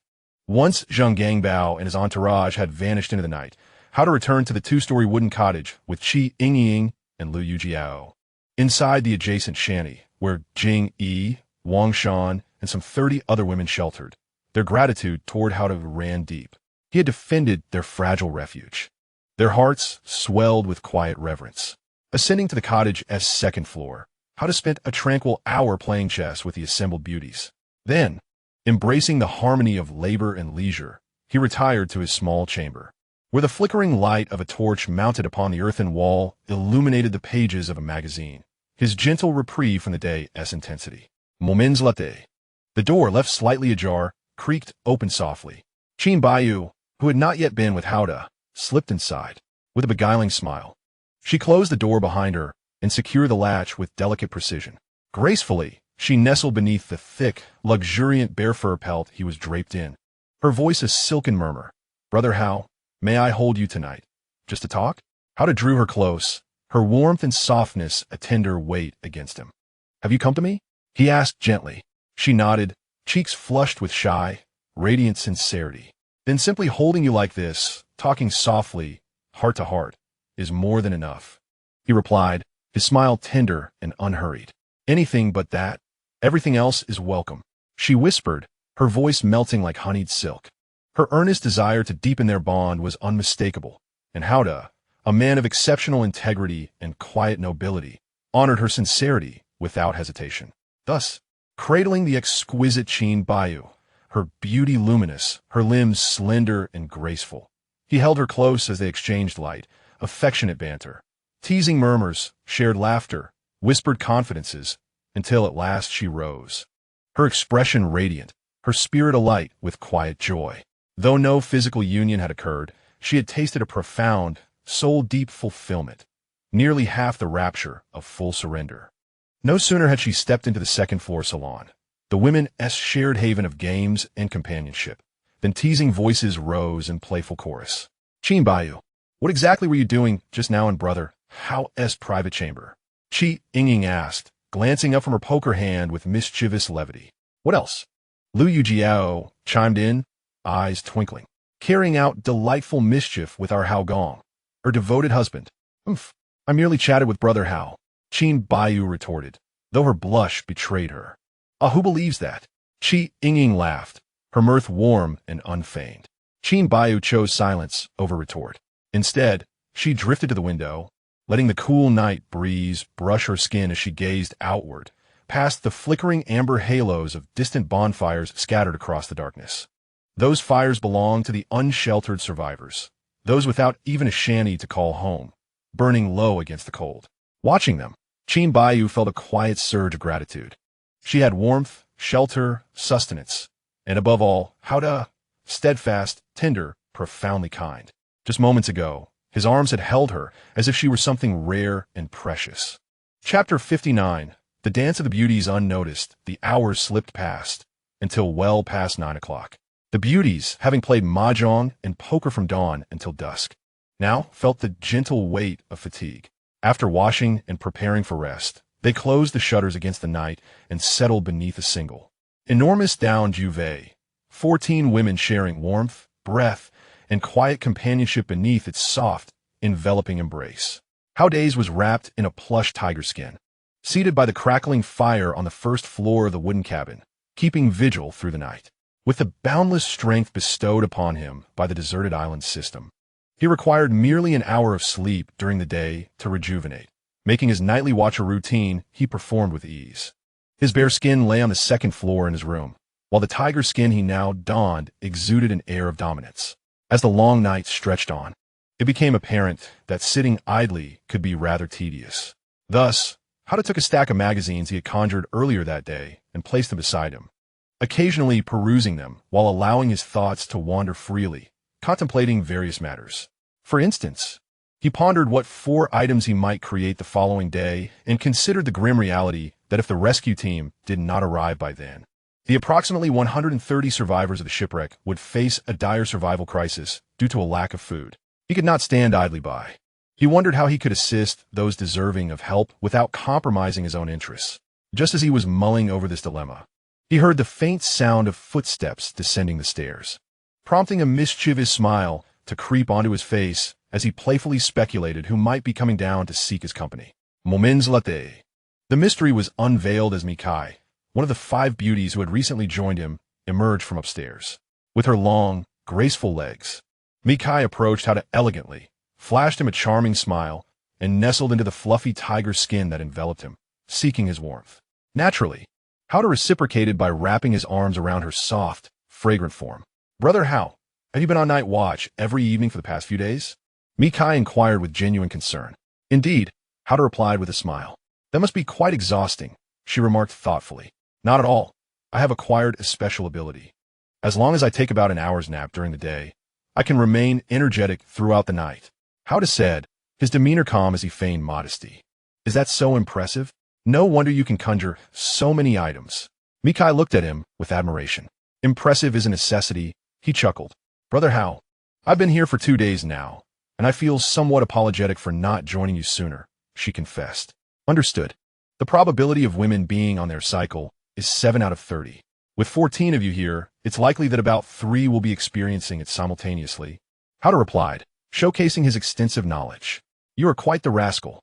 You even calculate such things so precisely." Mikai teased, her tone playful. "One must learn to harness the power of science." Hada chuckled in return. "Would you like to see me dance?" Mikai asked, her voice soft and inviting. "A national dance?" Hada recalled a humorous anecdote, unable to suppress a grin. "Yes, the dance is from Yunnan," Mikai responded with a delightful lilt in her voice. "Then I must enjoy the performance," Hada replied with keen interest. With a glimmer in her eye, Mikai emerged from the tiger skin, and beneath the warm glow of the firelight, she gracefully began to dance in the style of Yunnan, her movements light yet elegant. Hada watched in rapt admiration, his heart racing at the sight of her exquisite dance, which was nothing short of a supreme delight, akin to the enchanting experience of being in the presence of such beauty. However, the faint sound of footsteps could be discerned outside on the beach, and it was evident that more than one person was approaching. Hada swiftly realized that someone intended to take advantage of the night and harm him along with the beautiful women around him. Chapter 60. Mutual affection. The intruders were none other than Zheng Gangbao, who had already clashed fiercely with Hada on 2 occasions, along with his temporary lackeys. Having suffered a gunshot wound to his left shoulder from Hada, he bore a deep-seated hatred for him. Under the cover of darkness, he planned to sneak into the wooden cabin while Hada and the lovely women were asleep, seize the firearm, and eliminate Hada.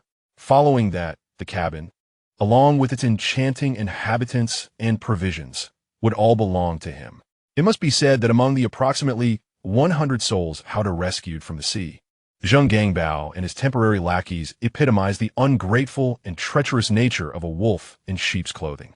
Upon reaching the tightly shut door of the wooden cabin, Zheng Gangbao, without a moment's hesitation, urged his lackeys to push against the door with all their might. Strength in numbers prevailed, and the door, obstructed by a heavy tree stump from within, was forcefully opened. Zheng Gangbao felt a surge of triumph, already envisioning the torment he would inflict upon Hada once he secured the firearm. However, as he entered the cabin, a submachine gun was suddenly thrust against his temple from the side. The assailant was none other than Hada. who had been cleverly concealed to the right of the door, with Mi Kai standing behind him. "It seems you truly seek your own demise," Hao Da remarked coldly, pressing the gun against Zheng Gangbao's temple. Had he succumbed to sleep instead of keeping watch, he might well have fallen victim to Zheng Gangbao's treachery. Under the flickering light of the fire in the living room, Zheng Gangbao's lackeys, witnessing their leader being threatened, dared not move a muscle. Zheng Gangbao himself was nearly paralyzed with fear. Having repeatedly tested Hao Da's limits, the likelihood of being shot dead was alarmingly high. Yet, he mustered his courage and shouted, "This is a society governed by law. If you kill me, you won't escape unscathed either. What does it signify to hold a gun to me? Have the guts to face me one-on-one." Hao Da found it utterly amusing. Even at this critical juncture, Zheng Gangbao resorted to provocation, believing he could bait him into action. To his astonishment, it worked. For one, he truly could not afford to take a life so casually, and two, he was reluctant to awaken the lovely women upstairs with gunfire. Thus, he coldly replied, "Very well, I shall grant you the opportunity for a fair duel." With that, he forced Zheng Gangbao out of the cabin, stepping out himself, and without looking back, handed the gun to Mi Kai, who accepted it with a hint of trepidation. She couldn't comprehend why Hao Da, having secured such a distinct advantage, would choose to engage in a bare-handed duel. Meanwhile, Zheng Gangbao was overjoyed, internally exclaiming at Hao Da's foolishness, which surpassed his wildest expectations. Seizing the moment, he prepared to take advantage of Hao Da's apparent recklessness. In a sudden and vicious assault, he aimed a swift punch at Hao Da's face.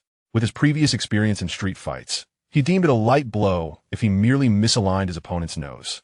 A brutal punch was unleashed. Zheng Gangbao, grinning maliciously, anticipated the satisfying sight of Hao Da's nasal bones shattering, when suddenly a wave of excruciating pain surged through him. A resounding slap from Hao Da had already struck his face. Hao Da possessed boundless strength, and not only was his power immense, but his speed was also remarkable. Thus, in a duel, it was not Hao Da who was foolish. The true fool was Zheng Gangbao. Had he remembered the scene in which Hao Da had rescued approximately 30 individuals from the sea and understood its significance, he would not have been so foolish as to challenge Hao Da to single combat. After enduring Hao Da's slap, Zheng Gangbao's neck was twisted unceremoniously, rendering him a bona fide crooked-necked figure. This was only a result of Hao Da's attempt to temper his strength. Otherwise, that fool would have risked becoming an imbecile. Or worse, having his head severed from his neck. "Get lost," Hao Da bellowed, prompting the crooked-necked Zheng Gangbao and his temporary lackeys to scurry away in fear. Not far behind Hao Da, Mi Kai began to comprehend why Hao Da had opted for a one-on-one confrontation. It was due to his immense confidence in his own abilities. Although Hao Da was not yet in a position to eliminate Zheng Gangbao, rendering his opponent a crooked neck was undoubtedly a source of satisfaction. After this brief interlude, Hao Da and Mi Kai returned to the wooden cabin, secured the door, and propped it shut with a heavy tree stump. The two then embraced each other while seated beside the fire, wrapped in a plush tiger skin. "Hao Da, your skills are truly impressive." He Mai et Golim nestled comfortably against him, her voice laced with admiration. "Of course, it's a necessity," Hao Da replied with a mischievous grin. "Wasn't my dance just beautiful?" Mi Kai inquired, her voice imbued with sweetness. "It was absolutely enchanting. I long to have you right now." Hao Da gazed at her with an intense, predatory look. "I wish to be with you as well, but if it comes to that," Mi Kai said apologetically. "No worries. Simply holding you is delightful," Hao Da asserted, enveloping her even more tightly. Mi Kai nestled against him, her expression one of utter bliss, as if Hao Da were bestowing upon her the very essence of his affection. After a while, feeling somewhat drowsy, Mi Kai flashed a charming smile at Hao Da, then slipped out from under the plush tiger skin and ascended the stairs to sleep. A short time later, the gentle sound of footsteps echoed from above. It was a new member, Yao Yao, who had not yet been acquainted with Hao Da. Although Mi Kai had been content with Hao Da's embrace, it had not been the real thing. So Yao Yao chose to descend and snuggle into the tiger skin beside him, her long, graceful legs rendering her a vision of beauty.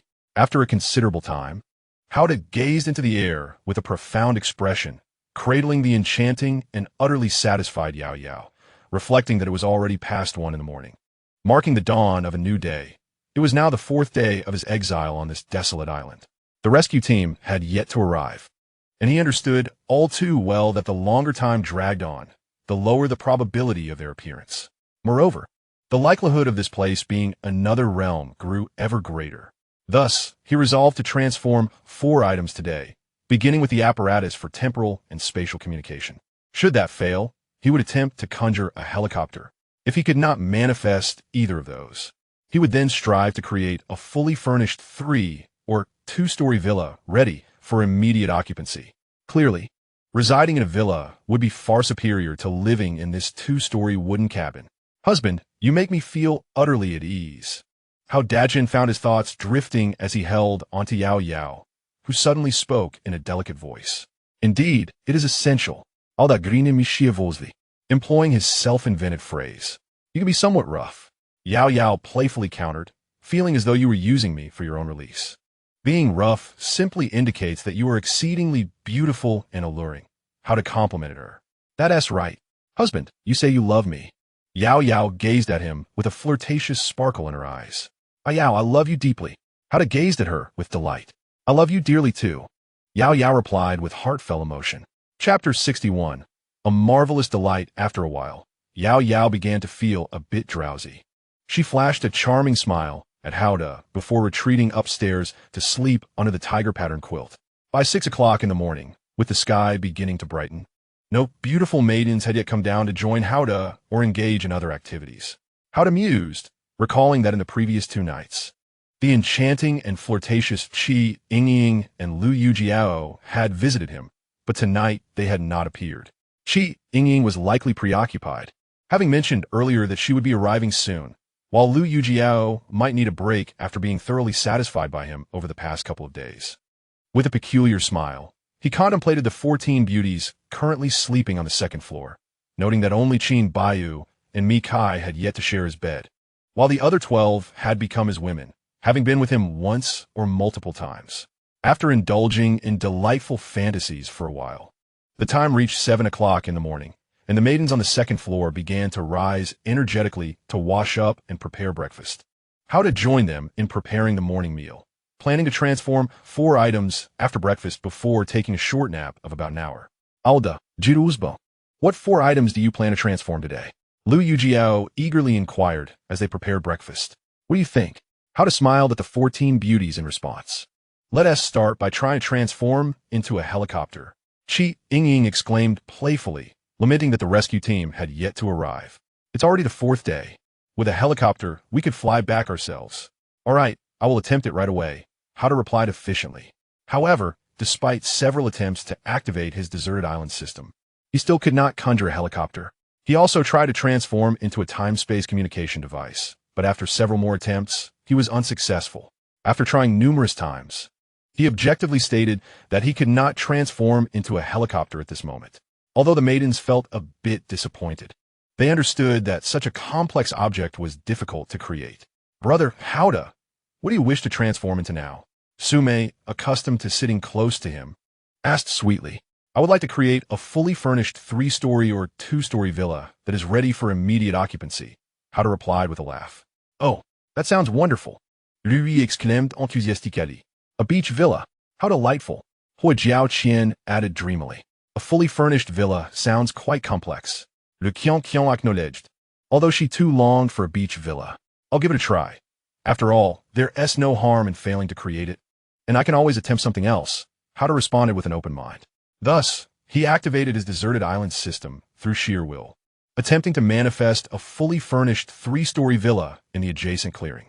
To his delight, the system confirmed success. It had indeed materialized. Really? The beautiful ladies exclaimed in disbelief, rising to peer through the gaps of the wooden cabin's 1st floor. My heavens! It has truly transformed into a villa. Yingying laughed exuberantly, then eagerly opened the door on the 1st floor, brandishing a submachine gun as she dashed outside. Howda followed suit, armed alongside the other ladies as they all rushed out. Before them, approximately 5 meters from the left side of the 2-story wooden cabin, stood a brand new 3-story villa, complete with a well-finished exterior and windows, indicating it was ready for immediate occupancy. Furthermore, the villa was enclosed by a wall, creating a quaint little courtyard. A large set of pristine keys hung from the lock of the gate. The expressions of Howda and the beautiful ladies were filled with astonishment, while the early risers among the survivors on the beach stared in bewilderment at the sudden appearance of this walled villa. Hao Da and the ladies entered the courtyard through the gate and then stepped inside the villa, which indeed had undergone minimal renovations, making it suitable for immediate habitation. "Oh, let us move in right away," Liu Yijiao exclaimed excitedly. "I want to claim a bedroom on the third floor." Yingying called out playfully, swiftly seizing one of the upper floor rooms. The other ladies joyfully rushed to secure their own private chambers. Although they had grown accustomed to sharing a large down comforter at night, having individual bedrooms did not hinder their camaraderie. For instance, Yin occasionally preferred to practice calligraphy alone in her room, while Hada sometimes enjoyed perusing magazines or simply allowing his thoughts to wander in solitude. Before long, Hao Da and the beautiful ladies efficiently relocated a large freezer, a hefty sack of firearms, including submachine guns, pistols, automatic rifles, and ammunition, along with a rocket launcher and numerous grenades, as well as a substantial supply of rice, potatoes, cabbage, peppers, cucumbers, and more, into the three-story villa. During their moving process, around 130 survivors from a shipwreck, many of whom were early risers, watched in astonishment from a distance as Hao Da and the others busied themselves. Likely remembering the incident from the previous night when Hao Da fired a shot at Zheng Gangbao with his submachine gun, none of the survivors dared to approach, fearing they might be mistaken for potential thieves and face a similar fate. However, once Hao Da and the beautiful ladies had completed their relocation and the two-story wooden cabin stood nearly empty, a robust middle-aged man, resembling a boss who had previously approached Hao Da with about 30 companions to request over 10 pounds of bear meat, approached him with a smile. "Mr. Hao," he said, "congratulations on your new residence." His name was Liu Fugui, the owner of a moderately sized company in the country. Although Hao Da maintained a cautious stance towards all the survivors, he felt a certain affinity for Liu Fugui, as the latter had consistently exhibited politeness and decorum in their interactions. "The two-story wooden cabin is a gift for you and your companions," Hao graciously replied. "Thank you so much." Liu Fugui expressed his gratitude, his joy evident in his demeanor. "No need for thanks," Hao smiled in return. "Before the rescue team arrives, what plans do you and your companions have?" "There are numerous venomous snakes in the forest, making food procurement perilous. If only we had a fishing boat. My companions and I could venture out to sea and thus resolve our food shortage," Liu Fugui said earnestly. Just a moment," Hao responded. Liu Fugui nodded. Though uncertain of Hao's intentions, he patiently awaited his next move. Hao activated his deserted island system, attempting to conjure a fishing vessel as large as possible in the nearby shallow waters. To his delight, it was a success. A rather sizable fishing boat materialized in the distance. "Look over there," Hao suddenly exclaimed. Liu Fugui turned to see the large fishing vessel and could not help but exclaim, "Where did that boat come from? I certainly cannot give you the large fishing boat, but I can rent it to you. Come, let's take a closer look." Hao replied with a smile. The two made their way toward the fishing boat, and the survivors on the beach, noticing the sudden appearance of the vessel, followed curiously. Observing the scene were Su Mei, Yin, Liu Yijiao, Yingying, Liu Hui, Hu Jiaoqian, Lu Qianqian Zhao Ai, Ren Qian, Miao Rong, Kong Jing, Qin Baiyu, Mi Kai, and Yao Yao. 14 beautiful women who naturally deduced that the large fishing boat must have been conjured by Hao, witnessing their shared husband's extraordinary abilities. Having conjured this magnificent three-story villa, and now this fishing boat, they could not help but be swept away by the enchanting allure of Hao's talents. Chapter 62. Su Mei can play too. Hao and Liu Fugui reached the fishing boat and boarded it. Hao discovered that the fishing vessel he had conjured was not only equipped with a complete power and navigation system, but also featured large fishing nets for catching fish. Liu Fugui attempted to operate the fishing boat and soon found it quite manageable. "Mr. Hao, how does the rental process for this fishing boat work?" Liu Fugui eagerly inquired. With this vessel, he and his group of approximately 30 individuals could sustain themselves by catching fish before the rescue team arrived. "You and your teammates will give me 1 fish for every 10 you catch," Hao replied with a smile. "Excellent. A pleasant cooperation." Liu Fugui laughed and shook hands with Hao. For each fishing trip, retaining 9/10 of the catch was indeed quite favorable. "Your identification is still valid, correct?" Hao asked. "Yes, it is," Liu Fugui replied. "I will need to hold on to your identification." Hao stated.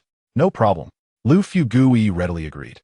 Hao took the identification Liu Fugui handed him, examined it, and then added, "If you take the boat out today and have a good catch but do not wish to go out again, you may rent the boat to another team.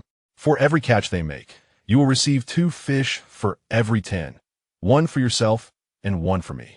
Ha! What a splendid idea. Liu Fugui, having been a businessman before his stranding on this deserted island, recognized the profitability of this subletting arrangement. In this manner, both parties reached a consensus, and Gauda disembarked, cheerfully making his way towards his 3-story villa. As he walked, he noticed approximately 30 women from the shack to the right of the 2 huts approaching him, with Jing, Yi, and Wang Shan, whom he had discreetly treated to a bowl of food each the previous day, leading the group. Gauda glanced at them and observed that, in addition to Jing, Yi, and Wang Shan, there were several other young and beautiful women in the entourage. Although he admired youthful beauty inwardly, he maintained a composed demeanor on the surface. "Gauda, did you just rent the fishing boat to that Mr. Liu?" Jing, he inquired with a smile as they drew near. "Indeed. Once they return from their fishing trip today, if the boat is not in use, you can directly sublease it to Mr. Liu. For every 10 fish you catch, you need to give him 2, Gauda replied. "Understood." Wang Shan, with her long, delicate legs, added, "Gauda, aside from the fishing boat, do you have any logging tools available for rent? We also need to rent logging equipment. Beware of the poisonous snakes in the woods." Gauda cautioned. "After we rent the logging tools, we will sublease them to others. For every 10 logs they collect, we will take a commission of 2 logs, 1 for you and 1 for ourselves," Jing Yi said with a smile. Gauda suppressed a laugh and nodded, thinking to himself that he had a penchant for women who were both beautiful and intelligent. Thus, he entered the villa, retrieved the chainsaw, and took Jing Yi's identification card as collateral to rent the chainsaw to her. Before long, Jing Yi subleased the chainsaw to a group of approximately 30 men from the neighboring shack, which was entirely their affair. In any case, for every 10 logs cut, he would earn a commission from 1 log. The temporary arrangement of 30 individuals crammed into a single shack was merely a makeshift solution from the previous night. With daylight, time, and the chainsaw at their disposal, they could effectively cut logs from the forest to construct a wooden house for a more comfortable living situation.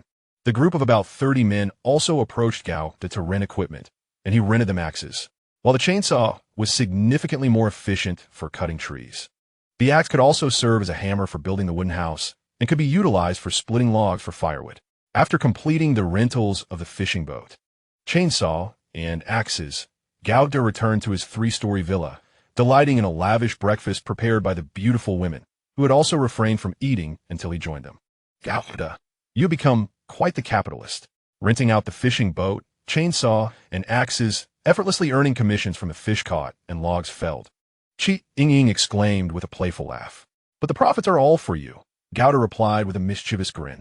"Indeed, you are the beloved husband of all 14 of us beautiful women," Liu Yijiao remarked suggestively. "Gauda, can you satisfy all 14 of us at once? Will you manage?" Zhao Yuan teased with a flirtatious tone. "Absolutely, I must," Gauda declared with confidence. "Just wait until we drain you dry." Hua Jiao Qin laughed. "You might just make me faint." Gauda responded with an even more mischievous laugh. "Gauda, you truly are a rascal," Liu Qianqian teased, her laughter ringing out. "After enjoying a sumptuous breakfast, I shall retire to my chamber for a brief slumber of approximately 1 hour, after which you may each grace my room with your presence, allowing me to indulge in your company," Huda proclaimed with a sense of pride. "Rogue," Qian gleefully scolded. "Lecher," Su Mei chastised. "Oh, Huda, you naughty man." Miao Rong chuckled delightfully, amidst the playful banter and flirtations with the enchanting ladies. Huda savored his meal in the opulent dining area on the 3rd floor of the villa before retreating to his private bedroom for a much-needed rest. Having transformed only 2 of the 4 things he intended to change today, he decided that a comfortable nap was in order before addressing the remaining 2, the grand villa and the large fishing boat he had rented. His bedroom was considerably more spacious than the small room he had previously occupied in the 2-story wooden cabin, furnished with an elegant bed, a solid wood table, and a soft reclining chair. Lying comfortably on the bed, he felt utterly relaxed as he drifted into slumber. Meanwhile, the lovely ladies gathered in a larger room on the same floor, engaging in games of mahjong, cards, and chess, establishing this space as their new entertainment hub. Compared to other survivors, some of whom toiled on the fishing boat or in the treacherous woods, chopping wood to keep warm. They were undeniably in a more fortunate position. Of course, they understood the value of contentment and joy in their circumstances. After approximately an hour of rejuvenating sleep, Huda awoke feeling invigorated. He refreshed himself and then gazed out the window of his third-floor bedroom, which faced the nearby shanties. He could observe Jing, Yi, and Wang Shan leading a team of about 30 women, busily chopping wood and tending to the fire, while a cohort of 30 men worked diligently to transport logs cut down in the forest to their location. As Huda leisurely watched the scene unfold outside, the partially ajar door was suddenly pushed open, and the beautiful, pure, and elegantly slender Su Mei entered, gently closing the door and locking it behind her. She approached the window and embraced Huda from behind, enveloping him in a delightful warmth. "Guess who I am?" Su Mei playfully lowered her voice, adding an air of intimacy. Mei, Huda accurately guessed. "Oh, how did you know Huda go?" Su Mei asked joyfully. "It's just a feeling," he replied with a slight smile, projecting an air of mystery. "Ha, Su Mei laughed. What are you looking at?" She released him and stood beside him at the window. "I'm observing the two teams at work," Huda replied with a smile. "You aren't gazing at other beauties, are you?" Su Mei teased. "How could I? With all 14 of you lovely ladies, I can hardly keep up," Huda answered, though he had indeed been admiring the alluring sight of Jing, Yi, and Wang Shan at work. "I don't believe you." Su Mei pouted playfully. "What would it take for you to believe me?" Huda inquired with intrigue. "Right here at the window with me." Su Mei gazed at him with a captivating allure. Mei, you certainly know how to play. I like it." Huda chuckled mischievously. "Then come quickly." Su Mei continued to gaze at him with longing, her voice sweetly inviting. Chapter 63. Each with their own splendor during this process. Huda discovered that the enchanting scenery he had been observing from afar had caught the attention of Jingya and Wang Shan, who glanced towards the window. It seemed as though they had discerned the nature of his activities with Su Mei, causing their cheeks to flush with embarrassment as they quickly averted their gaze. The fact that they had witnessed his moment with Su Mei only heightened Huda's exhilaration. After a considerable while, Huda, embracing the alluring and thoroughly satisfied Su Mei, continued to stand by the window, relishing the picturesque view while enjoying the refreshing breeze. He felt relaxed, allowing his thoughts to wander as he contemplated what two new items he could transform today. With a villa to reside in and an ample supply of rice, tiger meat, wolf meat, bear meat, potatoes, chili peppers, and cabbage, his basic living needs were well met. However, he recognized that certain essentials remained lacking.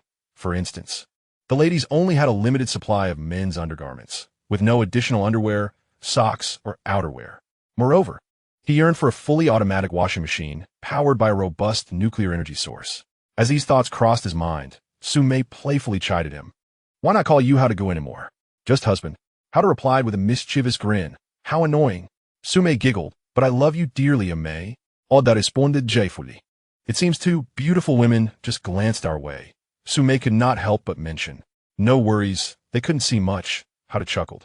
"But perhaps they guessed something?" Su Mei added. "Even if they did, it's no concern. I am your husband, after all.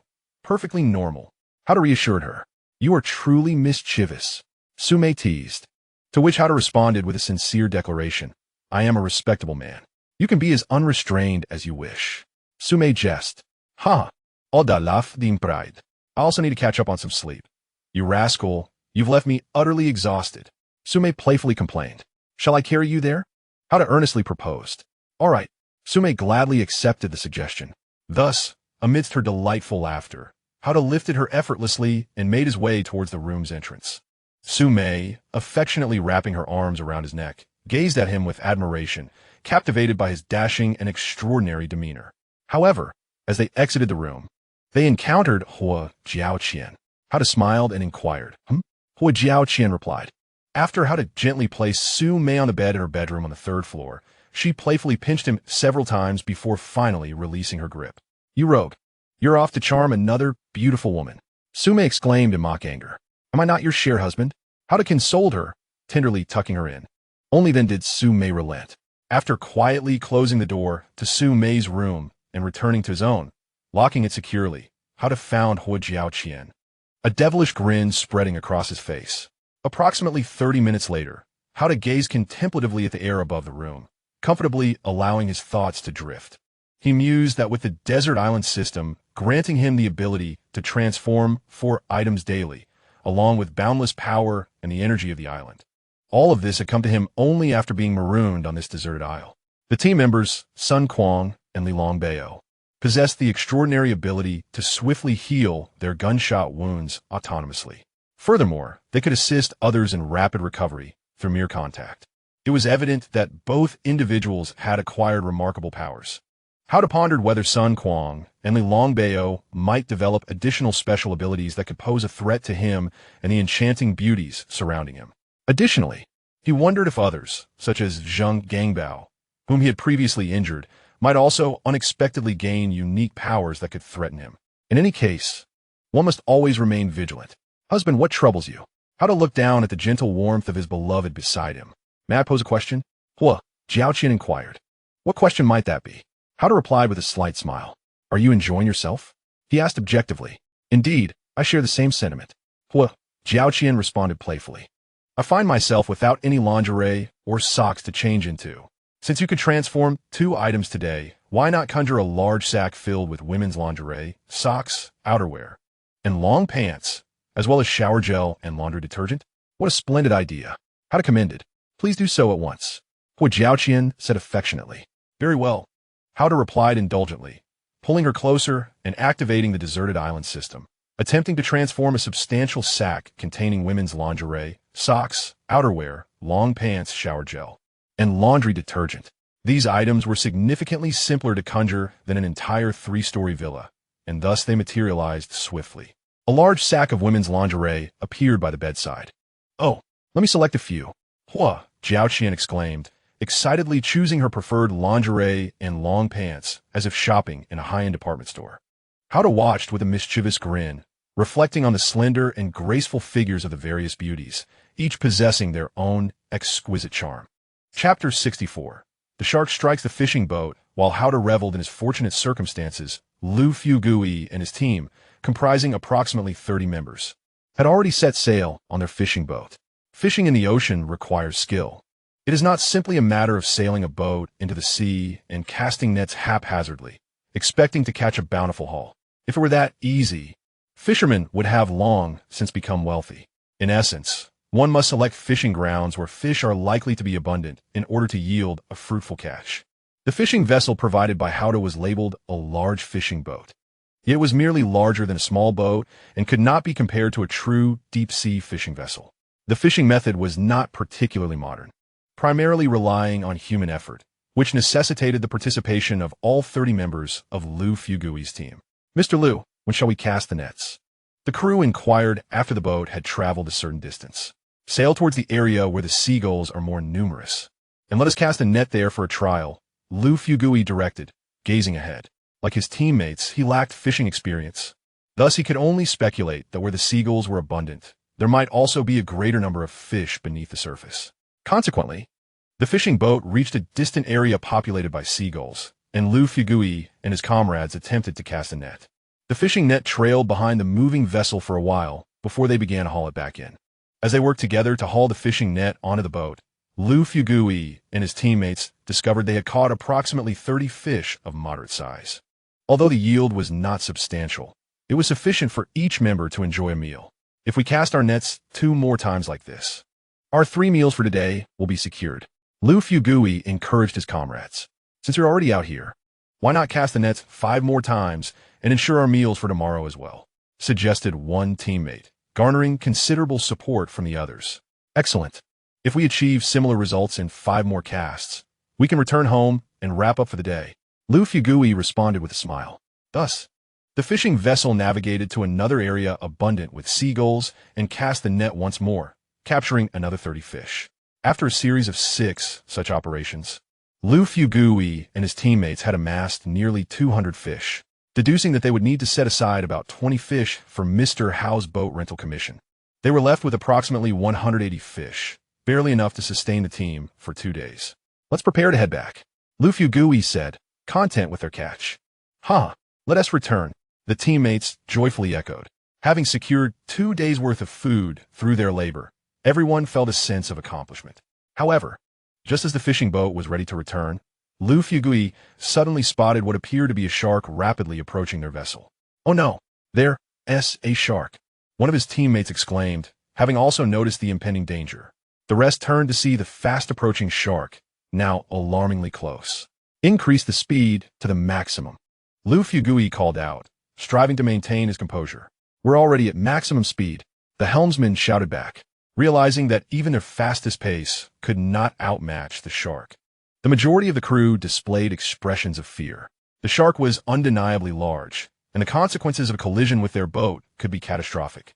"Look over there," another teammate suddenly shouted. Everyone turned in the direction he indicated, and to their astonishment, they saw a figure soaring through the air towards them. "It seems to be Mr. How? He can actually fly?" Lu Fugui exclaimed in disbelief. Indeed, it was Hao who approached with remarkable speed. The reason for his timely arrival was due to Su Mei, who possessed prophetic abilities and had foreseen the impending shark attack on Lu Fugui's team. She quickly relayed this information to Hao, who, without hesitation, decided to rush to their aid. His newfound ability to fly stemmed from an exploration of his boundless strength and the island energy within him, enabling him to traverse the air with great swiftness. As Hao was racing towards the boat, the shark collided violently with the vessel. The boat jolted violently, but fortunately, it withstood the impact without capsizing or sustaining damage. Hao, having just reached the sky above the fishing boat, did not land on it immediately. Instead, he seized a submachine gun from the air and aimed it at the shark, which was preparing to strike the boat again. With a series of rapid gunfire, blood erupted from several wounds on the shark's body. In but a mere 5 seconds, the creature lay belly up, lifeless upon the ocean's surface. "Quick, retrieve it with the fishing net," exclaimed the triumphant Hao, having successfully shot the shark. His urgency stemmed from the fact that the blood of the shark could easily attract other predators. Naturally, Lu Fugui's team acted decisively, casting their nets to haul the slain shark aboard their vessel. Upon bringing it on board, they realized the shark was quite sizable, weighing almost as much as the combined total of approximately 200 fish they had just caught.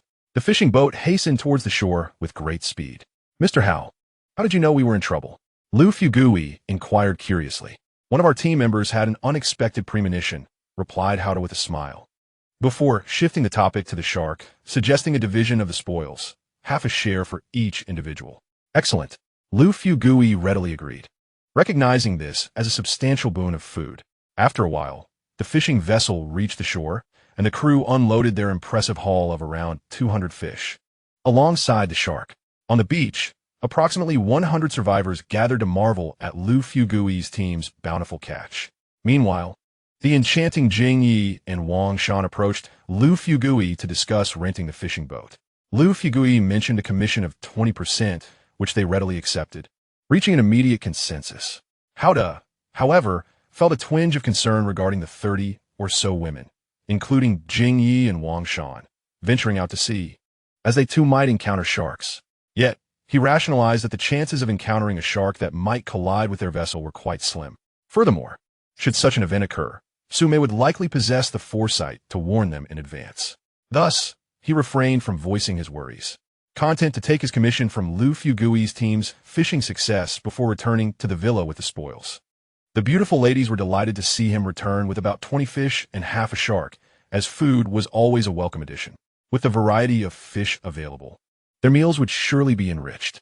The jubilant members of Lu Fugui's team transported their considerable bounty to the 2-story wooden structure provided by Hao. Yet, their exhilaration soon faced a pressing dilemma: how to store such an abundance of fish. Hao had already pondered this issue upon his return to the villa.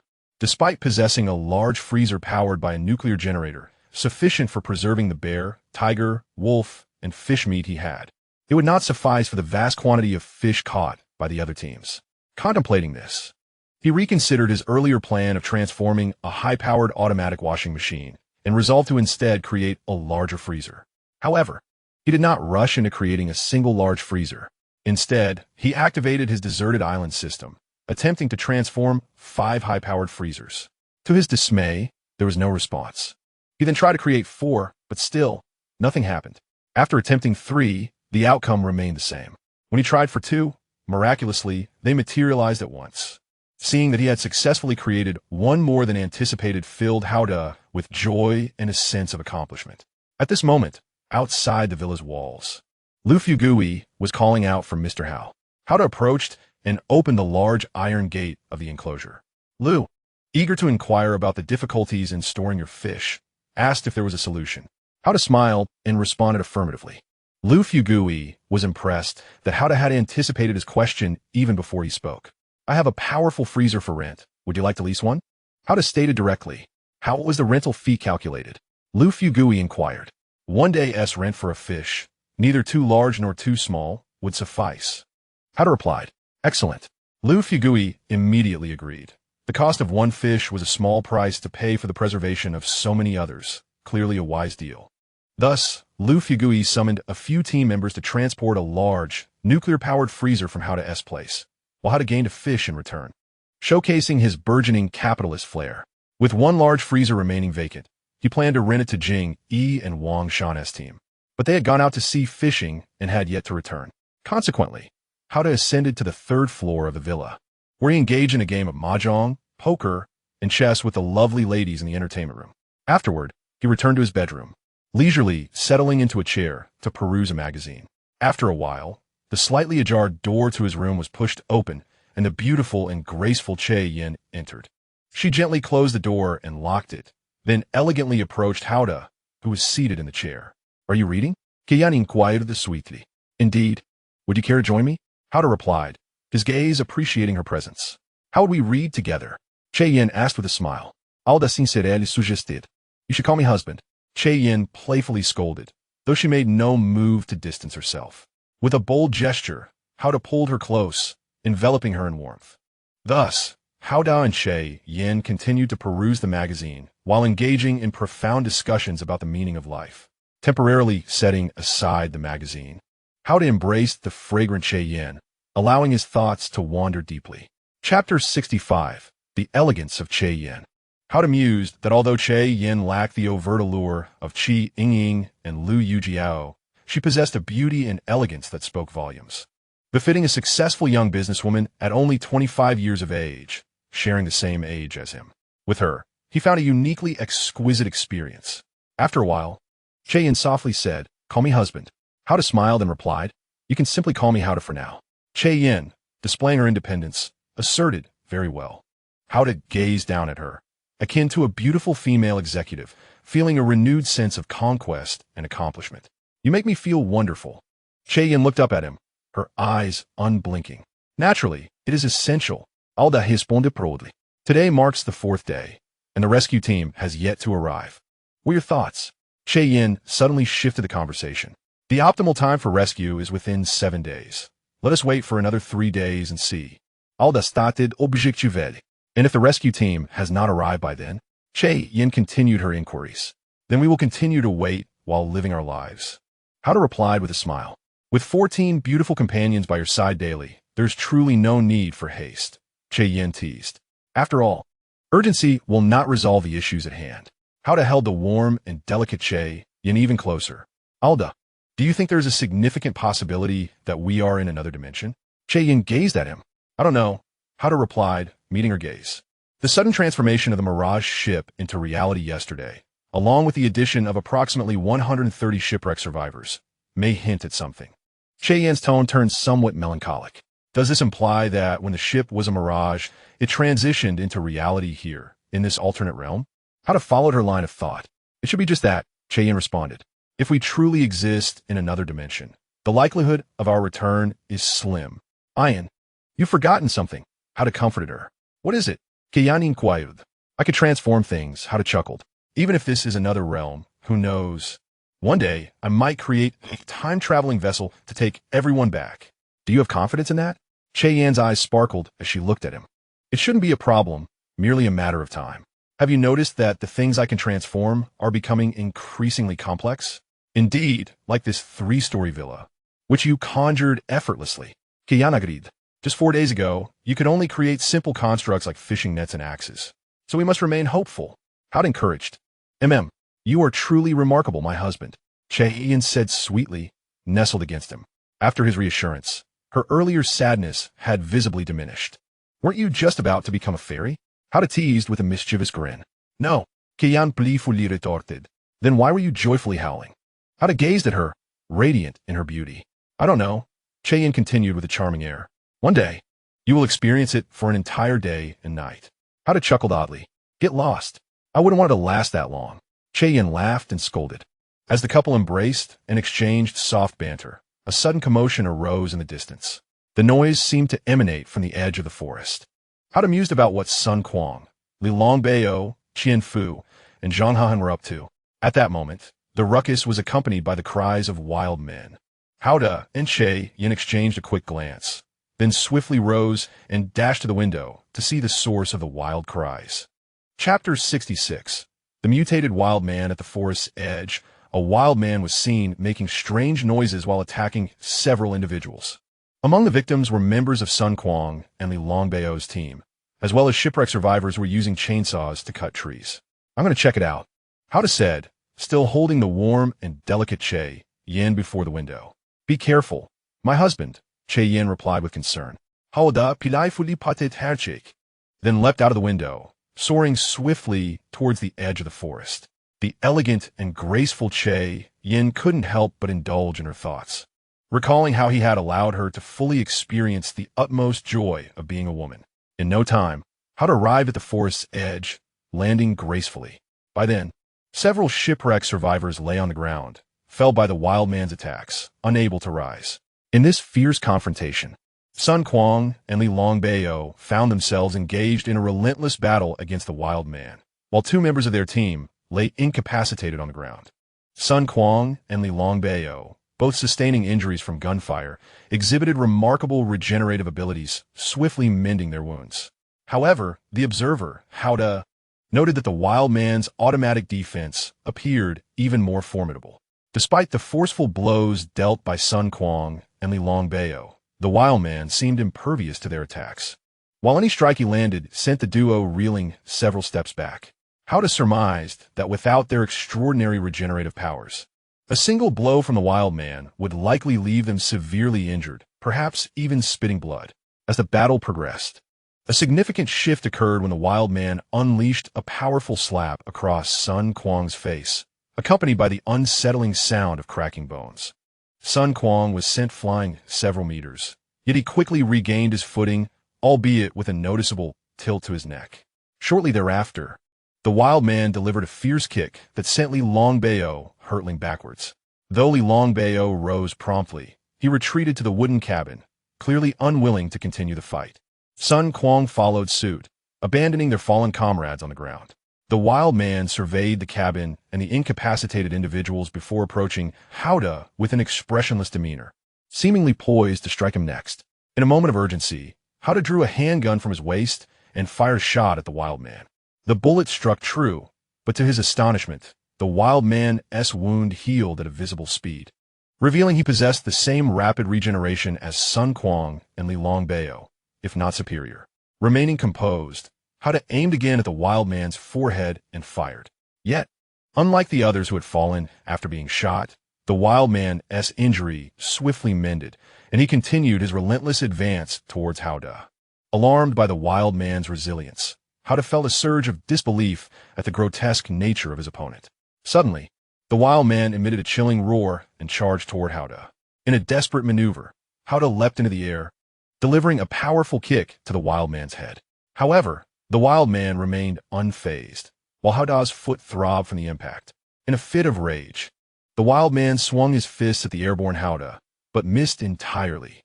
Howda landed deftly beside the chainsaw he had rented, quickly activating it as it roared to life. As the wild man charged again, Howda coldly regarded his advancing foe and, with a swift motion, slashed the chainsaw towards the wild man's neck.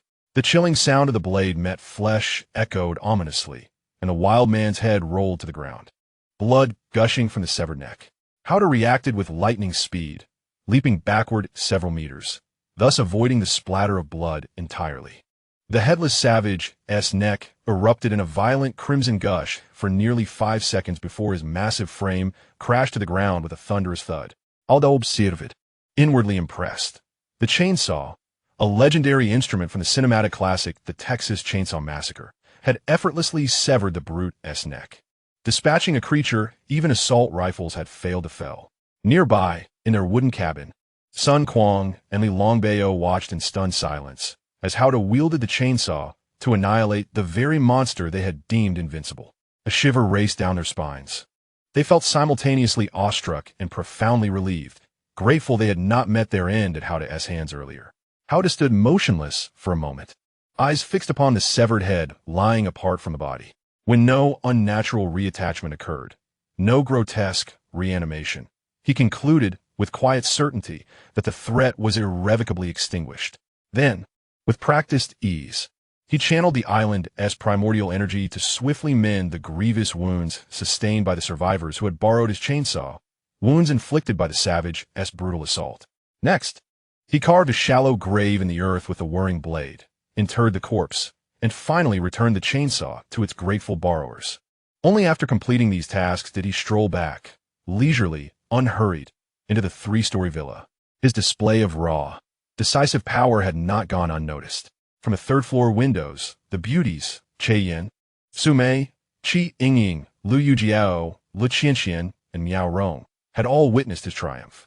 As Hao Da ascended, he was instantly enveloped by their admiring voices, their praise effervescent and unrestrained.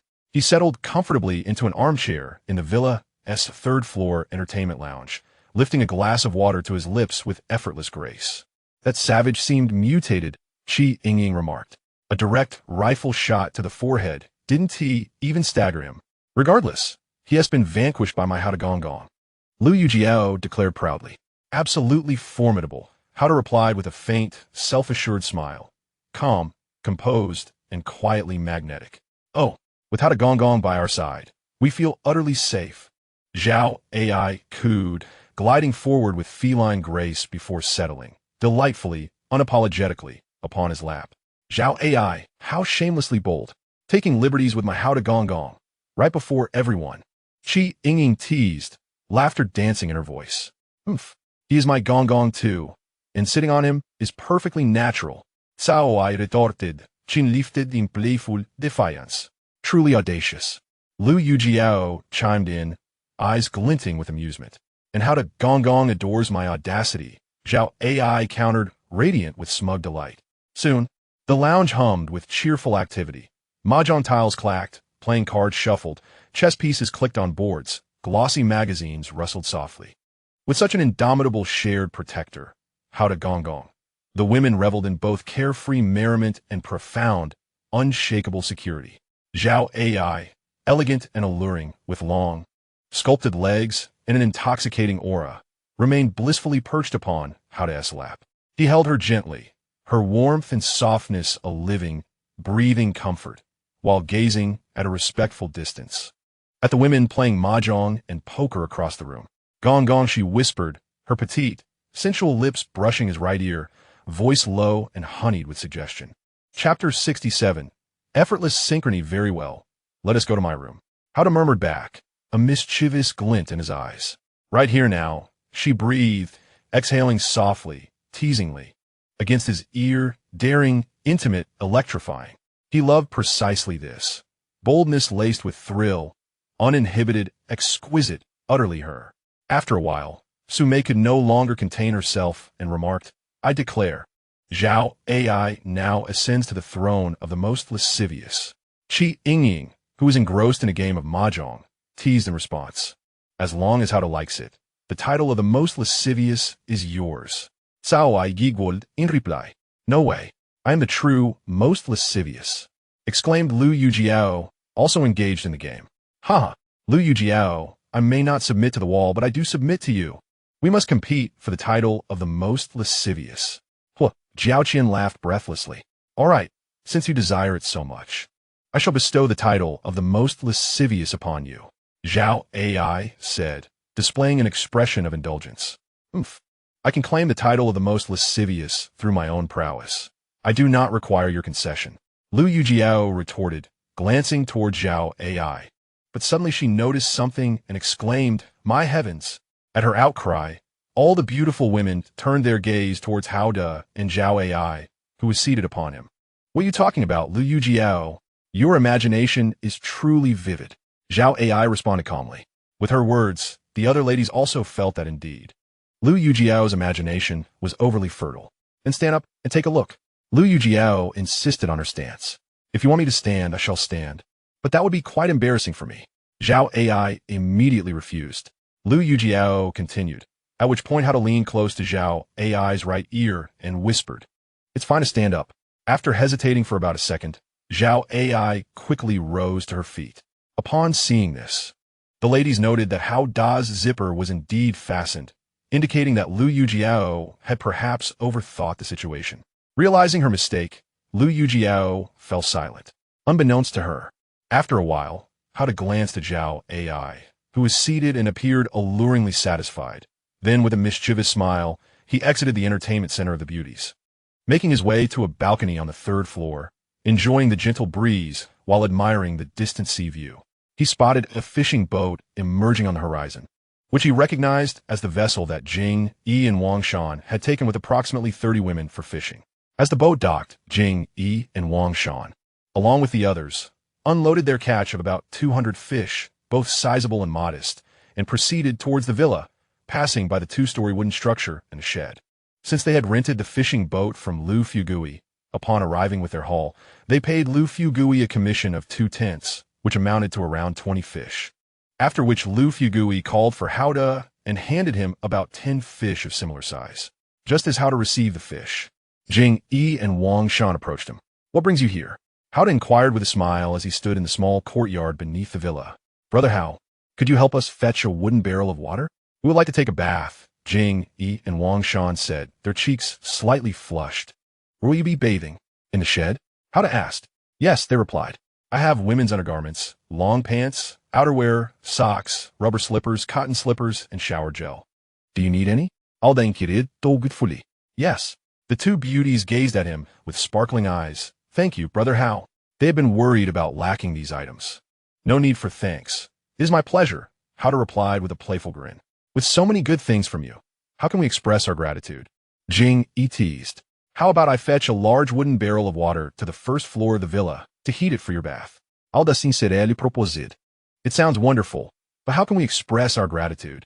Wang Shan playfully inquired. "While you enjoy your bath, I shall take a tour of the room." Hao Da responded with a mischievous grin. Hao Da, you are quite naughty." Jing Shan blushed and playfully scolded. "Are you serious, Brother Hao?" Wang Shan, her cheeks flushed, gazed at him intently. "Just joking," Hao Da replied with a slight smile. "Oomph, I don't believe you. Brother Hao, you simply want to do that." Jing Shan retorted with a teasing pout. "Brother Hao, how improper." Wang Shan teased with a playful voice. "I shall go fetch the water now." Hao Da laughed as he took the large wooden barrel to the well. As he drew the water, he contemplated that his 3-story villa was simply decorated. Lacking even a water heater, he resolved to procure a powerful electric water heater with nuclear-grade energy tomorrow, also to install a water pump and to drill a well nearby, thus enabling the villa to have running water and hot water for bathing. The current method of drawing water with a large wooden barrel and boiling it for baths seemed rather outdated. Upon returning with the water, he placed it in a large iron pot on the first floor of the villa and began the heating process. During this time, he brought over a large sack filled with women's undergarments, pants, outerwear, and socks for Jing Yi and Wang Shan to choose from. In a playful manner, he held up a piece of women's lingerie, declaring that its style, color, and material were quite exquisite, asking who would like it. "I certainly do not want it." "Brother Hao, you haven't wash your hands." Jing Yi retorted, her cheeks aflame. "I have washed my hands, specifically with shower gel," Hao Da replied innocently. "Brother Hao, you are so mischievous. You're making us choose undergarments." Wang Shan playfully scolded. "The lingerie I selected will give you a unique feeling once you wear it." Hao Da chuckled. "Go away, you rascal." Jing Yi laughed and scolded. After a while, the water in the large iron pot reached the perfect temperature for bathing. Hao Da effortlessly lifted the pot and poured the water into the large wooden barrel. Once these tasks were completed, he prepared to leave. "Brother Hao, aren't you even to watch us bathe?" Jing Yi and Wang Shan chimed in unison, their voices sweet. "You really want me to watch?" Hao Da turned around, his eyes sparkling as he beheld their beautiful and alluring figures.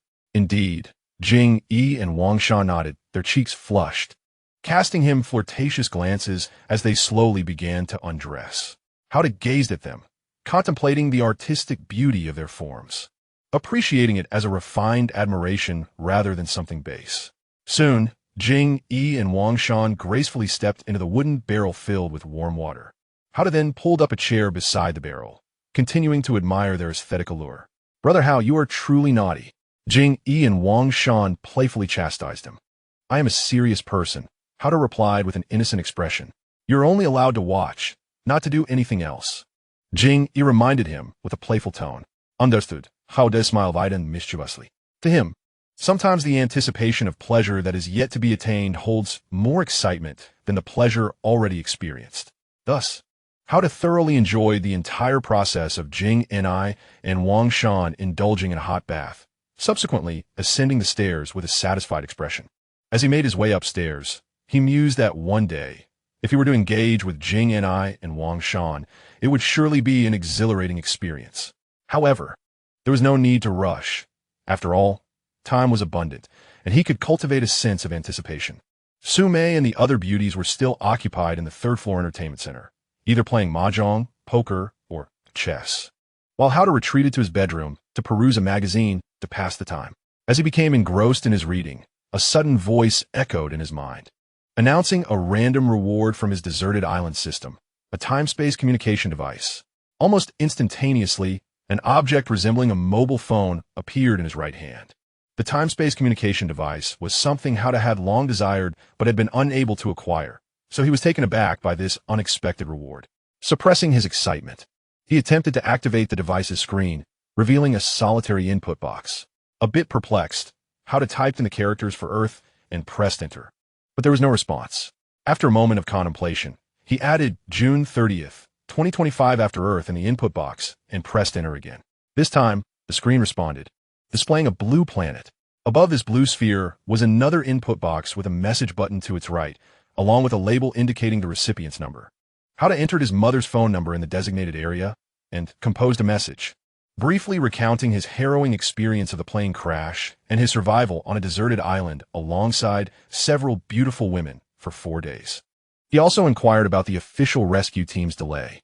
After completing the message, he clicked the send button and a notification confirmed successful transmission. In less than a minute, his mother replied, stunned, Hao read her message, which expressed her overwhelming joy upon learning that he was still alive, alongside his father's ecstatic reaction. She proceeded to inform him that the official rescue team had been searching for the downed plane and its occupants every day for the past few days. It had found nothing. After conversing with his mother through the time-space communication device, the information he gleaned from her further solidified the possibility that this deserted island existed in an alternate space-time continuum. Upon checking the sent messages, he noticed a striking detail. The recipient's number now included Earth space-time June 30th, 2025, while the sender's number bore deserted island space-time June 30th, 2025. Earth space-time, deserted island space-time. The implications became abundantly clear. He was in a different space-time, referred to as deserted island space-time, and the device in his hand, as his deserted island system had previously stated, was indeed a time-space communication device. With his earlier hypothesis about being in an alternate space-time now largely validated, Hao maintained his composure, though he was uncertain how the other beauties would react upon learning this monumental revelation. Hao Dachin sat in solemn contemplation, his brow furrowed with quiet intensity. At that moment, the bedroom door, left slightly ajar, was gently pushed open. Miao Rong entered, her presence radiating purity and grace, delicate features, luminous eyes, and slender, statuesque legs. She offered Hao Dajin a beguiling smile, then softly closed the door and locked it behind her. With effortless elegance, she glided onto his bed and nestled intimately against him, her allure both tender and intoxicating. For now, Hao Dajin set aside the disorienting truth that he stood in another dimension and surrendered wholly to the present, his thoughts uncluttered, his senses fully awakened. After a languid, blissful interlude, he cradled Miao Rong in his arms, her skin flushed, her expression languid with deep satiety, while his gaze drifted upward, lingering in silent contemplation of the air above. Euphoria still shimmered in his veins, and with it came a quiet epiphany, gratitude. Though displaced across the fabric of time and space, he possessed the Huangdao system, A miraculous boon that not only sustained him, but also enriched his life alongside these extraordinary women. Moreover, the interdimensional communication device granted him cherished contact with loved ones back on Earth. Letters, voices, echoes of home, preserved across the gulf of realities. And who could say? Perhaps the system's transformative power would one day coalesce into something transcendent, a vessel capable of breaching space-time itself, a ship to carry him, his companions, and all the survivors back to their native world. Even if that homecoming demanded patience, months, perhaps years, it would be a wait imbued with hope, dignity, and unwavering resolve. Husband, you truly left me breathless, Miao Rong murmured, her voice a silken whisper. Excellence is non-negotiable, Hao Dajin replied with a roguish, knowing grin. Once he fully accepted the reality of his transdimensional existence, an unexpected lightness settled over him. Lighter, even, than the uncertainty he'd deborn before confirmation. You were rather forceful, she teased, a playful pout softening her lips. I simply channel my energy through you, he quipped, eyes dancing with mischief. How dreadful. You use me as an outlet? Does that mean you don't love me enough? Her gaze, tender and searching, held as like a vow. On the contrary, it means I love you so fiercely. It borders on madness, he replied, voice low and sincere. Madly in love with me. I adore that. She laughed, radiant with delight. One day, let us test your endurance. 24 hours straight, he teased, ever the provocateur. Huh, never. You'd utterly ruin me. She giggled, her laughter like wind chimes in a summer breeze. They lingered in affectionate banter until exhaustion softened her limbs and her eyelids grew heavy. Watching her drift into peaceful slumber, Hao Dajin lifted her gently, her warmth and fragrance enveloping him like silk, and carried her across the hall to her own room, laying her down with tender care upon her bed. Then he stepped out onto the third-floor balcony, where the sea wind swept over him, carrying the salt-kissed hush of the shore and the vast, shimmering expanse of the distant ocean. He tilted his face skyward and noticed the heavens thickening with brooding, silver-edged clouds. Rain was imminent, as if summoned by thought. Thunder rolled across the heavens, and then the downpour began. Heavy, urgent, magnificent. Hao Dajin retreated indoors and made his way to the third-floor recreation lounge, the shared haven of the women. Husband, it's pouring outside, Liu Yijiao called out the moment he entered, her voice bright and melodic. Our villa stands 3 stories tall. No storm could disturb our serenity. He replied with a gentle, reassuring smile, and settled once more into the armchair where he sat with Zhao Ai. No sooner had he settled than Liu Yijiao approached, her long, graceful legs gliding across the floor like poetry in motion. She seated herself upon his lap, and once again he was enveloped in warmth and softness, her delicate frame draped against him, her summer dress, short, vibrant, and utterly captivating, adding a spark of playful vivacity to the moment. Chapter 69. The easing of emotion, Liu Yijiao whispered softly, her voice laced with quiet vulnerability. She still harbored quiet doubts about what had transpired earlier, when Zhao Ai had boldly seated herself upon him in full view of all. Liu Yijiao's doubts held little sway over Hao Da, who remained composed as he quietly interacted with her for a while. Unable to contain her feelings, Yingying finally exclaimed, What shall we do, Liu Yijiao? The rescue team has yet to arrive. Liu Qianqian added, I miss my parents. They must think I am dead. We have you. At this point, the beautiful sophomore girl suddenly burst into tears. Hao Da, who was indulging in the gentle warmth of Liu Yijiao, felt a pang of sympathy and took out the time-space communication device, saying, Why not send a message to your parents? Brother Hao, does your phone have a signal now? Liu Qianqian paused her tears, her voice sweet with excitement. She rushed over to take the device. The other beauties also ceased their activities, glancing at their phones only to find no signal, and quickly gathered around Liu Qianqian. This isn't a phone. What is this page? Liu Qianqian questioned, puzzled as she opened the device. Type your message in the box for Earth, enter your father's or mother's phone number above it, and then simply hit the send button on the right. Hao Da replied nonchalantly. All right, let me give it a try, Liu Qianqian nodded. The surrounding beauties watched her intently, secretly hoping that this device could indeed send messages, alleviating their fears of their parents grieving over their presumed deaths. After a short while, Liu Qianqian sent a message to her mother detailing her current situation and inquiring about the delay of the rescue team. Approximately a minute later, She received a reply from her mother, and her excitement was palpable. The other beauties, equally thrilled, each took turns using the device to exchange messages with their parents. Once all the beauties had tried the device, Yingying was the first to ask, "Darling, how, this doesn't resemble a satellite phone? What kind of device is this? The signal is so strong. This is called a time-space communication device, a creation of my random transformation ability. How to reveal the truth. A time-space communication device. What does that mean?" Ren Xian pondered, sensing a deeper implication. It is a device for cross-dimensional communication. How to elaborate it. So, we are indeed in another dimension. Su Mei exclaimed. Yes, this place is called Huang Dao Shija. If you open the detail page on this device, it will clarify everything. How to responded. Delivering a shocking revelation. Carrying the time-space communication device, Cheyin quickly opened the detailed message page, and the other beauties observed intently. They saw that messages were labeled from Huang Dao Shija, while received messages were noted as coming from Earth.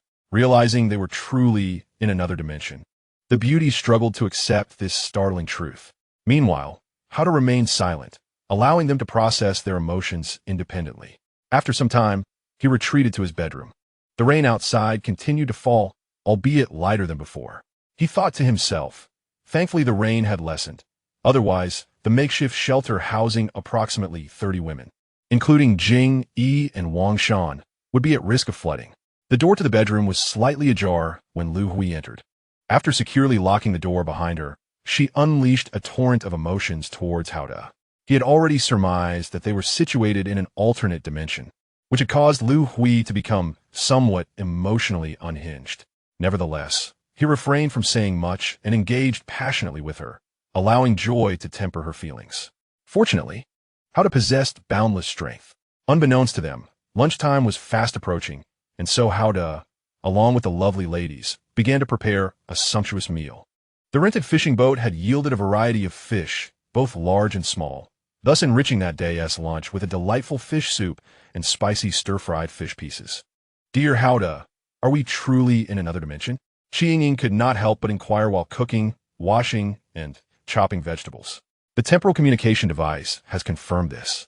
Hauda replied objectively, referring to this realm as the Huang Dao Shiken. Will your transformative abilities eventually conjure a time-traveling vessel to bring us all back? Liu Yijiao asked. It should be possible. It is merely a matter of time. Hauda responded.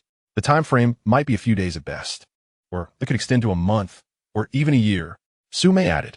There's also a possibility it could exceed a year, Cheyin supplemented. In any case, there is hope. Hauda reassured them, noting that everyone had already used the temporal communication device to inform their parents that they were alive.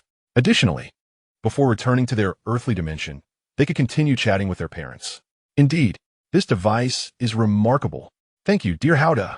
You are truly impressive. Ren Xian exclaimed with admiration. It is only fitting. Hauda smiled in response. Since it has been established that the rescue team cannot come, will we not find it rather tedious to remain here in this villa until my husband conjures a time-traveling ship? Kong Jing queried. When the weather is fine, we can carry handguns for protection and enjoy the beach, Hauda replied cheerfully. Let us set up some sunshades and lounge chairs to bask in the sun on the beach, Su Mei said, her face alight with longing. However, frequent sunbathing may lead to aesthetic fatigue, much like how we have played so many rounds of mahjong and poker these past few days that one might feel nauseated. Yingying remarked. When we conjure a helicopter, we can all take a scenic flight over the entire island. Hauda laughed in response. A helicopter tour of this island sounds exhilarating, Qin Baiyu praised. It is also possible that we could embark on a hiking adventure to explore every corner of this island. Hauda further envisioned. Wow, that sounds even more thrilling. Mikai replied with a glimmer of excitement. How do we avoid being bitten by venomous snakes while trekking the island? Su Mei could not help but ask. Recalling the time she and how to traverse the woods in search of wild fruit and narrowly escaped a snake bite. She had always harbored a lingering fear of the island serpents. Indeed, this is a crucial question, Hauda replied, his gaze deepening as he swiftly contemplated a solution. Chapter 70. Setting up for the beauties suddenly. An idea struck Hauda regarding the island's energy. He extended the island energy within him outward, manifesting a layer of island energy approximately 2 meters in length and width before him. He unleashed an inexhaustible force, striking a mighty blow against the energy layer of the deserted island before him. Remarkably, such tremendous power was repelled by the energy barrier of the island. "What are you doing, Hao Da?" Liu Yijiao inquired curiously, witnessing Hao Da's sudden punch aimed at the air, seemingly rebuffed by it. Has Hao Da acquired a new ability? Su Mei di speculative. You guessed it right. Hao Da chuckled, exhilarated to have discovered a new application of the island's energy, his spirits lifted by this delightful revelation. He swiftly enveloped the 2-meter-wide energy layer surrounding him with his mind, forming an automatic defensive barrier. "Come on, strike me," he jovially challenged the enchanting ladies. "How da? Your request is rather peculiar," Kong Jing teased, envisioning a delightful scenario where she and Hao Da engaged in playful combat. Meanwhile, Yingying stepped forward first, a mischievous grin on her face as she aimed a punch at his well-defined bicep. The blow was instantly deflected by the automatic defensive layer surrounding Hao Da's physique. Yingying, having felt the invisible barrier, surmised the situation but still playfully teased. "Hao Da, your bicep is quite developed." "Not as developed as yours," Hao Da retorted, casting a playful glance at Yingying, who proudly showcased her alluring figure. "Where are you looking, you rogue?" she scolded, playfully pinching him. Hao Da relished the gentle torment delivered by her delicate hand. "How strange. My punch was deflected, yet your pinch could penetrate the defense." Yingying pondered aloud. "It's rather intelligent, recognizing that your punch intended to attack me, thus activating the defense, while your pinch was meant for my enjoyment, hence it did not activate." "Hao Da proudly explained it. Indeed. Yingying praised. "Such a marvelous thing. You must create one for me as well." "No problem." Hao Da replied, rapidly extending the island's energy to form an automatic defensive layer around Yingying's graceful form. The other beauties, possessing keen intellects, quickly deduced the nature of the phenomenon and watched with great interest. All done. In merely a second, Hao Da had completed the setup. "Oh, Hao Da, come strike me," Yingying playfully called out with a flirtatious tone. Yingying is so bold. Liu Yijiao, who was observing, could not help but comment. "No one can match my audacity." Yingying shot back. "Humph. No matter how you flaunt yourself, Yingying, you cannot surpass me." Liu Yijiao countered. "When it comes to Hao Da, I feel utterly delightful." Yingying responded, continuing their playful banter. During this exchange, Hao Da, with a hint of mischief, delivered a forceful punch toward Yingying's impressive physique. Although it was repelled by her defensive layer, Yingying seized the opportunity to pout. "Hao Da, you are so naughty. Hitting me like that. It feels wonderful." Hao Da responded, "Indeed, it has such elasticity. You rascal." Yingying laughed heartily. It's my turn now," Liu Yijiao called out in a playful frenzy. Hao Da joyfully responded, swiftly extending the energy of the deserted island, and in merely a second, he enveloped Liu Yijiao's graceful form with a layer of automatic defensive energy. His boundless power allowed him to transform this energy effortlessly, as he had accumulated a substantial reserve of deserted island energy within his body during his idle moments. Thus, extending some of this energy to create an automatic defense layer was a trivial task, and the energy consumed would rapidly replenish itself within him, ensuring a constant supply of deserted island energy. "How to my husband?" "Oh, I misspoke, strike me," Liu Yijiao playfully declared. Consequently, Hao Da delivered a forceful punch to her alluring figure, testing the resilience of the automatic defense layer surrounding her body. "Oh, this energy defense is remarkably formidable. It won't hinder you from doing anything mischievous to me, will it?" Liu Yijiao teased with a playful laugh. "As long as I'm not attempting to impose my will upon you, it will not activate," Hao Da replied with a tone of expertise. "But what if I desire to be overpowered by you?" Liu Yijiao continued her playful inquiries. "If that is your wish, it will not engage. However, should I pursue such actions without your consent, it will activate," Hao Da patiently explained. "Of course, I would like that, my dear Hao Da," Liu Yijiao cooed, her voice dripping with sweetness. No public displays of indecency," Yingying interjected, unable to contain her irritation. "Jealousy and resentment," Liu Yijiao retorted haughtily. "Hao Da, it's my turn now," Su Mei announced, gracefully striding towards Hao Da, setting it up for you right away. Hao Da responded with a mischievous grin. Thus, he established a resilient layer of automatic defense energy around the enchanting forms of Yingying Liu Yijiao, Su Mei, Yin, Lu Hui, Hu Jiaoqian, Lu Qinxian, Zhao Ai, Rin Xian, Miao Rong, Kong Jing, Qin Baiyu, Mi Kai, and Yao Yao, a total of 14 beautiful women. Oh, with this defense layer, even venomous snakes will be repelled, Su Mei exclaimed with delight. Now, when we wander this deserted island, safety will no longer be a concern. Yingying added, her face alight with excitement. However, I might still feel a twinge of fear upon seeing those vividly colored snakes, even if they cannot bite me, Su Mei mused. No worries, I'll carry you when that happens, Howda chuckled. Ha, you are truly incorrigible, Howda, Su Mei giggled, reminiscing about their initial adventure on this deserted island, when he had carried her through the woods in search of wild fruits, a delightful memory. Su Mei, your laughter is quite scandalous. Yingying could not resist teasing. Indeed, Su Mei is quite brazen, demanding my Howda to carry her. Liu Yijiao chimed in, unable to restrain herself. Ha! Su Mei triumphantly laughed, provoking a desire in Yingying and Liu Yijiao to tease her further. With the automatic defense layers established, Howda and the lovely ladies had prepared a sumptuous feast, engaging in joyful conversation as they readied to dine. Before the meal commenced, the enchanting ladies eagerly utilized the temporal communication device to capture the splendid array of dishes on the table, along with the gathered company. It was revealed that this device not only facilitated the exchange of written messages with their parents across time and space, but also allowed for the sharing of photographs. Consequently, everyone wished to share images of their pleasant experiences on this deserted island, despite being unable to return to their earthly realm. However, Howda pondered a dilemma. Would the parents of these beautiful women deduce that he was the shared husband of 14 lovely ladies? And how might they react to such a revelation? Yet, he soon reassured himself, considering his striking handsomeness, extraordinary charisma, and remarkable abilities, including the power to conjure objects from thin air. Currently, he was able to create 4 different items daily. Surely, the parents of these young and lovely daughters should take pride in having such a formidable husband for their daughters. With this thought, Howda felt an overwhelming sense of self-satisfaction. Outside, although the rain had lessened somewhat, it continued to fall. Howda and the lovely ladies could not help but think of the approximately 130 survivors of the shipwreck on the beach.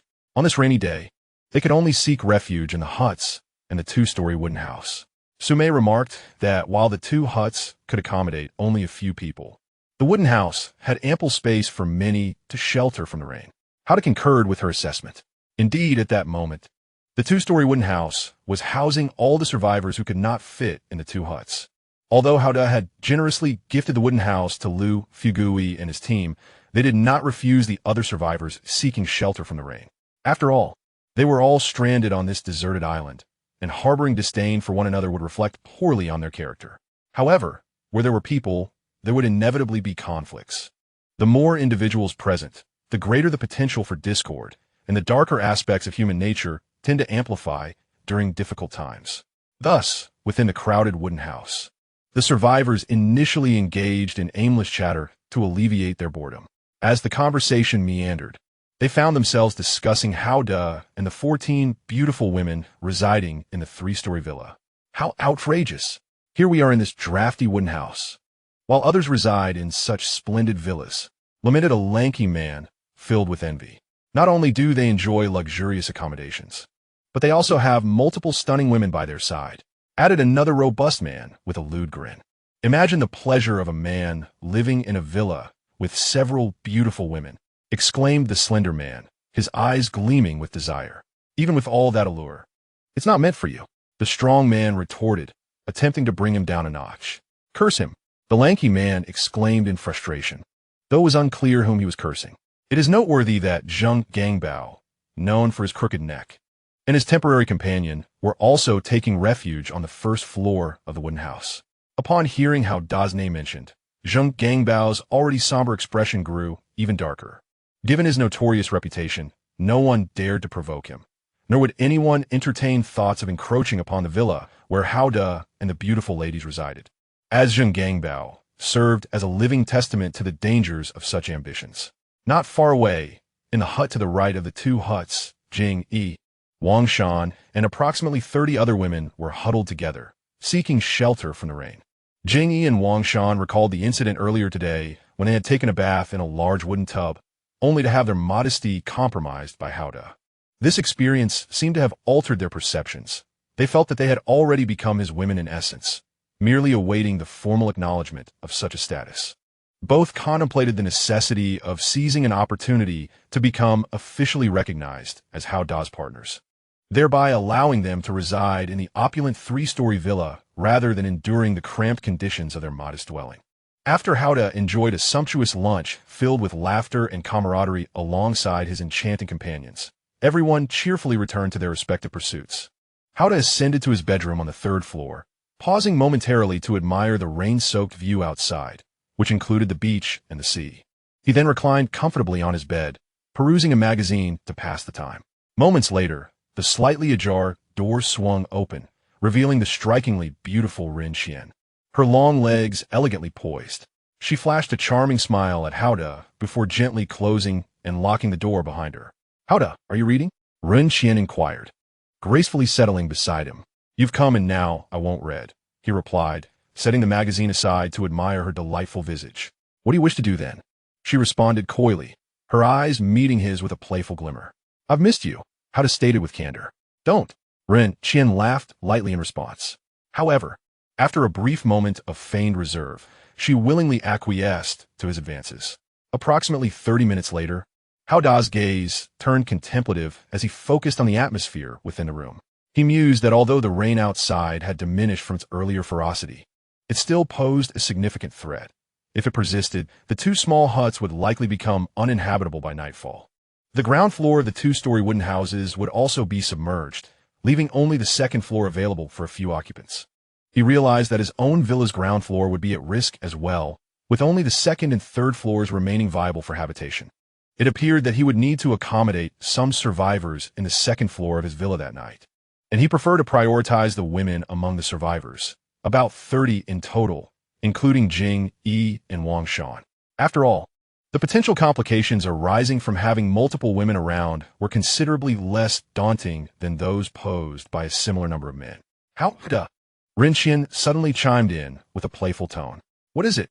he asked, looking down at her, who radiated sheer delight. "You made me feel utterly blissful," she exclaimed, her expression one of rapture. "Such is my duty," he replied with a hint of pride. "You rascal," she teased, mock indignation in her tone. "You adore my mischief," he countered. "Scoundrel, pervert," she playfully retorted.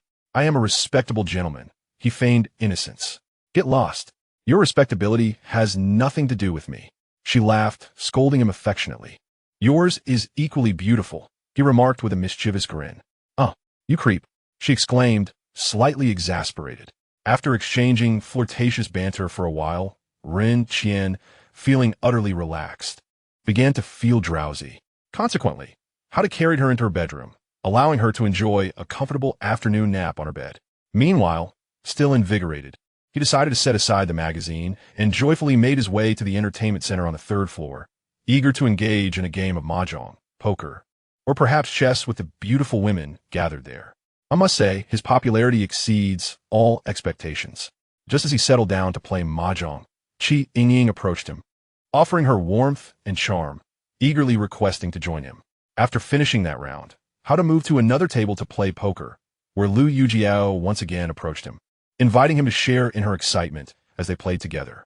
Upon completing the game of poker, Howda transitioned to yet another table to engage in a game of chess, and Su Mei, too, approached him, inviting him to bask in her warmth as they played. Thus, this leisurely afternoon was spent by Howda amidst waves of delightful encounters and entertaining activities. As the clock approached 5 in the afternoon, a loud knocking echoed from the grand gate of the villa. To my astonishment, numerous women were knocking at the door. "Alda, your harem is about to expand once more," Yingying, who was admiring the rain from the window, exclaimed. Howda approached the window for a closer look, and, with a serious expression, remarked that the rain had been falling for quite some time, and that the two makeshift shelters must have been flooded. They were likely seeking refuge from the downpour. He then descended the stairs to open the door. "My dear Howda, you are quite the performer. Among those women, there are several young and beautiful ones." Liu Yijiao, who had also moved to the window, quietly commented while observing the scene outside. Chapter 72. Jing Yi's initiative how to descend the stairs and open the grand iron gate, revealing Jing Yi and Wang Shan, accompanied by approximately 30 women, all drenched from the rain. How to go? Our shelter has been flooded, Jing Yi and Wang Shan said, their clothes slightly wet. Please, everyone coming quickly. I will arrange for you to stay on the second floor of the villa. How to promptly welcome them inside, secure the iron door, and guided them to the second floor for accommodation. The layout of the second floor mirrored that of the third, featuring several individual bedrooms alongside a relatively spacious common area, which served as the large living room. How to initially settle the others in the living room before leading Jing Yi and Wang Shan to assign them each a separate bedroom.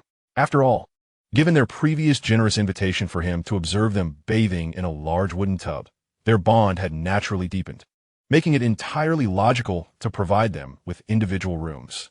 However, as he chatted with Jing Yi in her room and prepared to leave, she suddenly embraced him with emotion, saying, "How to go? I wish to be with you."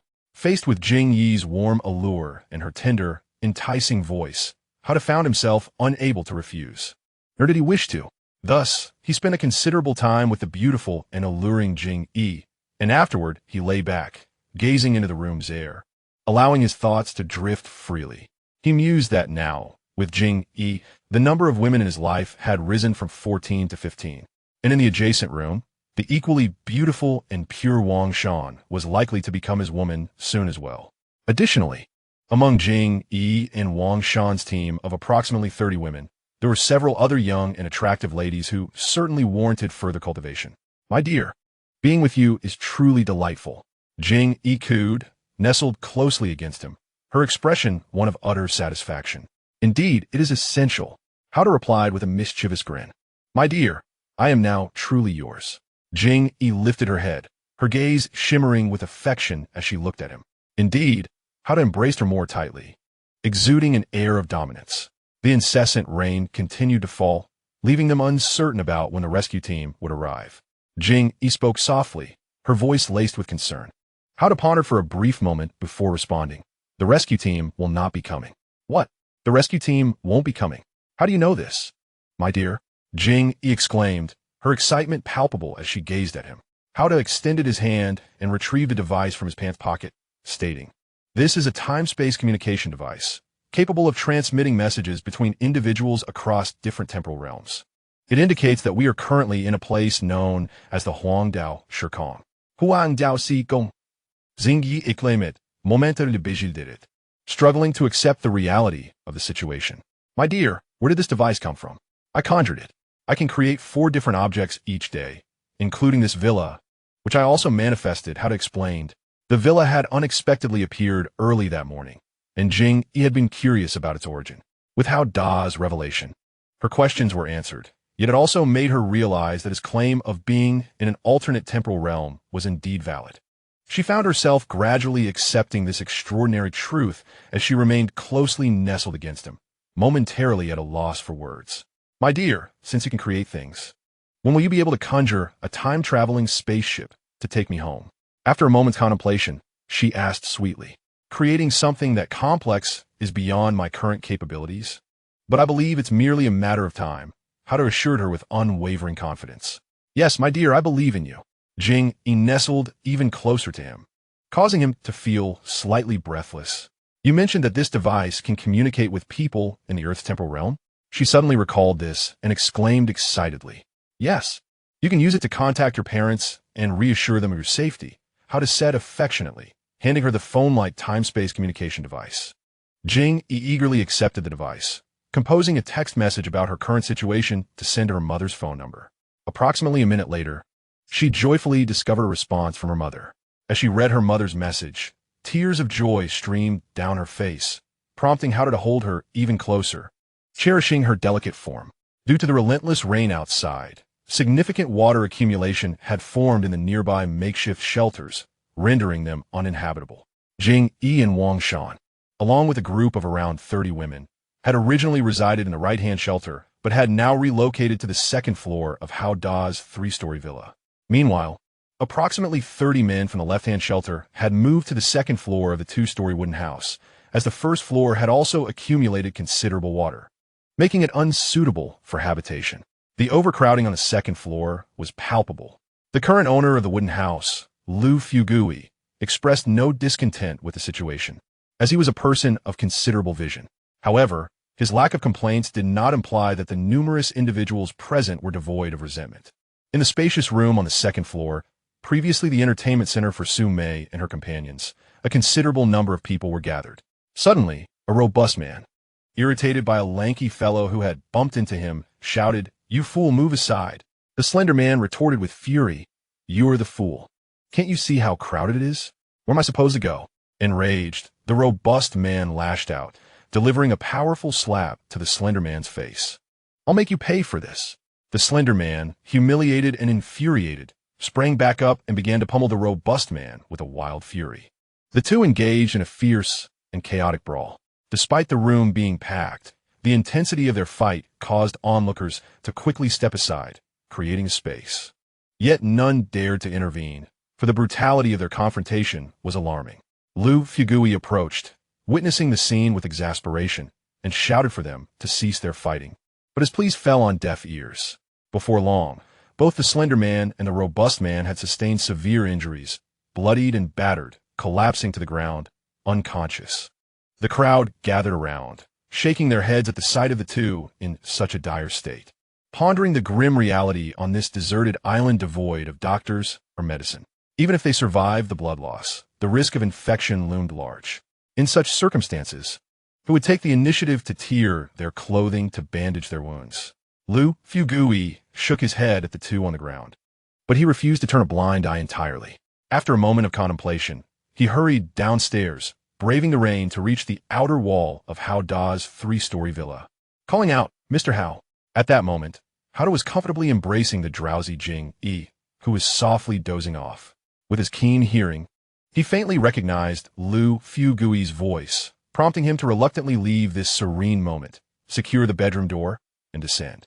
Chapter 73. Brawl in the wooden house. Hao Da stepped out of the villa, braving the rain as he opened the large iron gate of the wall. "Mr. Hao, two individuals are fighting in the wooden house, bleeding profusely and unconscious. If left unattended, it could result in fatalities. Do you have any medicine?" Liu Yijiao inquired. "I have no medicine at the moment, but I believe I can treat those two. Let's proceed immediately," Hao Da replied, swiftly securing the iron gate before accompanying Liu Yijiao to the second floor of the wooden house. The crooked-necked Zheng Gangbao was also on the second floor, and upon seeing Hao Da again, his expression darkened noticeably.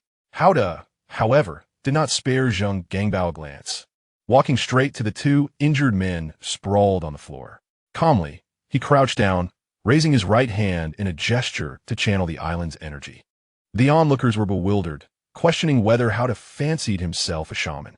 Yet, the results spoke volumes. Within approximately 5 seconds of transmitting the island's energy, both the slender man and the robust man abruptly opened their eyes and sat up. Their injuries had miraculously healed. Should anyone engage in fighting and sustain injuries again, I may not come to your aid next time, Hao Da stated coolly as he rose to his feet and turned to descend the stairs. Despite the remarkable healing powers of his deserted island energy, which could cure ailments and detoxify, he would undoubtedly become quite irritable if those around him could not manage their emotions and frequently called upon him for assistance. Goodness, is Mr. Hao some sort of deity? He managed to revive two individuals merely with a gesture in about 5 seconds. After Mr. Hao departed, someone on the second floor of the wooden cabin could not help but murmur, "Have you forgotten that when we fell from the ship into the sea, it was Mr. Hao who rescued us? He single-handedly lifted around 30 people onto himself and traversed the water as swiftly as a yacht. At that moment, I truly believe he was divine." Another quietly replied, "It seems that Villa appeared quite suddenly this morning."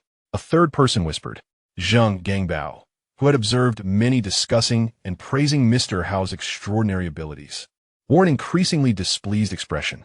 Meanwhile, Liu Yijiao initially approached Mr. Hao with a tentative attitude, but upon witnessing the effortless revival and healing of the two brawlers, he was left even more in awe of Mr. Hao's profound capabilities. He inwardly rejoiced that he had managed his relationship with Mr. Hao quite well from the start. Unlike that foolish Zheng Gangbao, who had repeatedly clashed with Mr. Hao, ultimately suffering the consequences. Upon returning to the 3-story villa and ascending to the second floor, Mr. Hao spotted Wang Shan standing in the corridor. He offered her a subtle smile before proceeding to the third floor. Consequently, Wang Shan, with her long, graceful legs, followed closely behind. Mr. Hao discerned her flirtatious intentions. He turned back with a mischievous grin before continuing his ascent. Wang Shan elegantly trailed after him. Mr. Hao made his way directly to his private bedroom on the third floor. As he entered, Wang Shan followed suit. He closed the door and locked it, cornering the enchanting Wang Shan against the wall with a playful gesture. Brother Hao, what do you intend to do? Wang Shan feigned innocence in a coy tone. That question should be posed by me. Shan, what do you wish to accomplish by following me into my bedroom? Mr. Hao's handsome face displayed a quirky smile. I hope to be gazed upon by you, Wang Shan, she thought. What a delightful idea. Mr. Hao complimented her and promptly addressed her intentions. Darling, you are quite wicked. Wang Shan cooed, wrapping her arms around his neck. After a considerable interval, Mr. Hao gazed deeply at the wall in the corner, allowing his thoughts to wander freely. He reflected that while he had just utilized the energy of the deserted island to save two men from their brawl, this merely indicated that saving a life is more valuable than constructing a grand pagoda. It did not imply that he harbored no disdain for their violent actions. In fact, he found them rather repugnant. He suspected that those two were not virtuous individuals, for otherwise, they would not have resorted to such desperate measures to harm one another. Rescuing others was simply his ethical principle, yet he remained cautious of such individuals. He contemplated that if the weather were favorable tomorrow or the day after, he would take the beautiful women through the woods for a trek to the deserted island. Before setting out, he needed to devise a method to ensure that no one could access the villa, nor even the courtyard outside, for fear that the arsenal of weaponry, such as submachine guns, grenades, and rocket launchers, along with various supplies, could be pilfered. Hao contemplated the energy of his deserted island once again. He resolved to establish an automatic defensive layer of deserted island energy surrounding his villa and the small courtyard, thereby preventing any intruders. With a swift, decisive thought, he extended a substantial amount of deserted island energy beyond the villa, rapidly creating a protective barrier around the premises. Once completed, he exhibited a satisfied expression, confident in the strength of his creation, though he had yet to test its resilience. Regardless, he planned to verify its robustness either tomorrow or the day after. Wang Shan suddenly remarked, impressive as expected. Hao responded with a smile. Indeed. Wang Shan playfully chided him, while Hao chuckled warmly. Yes, it is indeed quite unique. She whispered, her legs feeling weak as she urged, carry me to bed. With tender care, Hao lifted the alluring and utterly satisfied Wang Shan and placed her gently on the bed, continuing their easygoing conversation. Darling, Wang Shan cooed softly. What is it? Hao inquired, gazing down at her enchanting visage. Nothing much, I just wanted to call you that, she replied mischievously. Ah, he responded joyfully. Darling, she called again. Shan, he affectionately replied. I love you so much, she declared passionately. I love you too, Shan, he responded with delight. You are amazing. I'm almost dizzy, Wang Shan teased. I only exerted about 1/10,000th of my power earlier, Hao boasted playfully. Wang Shan gazed at him with longing. I worry you might not handle it. Perhaps we could give it a try? He suggested objectively. All right, she chided softly, her sincerity prompting him to grant her this opportunity. After a playful exchange, Wang Shan, feeling somewhat fatigued, nestled closely against him and drifted into a comfortable slumber. Hao relished the warmth of her presence for a while before reluctantly departing from this serene haven. He settled into a chair by the window, enjoying the gentle breeze while perusing a magazine. After some time, a knock echoed through the room. Despite Wang Shan's beautiful, delicate form resting on the bed, Hao thought little of it and approached the door. Upon opening it, he found Yingying, who had previously been acquainted with him. Yingying entered cheerfully, and Hao gently closed and locked the door behind her. Chapter 74. Kong Jing's infidelity. Yingying glanced at the alluring Wang Shan, soundly asleep on the bed, and quickly deduced what had transpired earlier. She playfully scolded Hao.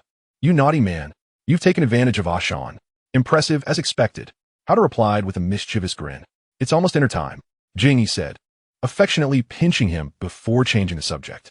Su Mei, I will introduce you to my other 14 women, and together we can prepare a sumptuous dinner. I'll get. I must admit, I feel a bit shy. Yingying responded bashfully. If you consider that your status is the same as theirs, There's nothing to feel shy about. Upon reflecting on her words, Yingying felt a newfound confidence. Thus, Hada escorted Yingying to the grand chamber of the entertainment center on the third floor, introducing her to Su Mei and the others as their new member. "Welcome, welcome," exclaimed Liu Yi with a playful smile. "Hada, have you taken another concubine?" teased Yingying. "Indeed," Hada replied with a mischievous grin. As they engaged in the culinary process of cooking, Su Mei, Liu Yi, and Yingying deliberately approached Hada, playfully pinching him several times to express their disapproval of his new concubine. Hada accepted this playful punishment with delight. Once the meal was prepared and elegantly laid out on the table, he introduced another new concubine, Wang Shan, to join them for dinner. Upon seeing yet another new concubine, Su Mei, Liu Yi, and Yingying had grown somewhat accustomed to the situation, but they still extended a warm welcome to Wang Shan. As it was essential to show respect for their shared husband, Hada gathered around a large round table. The group shared laughter and conversation while enjoying their meal. Meanwhile, approximately 30 women temporarily settled on the second floor of the villa had brought with them the fish they had caught that day, thus taking care of their own dinner. "Hada, if the rain stops tomorrow, let us explore this deserted island," Yingying exclaimed excitedly while eating. Hada smiled and nodded. "Haha, if the rain stops tomorrow, we can go out and have fun. How delightful," Liu Yi added, equally exhilarated. All the beautiful women, including Yingying and Wang Shan, were surrounded by the automatic energy defense layers that Hada had set up for them, allowing them to feel secure and enjoy their outing without worry. Consequently, the conversation flowed with enthusiasm about the various pleasures that awaited them on the island after the rain ceased. Before they knew it, the sumptuous dinner came to a satisfying conclusion.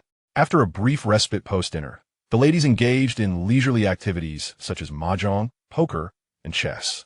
They played until after 9 in the evening, at which point they began their nightly routines before retiring to bed. Notably that night, all 16 beauties not only shared an oversized down comforter, but also invited Hada to join them. Given the earnestness of the ladies, Hada felt compelled to accept, knowing he could guard the night while letting his thoughts wander.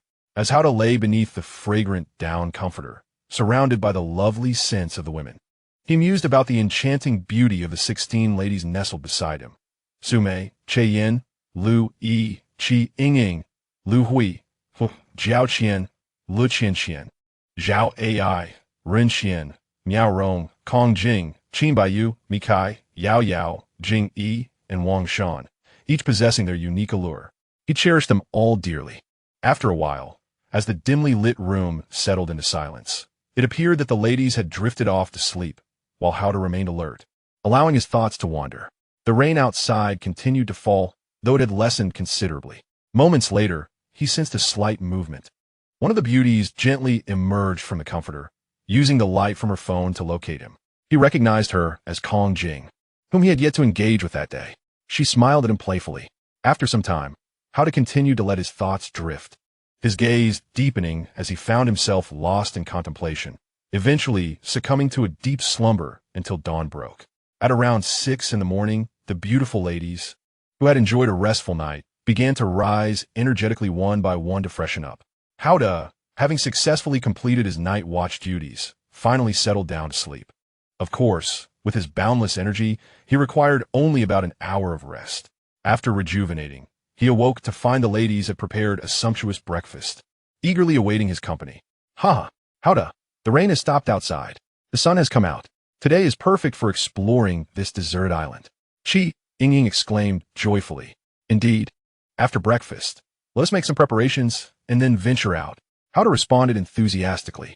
Oh, I can hardly wait to go out and have fun. Su Mei chimed in with a playful laugh. We have been cooped up indoors for days. I feel like I'm going to burst. Jiao Qian added. Alda, what preparations do we need to make for our outing? Lu Qianqian inquired with keen interest. What do you all think? Hada smiled slightly and tossed the question back to them. Each person should carry a submachine gun or a handgun filled with ammunition. Yin replied with a grin. Correct. Alda firme. Although our island's energy provides a formidable automatic defense, mere defense is insufficient. If we encounter ferocious beasts, we must possess strong offensive capabilities. Thus, each of us should carry a submachine gun or handgun. And what else? Êtes-vous un cueilleur de pli folie? We should also bring some food and drinks. as foraging for sustenance and water along the way might prove troublesome and detract from our enjoyment. Zhao AI insightfully remarked. Let's bring roasted meat and cucumbers for food, and cool boiled water for drinks. Each person can bring their own portion. Howda added with a smile. What if it rains during our outing? Miao Rong asked. We can find a place to take shelter, Ren Xian replied.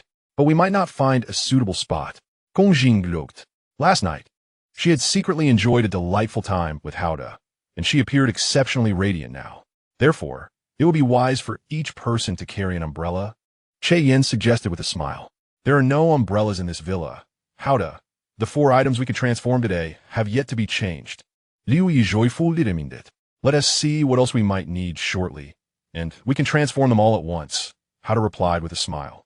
Although the rain had ceased, the previous day's downpour had left puddles on the beach, and the woods were likely muddy. Thus, we should all wear knee-high rain boots. Qin Baiyu suggested with a smile. Indeed, knee-high rain boots will also be among the items to transform. Howda nodded in agreement. We should also have a lighter, as it may get chilly, and having one will eliminate the need to start a fire by friction, Yao Yao added. Howda mused that although his island energy could quickly heat and ignite wood, a lighter was still essential, as it would enable the ladies to easily start a fire for warmth without requiring his assistance each time. Yes, we will also transform a lighter shortly. Howda smiled in response. It would be even better if each person had a dagger for slicing the roasted meat. Jing Yi also voiced her opinion sweetly. Indeed, we shall transform daggers as well, Howda concurred. It would be ideal for everyone to have a backpack to carry their respective items. Wang Shan suggested with a cheerful laugh. Indeed, soon the backpack will undergo some transformations, replied Hao with a hearty laugh. If there are snacks and drinks along the way, that would be even better. Yingying expressed her foodie nature. Yes, we will also have some snacks and beverages soon, Hao affectionately responded. For the moment, Hao and the enchanting beauties could think of no more. Next, Hao activated his deserted island system with his mind, transforming a large sack into long rubber boots, umbrellas, lighters, and daggers. He then conjured another large sack filled with various snacks, bottled drinks, and pure bottled water. Following that, Hao created a highly powerful nuclear-powered water pump that he had wished to manifest yesterday. He also produced several nuclear-powered electric heaters along with some water pipes, which he had also desired to create the previous day. Taking advantage of the early hour, Hao and the beautiful ladies left the villa with a water pump and drilling machine. Not far from the villa, they quickly drilled a well, connected the water pump to it, and linked the water pump to the villa via water pipes. Thus, the villa was supplied with well water, and several electric heaters connected to the water pipes were ready to heat water for showers. The beauties joyfully took hot showers early in the morning, emerging refreshed and radiant like blooming lotus flowers, which stirred a fleeting impulse within Hao to indulge in each one of them. However, he skillfully suppressed this urge. Knowing that time was on his side, Hao also enjoyed a delightful hot shower using the newly connected electric heater. Upon dressing, he found that the beauties had efficiently packed their respective meals, drinks, and necessities in their backpacks, eagerly awaiting to explore the deserted island alongside Hao. Everyone was already aware that this island existed in a different temporal realm from Earth, and with no rescue team arriving, they were free to eat, drink, and enjoy themselves until Hao could produce a time-traveling spaceship. Hao quickly gathered the items he intended to take in his backpack, dressed in long rubber boots. They exited the villa, secured the large iron gate of the courtyard, and officially set off.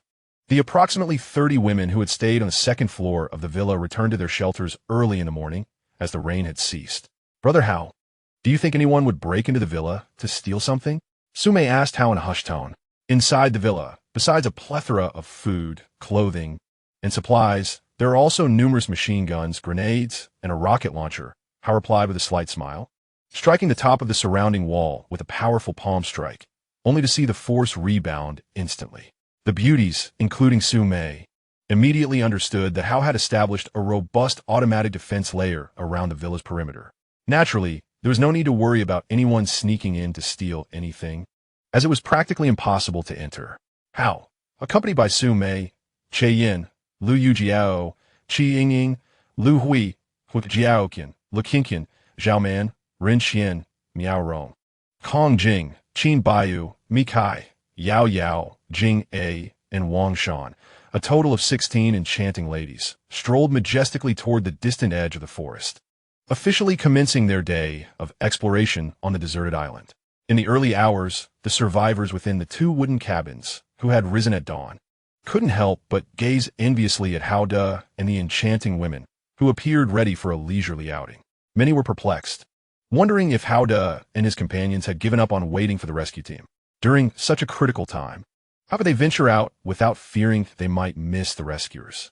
Unbeknownst to them, this realm existed in an alternate dimension, rendering the arrival of any rescue team impossible. Only Hao De and the beautiful women were privy to this knowledge, and Hao De had no intention of disclosing it to avoid instilling unnecessary panic among the other survivors. After all, once days passed without any sign of the rescue team, they would inevitably come to the realization that help would not arrive. There was no need for him to burden them with a truth they were not ready to confront.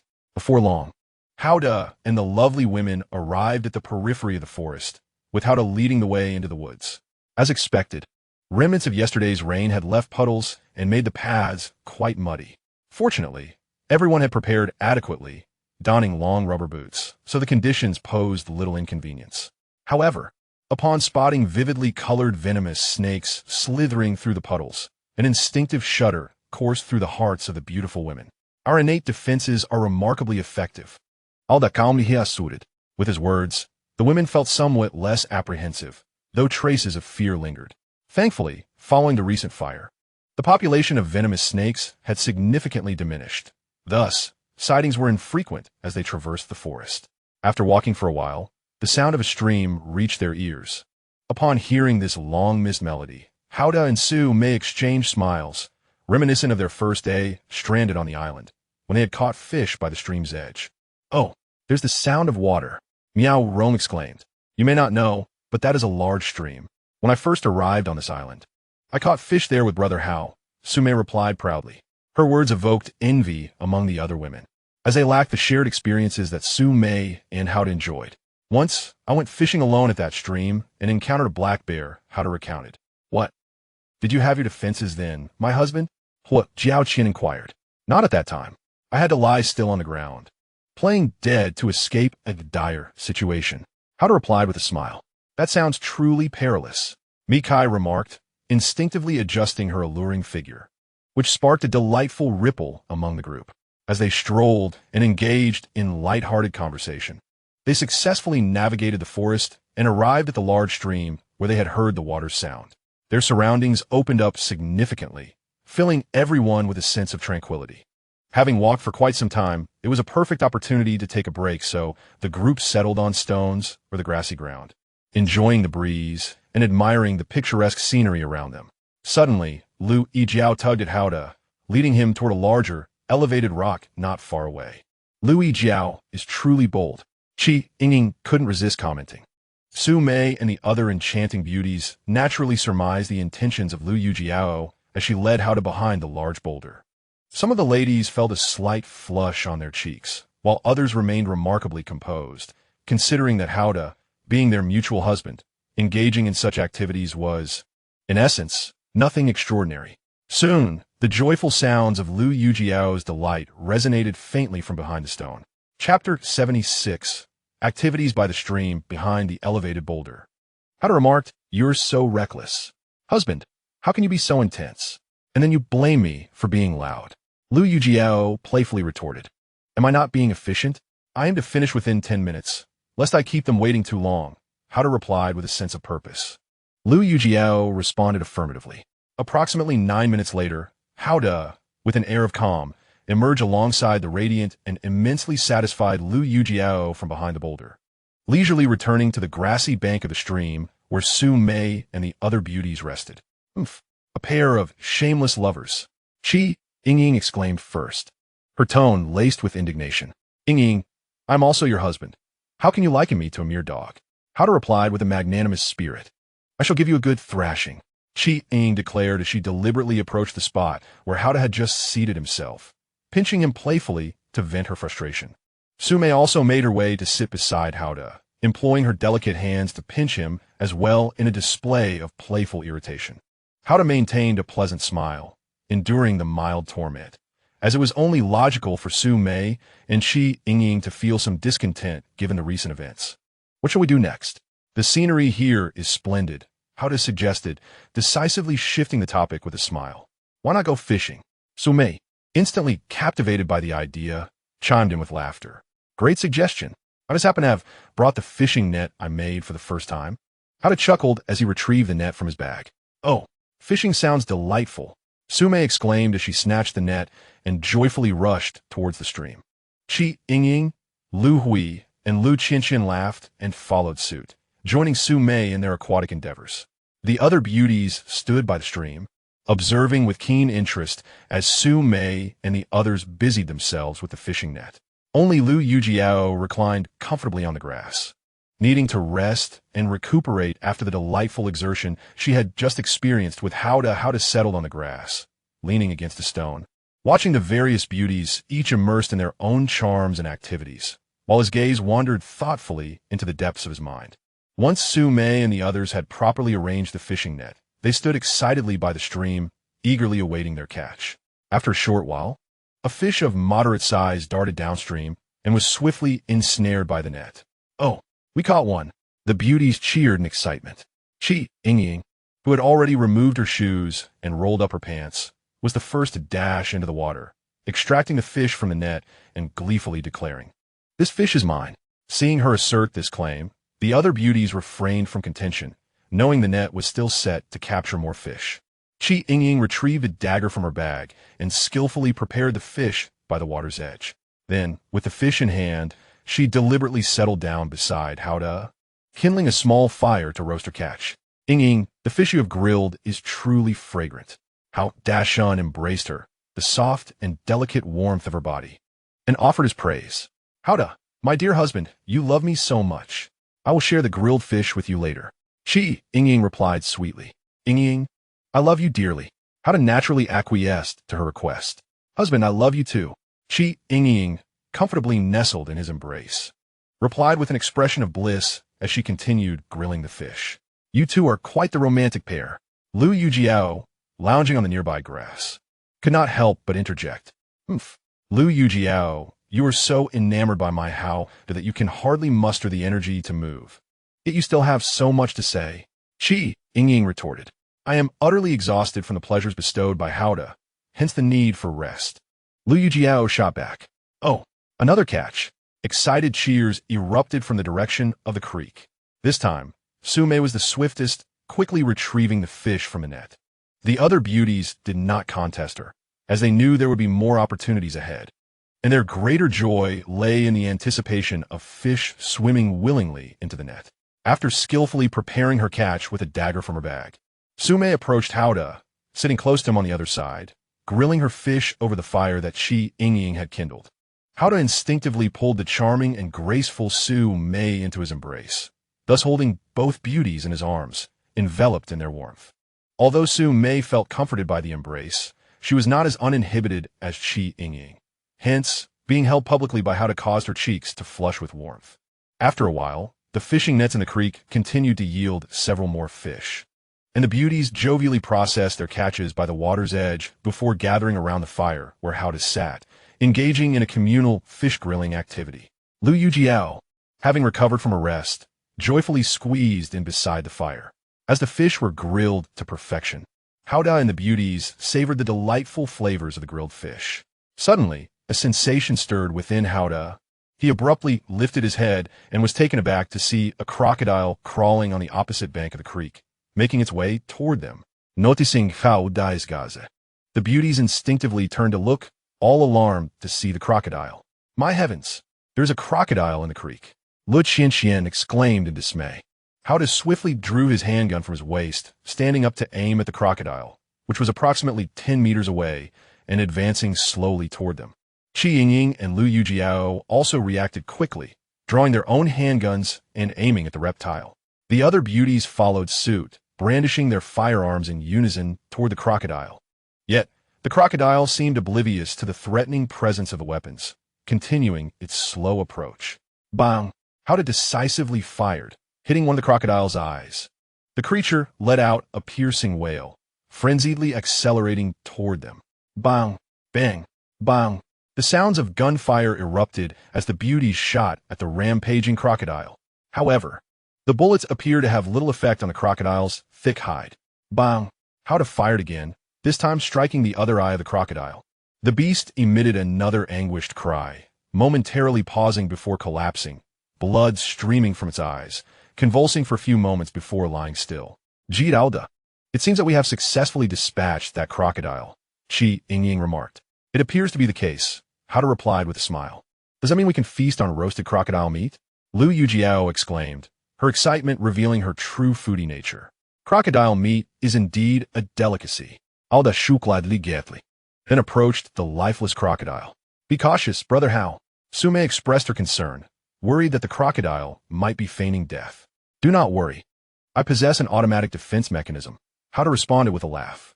Before long, he effortlessly dragged the truly deceased crocodile back. Observing Howda's remarkable strength, the beautiful sophomore girl, Liu Yijiao, gazed at him intently, contemplating how she could seize the opportunity to engage with her husband, Howda, as Liu Yijiao had done, to once again fully experience the profound joys of femininity. Chapter 77. Liu Yijiao's enchantment on the beach, although yesterday's rain had left the sand somewhat damp. The sun's early morning rays were gradually restoring it to its former state. Outside the back wall of the three-story villa where Howda and the beautiful women resided, the crooked-necked Zheng Gangbao and a few of his temporary lackeys stealthily approached. This morning, Zheng Gangbao had witnessed Howda and the beautiful women entering the woods and had yet to see them return. Thus, he concocted a devious plan to infiltrate the villa and steal some items, such as food and drink, and perhaps even a submachine gun. With a sinister grin, Zheng Gangbao thought to himself that once he acquired the submachine gun, it would mark the end for Howda. He had been shot in the left shoulder by Howda with a submachine gun, and his neck had been twisted by Howda's blow. He was constantly reminded of his crooked neck, which fueled his desire for revenge against Howda. At that moment, he believed he had found the perfect opportunity to break into the villa and obtain the submachine gun along with food, clothing, and other necessities. Once Howda returned, he would shoot him, and then the villa and all of Howda's beautiful women would belong to him. Zheng Gangbao reveled in his fantasies, his mouth curling with delight. He quickly scaled the wall, but just as he was about to leap into the courtyard, he was forcefully bounced back by an invisible and resilient barrier. Landing heavily on the ground outside the wall, his temporary lackeys stood there, bewildered, completely unaware of what had just transpired. Zheng Gangbao, equally perplexed, furiously attempted to climb the wall again, only to be repelled once more, crashing down like a dog. Undeterred, Zheng Gangbao shouted and screeched several times, even jabbing at the invisible barrier with a wooden stick, yet he was invariably bounced back. At that moment, even Zheng Gangbao, no matter how foolish, realized that the formidable invisible barrier was a setup by Howda. He could not enter the villa at all. In that instant, the man who had once thought Howda was doomed discovered that he was, in fact, the most foolish one.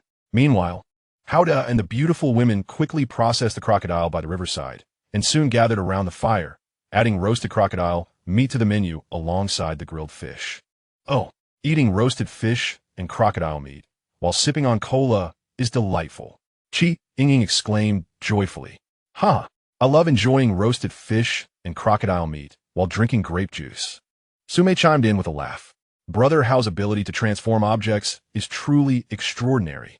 He has conjured an array of beverages here on this deserted island. How delightful! Liu Yijiao exclaimed with joy. Remarkable indeed.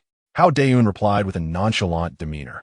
As he savored grilled fish and crocodile meat, he sipped on bottled purified water, preferring it over sugary drinks.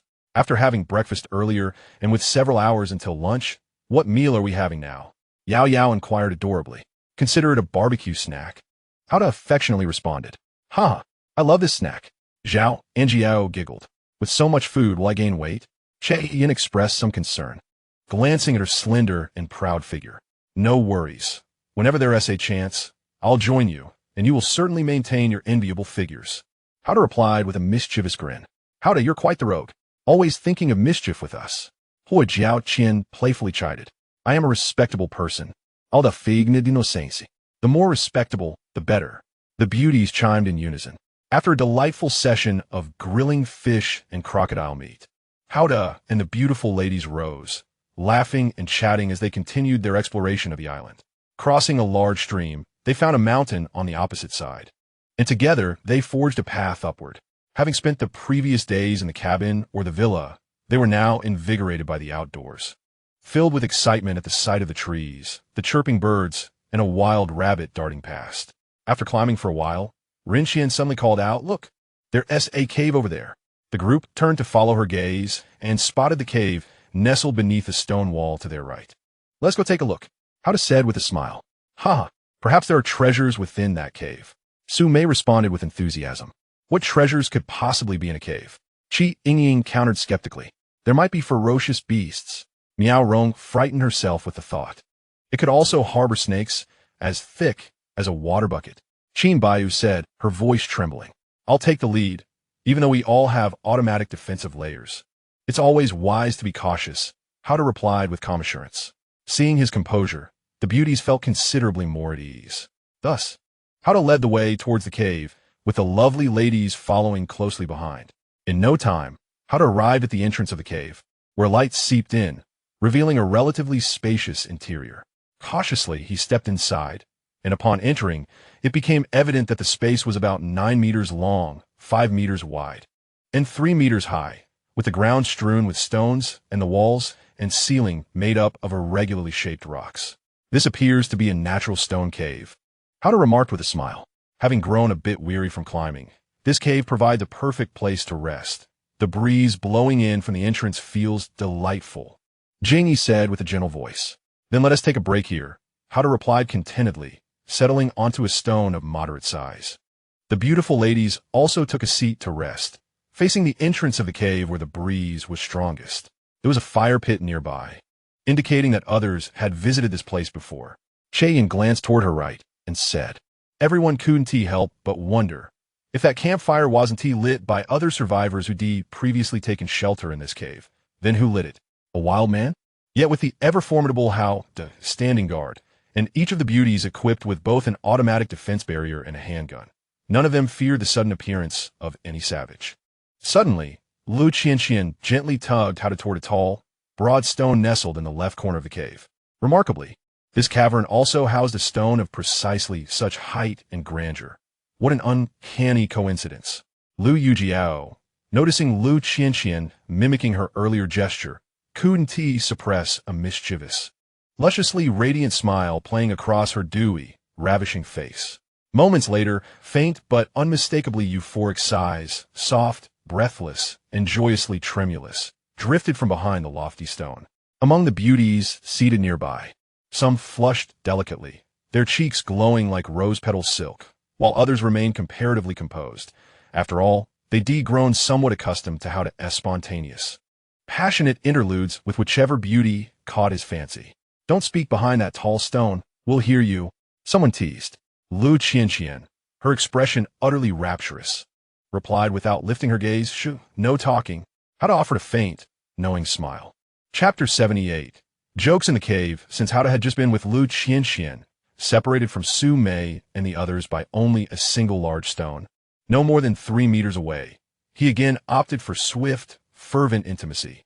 After roughly 9 minutes of intense, exquisite passion, he emerged from behind the stone with Liu Yijiao, glowing, languid, and utterly satiated, his demeanor as serene and effortless as drifting clouds. They rejoined the others near the cave's entrance, where a gentle breeze stirred the air. "Husband Hao, only 9 minutes again," Yingying teased, her voice dripping with playful honey. "I simply feared you'd grow impatient and turn on me." Hao retorted with a roguish grin. "As long as one is fiercely potent, 9 minutes is more than enough," Liu Yijiao quipped, glancing tenderly at Liu Yijiao, who reclined, luminous and languid, upon the stone, too blissfully spent to sit upright. "No more of this talk," Su Mei interjected, her voice a delicate, petulant chime. Though she fully accepted Hao as the shared husband of all the beauties, witnessing him just moments after such intimate communion with Liu Yijiao still stirred a quiet, prickling disquiet within her. Liu Yijiao, herself having known Hao's ardor even before Liu Yijiao, burst in a silvery, unrestrained laughter. Her mirth so infectious it made Su Mei half tempted to swat her. "Why not share some light-hearted jokes instead?" Hao suggested, his smile warm and inviting. "Absolutely. Husband Hao, you go first." Liu Hui declared, her voice like melted amber, soft, rich, and irresistibly soothing. All the beauties turned to him, eyes expectant, awaiting his first jest. A cucumber was strolling along the road, when suddenly, mid-step, it remembered, I am a cucumber. How on earth am I walking? And instantly, plop, it collapsed. All the hickle did. His tone smooth and unhurried. After finishing, he tilted his head, a playful glint in his eyes. Why, eyes to anyone laughing. Laugh. About what? That joke is utterly devoid of wit. Yingying scoffed, unimpressed. Haha. Su Mei let out a slightly awkward chuckle. Not bad at all. I'd give it 59 out of 100. So low. How to feigned wounded innocence. 59 is generous. I'd score it 53, Liu Hui teased. Her tone light as gossamer. Very well. How'da laughed. I've offered mine. Now it's your turn. I'll go. Sao radiant, elegant, and delightfully audacious, began with a sparkling smile. There was a little girl, somewhat plain in appearance, often mocked by her classmates. One day, her father arrived on his electric scooter to pick her up from school, and tearfully, she confessed to him, Papa, I'm so ugly. Everyone laughs at me. After a brief moment of silence, her father comforted her, saying, It's all right. Father is also not handsome. Haha. Hada was the first to burst into laughter. Is it really that funny? Zhao AI responded, taken aback. Indeed, a perfect score would be a 91. Hada praised again. I beg to differ. I would rate it at most a 75. Yingying retorted playfully. Yingying, your envy is palpable. Please, enlighten us with your own joke. Sao I countered. I assure you, my joke will be far more amusing. Yingying shot back. Then do share. Sao I urged deliberately. What are you pushing for? I shall tell it right away. Yingying replied, slightly irritated. On a night in the countryside, a shepherd sought shelter at the home of a beautiful widow. The shepherd, captivated by her charm, contemplated his desires. The widow, equally intrigued, saw an opportunity to benefit from the encounter. The shepherd thought to himself, wow, this is quite steep. Yet, he could not resist temptation, and they engaged in their liaison. Suddenly, the shepherd paused, and the widow playfully inquired. However, the shepherd lamented that he had exhausted all his sheep. No weddies, she assured him, but he disagreed. Eventually, the widow consented, and thus, the shepherd managed to reclaim all the sheep he had given away. Haha. Upon hearing this, Hada erupted into laughter once more. My dear Hada, your joyful laughter suggests that my joke was quite remarkable. Yingying gleefully looked at him. Indeed, I would rate it a 95. Hada responded with mirth. Oh, a higher score than yours. Yingying provocatively glanced at Zhao AI. Your joke lacks moral integrity. Zhao AI retorted. Yet you seem to enjoy it thoroughly. Yingying shot her a disdainful look. I did not enjoy it. That was merely your imagination. Zhao AI continued to retort. Who shall share the next joke? Hada interjected decisively to prevent a quarrel between Yingying and Zhao AI. I shall. Miao Rong chimed in with a playful laugh. A full-grown elephant casually relieved itself on the road, and after finishing, it walked away. After a while, an ant passed by and found itself obstructed by the elephant's droppings. Gazing up at the towering mound, the ant, feeling inspired, began to sing Alasu. This is the Qinghai Tibet Plateau. Hada couldn't help but laugh heartily again. My dear Hada, how would you rate my joke? Miao Rong gazed at him, her eyes sparkling. 95. Hada replied, with objectivity. Oh, I am quite impressive. Miao Rong chuckled joyfully. Just a mere 95, barely reaching my standards. Yingying quipped again. You only barely reach my standards. Miao Rong countered. You're not even taller than I am. Yingying shot back. I stand at 7 meters and weigh 45 kilograms. I too am 7 meters tall. Miao Rong retorted, I weigh 44. 9 kilograms, slimmer than you. What?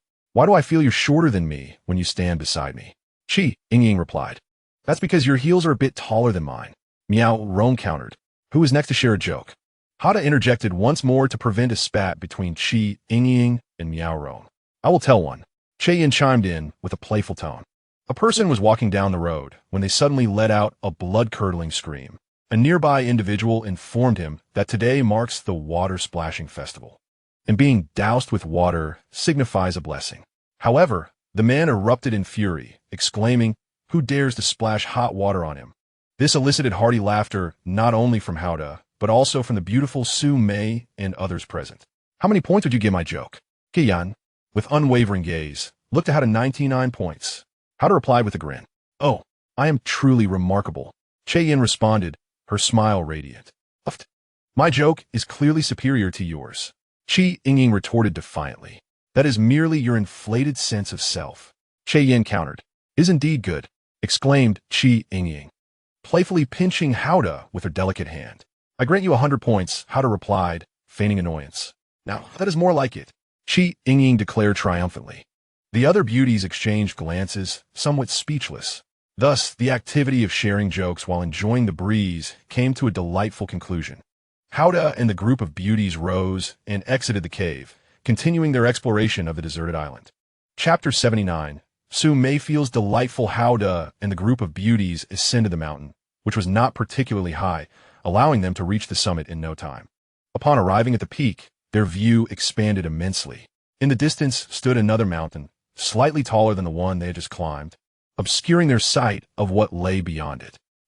The breeze at this mountaintop is truly refreshing, Yingying exclaimed, her expression one of bliss. It feels as if Howda is with her.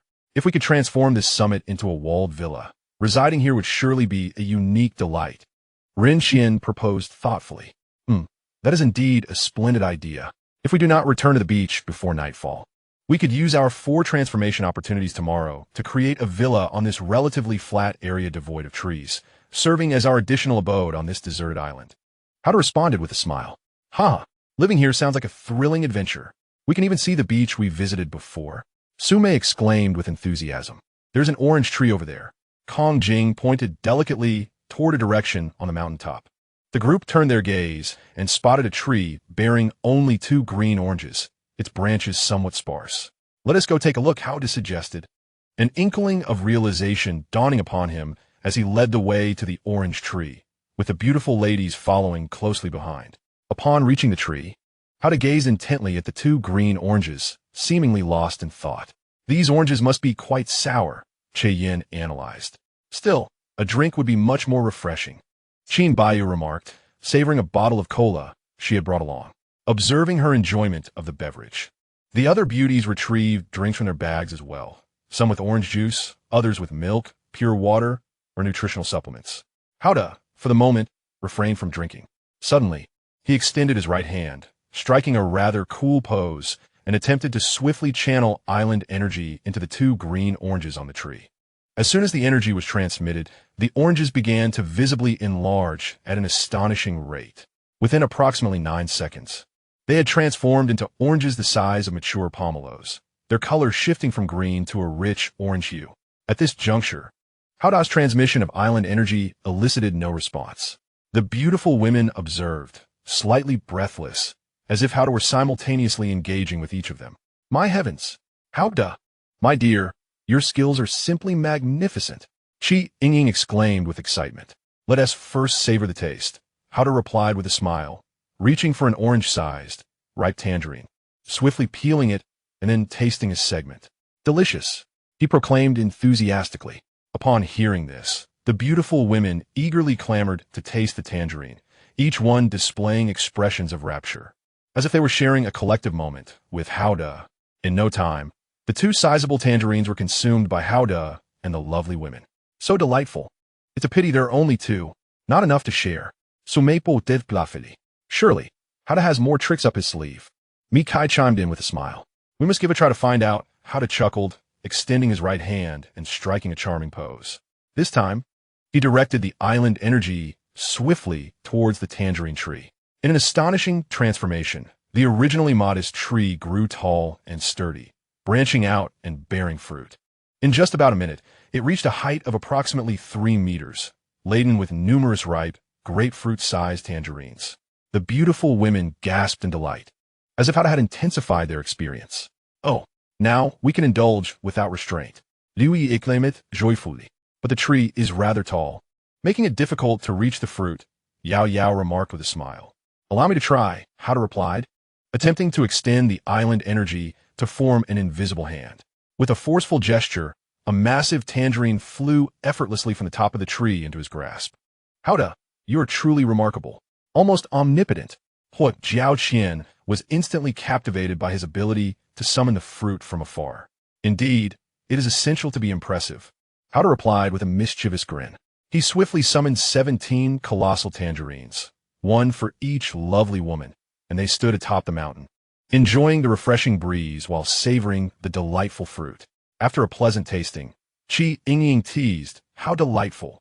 "Humph," Su Mei replied without turning her head. Yingying thought to herself that, had she not been preoccupied, she would have claimed Haodah's first attention every day. Haodah, with a playful grin, held Su Mei's soft hand, and they leisurely walked behind a large rock at the mountaintop. "You are quite the rascal, my dear," taking advantage and pretending to be innocent. Su Mei responded with a sweetly teasing tone. Approximately 9 minutes later, the decisive Haodah and the exceedingly satisfied Su Mei emerged from behind the large rock, engaged in cheerful banter as they returned to the group.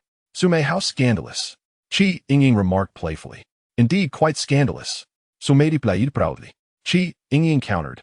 "It is unmistakably scandalous." Su Mei chose to ignore her. "Haodah, what shall we do next?" Yingying inquired sweetly. "Let us descend this way and see what lies at the foot of the mountain," Haodah responded with a smile. "Ha! How fun!" Yingying exclaimed eagerly. Thus, Haodah led the lovely women onward, descending the mountain with great enthusiasm. Before long, we arrived at the foot of the mountain, where a river approximately 5 meters wide appeared before us, its waters murky and depths unknown. "Surely there are no crocodiles in this river?" Yingying speculated. "It's a possibility," Haodah replied, his gaze sharp as he scrutinized the water. Just as those words left his lips, a crocodile suddenly leapt from the river. It lunged toward Haodah, who stood 2 meters from the bank. The beautiful ladies gasped, on the verge of screaming, when Haodah, with a handgun already gripped in his right hand, swiftly raised it and fired. Bang! The crocodile, just a meter away from him, was struck in its right eye. It let out a dreadful cry, crashing to the ground. Bang! Haodah decisively fired again, this time hitting the crocodile's left eye. Thus, the crocodile that sought to take Haodah's life was sent to its demise by his 2 precise shots. Even though he was surrounded by an automatic defensive energy shield from the deserted island, which would have repelled the crocodile's attack, he chose to retaliate. Embracing the wildness of the moment, the beautiful ladies, witnessing the swift demise of the crocodile, could not help but fantasize about the exhilarating thrill of his fierce prowess. After vanquishing the crocodile, Haodah faced a dilemma: how to dispose of it. Leaving it here would surely be wasteful, considering the substantial amount of meat it represented. The crocodile's hide was valuable too, useful for crafting fine leather goods. However, transporting it would hinder their subsequent adventures.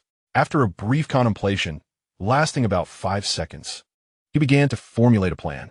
He extended his deserted island energy into the air above him, shaping it into a transparent cube measuring 5 meters in each dimension. Subsequently, he summoned another surge of energy to create an invisible hand that grasped the crocodile on the ground and hurled it forcefully into the transparent cube he had just conjured. The crocodile did not fall, but instead hovered within the confines of the cube. The 16 beautiful ladies, Su Mei, Yin, Liu Yijiao, Yingying, LV Hui, Hu Jiao Qian, Lu Qian, Zhao Ai, Rin Qian, Miao Rong, Kong Jing, Qin Baiyu, Mikai, Yao Jing, and Wang Shan, could not contain their admiration as they witnessed Haodah's extraordinary display of power. "You are magnificent, my husband," they exclaimed in unison within their hearts. Haodah felt a sense of accomplishment as he discovered this new functionality of his deserted island energy, creating a spatial realm. He took a few steps and noticed that the transparent cube followed his movements, weightless and effortless. This was undoubtedly a remarkable asset. Yet the visibility of the contents within the cube felt peculiar to the ladies. Thus, Haodah concentrated and attempted to endow the energy forming the cube with an invisibility feature. Upon doing so, the ladies collectively gasped in astonishment. "The crocodile has vanished," they exclaimed. "It is still here. Only I can see it," Haodah replied with a sense of pride. "I don't believe it," Yingying retorted playfully. With a mere thought, Haodah made the transparent cube and the crocodile within reappear. "Make it invisible again," Liu Yijiao urged excitedly. As Haodah's thoughts stirred once more, he alone could perceive the relatively transparent cube above, housing a crocodile within, while the enchanting maidens remained oblivious. "How amusing!" Su Mei chuckled with delight. After several attempts, Huda had garnered a preliminary understanding of this newly discovered energy storage space on the deserted island. Huda, my dear husband, what shall we do next? Liu Yijiao inquired with keen interest. Let us cross to the other side of the river and then ascend the mountain opposite, Huda replied with a smile. But how shall we cross the river? It is so wide, and there are crocodiles within. Elvez peut-être plus folie. I can fly across, Huda laughed. And what about us? Zhao asked coyly. I know. Miao Rong interjected with a grin. Do tell, Huda said, admiring her beauty. Huda, take us with you to soar. Miao Rong insightfully suggested. You guessed correctly. Huda smiled in return. However, we must first attempt it, as I am uncertain of our success. If we fail, we might fall into the river, Wang Shan exclaimed. First, we shall try here on the riverbank. Secondly, we all possess an automatic defense layer, which should protect us from water and crocodiles, Huda explained. Well then, let's give it a try.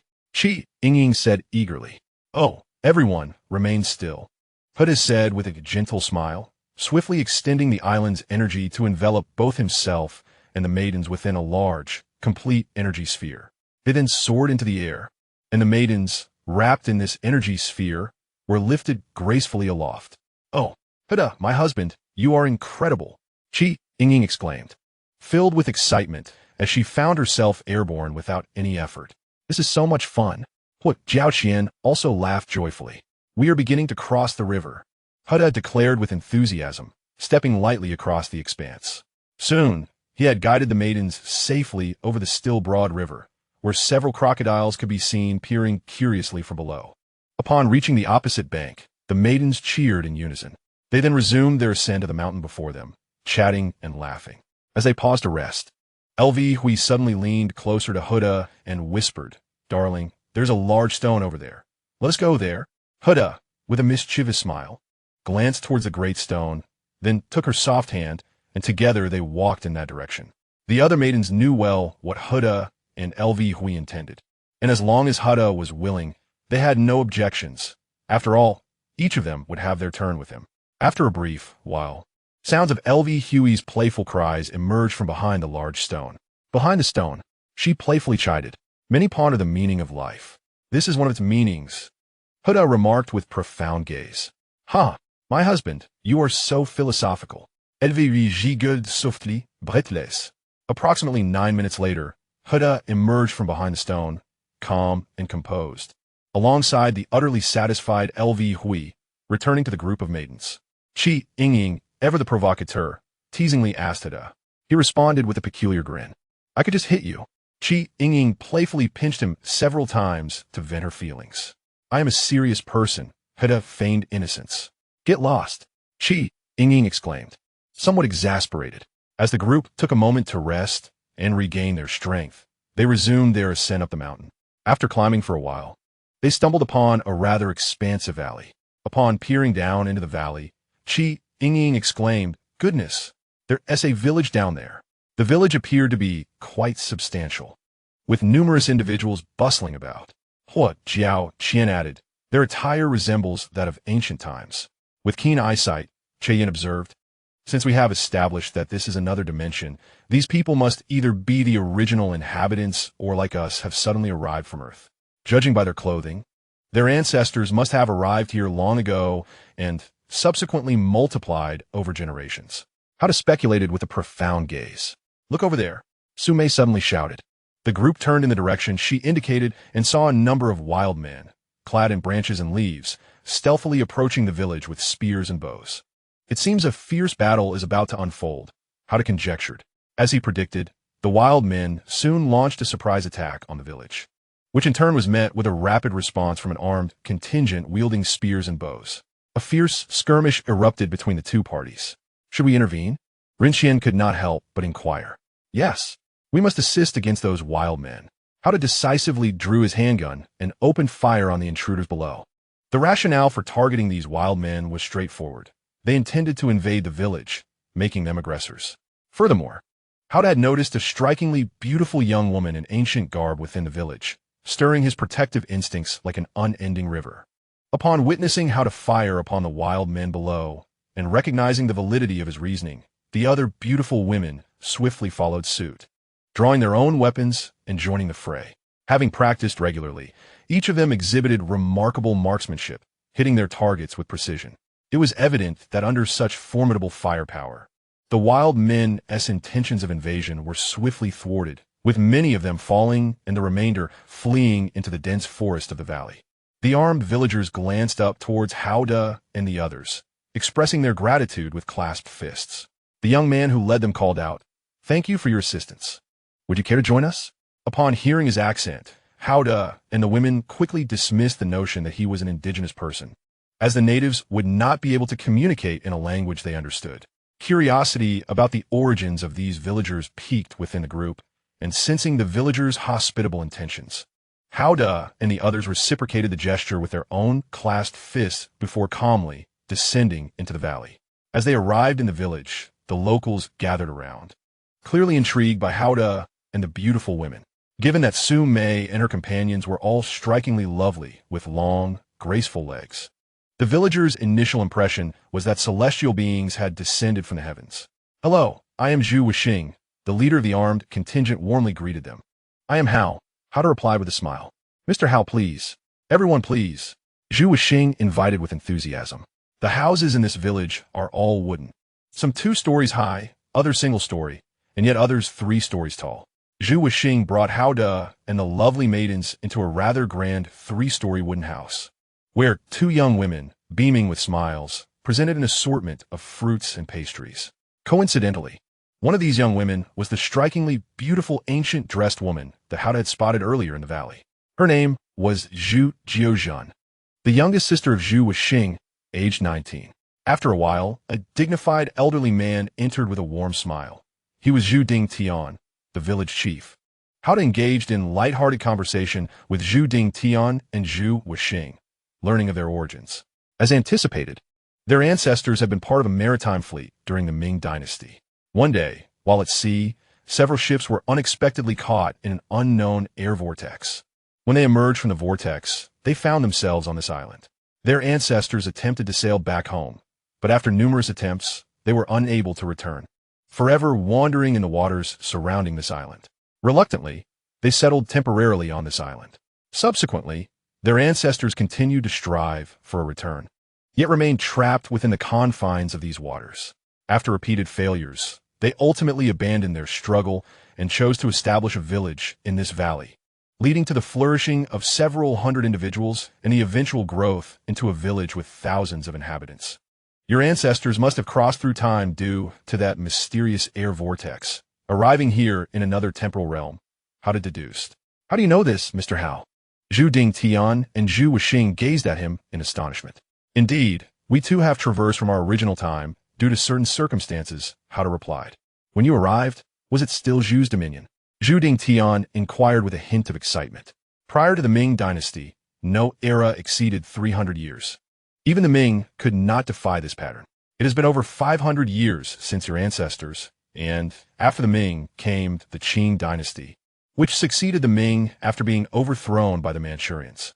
The last emperor of the Ming was Chongzhen, followed by the Republic of China, and then the People's Republic of China, established in 1949, ushering in a modern society characterized by advanced technology. Hao expounded, producing his phone to show images of contemporary life. Zhu Dingtian and Zhu Wishing listened, both bewildered and awestruck. Hao De and the maidens naturally inferred from their surname, Zhu, that they were descendants of the Ming imperial lineage. After all, although maritime technology was advanced during the Ming, it was controlled by the royal family, and those ships led by their ancestors likely included royal members. After some time chatting, Zhu Dingtian and Zhu Wishing rose to leave, stating they would prepare a sumptuous lunch to honor their guests. Given the warmth of their hospitality, Hao De and the maidens felt obliged to accept graciously, considering the rarity of encountering descendants of those who had traversed from the Ming Dynasty to this island. Thus, they decided to stay a while longer, finding the experience truly remarkable. Hao Dachin pondered how to maintain amiable relations with the several thousand villagers, when Yin suddenly leaned closer and whispered in his ear, "Darling, there's a room inside." Hao De, with a mischievous grin, glanced at her, captivated by her beauty and grace. He took her soft, delicate hand, and together they entered a room on the first floor, gently closing the door behind them. The other beautiful women, well aware of Hao De and Che Yan's intentions, thought to themselves how audacious they were, behaving so provocatively on another's territory. Before long, in that room, Hao De spoke softly. Che Yan replied in kind. Impressive indeed. Hao De chuckled with increasing mischief. Darling, I love you dearly. Que yan ese enchanting face radiated deeper intoxication. Yan, my affection for you knows no bounds. Hao De reveled in the sight of her, filled with joy.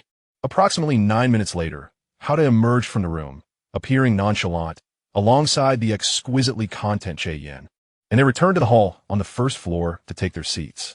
Su Mei and the other beauties stifled their laughter as they observed Hao De and Che Yan rejoining the gathering. At that moment, Zhu Woxing's sister, Zhu Zhichen, was also present, engaging amiably in conversation with Su Mei and the others. Zhu Zhichen cast a glance at Hao De and let out a haughty snort, clearly having caught wind of the sounds emanating from the room. She had now formed an impression of Hao De as a rogue. Despite having just experienced profound pleasure with Che Yan, Hao De remained composed upon noticing Zhu Zhichen's presence and her disdainful reaction. He did not initiate conversation with her, but instead relaxed and listened attentively to the dialogue among Zhu Zhichen, Su Mei, and the other women. Still, his mind wandered, imagining the thrill of pursuing the stunning Zhu Zhichen as well. After a while, Zhu Woxing and his 2 married sisters brought over plate after plate of dishes. Fish soup, poached fish, and stir-fried wild vegetables, with steamed buns as the staple, albeit just one for each person. They also presented several plates of oranges for dessert. Our village has limited resources, so we could only offer this modest hospitality. I hope you won't take offense, Zhu Woxing said courteously. It is already quite sumptuous. You are too kind, Hao De replied politely, having surmised that the villagers primarily earned their living through fishing. Their ancestors likely left behind several boats, which accounted for the fish-heavy meal. As for vegetables, they probably relied on foraging and cultivating wild greens. The staple food, consisting of a little wheat for making noodles, likely yielded low production. It was evident that sustaining several thousand villagers in this way was no easy feat. The atmosphere was cordial as everyone settled in. On Hao Da's side were Su Mei, Che Yan, Liu Yijiao, Qi Yingying, LV Hui, Jiao Qian, Lu Qianxian, Zhao Ai, Ren Xian, Miao Rong, Kong Jing, Qin Baiyu, Mi Kai, Yao Yao, Jing Yi, and Wang Shan. Meanwhile, on Zhu Woxing's side, aside from Zhu Woxing himself, were his father, the village chief Zhu Dingtian, and Zhu Woxing's youngest unmarried sister, Zhu Zhichen, who was only 19. After exchanging a few pleasantries, everyone began to eat and drink in a relatively harmonious atmosphere. Hao De sampled a piece of fried fish and immediately discerned that the saltiness was somewhat lacking, indicating that the village's salt production techniques were rather limited. The enchanting ladies, including Su Mei, also noticed the mild flavor but graciously refrained from commenting, as their hosts were doing their utmost to provide hospitality. The taste might be a bit bland for you. The recent batch of salt in the village has yet to be produced, and salt is somewhat scarce, Zhu Weixing said apologetically. A lighter flavor is healthier, Hao De replied with a smile, deftly shifting the conversation to the frequent disturbances caused by the wild men. They come around periodically, Zhu Weixing responded.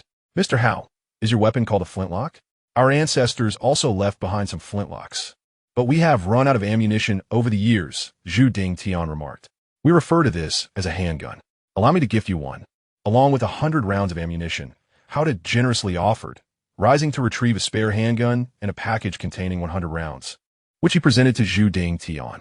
Oh my, this gift is far too extravagant. I cannot accept it. Zhu Dingtian hastily declined. Nonsense. I have plenty of handguns and an abundance of ammunition. This handgun and its 100 rounds are a gift for you.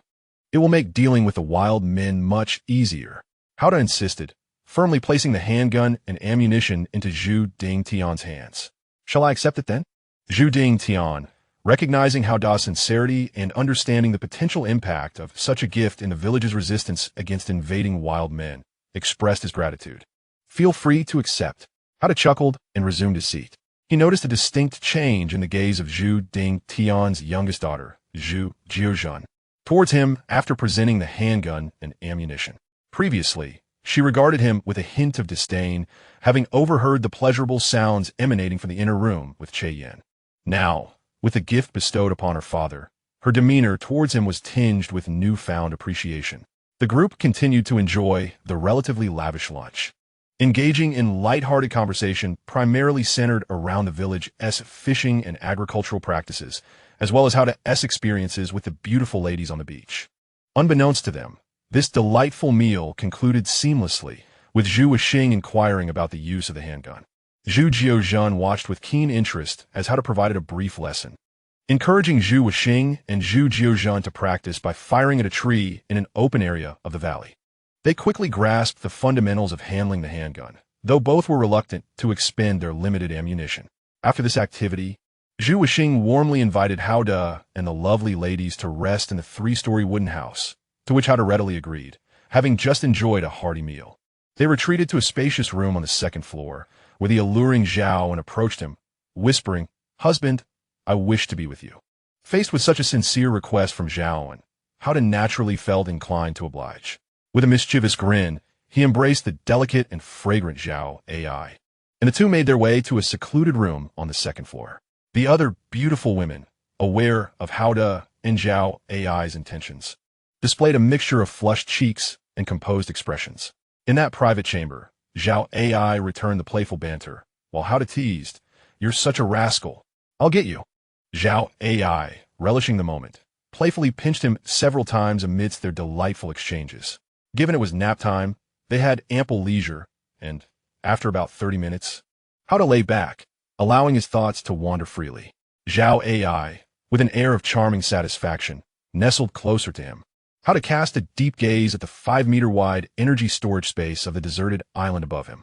Within it lay a crocodile he had slain hours prior, still preserved in its initial state, showcasing the remarkable freshness capabilities of this storage space. He mused that if the storage could also allow for remote depositing or retrieval of items, it would be even more advantageous. He resolved to test this theory. Expanding the island's energy towards the 3-story villa on the beach, he was astonished at the instantaneous success of his endeavor, achieving speeds akin to light. He then grasped a large barrel of salt he had previously conjured and tossed it into the energy storage space above him. The barrel of salt materialized in the transparent air above him in an instant. Delighted by the success of this remote storage operation, Hao De couldn't contain his joy. Just then, Zhao Ai, nestled comfortably against him, murmured sweetly, "What's wrong?" Looking down at her alluringly flushed face, he answered with tender affection, "What could possibly be wrong?" Zhao Ai playfully retorted, "You're so naughty." "In what way?" he inquired humbly. "I can barely move, feeling all soft and languid, and you call that not naughty?" She replied flirtatiously. "Just take a moment to rest," he chuckled. Zhao Ai, lost in bliss, pressed herself closer, nearly taking his breath away. Suddenly, a knock at the door interrupted their intimate moment. "How to go? Are you inside?" came the melodious voice of Zhu Jiozhen from outside. Upon hearing the knock, Hao De felt a rush of excitement, recognizing that it was Zhu Jiozhen, equally beautiful and charming, yet still unattainable for him. With a devilish grin, he quickly dressed, covered the still languorous Zhao Ai with a blanket, and approached the door. Opening it, he saw the lovely and pure Zhu Jiozhen standing gracefully outside, and he smiled, inquiring, "What brings you here? Am I interrupting something?" Zhu Jiozhen peeked past the partially opened door, catching a glimpse of Zhao Ai's flushed visage, which hinted at their recent activities. "Just finished up." "Not really an interruption," Zhao Ai replied, her cheeks still warm. Hao De, with a sly smile, added, "Not an interruption at all." Zhu Jiozhen mentally chastised him as a lay-chayer, but reined in her irritation to convey, "Su Mei mentioned that you have a large barrel of salt. Could we borrow some for our village? We are running low, and waiting for our batch to be ready will take some time. Not having salt daily could lead to significant issues." "No, I cannot lend it," Hao De replied deliberately. "Oof. If that's the case, then I shall take my leave." Zhu Jiozhen, irked, turned to walk away. "I meant to say I will give you some salt, not lend it." Hao De suppressed a laugh and clarified, "Ah, you are teasing me." Zhu Jiozhen turned around once more, fixing him with a piercing gaze. "Indeed, teasing you is rather delightful, don't you think?" Hao chuckled lightly. "Not at all." Zhu Jiozhen shot him another glare and inquired, "How much salt can you lend us?" Hao swiftly summoned the energy of the deserted island, and soon a large barrel of salt appeared beside him and Zhu Jiozhen, emerging from the spatial storage of island energy. Upon witnessing this remarkable display, Zhu Jiuzhan's admiration for him deepened, and she exclaimed, "Oh, so much salt! Bring something to hold it. Take as much as you wish," replied Hao grandly. "All right, I will be right back." With that, Zhu Jiuzhan hurried off to fetch a container. After a while, she returned with a small wooden barrel, accompanied by Zhu Dingtian and Zhu Wishing. Zhu Jiuzhan excitedly poured salt into the small barrel. "Mr. Hao, this is truly generous of you. Just after receiving the pistol and bullets you gifted, you provide us with this abundance of salt," Zhu Dingtian said, a hint of bashfulness in his tone. "I have plenty of pistols, bullets, and salt to spare. If it helps you, it brings me joy as well," Hao replied with a smile. "Brother Hao, should you ever need our assistance, do not hesitate to ask," Zhu Wishing exclaimed a bit fervently. "Certainly," Hao responded with a hearty laugh. After Zhu Jiuzhan filled the small barrel with salt, Hao and the lovely ladies planned to depart the valley. Zhu Dingtian, Zhu Wishing, and Zhu Jiuzhan warmly offered to escort Hao and the others out of the village, and they walked along the main road with great fanfare. Just as they were about to exit the village, Hao suddenly halted, his gaze fixed on a row of orange trees to his right, adorned with green oranges. "Brother Hao, would you like some oranges? I shall fetch them immediately," Zhu Wishing offered exuberantly. "Not quite," Hao replied with a subtle smile. He extended his right hand, striking a graceful pose to channel the energy of the deserted island. The energy surged forth, causing the row of orange trees to grow taller and sturdier in an instant. Soon, the oranges on the trees multiplied and swelled in size. Before long, each tree reached over 2 meters in height, bearing approximately 100 ripe, vibrant oranges. Zhu Dingtian, Zhu Wishing, Zhu Jiuzhan, and the nearby villagers were left utterly astonished, scarcely able to believe their eyes. Meanwhile, Su Mei and the other beauties maintained a calm demeanor, accustomed to Hao's extraordinary abilities. With a swift motion, Hao summoned the island energy, and a gigantic orange landed in his hand. He handed it to Zhu Wishing with a smile, saying, "Give it a try." "All right." Zhu Wishing, regaining his composure, promptly peeled the giant orange and tasted a segment. "It's absolutely delicious," he exclaimed. Zhu Dingtian, Zhu Jiuzhan, and several nearby villagers also sampled the orange, all visibly delighted by the taste. Farewell. After showcasing yet another remarkable feat, Hao clasped his fist in salute to Zhu Dingtian, Zhu Wishing, Zhu Jiuzhan, and the gathered villagers, preparing to officially exit the valley. "Do come by whenever you can." Zhu Wishing and the others responded warmly. "Certainly," Hao replied with a hearty laugh. Zhu Zhizhen spoke to her father Zhu Dingtian and her brother Zhu Woxing before hastily joining the company of Haoda and the enchanting beauties ahead. "Alda, may I accompany you on your outing?" Zhu Zhizhen inquired eagerly as she approached Haoda. Have her father and brother given their consent? Haoda responded with a smile. "Indeed." Zhu Zhizhen nodded adorably. "A warm welcome," Alda proclaimed. "Thank you," Zhu Zhizhen replied joyfully, then made her way to Su Mei and the other lovely maidens, indicating a budding familiarity. Haoda, with a mischievous grin, mused to himself about the delightful prospect of having the charming and elegant Zhu Zhizhen among them. The group climbed cheerfully upward, engaging in light-hearted conversation until they soon emerged from the valley. It was merely a little past 1 in the afternoon, leaving ample time for further exploration, so Haoda and the beauties continued their ascent. After a while, they faintly heard the sound of rushing water. That is a small waterfall, and beneath it lies a crystal-clear pool suitable for swimming. Zhu Zhizhen cheerfully explained, being quite familiar with the area. "Oh, let's go swimming there," Su Mei exclaimed with excitement.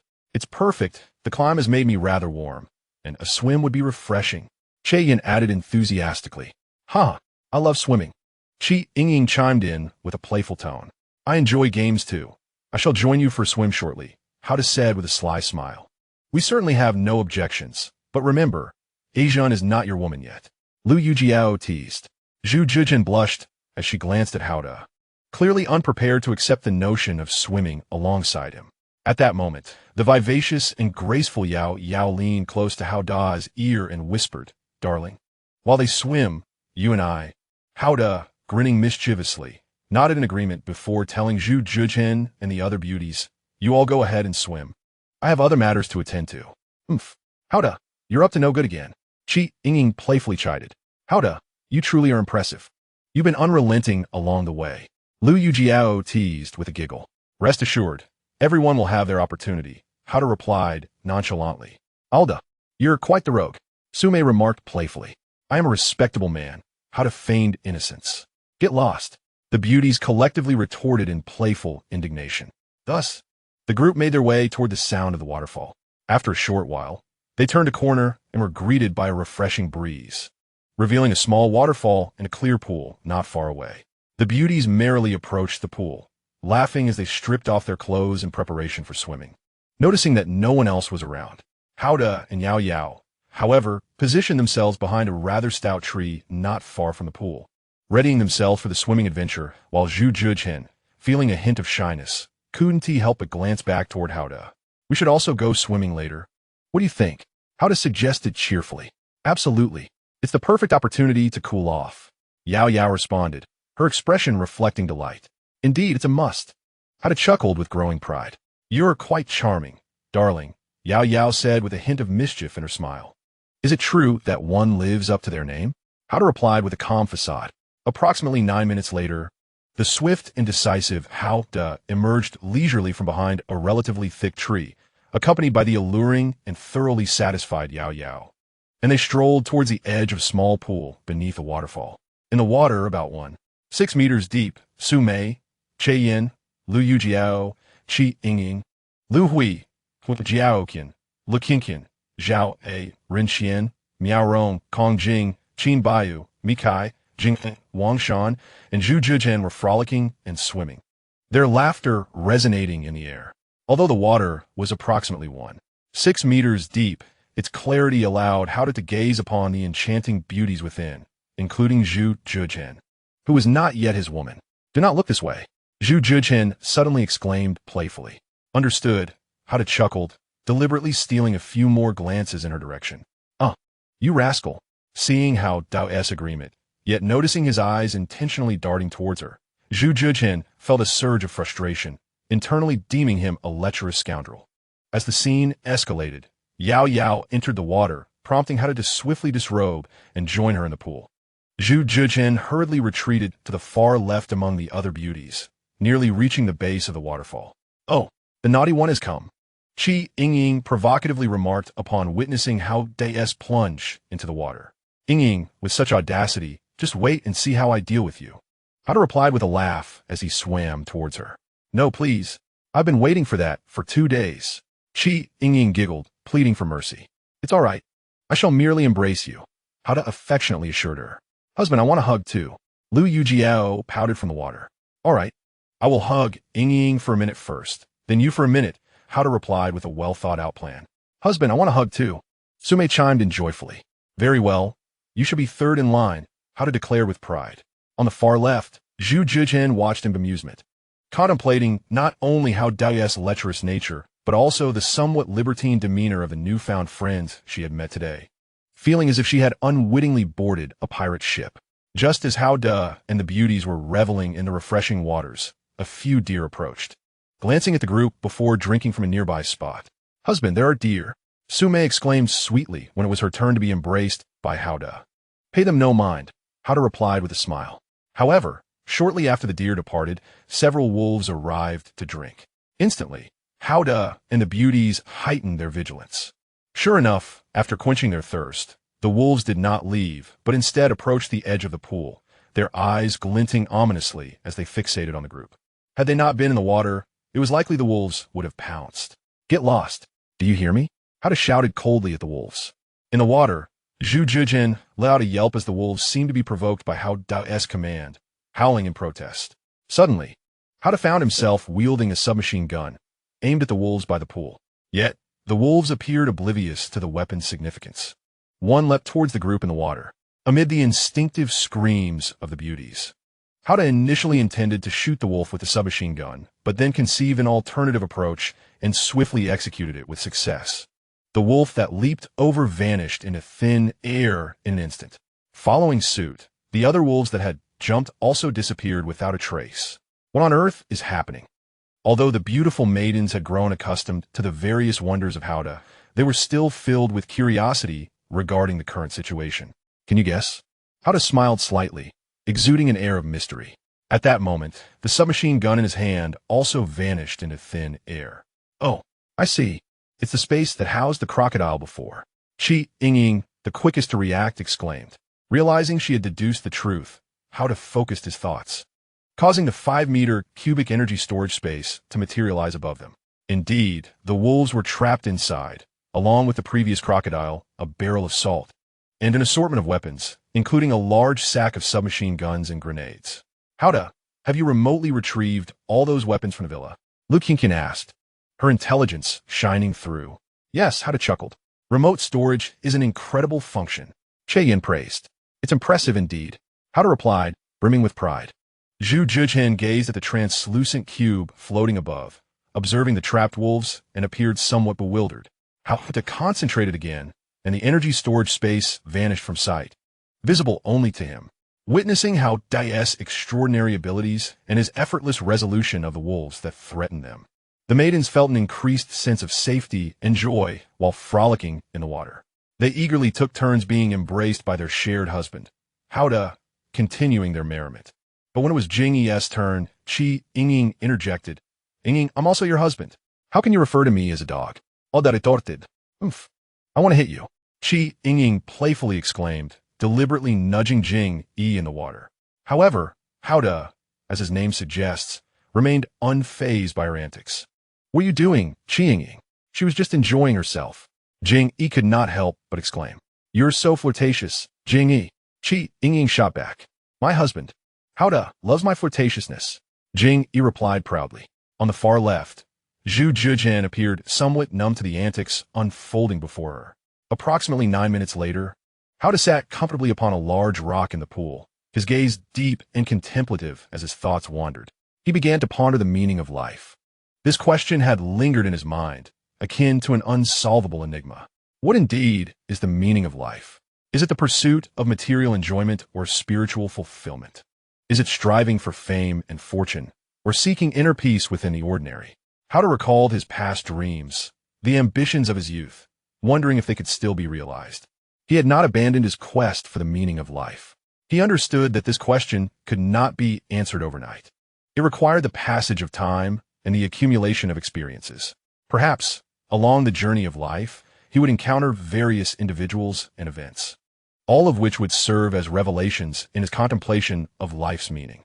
Taking a deep breath, Howda resolved to no longer let this question trouble him. He firmly believes that as long as he maintains a heart filled with positivity, continually endeavors to explore and experience, there will inevitably come a day when he discovers the profound meaning of his own existence.